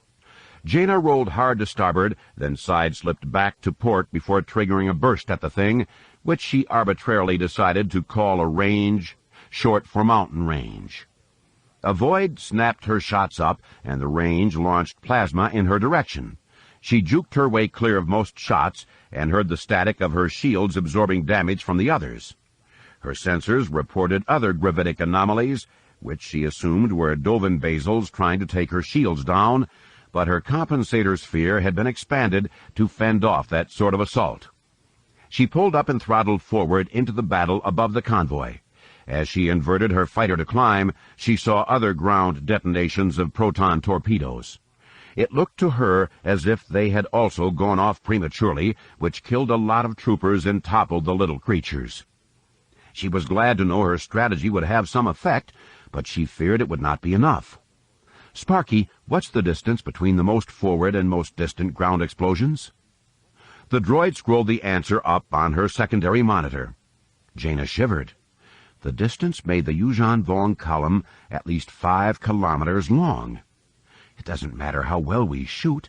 If we can't knock out the ranges, there is no way we will stop the Yuuzhan Vong from reaching the camp. And when they do... Leia started as she felt a hand on her shoulder. She turned quickly and dropped a hand to the blaster she wore in her hip, but Mara bodied her back against the hull of the freighter in whose shadow they stood. Leia stared at her for a moment, then raised her free hand to her own throat. "You scared me." "Sorry. Luke sent me to find you, stay with you." "Are you sure? Shouldn't you be?" "Resting?" Mara shook her head. "Never did like being helpless, so here I am. What are you doing out here?" Leia jerked a thumb toward the camp's northeast perimeter.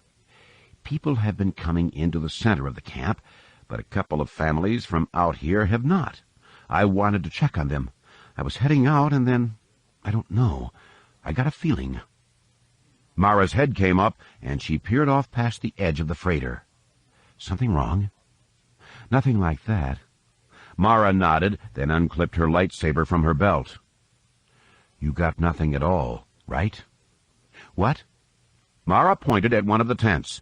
Movement was plainly visible in it, but as Leia reached out with the Force, she could sense no life in it. "That's impossible." "Not quite." Mara darted forward, and her blue lightsaber extended itself in a sizzling line. She slashed at the guy lines, holding the tent up.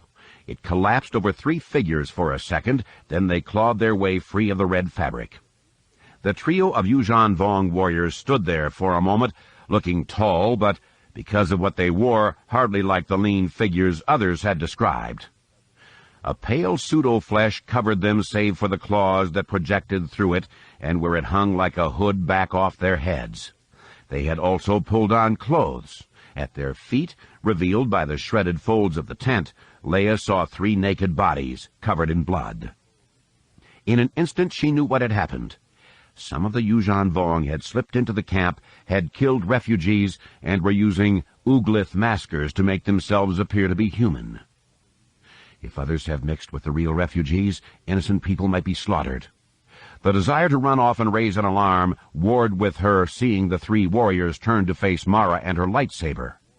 I have to protect the people, but I can't leave Mara. What am I going to do? Chapter 29. Huddled in the rocks within sight of the Yuuzhan Vong camp, Corrin glanced over at Jens.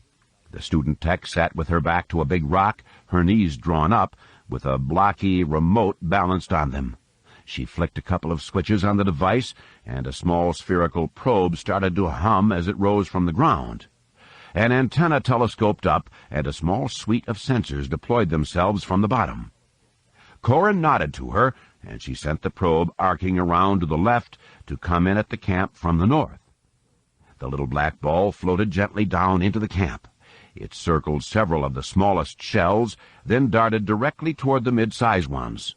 In front of the one that housed the 2 Yuuzhan Vong warriors, Jens used a strobe to flash the area, then started the sphere retreating to the north.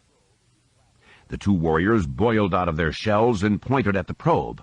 One dashed back into his shell, returning with weapons, armor, and the Yuuzhan Vong equivalent of sand shoes. He dressed himself while still watching the probe, giving the other one a chance to run into his shell and arm himself. When he returned, the 2 of them began to stalk off after the probe, which had disappeared into the dunes north of the lake bed. Corrin looked at Jens. "Keep them occupied. Once we enter the large shell, get Trista up and flying. She'll be here in 5 minutes. She laces the area with the kill scent bombs, picks you up, and gets us out. If we are not out in that time, consider us dead and get going. No questions, right?" Jens nodded. "Good luck." "Thanks, you too." He looked past her to Ganner. "Ready?" The younger man nodded and vaulted himself up over a boulder. Corrin cut around the stone that had hidden him and ran as best as his sand shoes would allow. Ganner reached the safe sand first and bent to hit the quick release on his bindings. He dropped the sand shoes there and sprinted toward the big shell. He brought his lightsaber to hand but didn't ignite it. Corrin kicked himself free of his sand shoes but scooped them up with his left hand. He ran after Ganner and reached the large shell only a couple of steps behind him. Corrin tossed the sand shoes aside at the entrance, then pulled his own lightsaber. He left it unlit, but his right thumb hovered over the ignition button. Ganner had paused inside the large shell's throat. The walls and floors, every surface really, were smooth and varied in color from a dark ivory to a soft pink. Darker gray spots dappled the walls at various points, but Corrin could discern no pattern to them. The walls also seemed faintly luminescent, but he allowed as how that might just be sunlight somehow pouring through the shell. Ganner stalked forward and down a set of steps into the main chamber. Off it ran a number of tunnels that Corrin assumed led to other smaller chambers, all of which made him wonder what sort of creature had grown the shell. While the flooring was very smooth, it wasn't particularly slippery. The only sound they heard came from their own breathing and the rasp of sand beneath their boot heels. The grand chamber opened up as they came around a curve in the stairs. Ganner gasped and took a step back. Corrin's eyes narrowed, but he made himself step past his aide and onto the main floor. He looked at the 2 students and really hoped they were dead. The 2 of them hung from racks, bound ankle, thigh, and wrist. Their heads remained lower than their feet, and their limbs were locked rigidly. Both men had been stripped of clothing. Little maggot-white crab-like creatures, the size of a sabacc deck, walked across their backs, pinching them with little claws or digging needle-like appendages into their flesh. Little bloody rivulets striped the men's flesh and colored the floor. Beneath them, something that looked more like a tongue than a slug slowly moved across the floor, cleansing it of the blood. Corin reached out with the force and got a sense of the students. They were in a lot of pain, but their sense within the force was coming through strong and unadulterated. They might have been beaten up and tortured, but they were not yet dying. Ganner stepped forward and waved a hand in Ville's direction. The pincers flew off his back and smashed into the wall. They descended into a glistening, slimy pile at the base of the wall. Ganner ignited his lightsaber and pulled it back for a blow that would clip one of the rack arms off, partially freeing Ville. Corin caught a spike of pain from Ville and held his hands up. "No, Ganner, wait. We don't have time to wait, Corin. The pain spiked in him after you cleared off the pincers. Do the same for Denna. See if the same thing happens."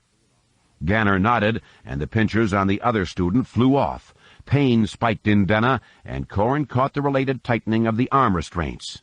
"I thought so. The rack keeps them in a constant level of pain."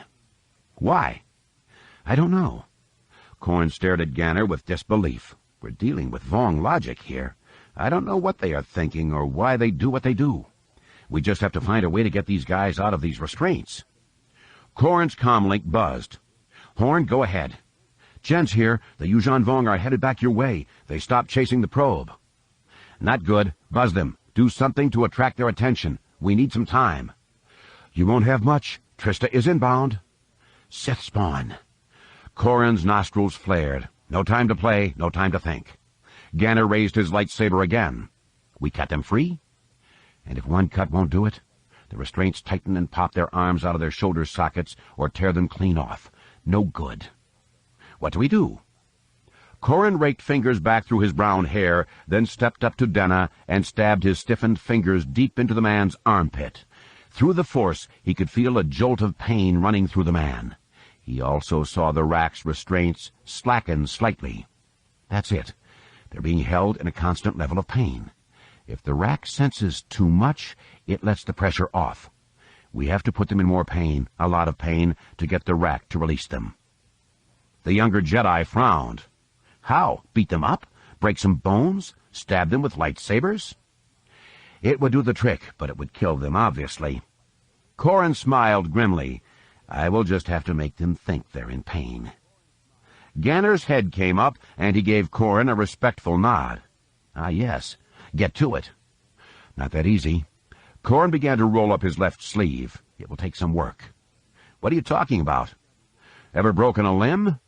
Ganner nodded. "My leg." "You remember it hurt, right?" "Yes. But you don't remember how much it hurt. The mind is like that. You forget the really sharp pains, so you'll continue going on. Women forget the pain of childbirth, or we'd all be only children." Corin sighed. "I can project pain into them, but I've got to feel it to get it right." "How?" Ganner's question came very tentatively. Corin moved between the two racks and stood facing Ville with Denna behind him. "You face Denna. When the machines slacken fully, you've got to make one cut, get the restraint traps. You do him, I'll do Ville." "Okay." Now the hard part. Corin extended his left forearm toward Ganner with his hand open and palm up. "One of the other force abilities I have is pretty rare. I can, under certain circumstances, absorb a certain amount of energy without much damage to myself. To get the pain I need, I want you to press your lightsaber against my forearm. Not too hard. I like the limb just fine. Just hold it out, maybe, and I'll move my arm up into it." Ganner's jaw dropped. "You can't be serious."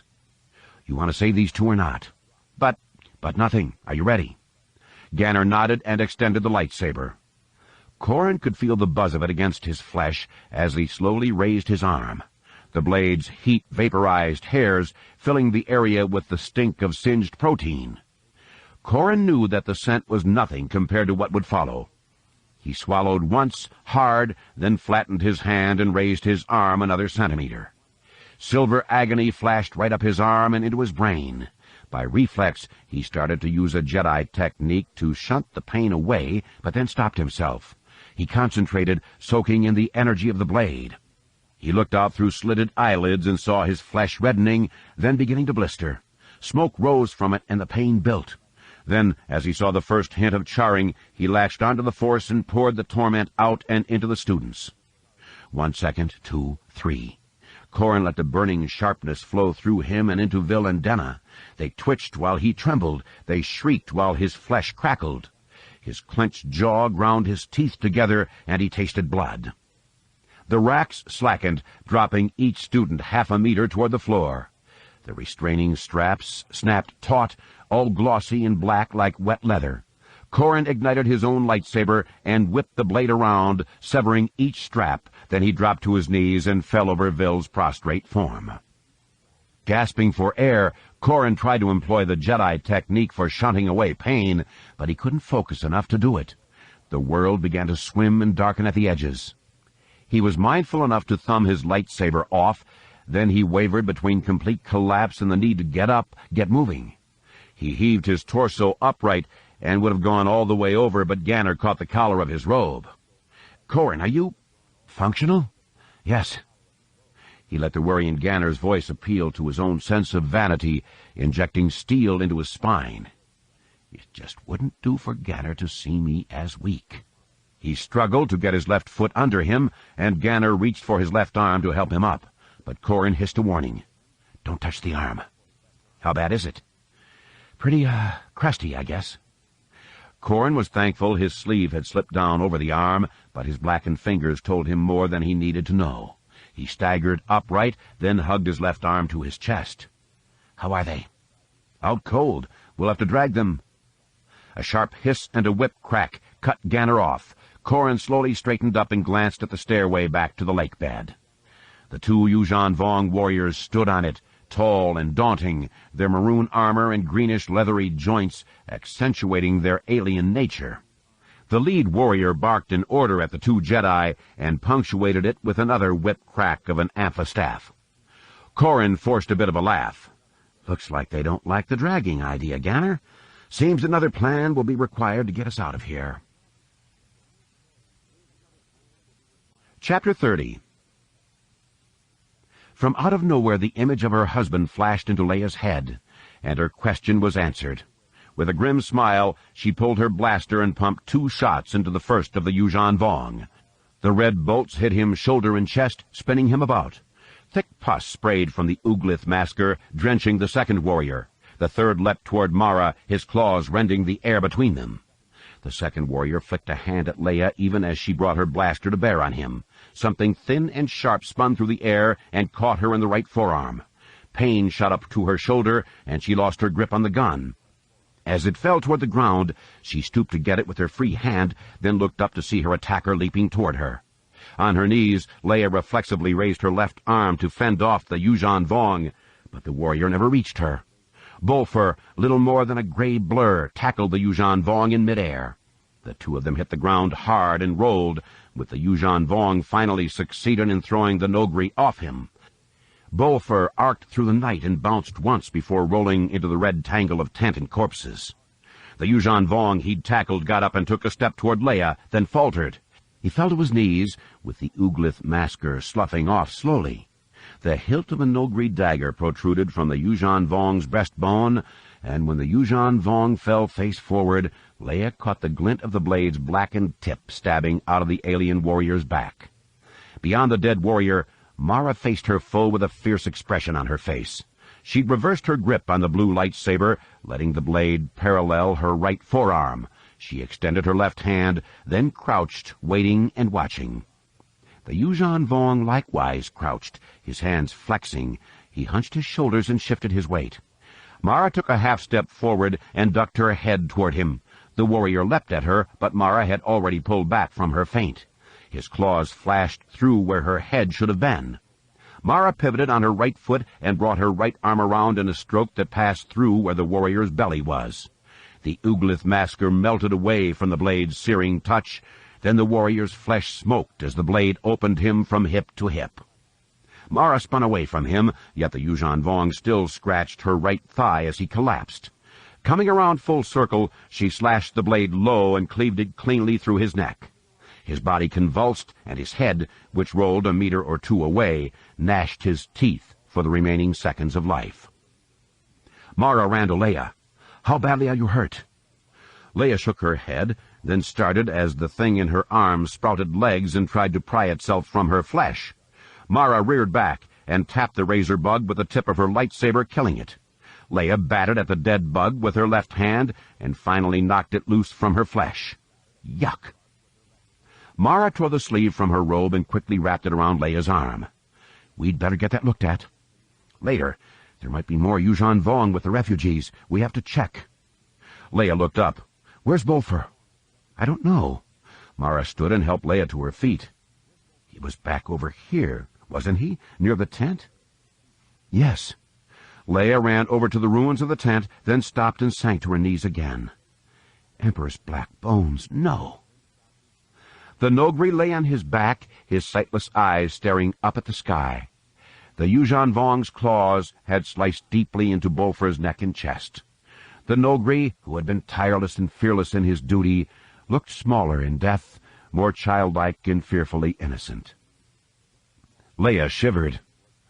If Yuuzhan Vong can kill Nogri with their bare hands... She shook her head and closed Bolfer's eyes. This is worse than anything we faced before, isn't it, Mara? Her sister-in-law slowly shook her head. If it is, chances are we won't have much longer to worry about it. Look, go to the refugees and see if you can sort out who the Yuuzhan Vong are. Maybe these were the only 3 to get in. I'll check tents in this area and hold the perimeter. I'll come if there is trouble.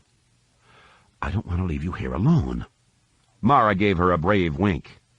I have the Force. I'm not alone. Move it. I don't want you here stealing more of my fun. Luke Skywalker stared out into the darkness. Detonations from proton torpedoes and concussion missiles were drawing closer. He could feel the shock waves vibrate through him. In the back flashes, he saw the huge vehicles moving closer, ever closer.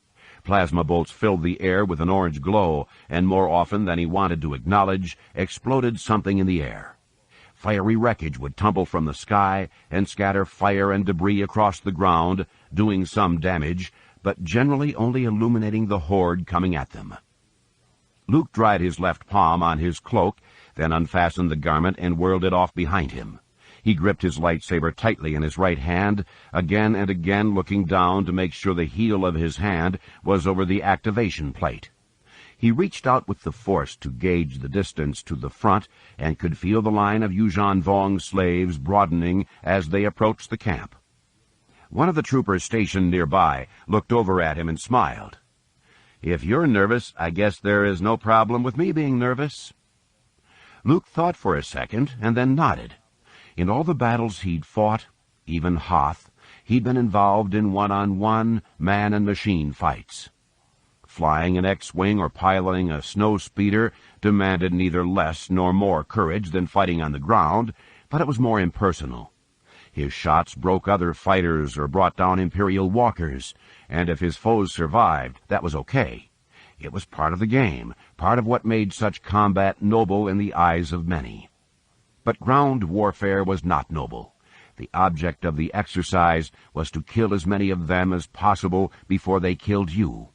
It was intimately personal because your target was another living being, not some machine encasing him. You succeeded when he dropped. And yes, while an enemy might surrender, that was not viewed as anything nearly as noble as a pilot who was shot down and captured. This is just going to be killing, pure and frighteningly simple. Luke could feel the frayed troops coming in, only 500 meters distant. Beyond that line, fighters made strafing runs on the ground troops. Hails of red and green splinter shots flickered through the night, vaporizing soldiers. Luke caught flashes of pain from those who died, but not a whit of anxiety or fear from the survivors. They're marching to their deaths, uncaring or unable to care about what will happen to them. Off to the right, Colonel Brilnalim gave a signal, and the freighters began opening up. Alagos's shuttle rose and hovered in a forward position, with the fire from its laser cannons and blaster cannons pulsing out scarlet energy projectiles that warmed the night as they passed. The ship fire burned furrows through the Yuuzhan Vong ranks, thinning them, but not nearly enough. In the backlight of distant explosions or the burning of corpses, Luke could see the Yuuzhan Vong troops had come even closer. When the Yuuzhan Vong soldiers reached the 200-meter mark, the troopers started shooting. Their blaster fire came slowly, cautiously, fired without a hint of panic. Red bolts lanced out, striking silhouettes. Some of the Yuuzhan Vong troops spun before falling, others just collapsed, and yet others sighed and sat, then flopped over as if exhausted and retiring for the day. At 100 meters, the Yuuzhan Vong troops began to run forward, so the troopers' firing became more hurried. They still struck their targets, but gaps in the lines filled immediately as the wave of Yuuzhan Vong soldiers rushed ever closer. Smaller and stockier than the Yuuzhan Vong warriors Luke had fought, these troops looked reptilian, like Trandoshans, but more compact. They did sprout a pair of calcifications from their foreheads, more domes than horns, and Luke suspected it was through these that the Yuuzhan Vong controlled them. The large vehicles began pulsing plasma out toward the breastworks. Shots pounded into the ground, shaking it, pitching dirt and debris into the air. Shots that fell short plowed through the mass of Yuuzhan Vong troops. Those shots that were on target splashed against shuttle shields or the fortifications. In the latter case, the shots blasted the fortifications apart, scattering troopers and, worse yet, opening gaps in the line that allowed the Yuuzhan Vong troops to pour into the compound. Luke sprinted to the nearest gap and ignited his lightsaber. The green blade hissed and spat as he cut right and left, chopping down the reptilian troopers. The Yuuzhan Vong troops were armed with small amphistaffs, which froze themselves into a sharpened hook shape that clutched at arms and legs, cutting as the soldiers drew the amphistaffs back. The lightsaber couldn't slice through the amphistaffs, but the troops were too slow to prevent Luke from lopping off limbs or stabbing through chests. Because he could feel the slave troops through the Force, killing them proved far too easy. He knew where they would be, what they wanted to do. A parry here and a stroke to the head, or a block, then a riposte to the heart. He wasn't fighting troops as much as he was battling for time. If killing each one took 3 seconds or 5, he couldn't possibly stop them all. Meter by meter, he was being driven back by the sheer weight of the assault, and even with the Force to strengthen him, he couldn't kill them fast enough. Unless I can think of something to do, it's over. It's all over. Leia ran to the center of the camp and immediately appropriated a blaster carbine from one of the refugees standing guard. She found Danny and pulled the woman aside, then waved Lando over. "I need your help." "You're bleeding," Lando said. "It's nothing, for the moment anyway. I need you to use the Force. You can feel emotions, right?" Danny nodded stiffly. "I've been trying to shut things out. They're all afraid here." She glanced down. "Like me." "Look, there may be Yuuzhan Vong among them, using Uglith maskers to pretend to be people. We have to find them." Danny blinked and raised a hand to cover her mouth. "Yuuzhan Vong here? Hidden here?" Leia grabbed the young woman's left shoulder. "Steady yourself, Danny. You can do this. You must do this." Lando drew his blaster pistol and checked the power pack. "How will we find them?" "If Danny can feel fear and hatred, she'll be able to spot those who are feeling nothing. Follow my lead, then move through the crowd." Leia looked at the 400 assembled refugees and shook her head. "It's not going to be exacting work, but note those who aren't giving any fear off. We segregate them. Since we can't feel the Yuuzhan Vong in the Force, they're going to be the ones we want." "I don't know." The young woman took a second, then swallowed hard and nodded. "I'll do my best." Lando nodded. "Let's go." Leia steeled herself, then triggered a series of blaster shots into the air. People reflexively ducked down, and a wave of terror pounded her. Leia looked out over the crowd and set her face in a grim mask. "The Yuuzhan Vong are incoming, and stopping them is going to be harder than we thought. If you have anything you want to say to others here, your last words, you'd better do it now and be quick about it."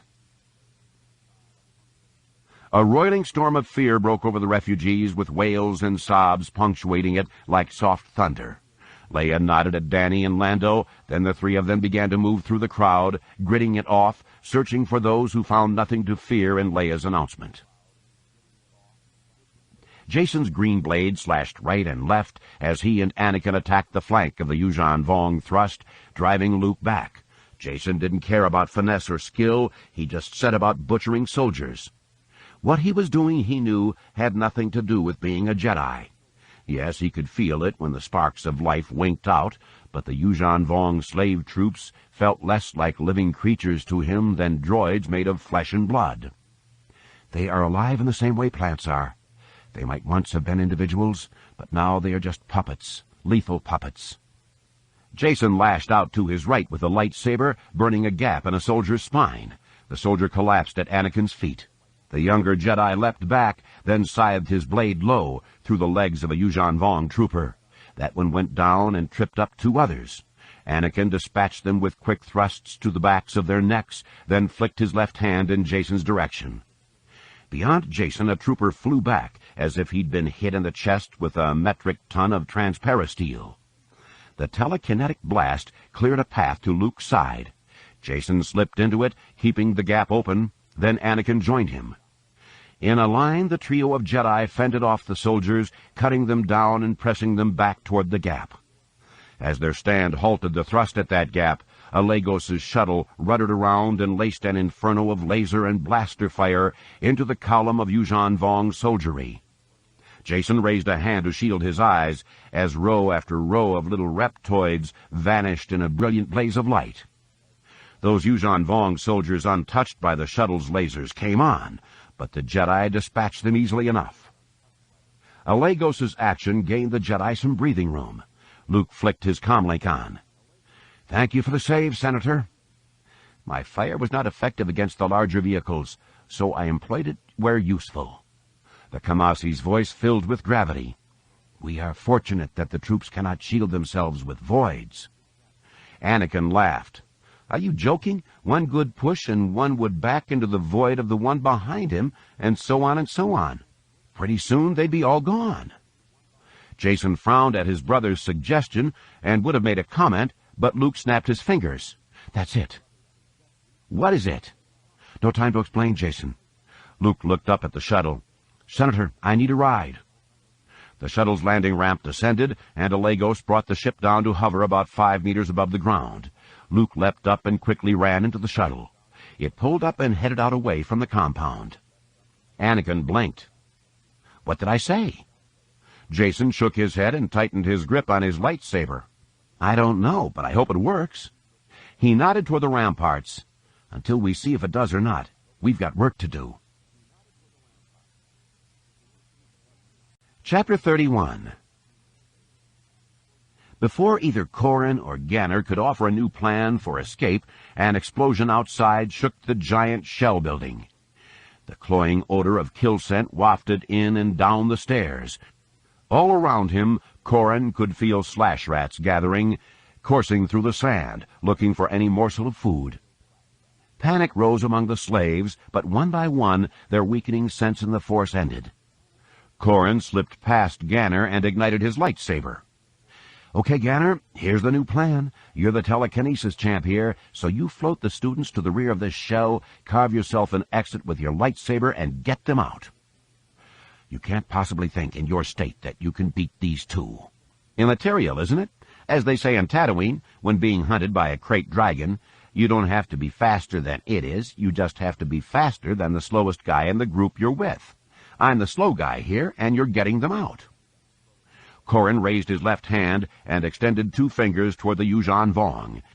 He forced himself to ignore the pain and composed his face in an expression that suggested facing 2 Yuuzhan Vong was slightly less inconvenient than getting his beard trimmed. He bent his wrist to motion them forward, inviting them down to meet him in single combat. The lead Yuuzhan Vong let his amphistaff coil itself around his waist. He stepped to the side and waved his subordinate forward. The other Yuuzhan Vong, whom Corran thought of as the younger, bounced down several steps, then set himself in a pose of great martial grandeur. His amphistaff slithered down into his hand and stiffened itself. "Ganner, I still hear you breathing back there. Go. Now go. Get them aboard and get the ship out of here." Corran glanced back and gave Ganner as hard a stare as he could. "You're the only one who can save them, and I'm the only one who can buy you the time you need to do it. Go."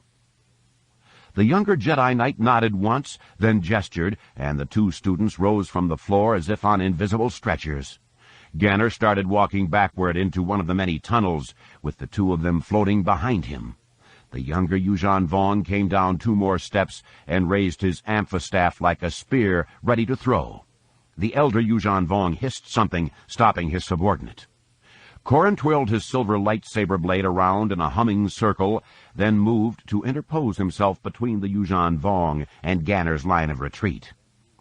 "I hope you two think this is a good day to die." The younger Yuuzhan Vong slowly stalked down the steps and spun his amphistaff in his right hand. He held his left hand out toward Corrin, with his gauntleted fingers splayed out. The Yuuzhan Vong moved with the casual grace of a predator. He took 1 step toward Corrin's left, clearly as the first part of a gambit to make Corrin circle around and present his back to the elder Yuuzhan Vong. Corrin countered by stepping to his left and bringing his left hand onto the hilt of the lightsaber.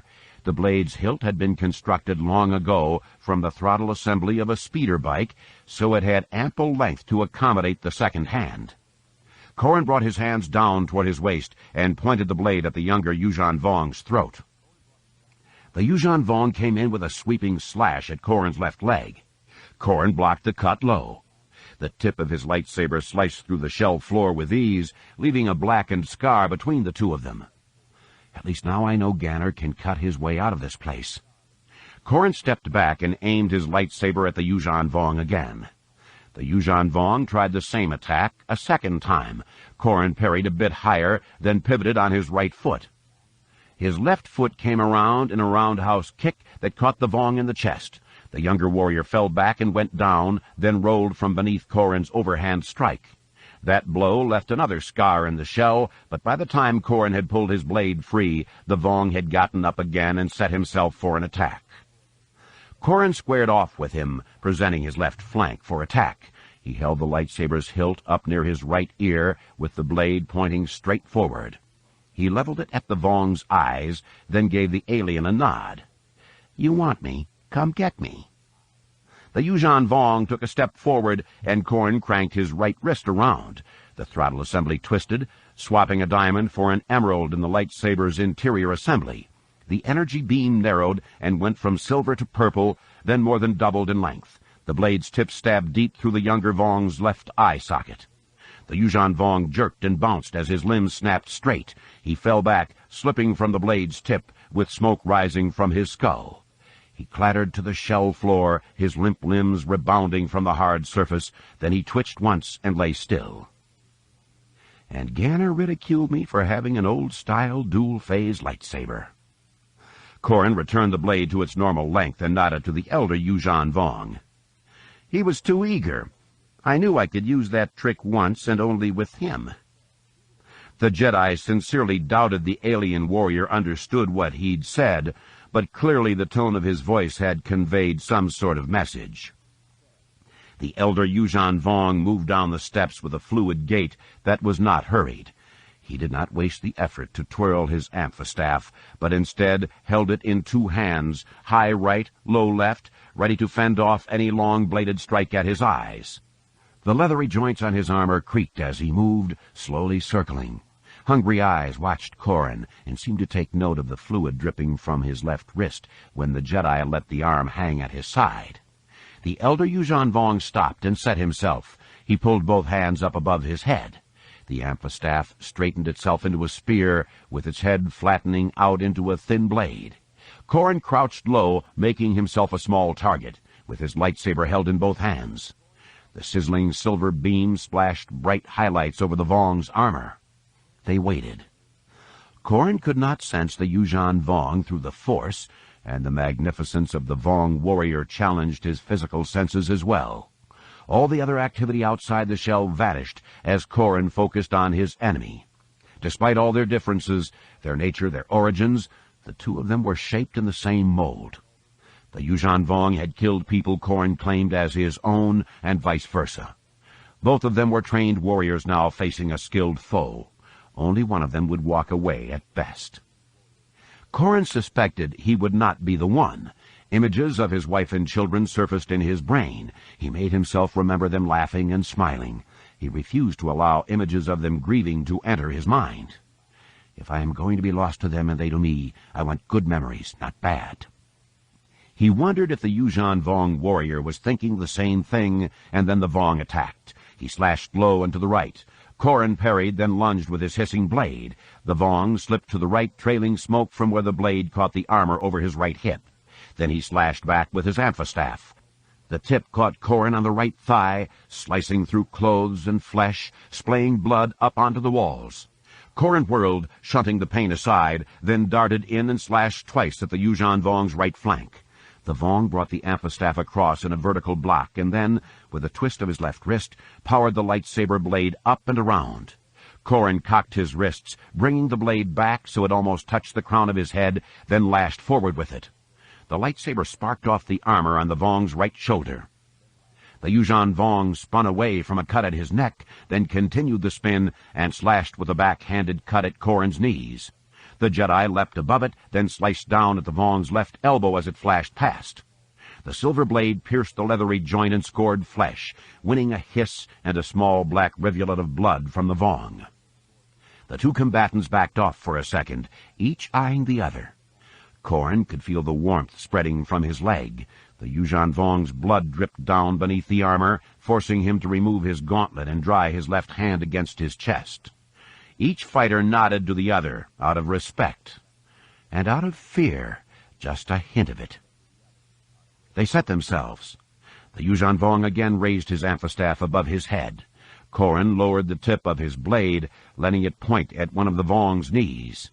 He drew in a deep breath, then shifted his shoulders. This is it. War cries echoed within the chamber as each fighter sprinted across the floor at his foe.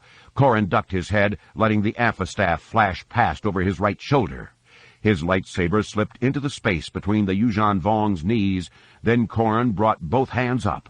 The silver blade split the armored joint at the Vong's right hip. Corrin sawed the blade forward and back once, lifting as he went, then spun away to the left. Inexplicably, his spin went out of control, and he crashed to the ground.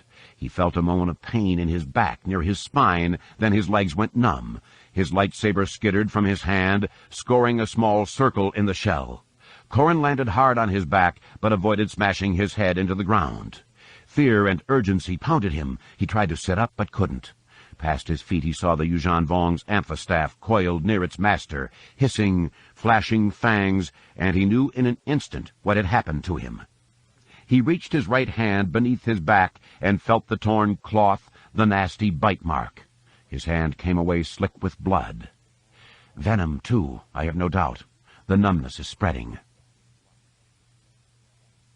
The Yuuzhan Vong stirred, posting his body up on his hands. He gathered his left knee beneath him and tried to straighten up. He pushed off with his hands and almost made it upright, but his right leg swung awkwardly around. The weight of it pulled the Vong off balance and crashed him down to the ground again. The Vong's helmet popped off and danced across the floor. His leg is all but severed, and he's still coming? Corrin dragged himself over toward his lightsaber and got his right hand on it. If only these things didn't cauterize the cuts they make, he'd bleed to death. The Yuuzhan Vong rolled onto his belly and grabbed his amphistaff. He started to crawl toward Corrin. The Jedi Knight slashed at him with the silver lightsaber, gouging chunks from the shell. His strikes chewed the floor into rubble, spraying up sand from below, but the Vong seemed undaunted by Corrin's weak attacks. He knows the venom will get me. Corrin already felt the numbness spreading up his back. It was becoming harder for him to breathe. He tried to use the Force to limit the damage, restrict blood flow, but the best techniques for that would drop him into a trance. And the Vong will kill me. Corrin pushed himself back and back, leaving a bloody red smear on the floor. He slashed again and again at the Yuuzhan Vong, but the warrior kept coming, slowly, certainly, waiting for Corrin's arm to tire, his fingers to lose all sensation. And he won't have long to wait. Corrin's breathing became labored. His chest heaved with every effort. He knew he was done and again called to himself images of his family, happy images, images that made him proud. He saw them through various times and situations, flashing finally on his most recent and strongest memories of them. He reached out through the Force in one last desperate gamble. He half closed his eyes and let his smile slacken. The Yuuzhan Vong, with the help of his amphistaff, had risen to his good left leg. The warrior stared down at him, his bare face all scrunched up, uneven teeth and uneven features, giving Corrin a nightmare image to carry with him into eternity. Then a frenzied explosion of slash rats burst up through the holes Corrin had gouged in the shell's floor. One of the toothy rodents sank its teeth into the Vong's left forearm, crushing it as if it were an eggshell. Two others bit into the nearly severed right leg and tugged, dragging the Yuuzhan Vong out of Corrin's sight.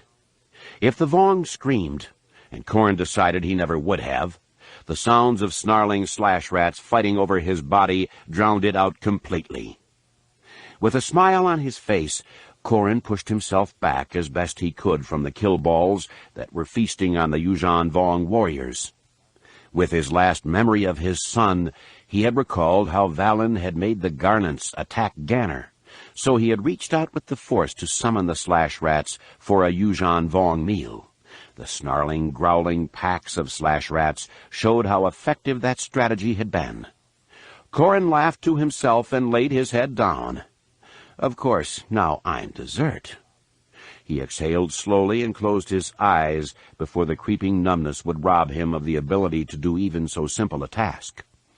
For a moment he wondered if he would fade from existence upon death, as had other Jedi, robbing the slash rats of their meal. No matter. The others are safe and away. My work here is done. Before the numbness consumed him completely, he felt himself floating. He would have smiled if he could have. So this is it. This is what it is like to die a Jedi and fade into nothingness. Though he gave no external sign, his spirit felt buoyed, and Corrin Horn passed into black oblivion, a happy man. Chapter 32. A whistle from Ketch prompted Gavin to check his secondary monitor. The shuttle Impervious was moving forward into the battle over the ground army. While the shuttle had powerful shields and weapons, it was much safer and more effective hanging back with the other ships pouring fire into the ground troopers. Gavin keyed his comm unit. "Impervious, this is Rogue Lead. What are you doing?" Senator Akla's voice came back through the comm channel, all serene. "Master Skywalker has a task for us, Colonel. Here he is." "Gavin, I need 2 of you to make a run on the large lead vehicle down there. I need 4 torps, all coming in at the same flank. We'll give you the telemetry." The Jedi's voice betrayed a hint of excitement. "Can you do it?" "As ordered, Jedi 1.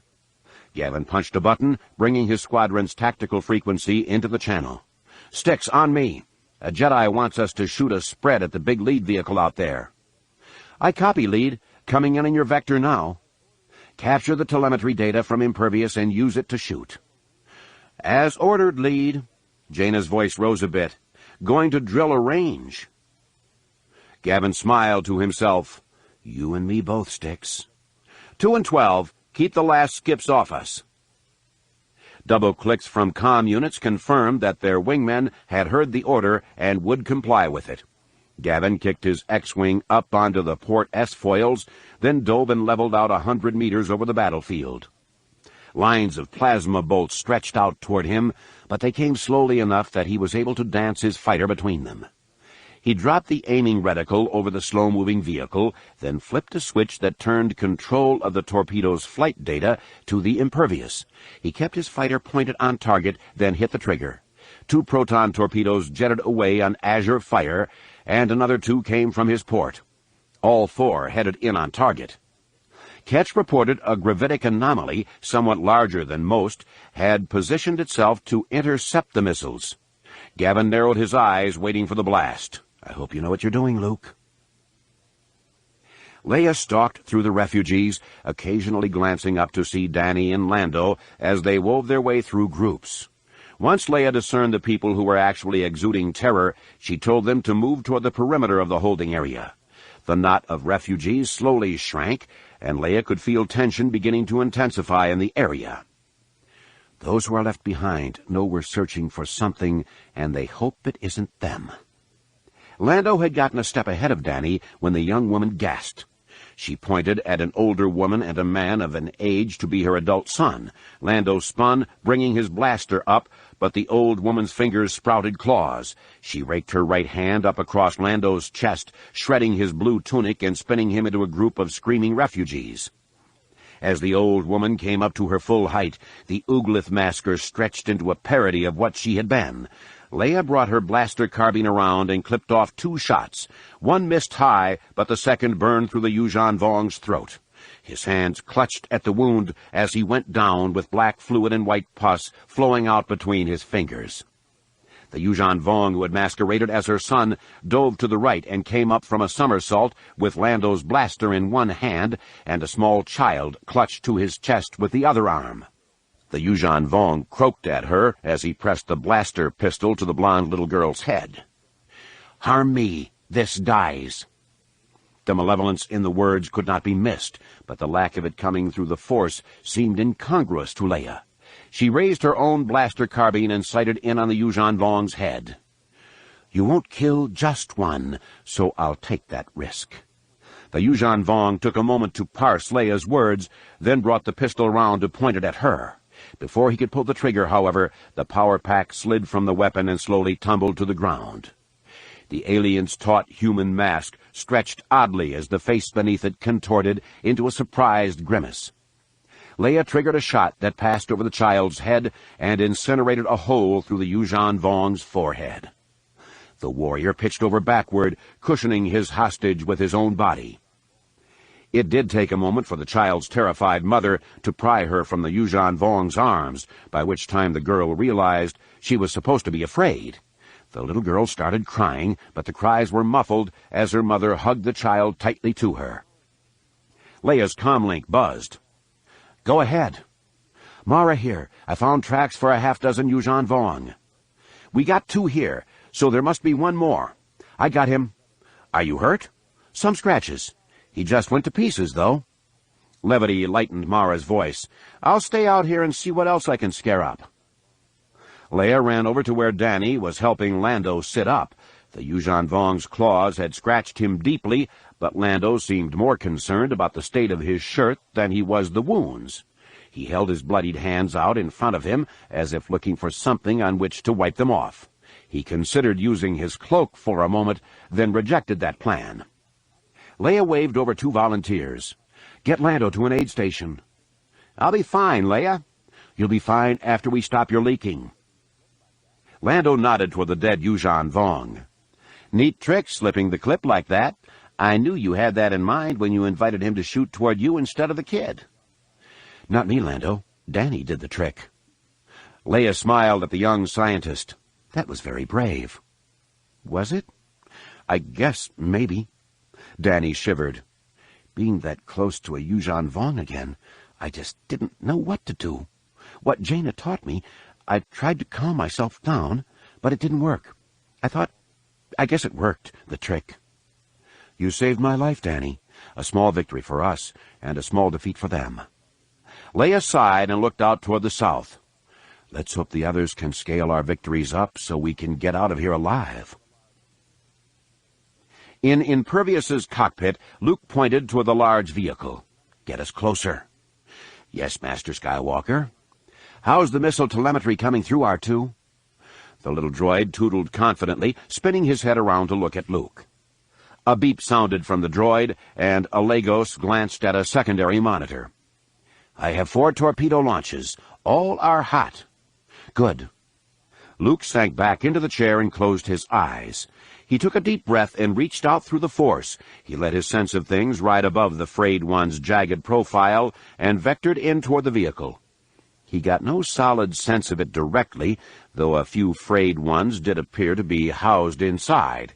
Instead, he used that emptiness as a waypoint to search out a void, and as it formed, the black hole blossomed fully in the Force. The void that the vehicle's Dovan basals created to intercept the missiles was a gravitic anomaly that had substance in the real world. Tiny threads of the Force leaked into it as insects and birds, bats and bugs were pulled into it. Luke used their vanishing life traces and the very currents in the air that the void created to define the void. He traced its edges, knew exactly where it was, and knew how powerful it was. He opened himself to the Force more fully than he had in years. He sought more power than he had when freeing his nephew. The Force flooded into him, at once molten metal hot, yet as soothing as a cool rain. It swirled through him, filling every cell of his body, freeing him from fatigue, sharpening his mind. Luke reached out with that power and latched onto the void that the Yuuzhan Vong vehicle had created. He pushed a bit, then tugged, in nanoseconds getting a feel for the power the Dovin Basils were able to exert to control the void. He almost smiled, since that amount of power was nothing compared to the Force. But he stopped himself short of pride in that fact. R2, juke the missiles. R2-D2 keened sharply and fed the proton torpedoes a new set of data. The torpedoes twisted in flight and arced toward the sky, flying up and over the void. Then they turned again and fell toward the ground, aimed at the vehicle's spine. Immediately the Dovin Basils started to shift the void to cover this new attack vector. Luke fed the Force into his hold on the void, thwarting them. Their pressure increased, and still Luke held it unmoving. The torpedoes got closer and closer. The Dovin Basils pulled harder, and when their effort reached a new peak, Luke let the void slip over toward intercepting the proton torpedoes. The Dovin Basils devoted their efforts to sliding the void into place, which required both some lateral movement and shortening the arc over which the void would travel. As they brought it close to the vehicle, Luke pushed with the Force.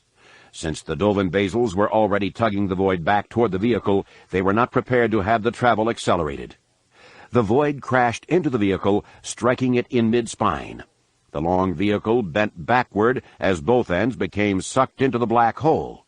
It flowed like thick liquid, all the sharp horns and bony plates becoming fluid as they curved up over the void's event horizon. In less than an eye blink, the vehicle had been consumed by the void, leaving a huge gap in the Yuuzhan Vong formation. Then the proton torpedoes detonated. One after another, the 4 missiles slammed into the ground and exploded. Their blasts scattered Yuuzhan Vong warriors and lit the night. They gouged a huge canyon across the Yuuzhan Vong line of advance, and the shock waves were such that the ground rippled even into the refugee compound. Soldiers fell on both sides of the battlefield, and ramparts collapsed.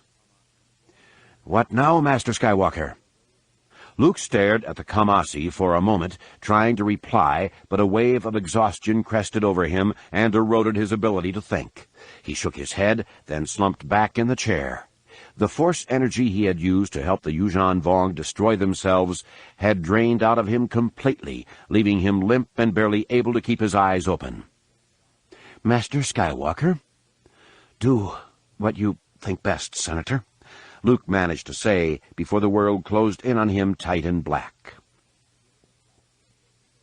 Anakin picked himself up off the ground and blinked away the flash of torpedo detonations that had ruined his night vision.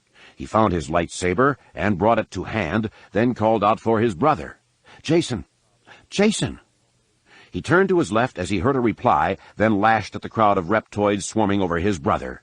He cut 1 or 2 away, then a ripple of Force energy pulsed upward, scattering the others.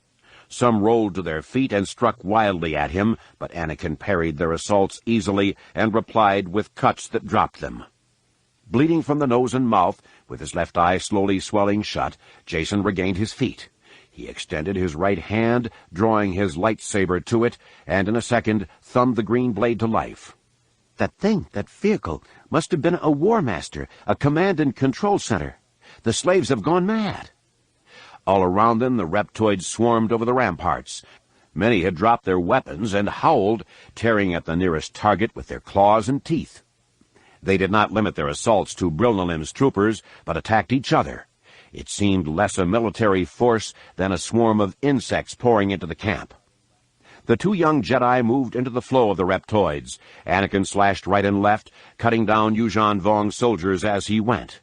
With Jason, he angled over to the right, clearing a path to several of Brilnalim's troopers who had become trapped.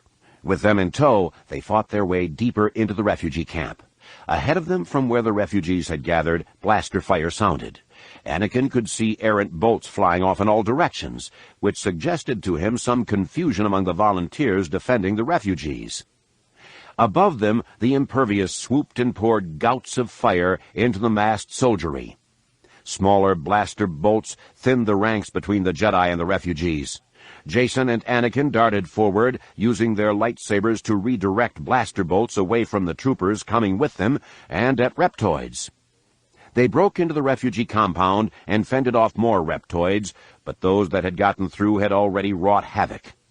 Blaster-burnt reptoid bodies lay everywhere, splashed with the blood of their victims. Children lay broken, and men and women stared sightlessly up at the bellies of the freighters beneath which they'd huddled. Moans and screams filled the area, sparked by the whine of blaster bolts or the sight of another reptoid face. Leia ran to her sons, and Anakin saw she'd been wounded. "Mom, you're hurt." "Not that badly. Alego says the second half of the Yuuzhan Vong host is still coming. Luke can't deal with the other vehicle. The torpedoes bought us some time, though." She pointed at the freighters. "We have to get everyone aboard and out of here as fast as we can. We have to leave Dantooine." Jason frowned. "But there wasn't enough food for a run to another system before, and we've been here for days." Anakin looked around. "Not as many mouths to feed anymore." His older brother hesitated for a moment. "Oh, it doesn't matter, boys." Leia clapped them on the shoulders. "Get started rounding people up. Get them to move. We've precious little time before we all die." Chapter 33. Jaina Solo rolled her X-Wing to port and leveled out for a ground attack strafing run. Sparky switched her targeting controls over to ground attack mode, which superimposed a targeting grid over her view of the ground. On the secondary monitor, the sensors calculated the number of life signs found in each square of the grid and then colored those squares. The brightest colors meant they had the highest concentrations of life. The heads-up display likewise added these colors to the grid it displayed, but in muted tones so the pilot could see the ground. Jaina ruddered her X-Wing around and hit the flicker trigger for the lasers. Hundreds of laser splinters shot through the night, lancing down toward the Yuuzhan Vong soldiers climbing up out of the pit the proton torpedoes had created. Some of the splinters hit nothing, others ricocheted into the air after touching armor, but most stabbed through reptoids, killing them instantly. She pulled up, trying to climb her X-Wing above the sensation of life forms dying, but their pain and despair clung to her like mud to a boot. She detested having to slaughter so many individuals, but she also knew she had no choice. These reptoids were coming on in good order, and from the chaos that marked the refugee camp, either she killed the reptoids on the ground or they'd kill the refugees. And my mother and brothers and Danny. Gavin's voice crackled as it came through the comm unit. "Rogues, we have a new assignment. The freighters are lifting off. We have them outbound." His voice faltered for a moment. "Each one of you picks up a freighter. Assignment's coming now." Jaina saw that she'd been attached to the Impervious, which she didn't mind, but it was the 6th ship in the convoy. "Sparky, give me a rundown on which rogues are still operational." The droid came back with a grim report. Colonel Darklighter and Captain Neville were all that were left of one flight. 2 flight had been reduced to Major Forge. 3 flight had fared better, with Major Varth, Jaina, and her wingmate, Annie Capstan, still alive. But the squadron as a whole had been cut in half. Savage Squadron was down to 1 flight, and the Toughs, they're all gone. We swept the skies of the skips, but at a great cost. Jaina keyed her comm. "Do we have outbound coordinates, Colonel?" "Solution in progress, Sticks." She shook her head. The reason they had come to Dantooine was because they had too many people to travel a long distance in hyperspace. They had no supplies. Either we found supplies or... She glanced at the backlit bodies strewn around the camp beneath the freighters lifting off. A lump rose in her throat. "I hope none." She almost reached out with the Force to try to find her mother or brothers or uncle, but she focused herself instead on dropping her ship in on the shuttle's port wing and pulling for stars. "I have a mission to perform here before I worry about my family." "Sparky, have you received those coordinates?" The little droid tootled as it downloaded the navigational information.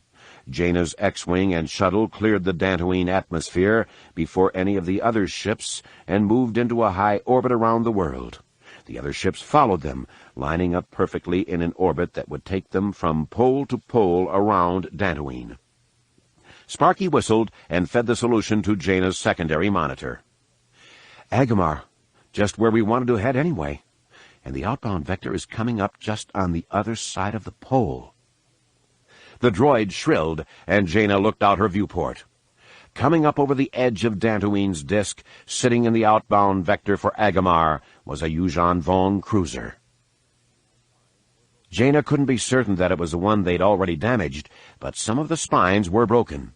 Worse yet, as the secondary monitor showed, the cruiser was again employing its Dovin basals to create a gravitic anomaly strong enough to prevent any ship from making the jump to hyperspace.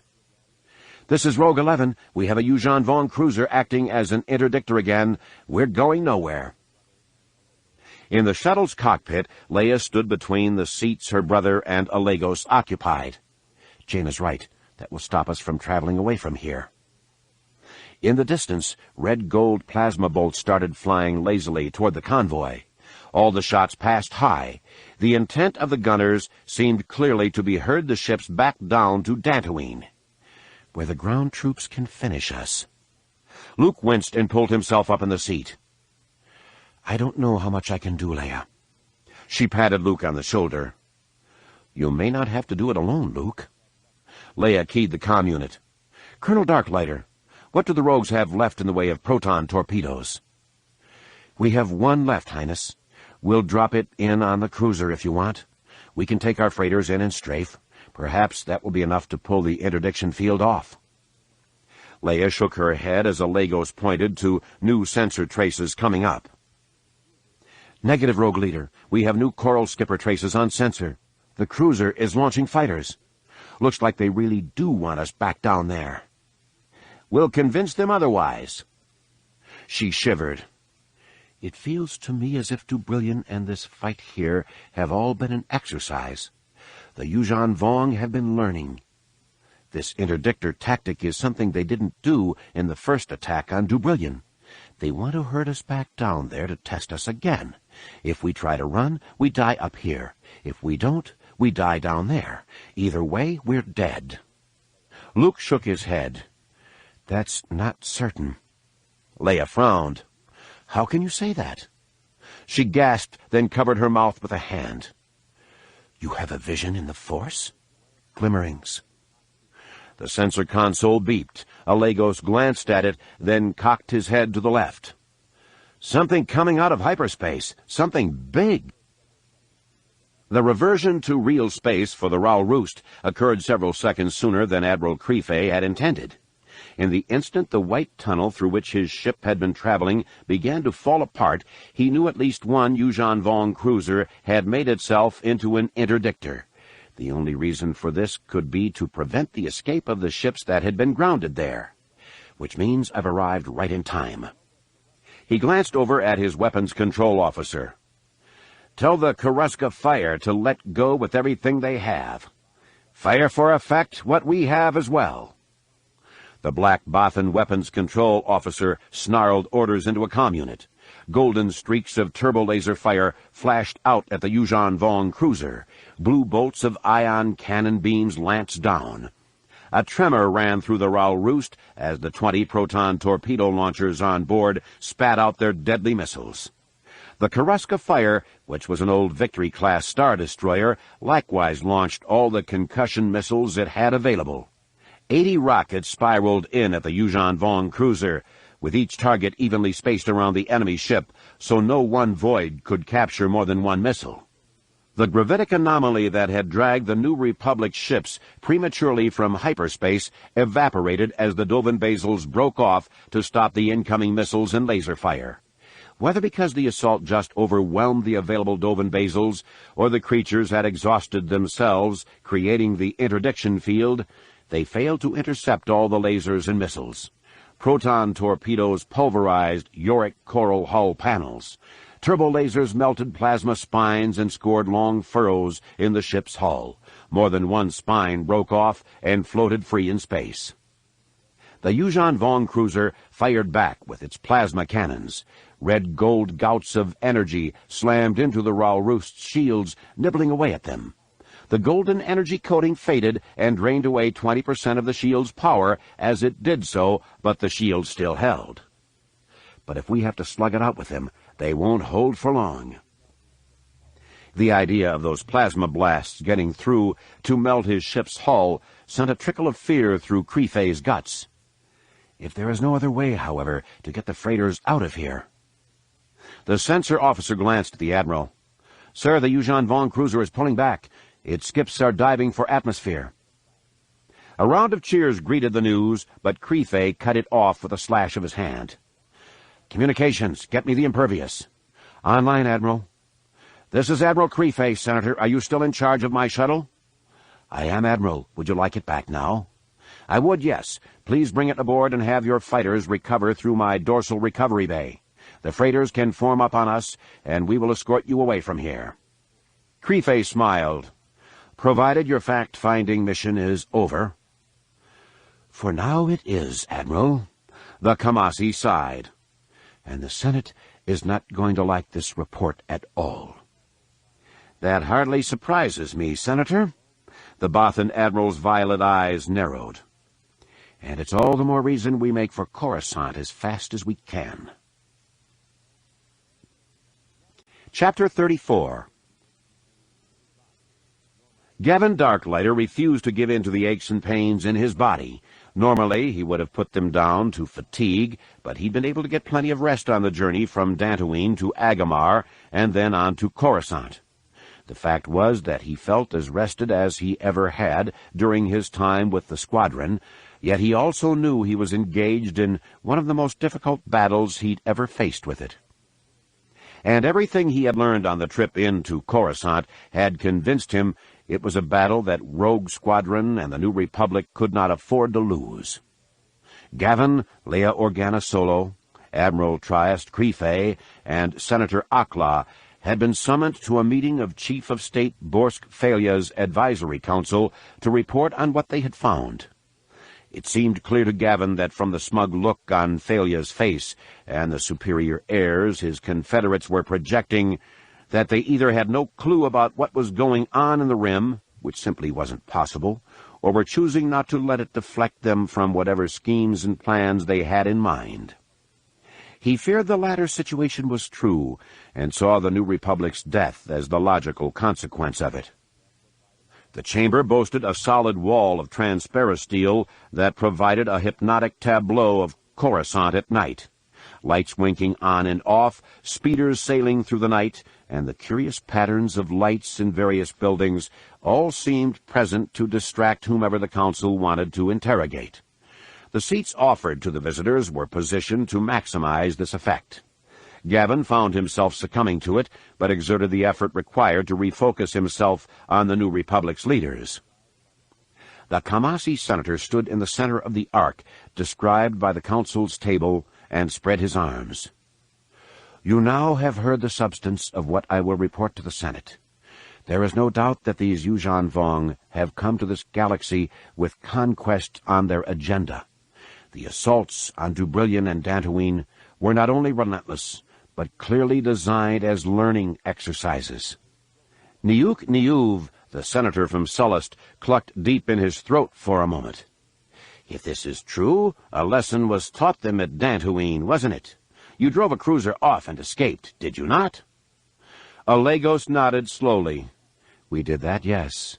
It seems, however, you are ignoring the evidence of Belkadon, that they have come and set up factories to produce war materiel. You ignore their operation on Benial, which we know about only because the students there were evacuated to Agamar and arrived when we did."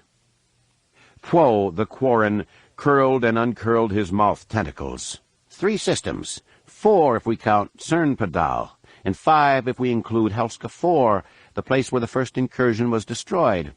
But the latter 2 are useless to them. And useless to us. The Kamasi let his hand slowly drift down to his side. "You also greatly discount the sacrifices we paid to save as many people as we did. Rogue Squadron has lost 2/3 of the pilots it had 2 months ago. Over 50 other pilots and troopers lost their lives. The Yuuzhan Vong killed countless people on Dubrillion, and the refugees on Dantooine suffered 50% casualties. Borsk Felia shook his head and smoothed the cream-colored fur at the back of his neck. We do nothing of the sort. We acknowledge the sacrifices of Colonel Darklighter's command.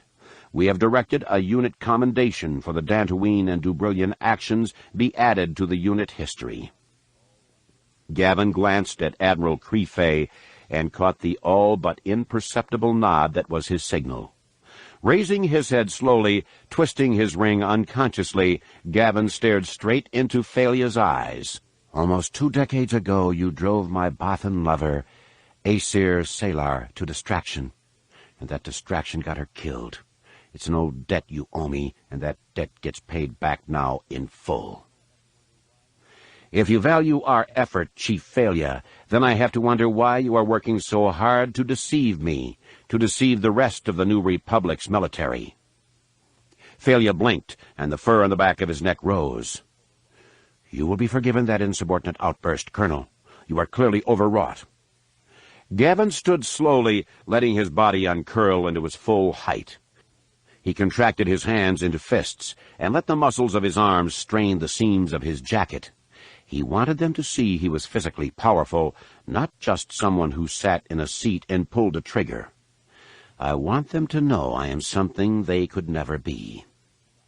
He kept his voice even, despite the anger and disgust boiling inside of him. Chief Felia, in here we know the truth.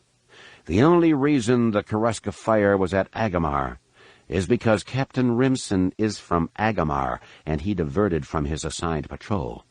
He was suspicious of the fact the patrol route had been changed to prevent him from heading to Dubrillion and past Belkadon. In speaking to his family on Agamar, he learned of Leia's visit there. He returned home to assess the situation and was able to travel with Admiral Crefay to save us. If he had not been there, none of us would be here. You have misinterpreted. Gavin cut him off with the sharp chop of a hand through the air. I'm not finished. Your career most assuredly can be, Colonel. Felia's ears flattened back against his skull. Are you resigning, effective immediately? Admiral Crefay snapped off a quick comment in Bothan that brought Felia's head around as if he'd been punched. The Chief of State clawed curls of wood from the table. He snarled a comment in return. Admiral Crefay came smoothly to his feet. Oh, I dare, cousin, speak to you in that manner, because you have grossly overstepped your bounds in this. Did you expect we would not know of Bimiel? Did you expect we did not know of the sightings of Yuuzhan Vong on Garki? How many other worlds that the Yuuzhan Vong have attacked did you expect us to remain ignorant of? The Sullustan looked aghast. How could you know? The Admiral slowly shook his head. There are a million ways to know. Commodities found on these worlds are being bid up in the futures markets. Communications companies that service these worlds are reporting outages and reduced earnings from these sectors. Recruiting numbers for our military from these worlds are down sharply. While you might have been able to shut off the flow of real news to various outlets, doubtless to prevent a panic, you have forgotten that information that doesn't get through is just as valuable as that which does. The members of the Advisory Council looked shocked. They murmured among themselves, then turned to Borsk Felia. To his credit, the Bothan snorted as if what he had been told was inconsequential. Even if these worlds are involved with the Yuuzhan Vong invasion, and you have no proof they are, the prosecution of the war against the Yuuzhan Vong is a matter for us to determine. Gavin shook his head. Not when it is our lives on the line. Again, Colonel Darklighter, are you quoting from a resignation letter? Felia sneered at him. You rogues quit the New Republic once before, and we survived. Gavin's eyes narrowed. Perhaps I am resigning, Chief Felia. Trieste Crefay stepped forward between Gavin and Alagos. Beware accepting his resignation, cousin, because if he goes, so do I. So will the New Republic's military. You're talking mutiny. I am talking the only thing that makes sense. You're all politicians. Your focus is on acquiring power. Why? So you can make lives better for some people. This is a laudable goal, but your efforts collapse when a true crisis arises. An earthquake shakes a continent and kills thousands. You take the blame even though it was not your fault. Why? Because you had too few regulations about how the buildings were to be maintained, or your rescue operations were too slow, your food supplies were too low, your payments to the uninsured are lower than they imagined they would get. There are hundreds and thousands of reasons you take the blame, and with each bit of blame you lose some power. Crefay tapped himself on his chest. My mandate is to keep people safe, and the Yuuzhan Vong are a direct threat to their safety. Let us assume, to be charitable, that you did not believe Princess Leia when she explained the problem of the Yuuzhan Vong to you. Let us assume you thought they truly were finished. Your lack of response to that threat could be explained as naive, perhaps, but a lack of response now would be criminal. So, would I take the New Republic's military and draw it off into, say, the unknown regions and carve out my own little empire? Yes, I would prepare it as a haven for those who flee the New Republic as it falls to the Yuuzhan Vong. Poe's nostrils flared. If you feel this way, Admiral, would you not be better off staging a revolt and unseating us?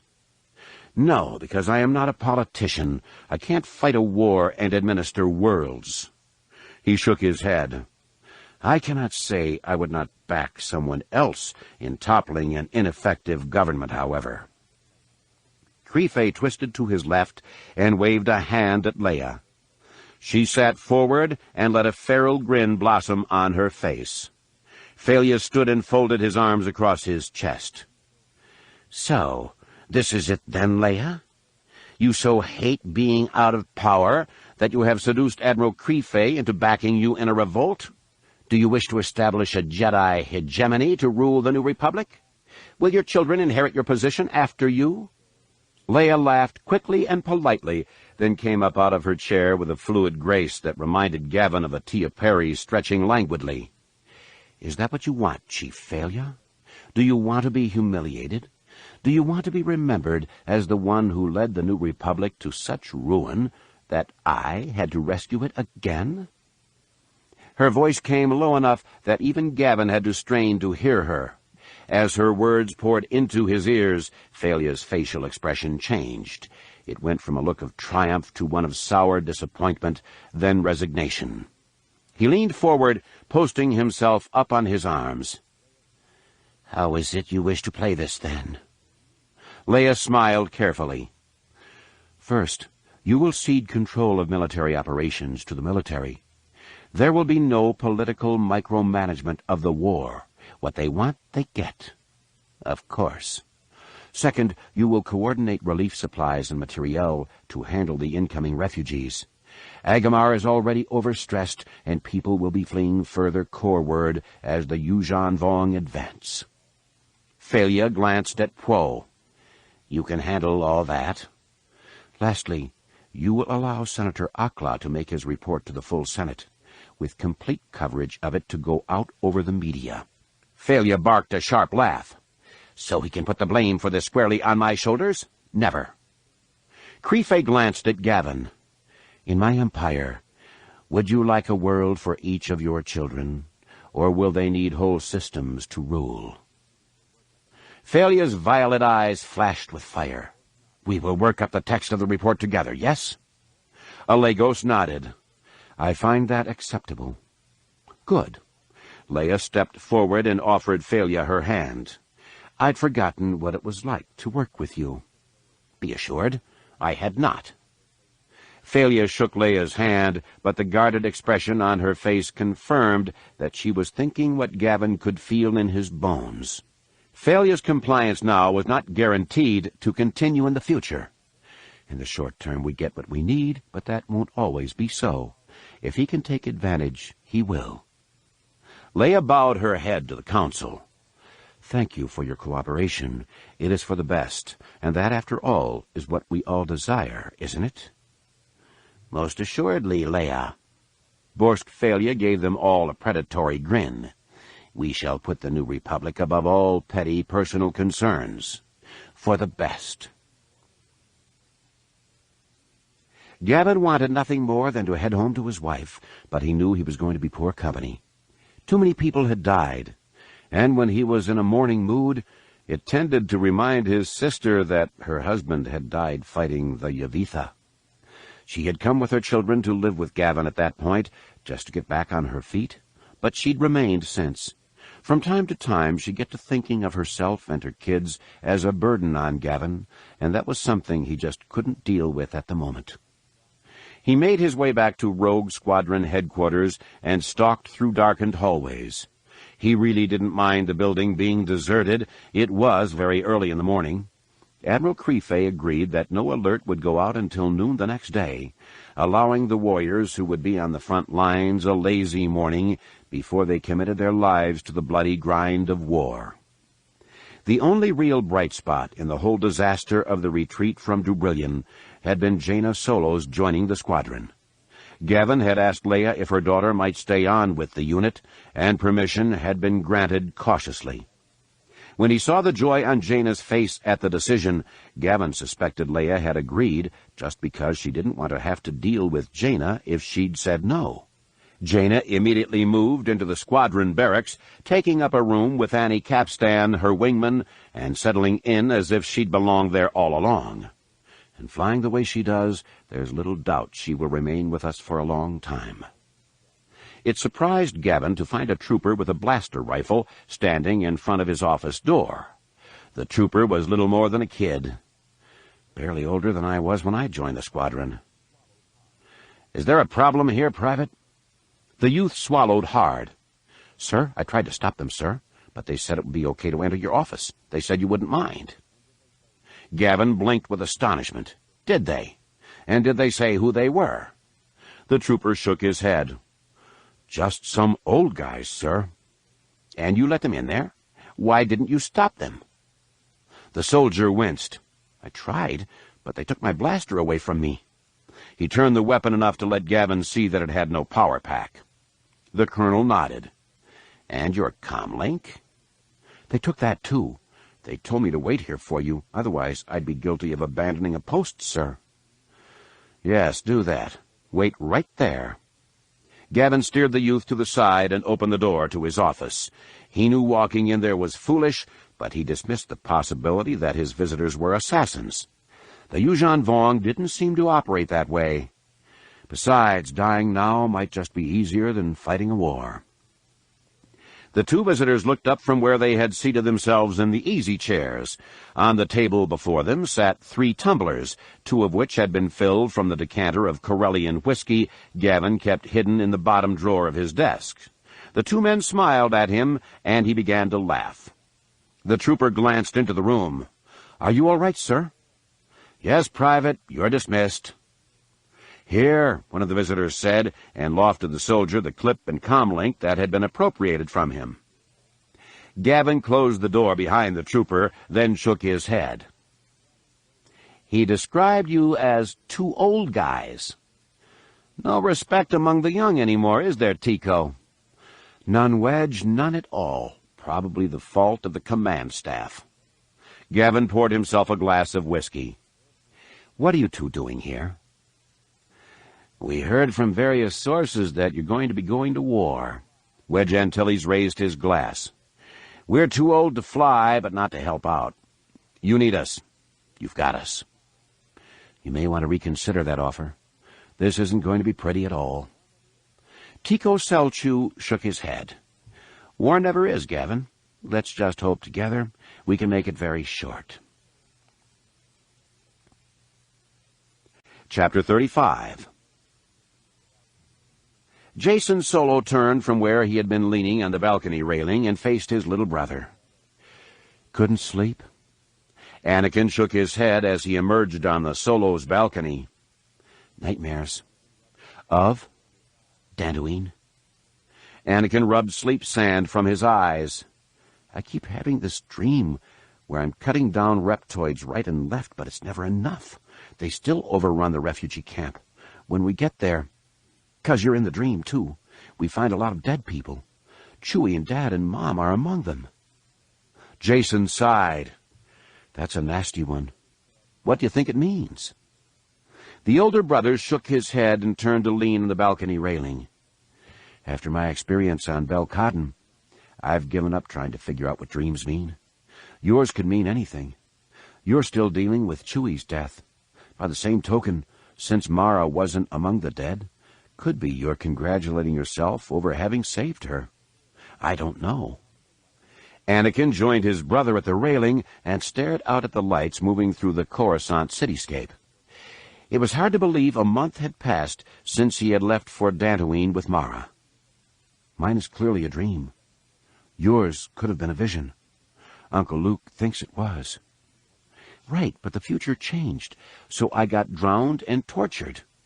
He half smiled at his brother, and since we left Belcodden to come save you, it was probably you that set the future in motion that got me. So I could be dead and you'd be happy? Not what I said, Anakin. Jason caught a quick flash of sadness from his younger brother. And Dad wouldn't be happy if you were dead either. Anakin snorted. Have you seen him yet? No, you? No. 3PO thinks he's inspecting cantinas here.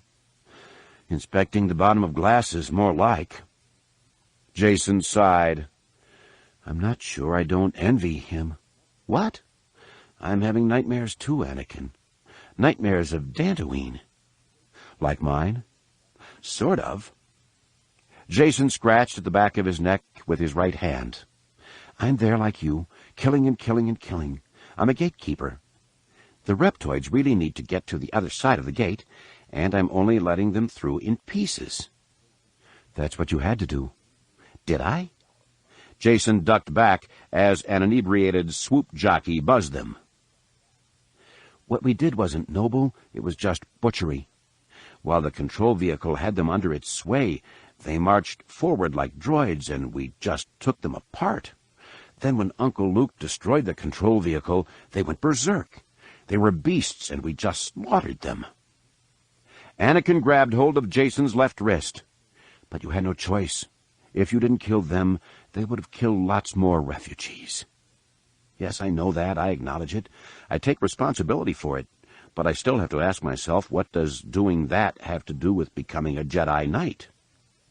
He squeezed his eyes tightly shut.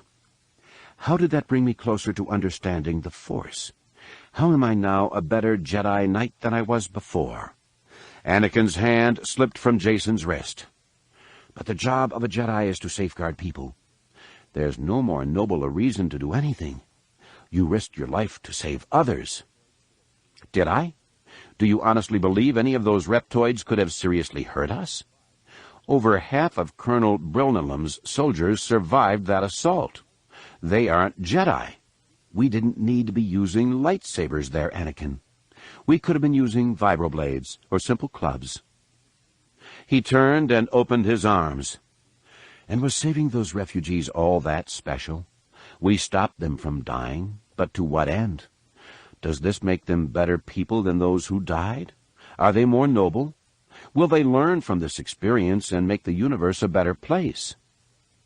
I don't know, Jason. That's the future, which is always in motion. Right. What I do know is that we kept some of them alive. That's enough for me. Jason nodded slowly. I know it is, Anakin. I wish it was enough for me, too. I don't understand. I know. Jason lowered his voice to a whisper as anguish poured off Anakin. Look, Anakin, you did wonderfully on Dantooine. You learned a lot. You took good care of Mara. You kept her alive under very difficult circumstances. You really are a hero because of all that and everything you did to fend off the reptoids. I'm not trying to take anything away from you or what you did. I want you to understand that. Okay. Anakin folded his arms across his chest. What about you? That's just it. I don't know. He pressed his fingertips to his temples. I thought that going off on my own would be the key to getting closer to the Force. But then I saw the slaves and had to act.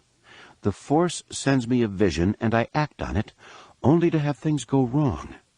But from that wrong came the right of saving you and Mara on Dantooine, and being there to help hold off the reptoids. It's as if I'm walking around in a circle, circling around the goal I want. Sometimes it seems as if I need to be alone, and others I'm thrust into the heroic mold that has shaped and consumed Uncle Luke. I know there are other approaches, but I don't know if they are right for me." Anakin frowned for a moment. "Sounds like you're trying to plot a course without knowing what your final destination is." "Huh?" The younger Solo boy made a circle in the air with his right index finger. "You said you were circling your goal, but you never defined it. You never said what it was. Me, I want to be a Jedi Knight, just like Uncle Luke and others before him. I don't know what you want, and I don't think you do either." Jason nodded. "That's how I feel, but I think it's because I want to be something more. I don't know what it is, but I guess I think there's something more to the Jedi Order than we've been able to recover. I know it's out there, but I don't know what it is."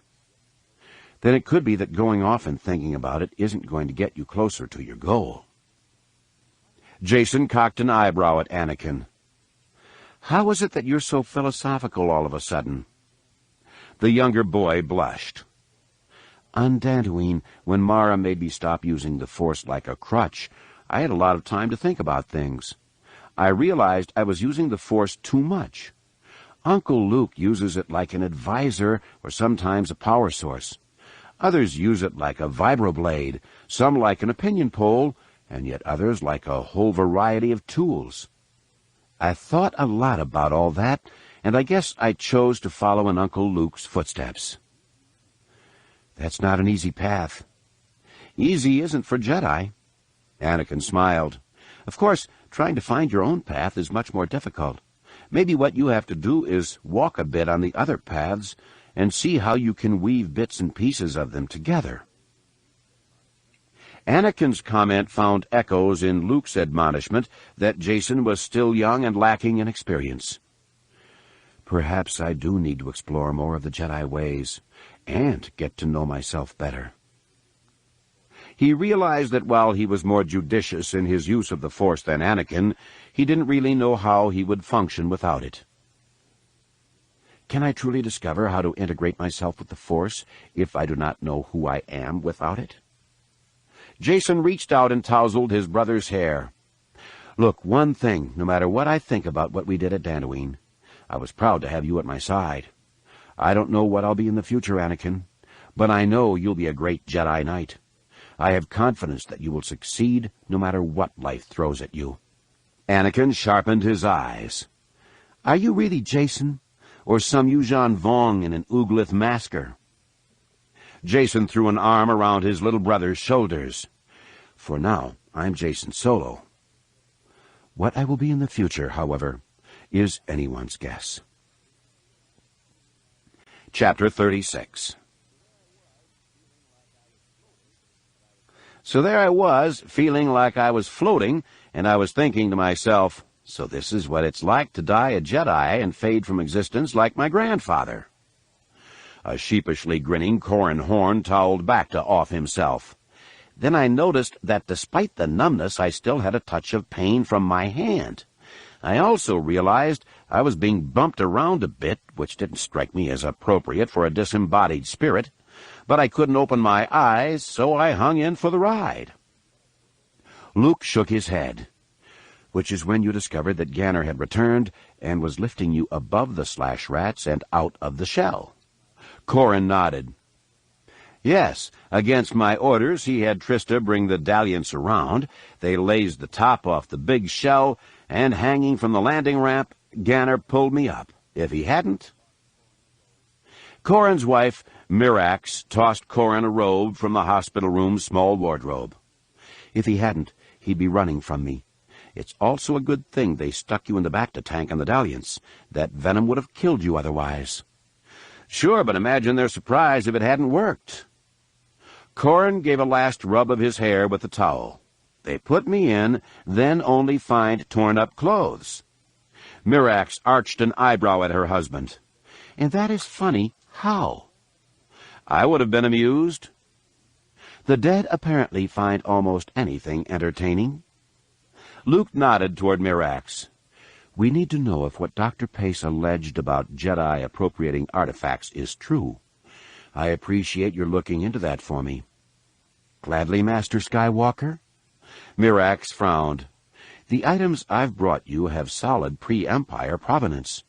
The current anti-Jedi sentiment has depressed the collector prices on that material, while the market for Imperial trinkets is spiking. No accounting for taste, of course, or sense, but if the collectors weren't meant to be skinned, they wouldn't act like nerfs. Do let me know what you learn in this regard. Luke had no doubt that some Jedi were overzealous in their pursuit of things that could link the current order with the one that the Emperor had all but destroyed. But to be stealing mementos from people. While finding items that expand our knowledge of the Jedi is important, doing it at the expense of people and the image of the Jedi is too high a price to pay. Corran shrugged the evergreen robe on and cinched it with a black tie around his waist.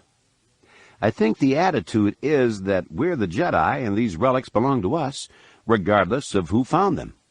I don't agree with it, but I do understand it. I understand it as well, Corran, and I'm torn.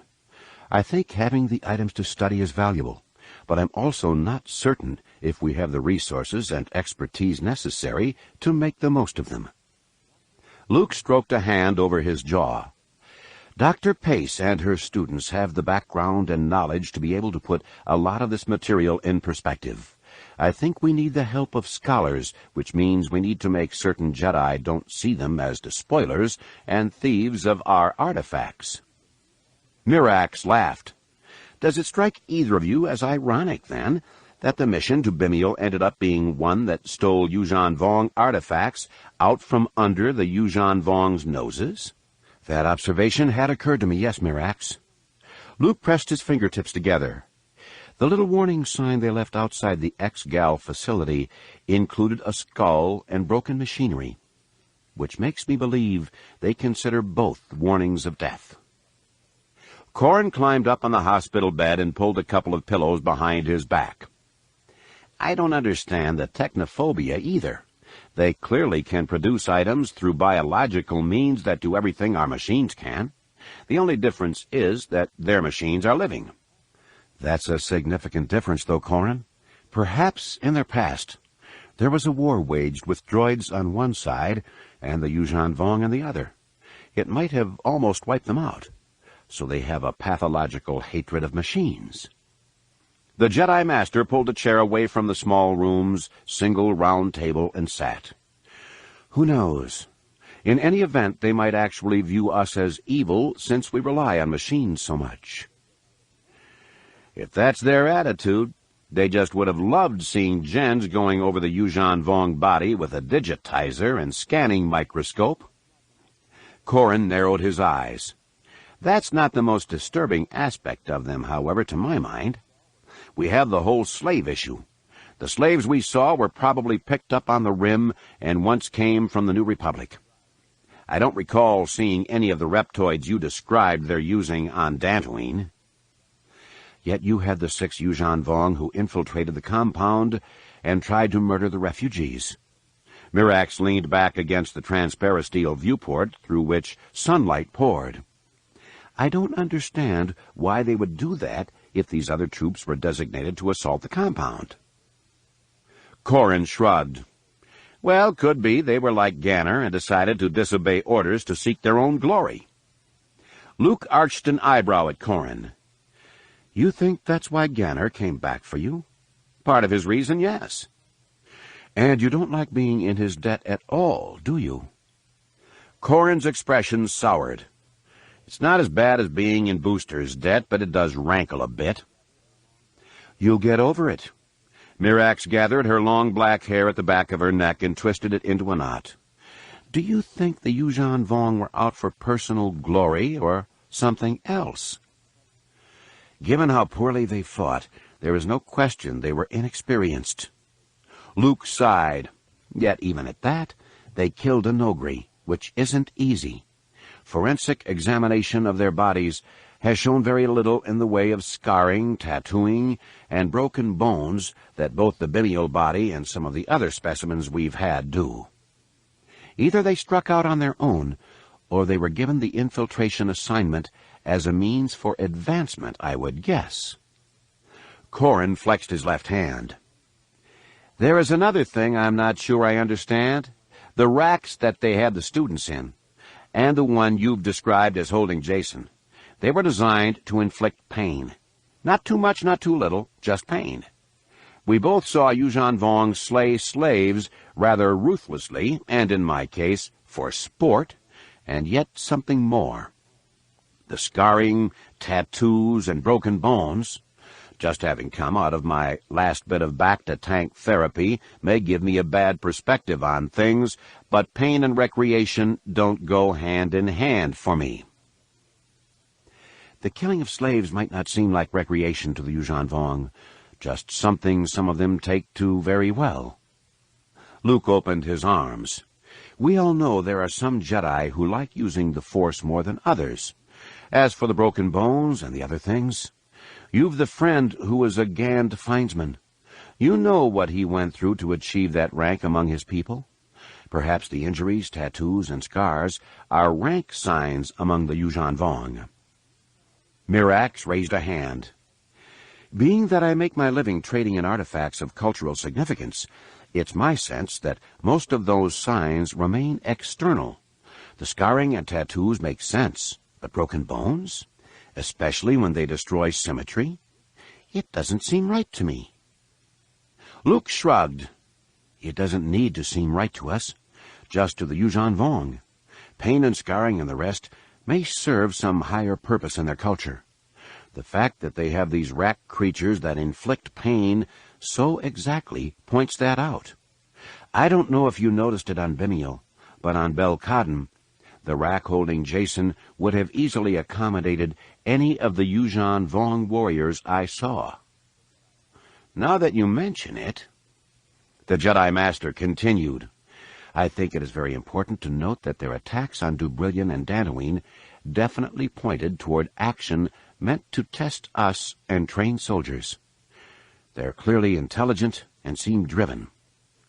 Leia told me that Lando's assessment of the first wave of Yuuzhan Vong and the second is that the second are definitely more highly trained and skilled. This could be reflective of learning from the first series of attacks or a hint of what might come through in a third wave. Corin sighed.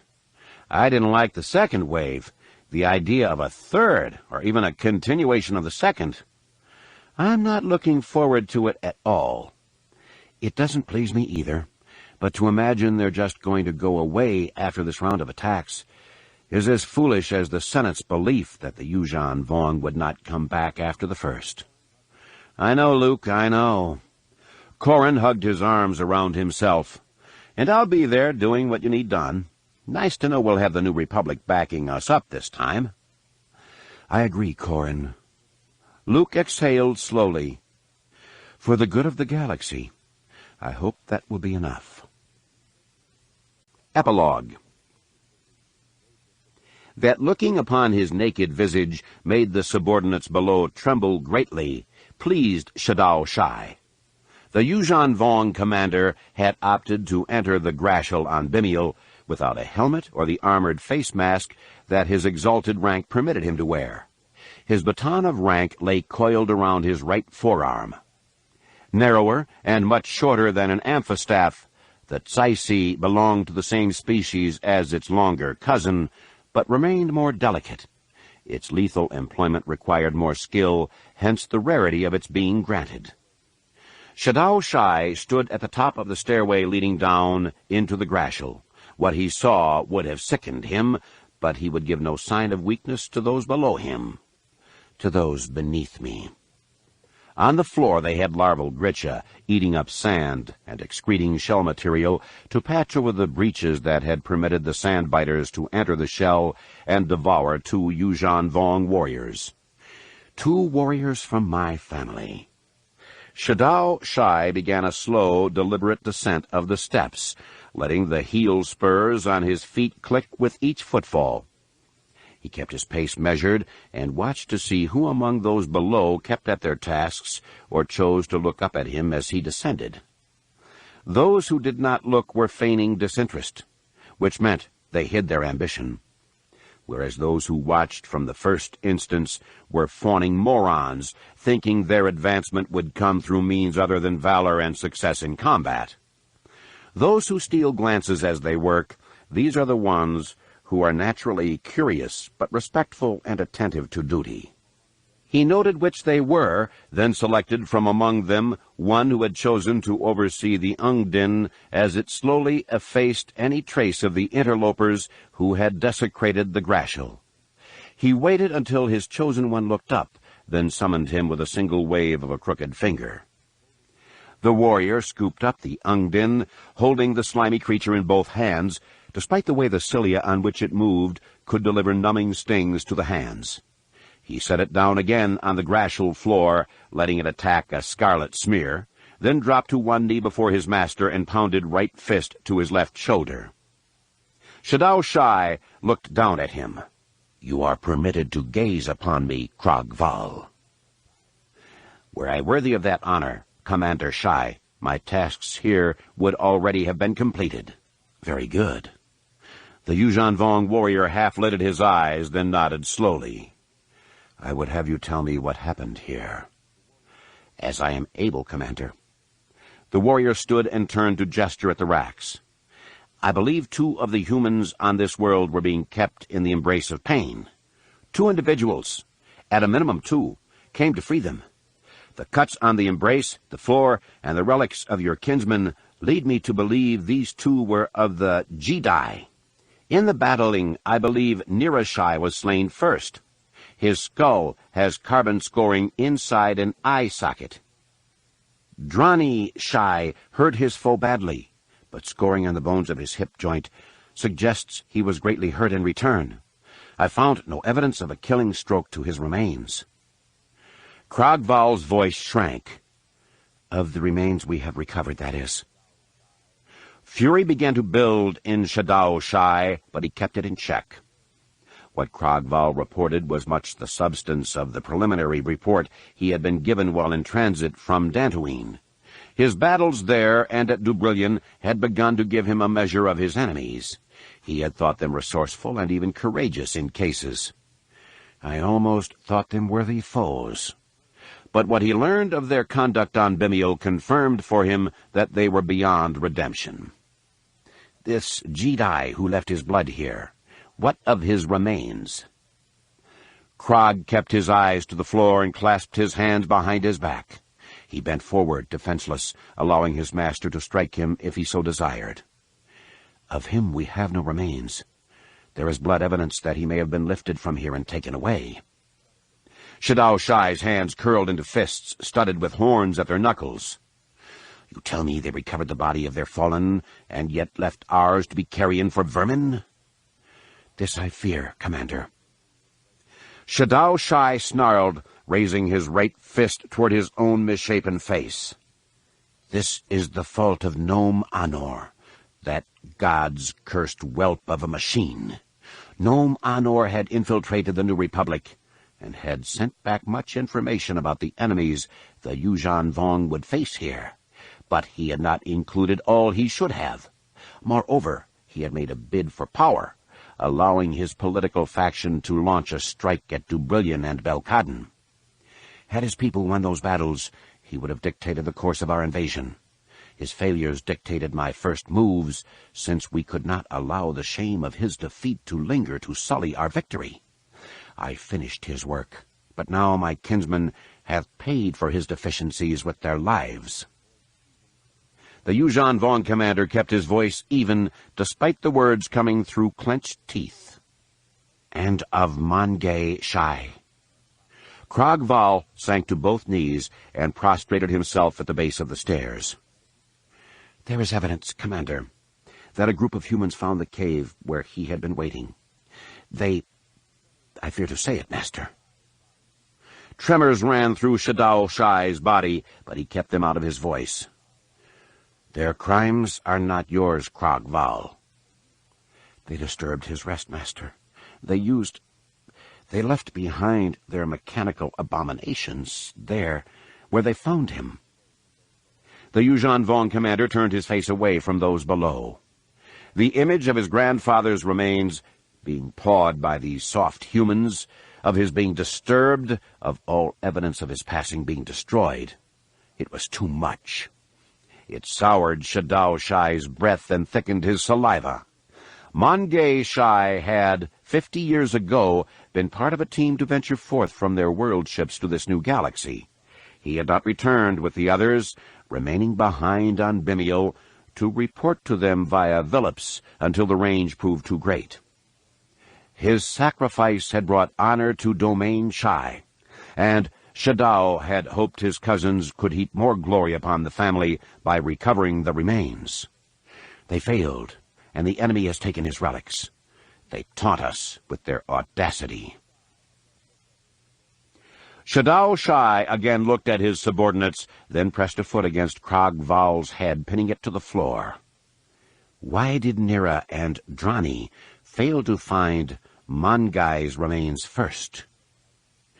The old coordinates were based on this world's magnetic field. It has shifted. Their searches progressed incrementally. 14 revolutions from their deaths, they would have found the right formation. Their conduct was above reproach. And without imagination, Shadao Shai gestured back toward the Minshul village to the west. The vermin destroyed the slaves? It appears so, Master. And their remains were not recovered by the Jedi? No, Master. Shadao Shai removed his foot from Krog Val's head, then stepped down to the floor of the Grashel.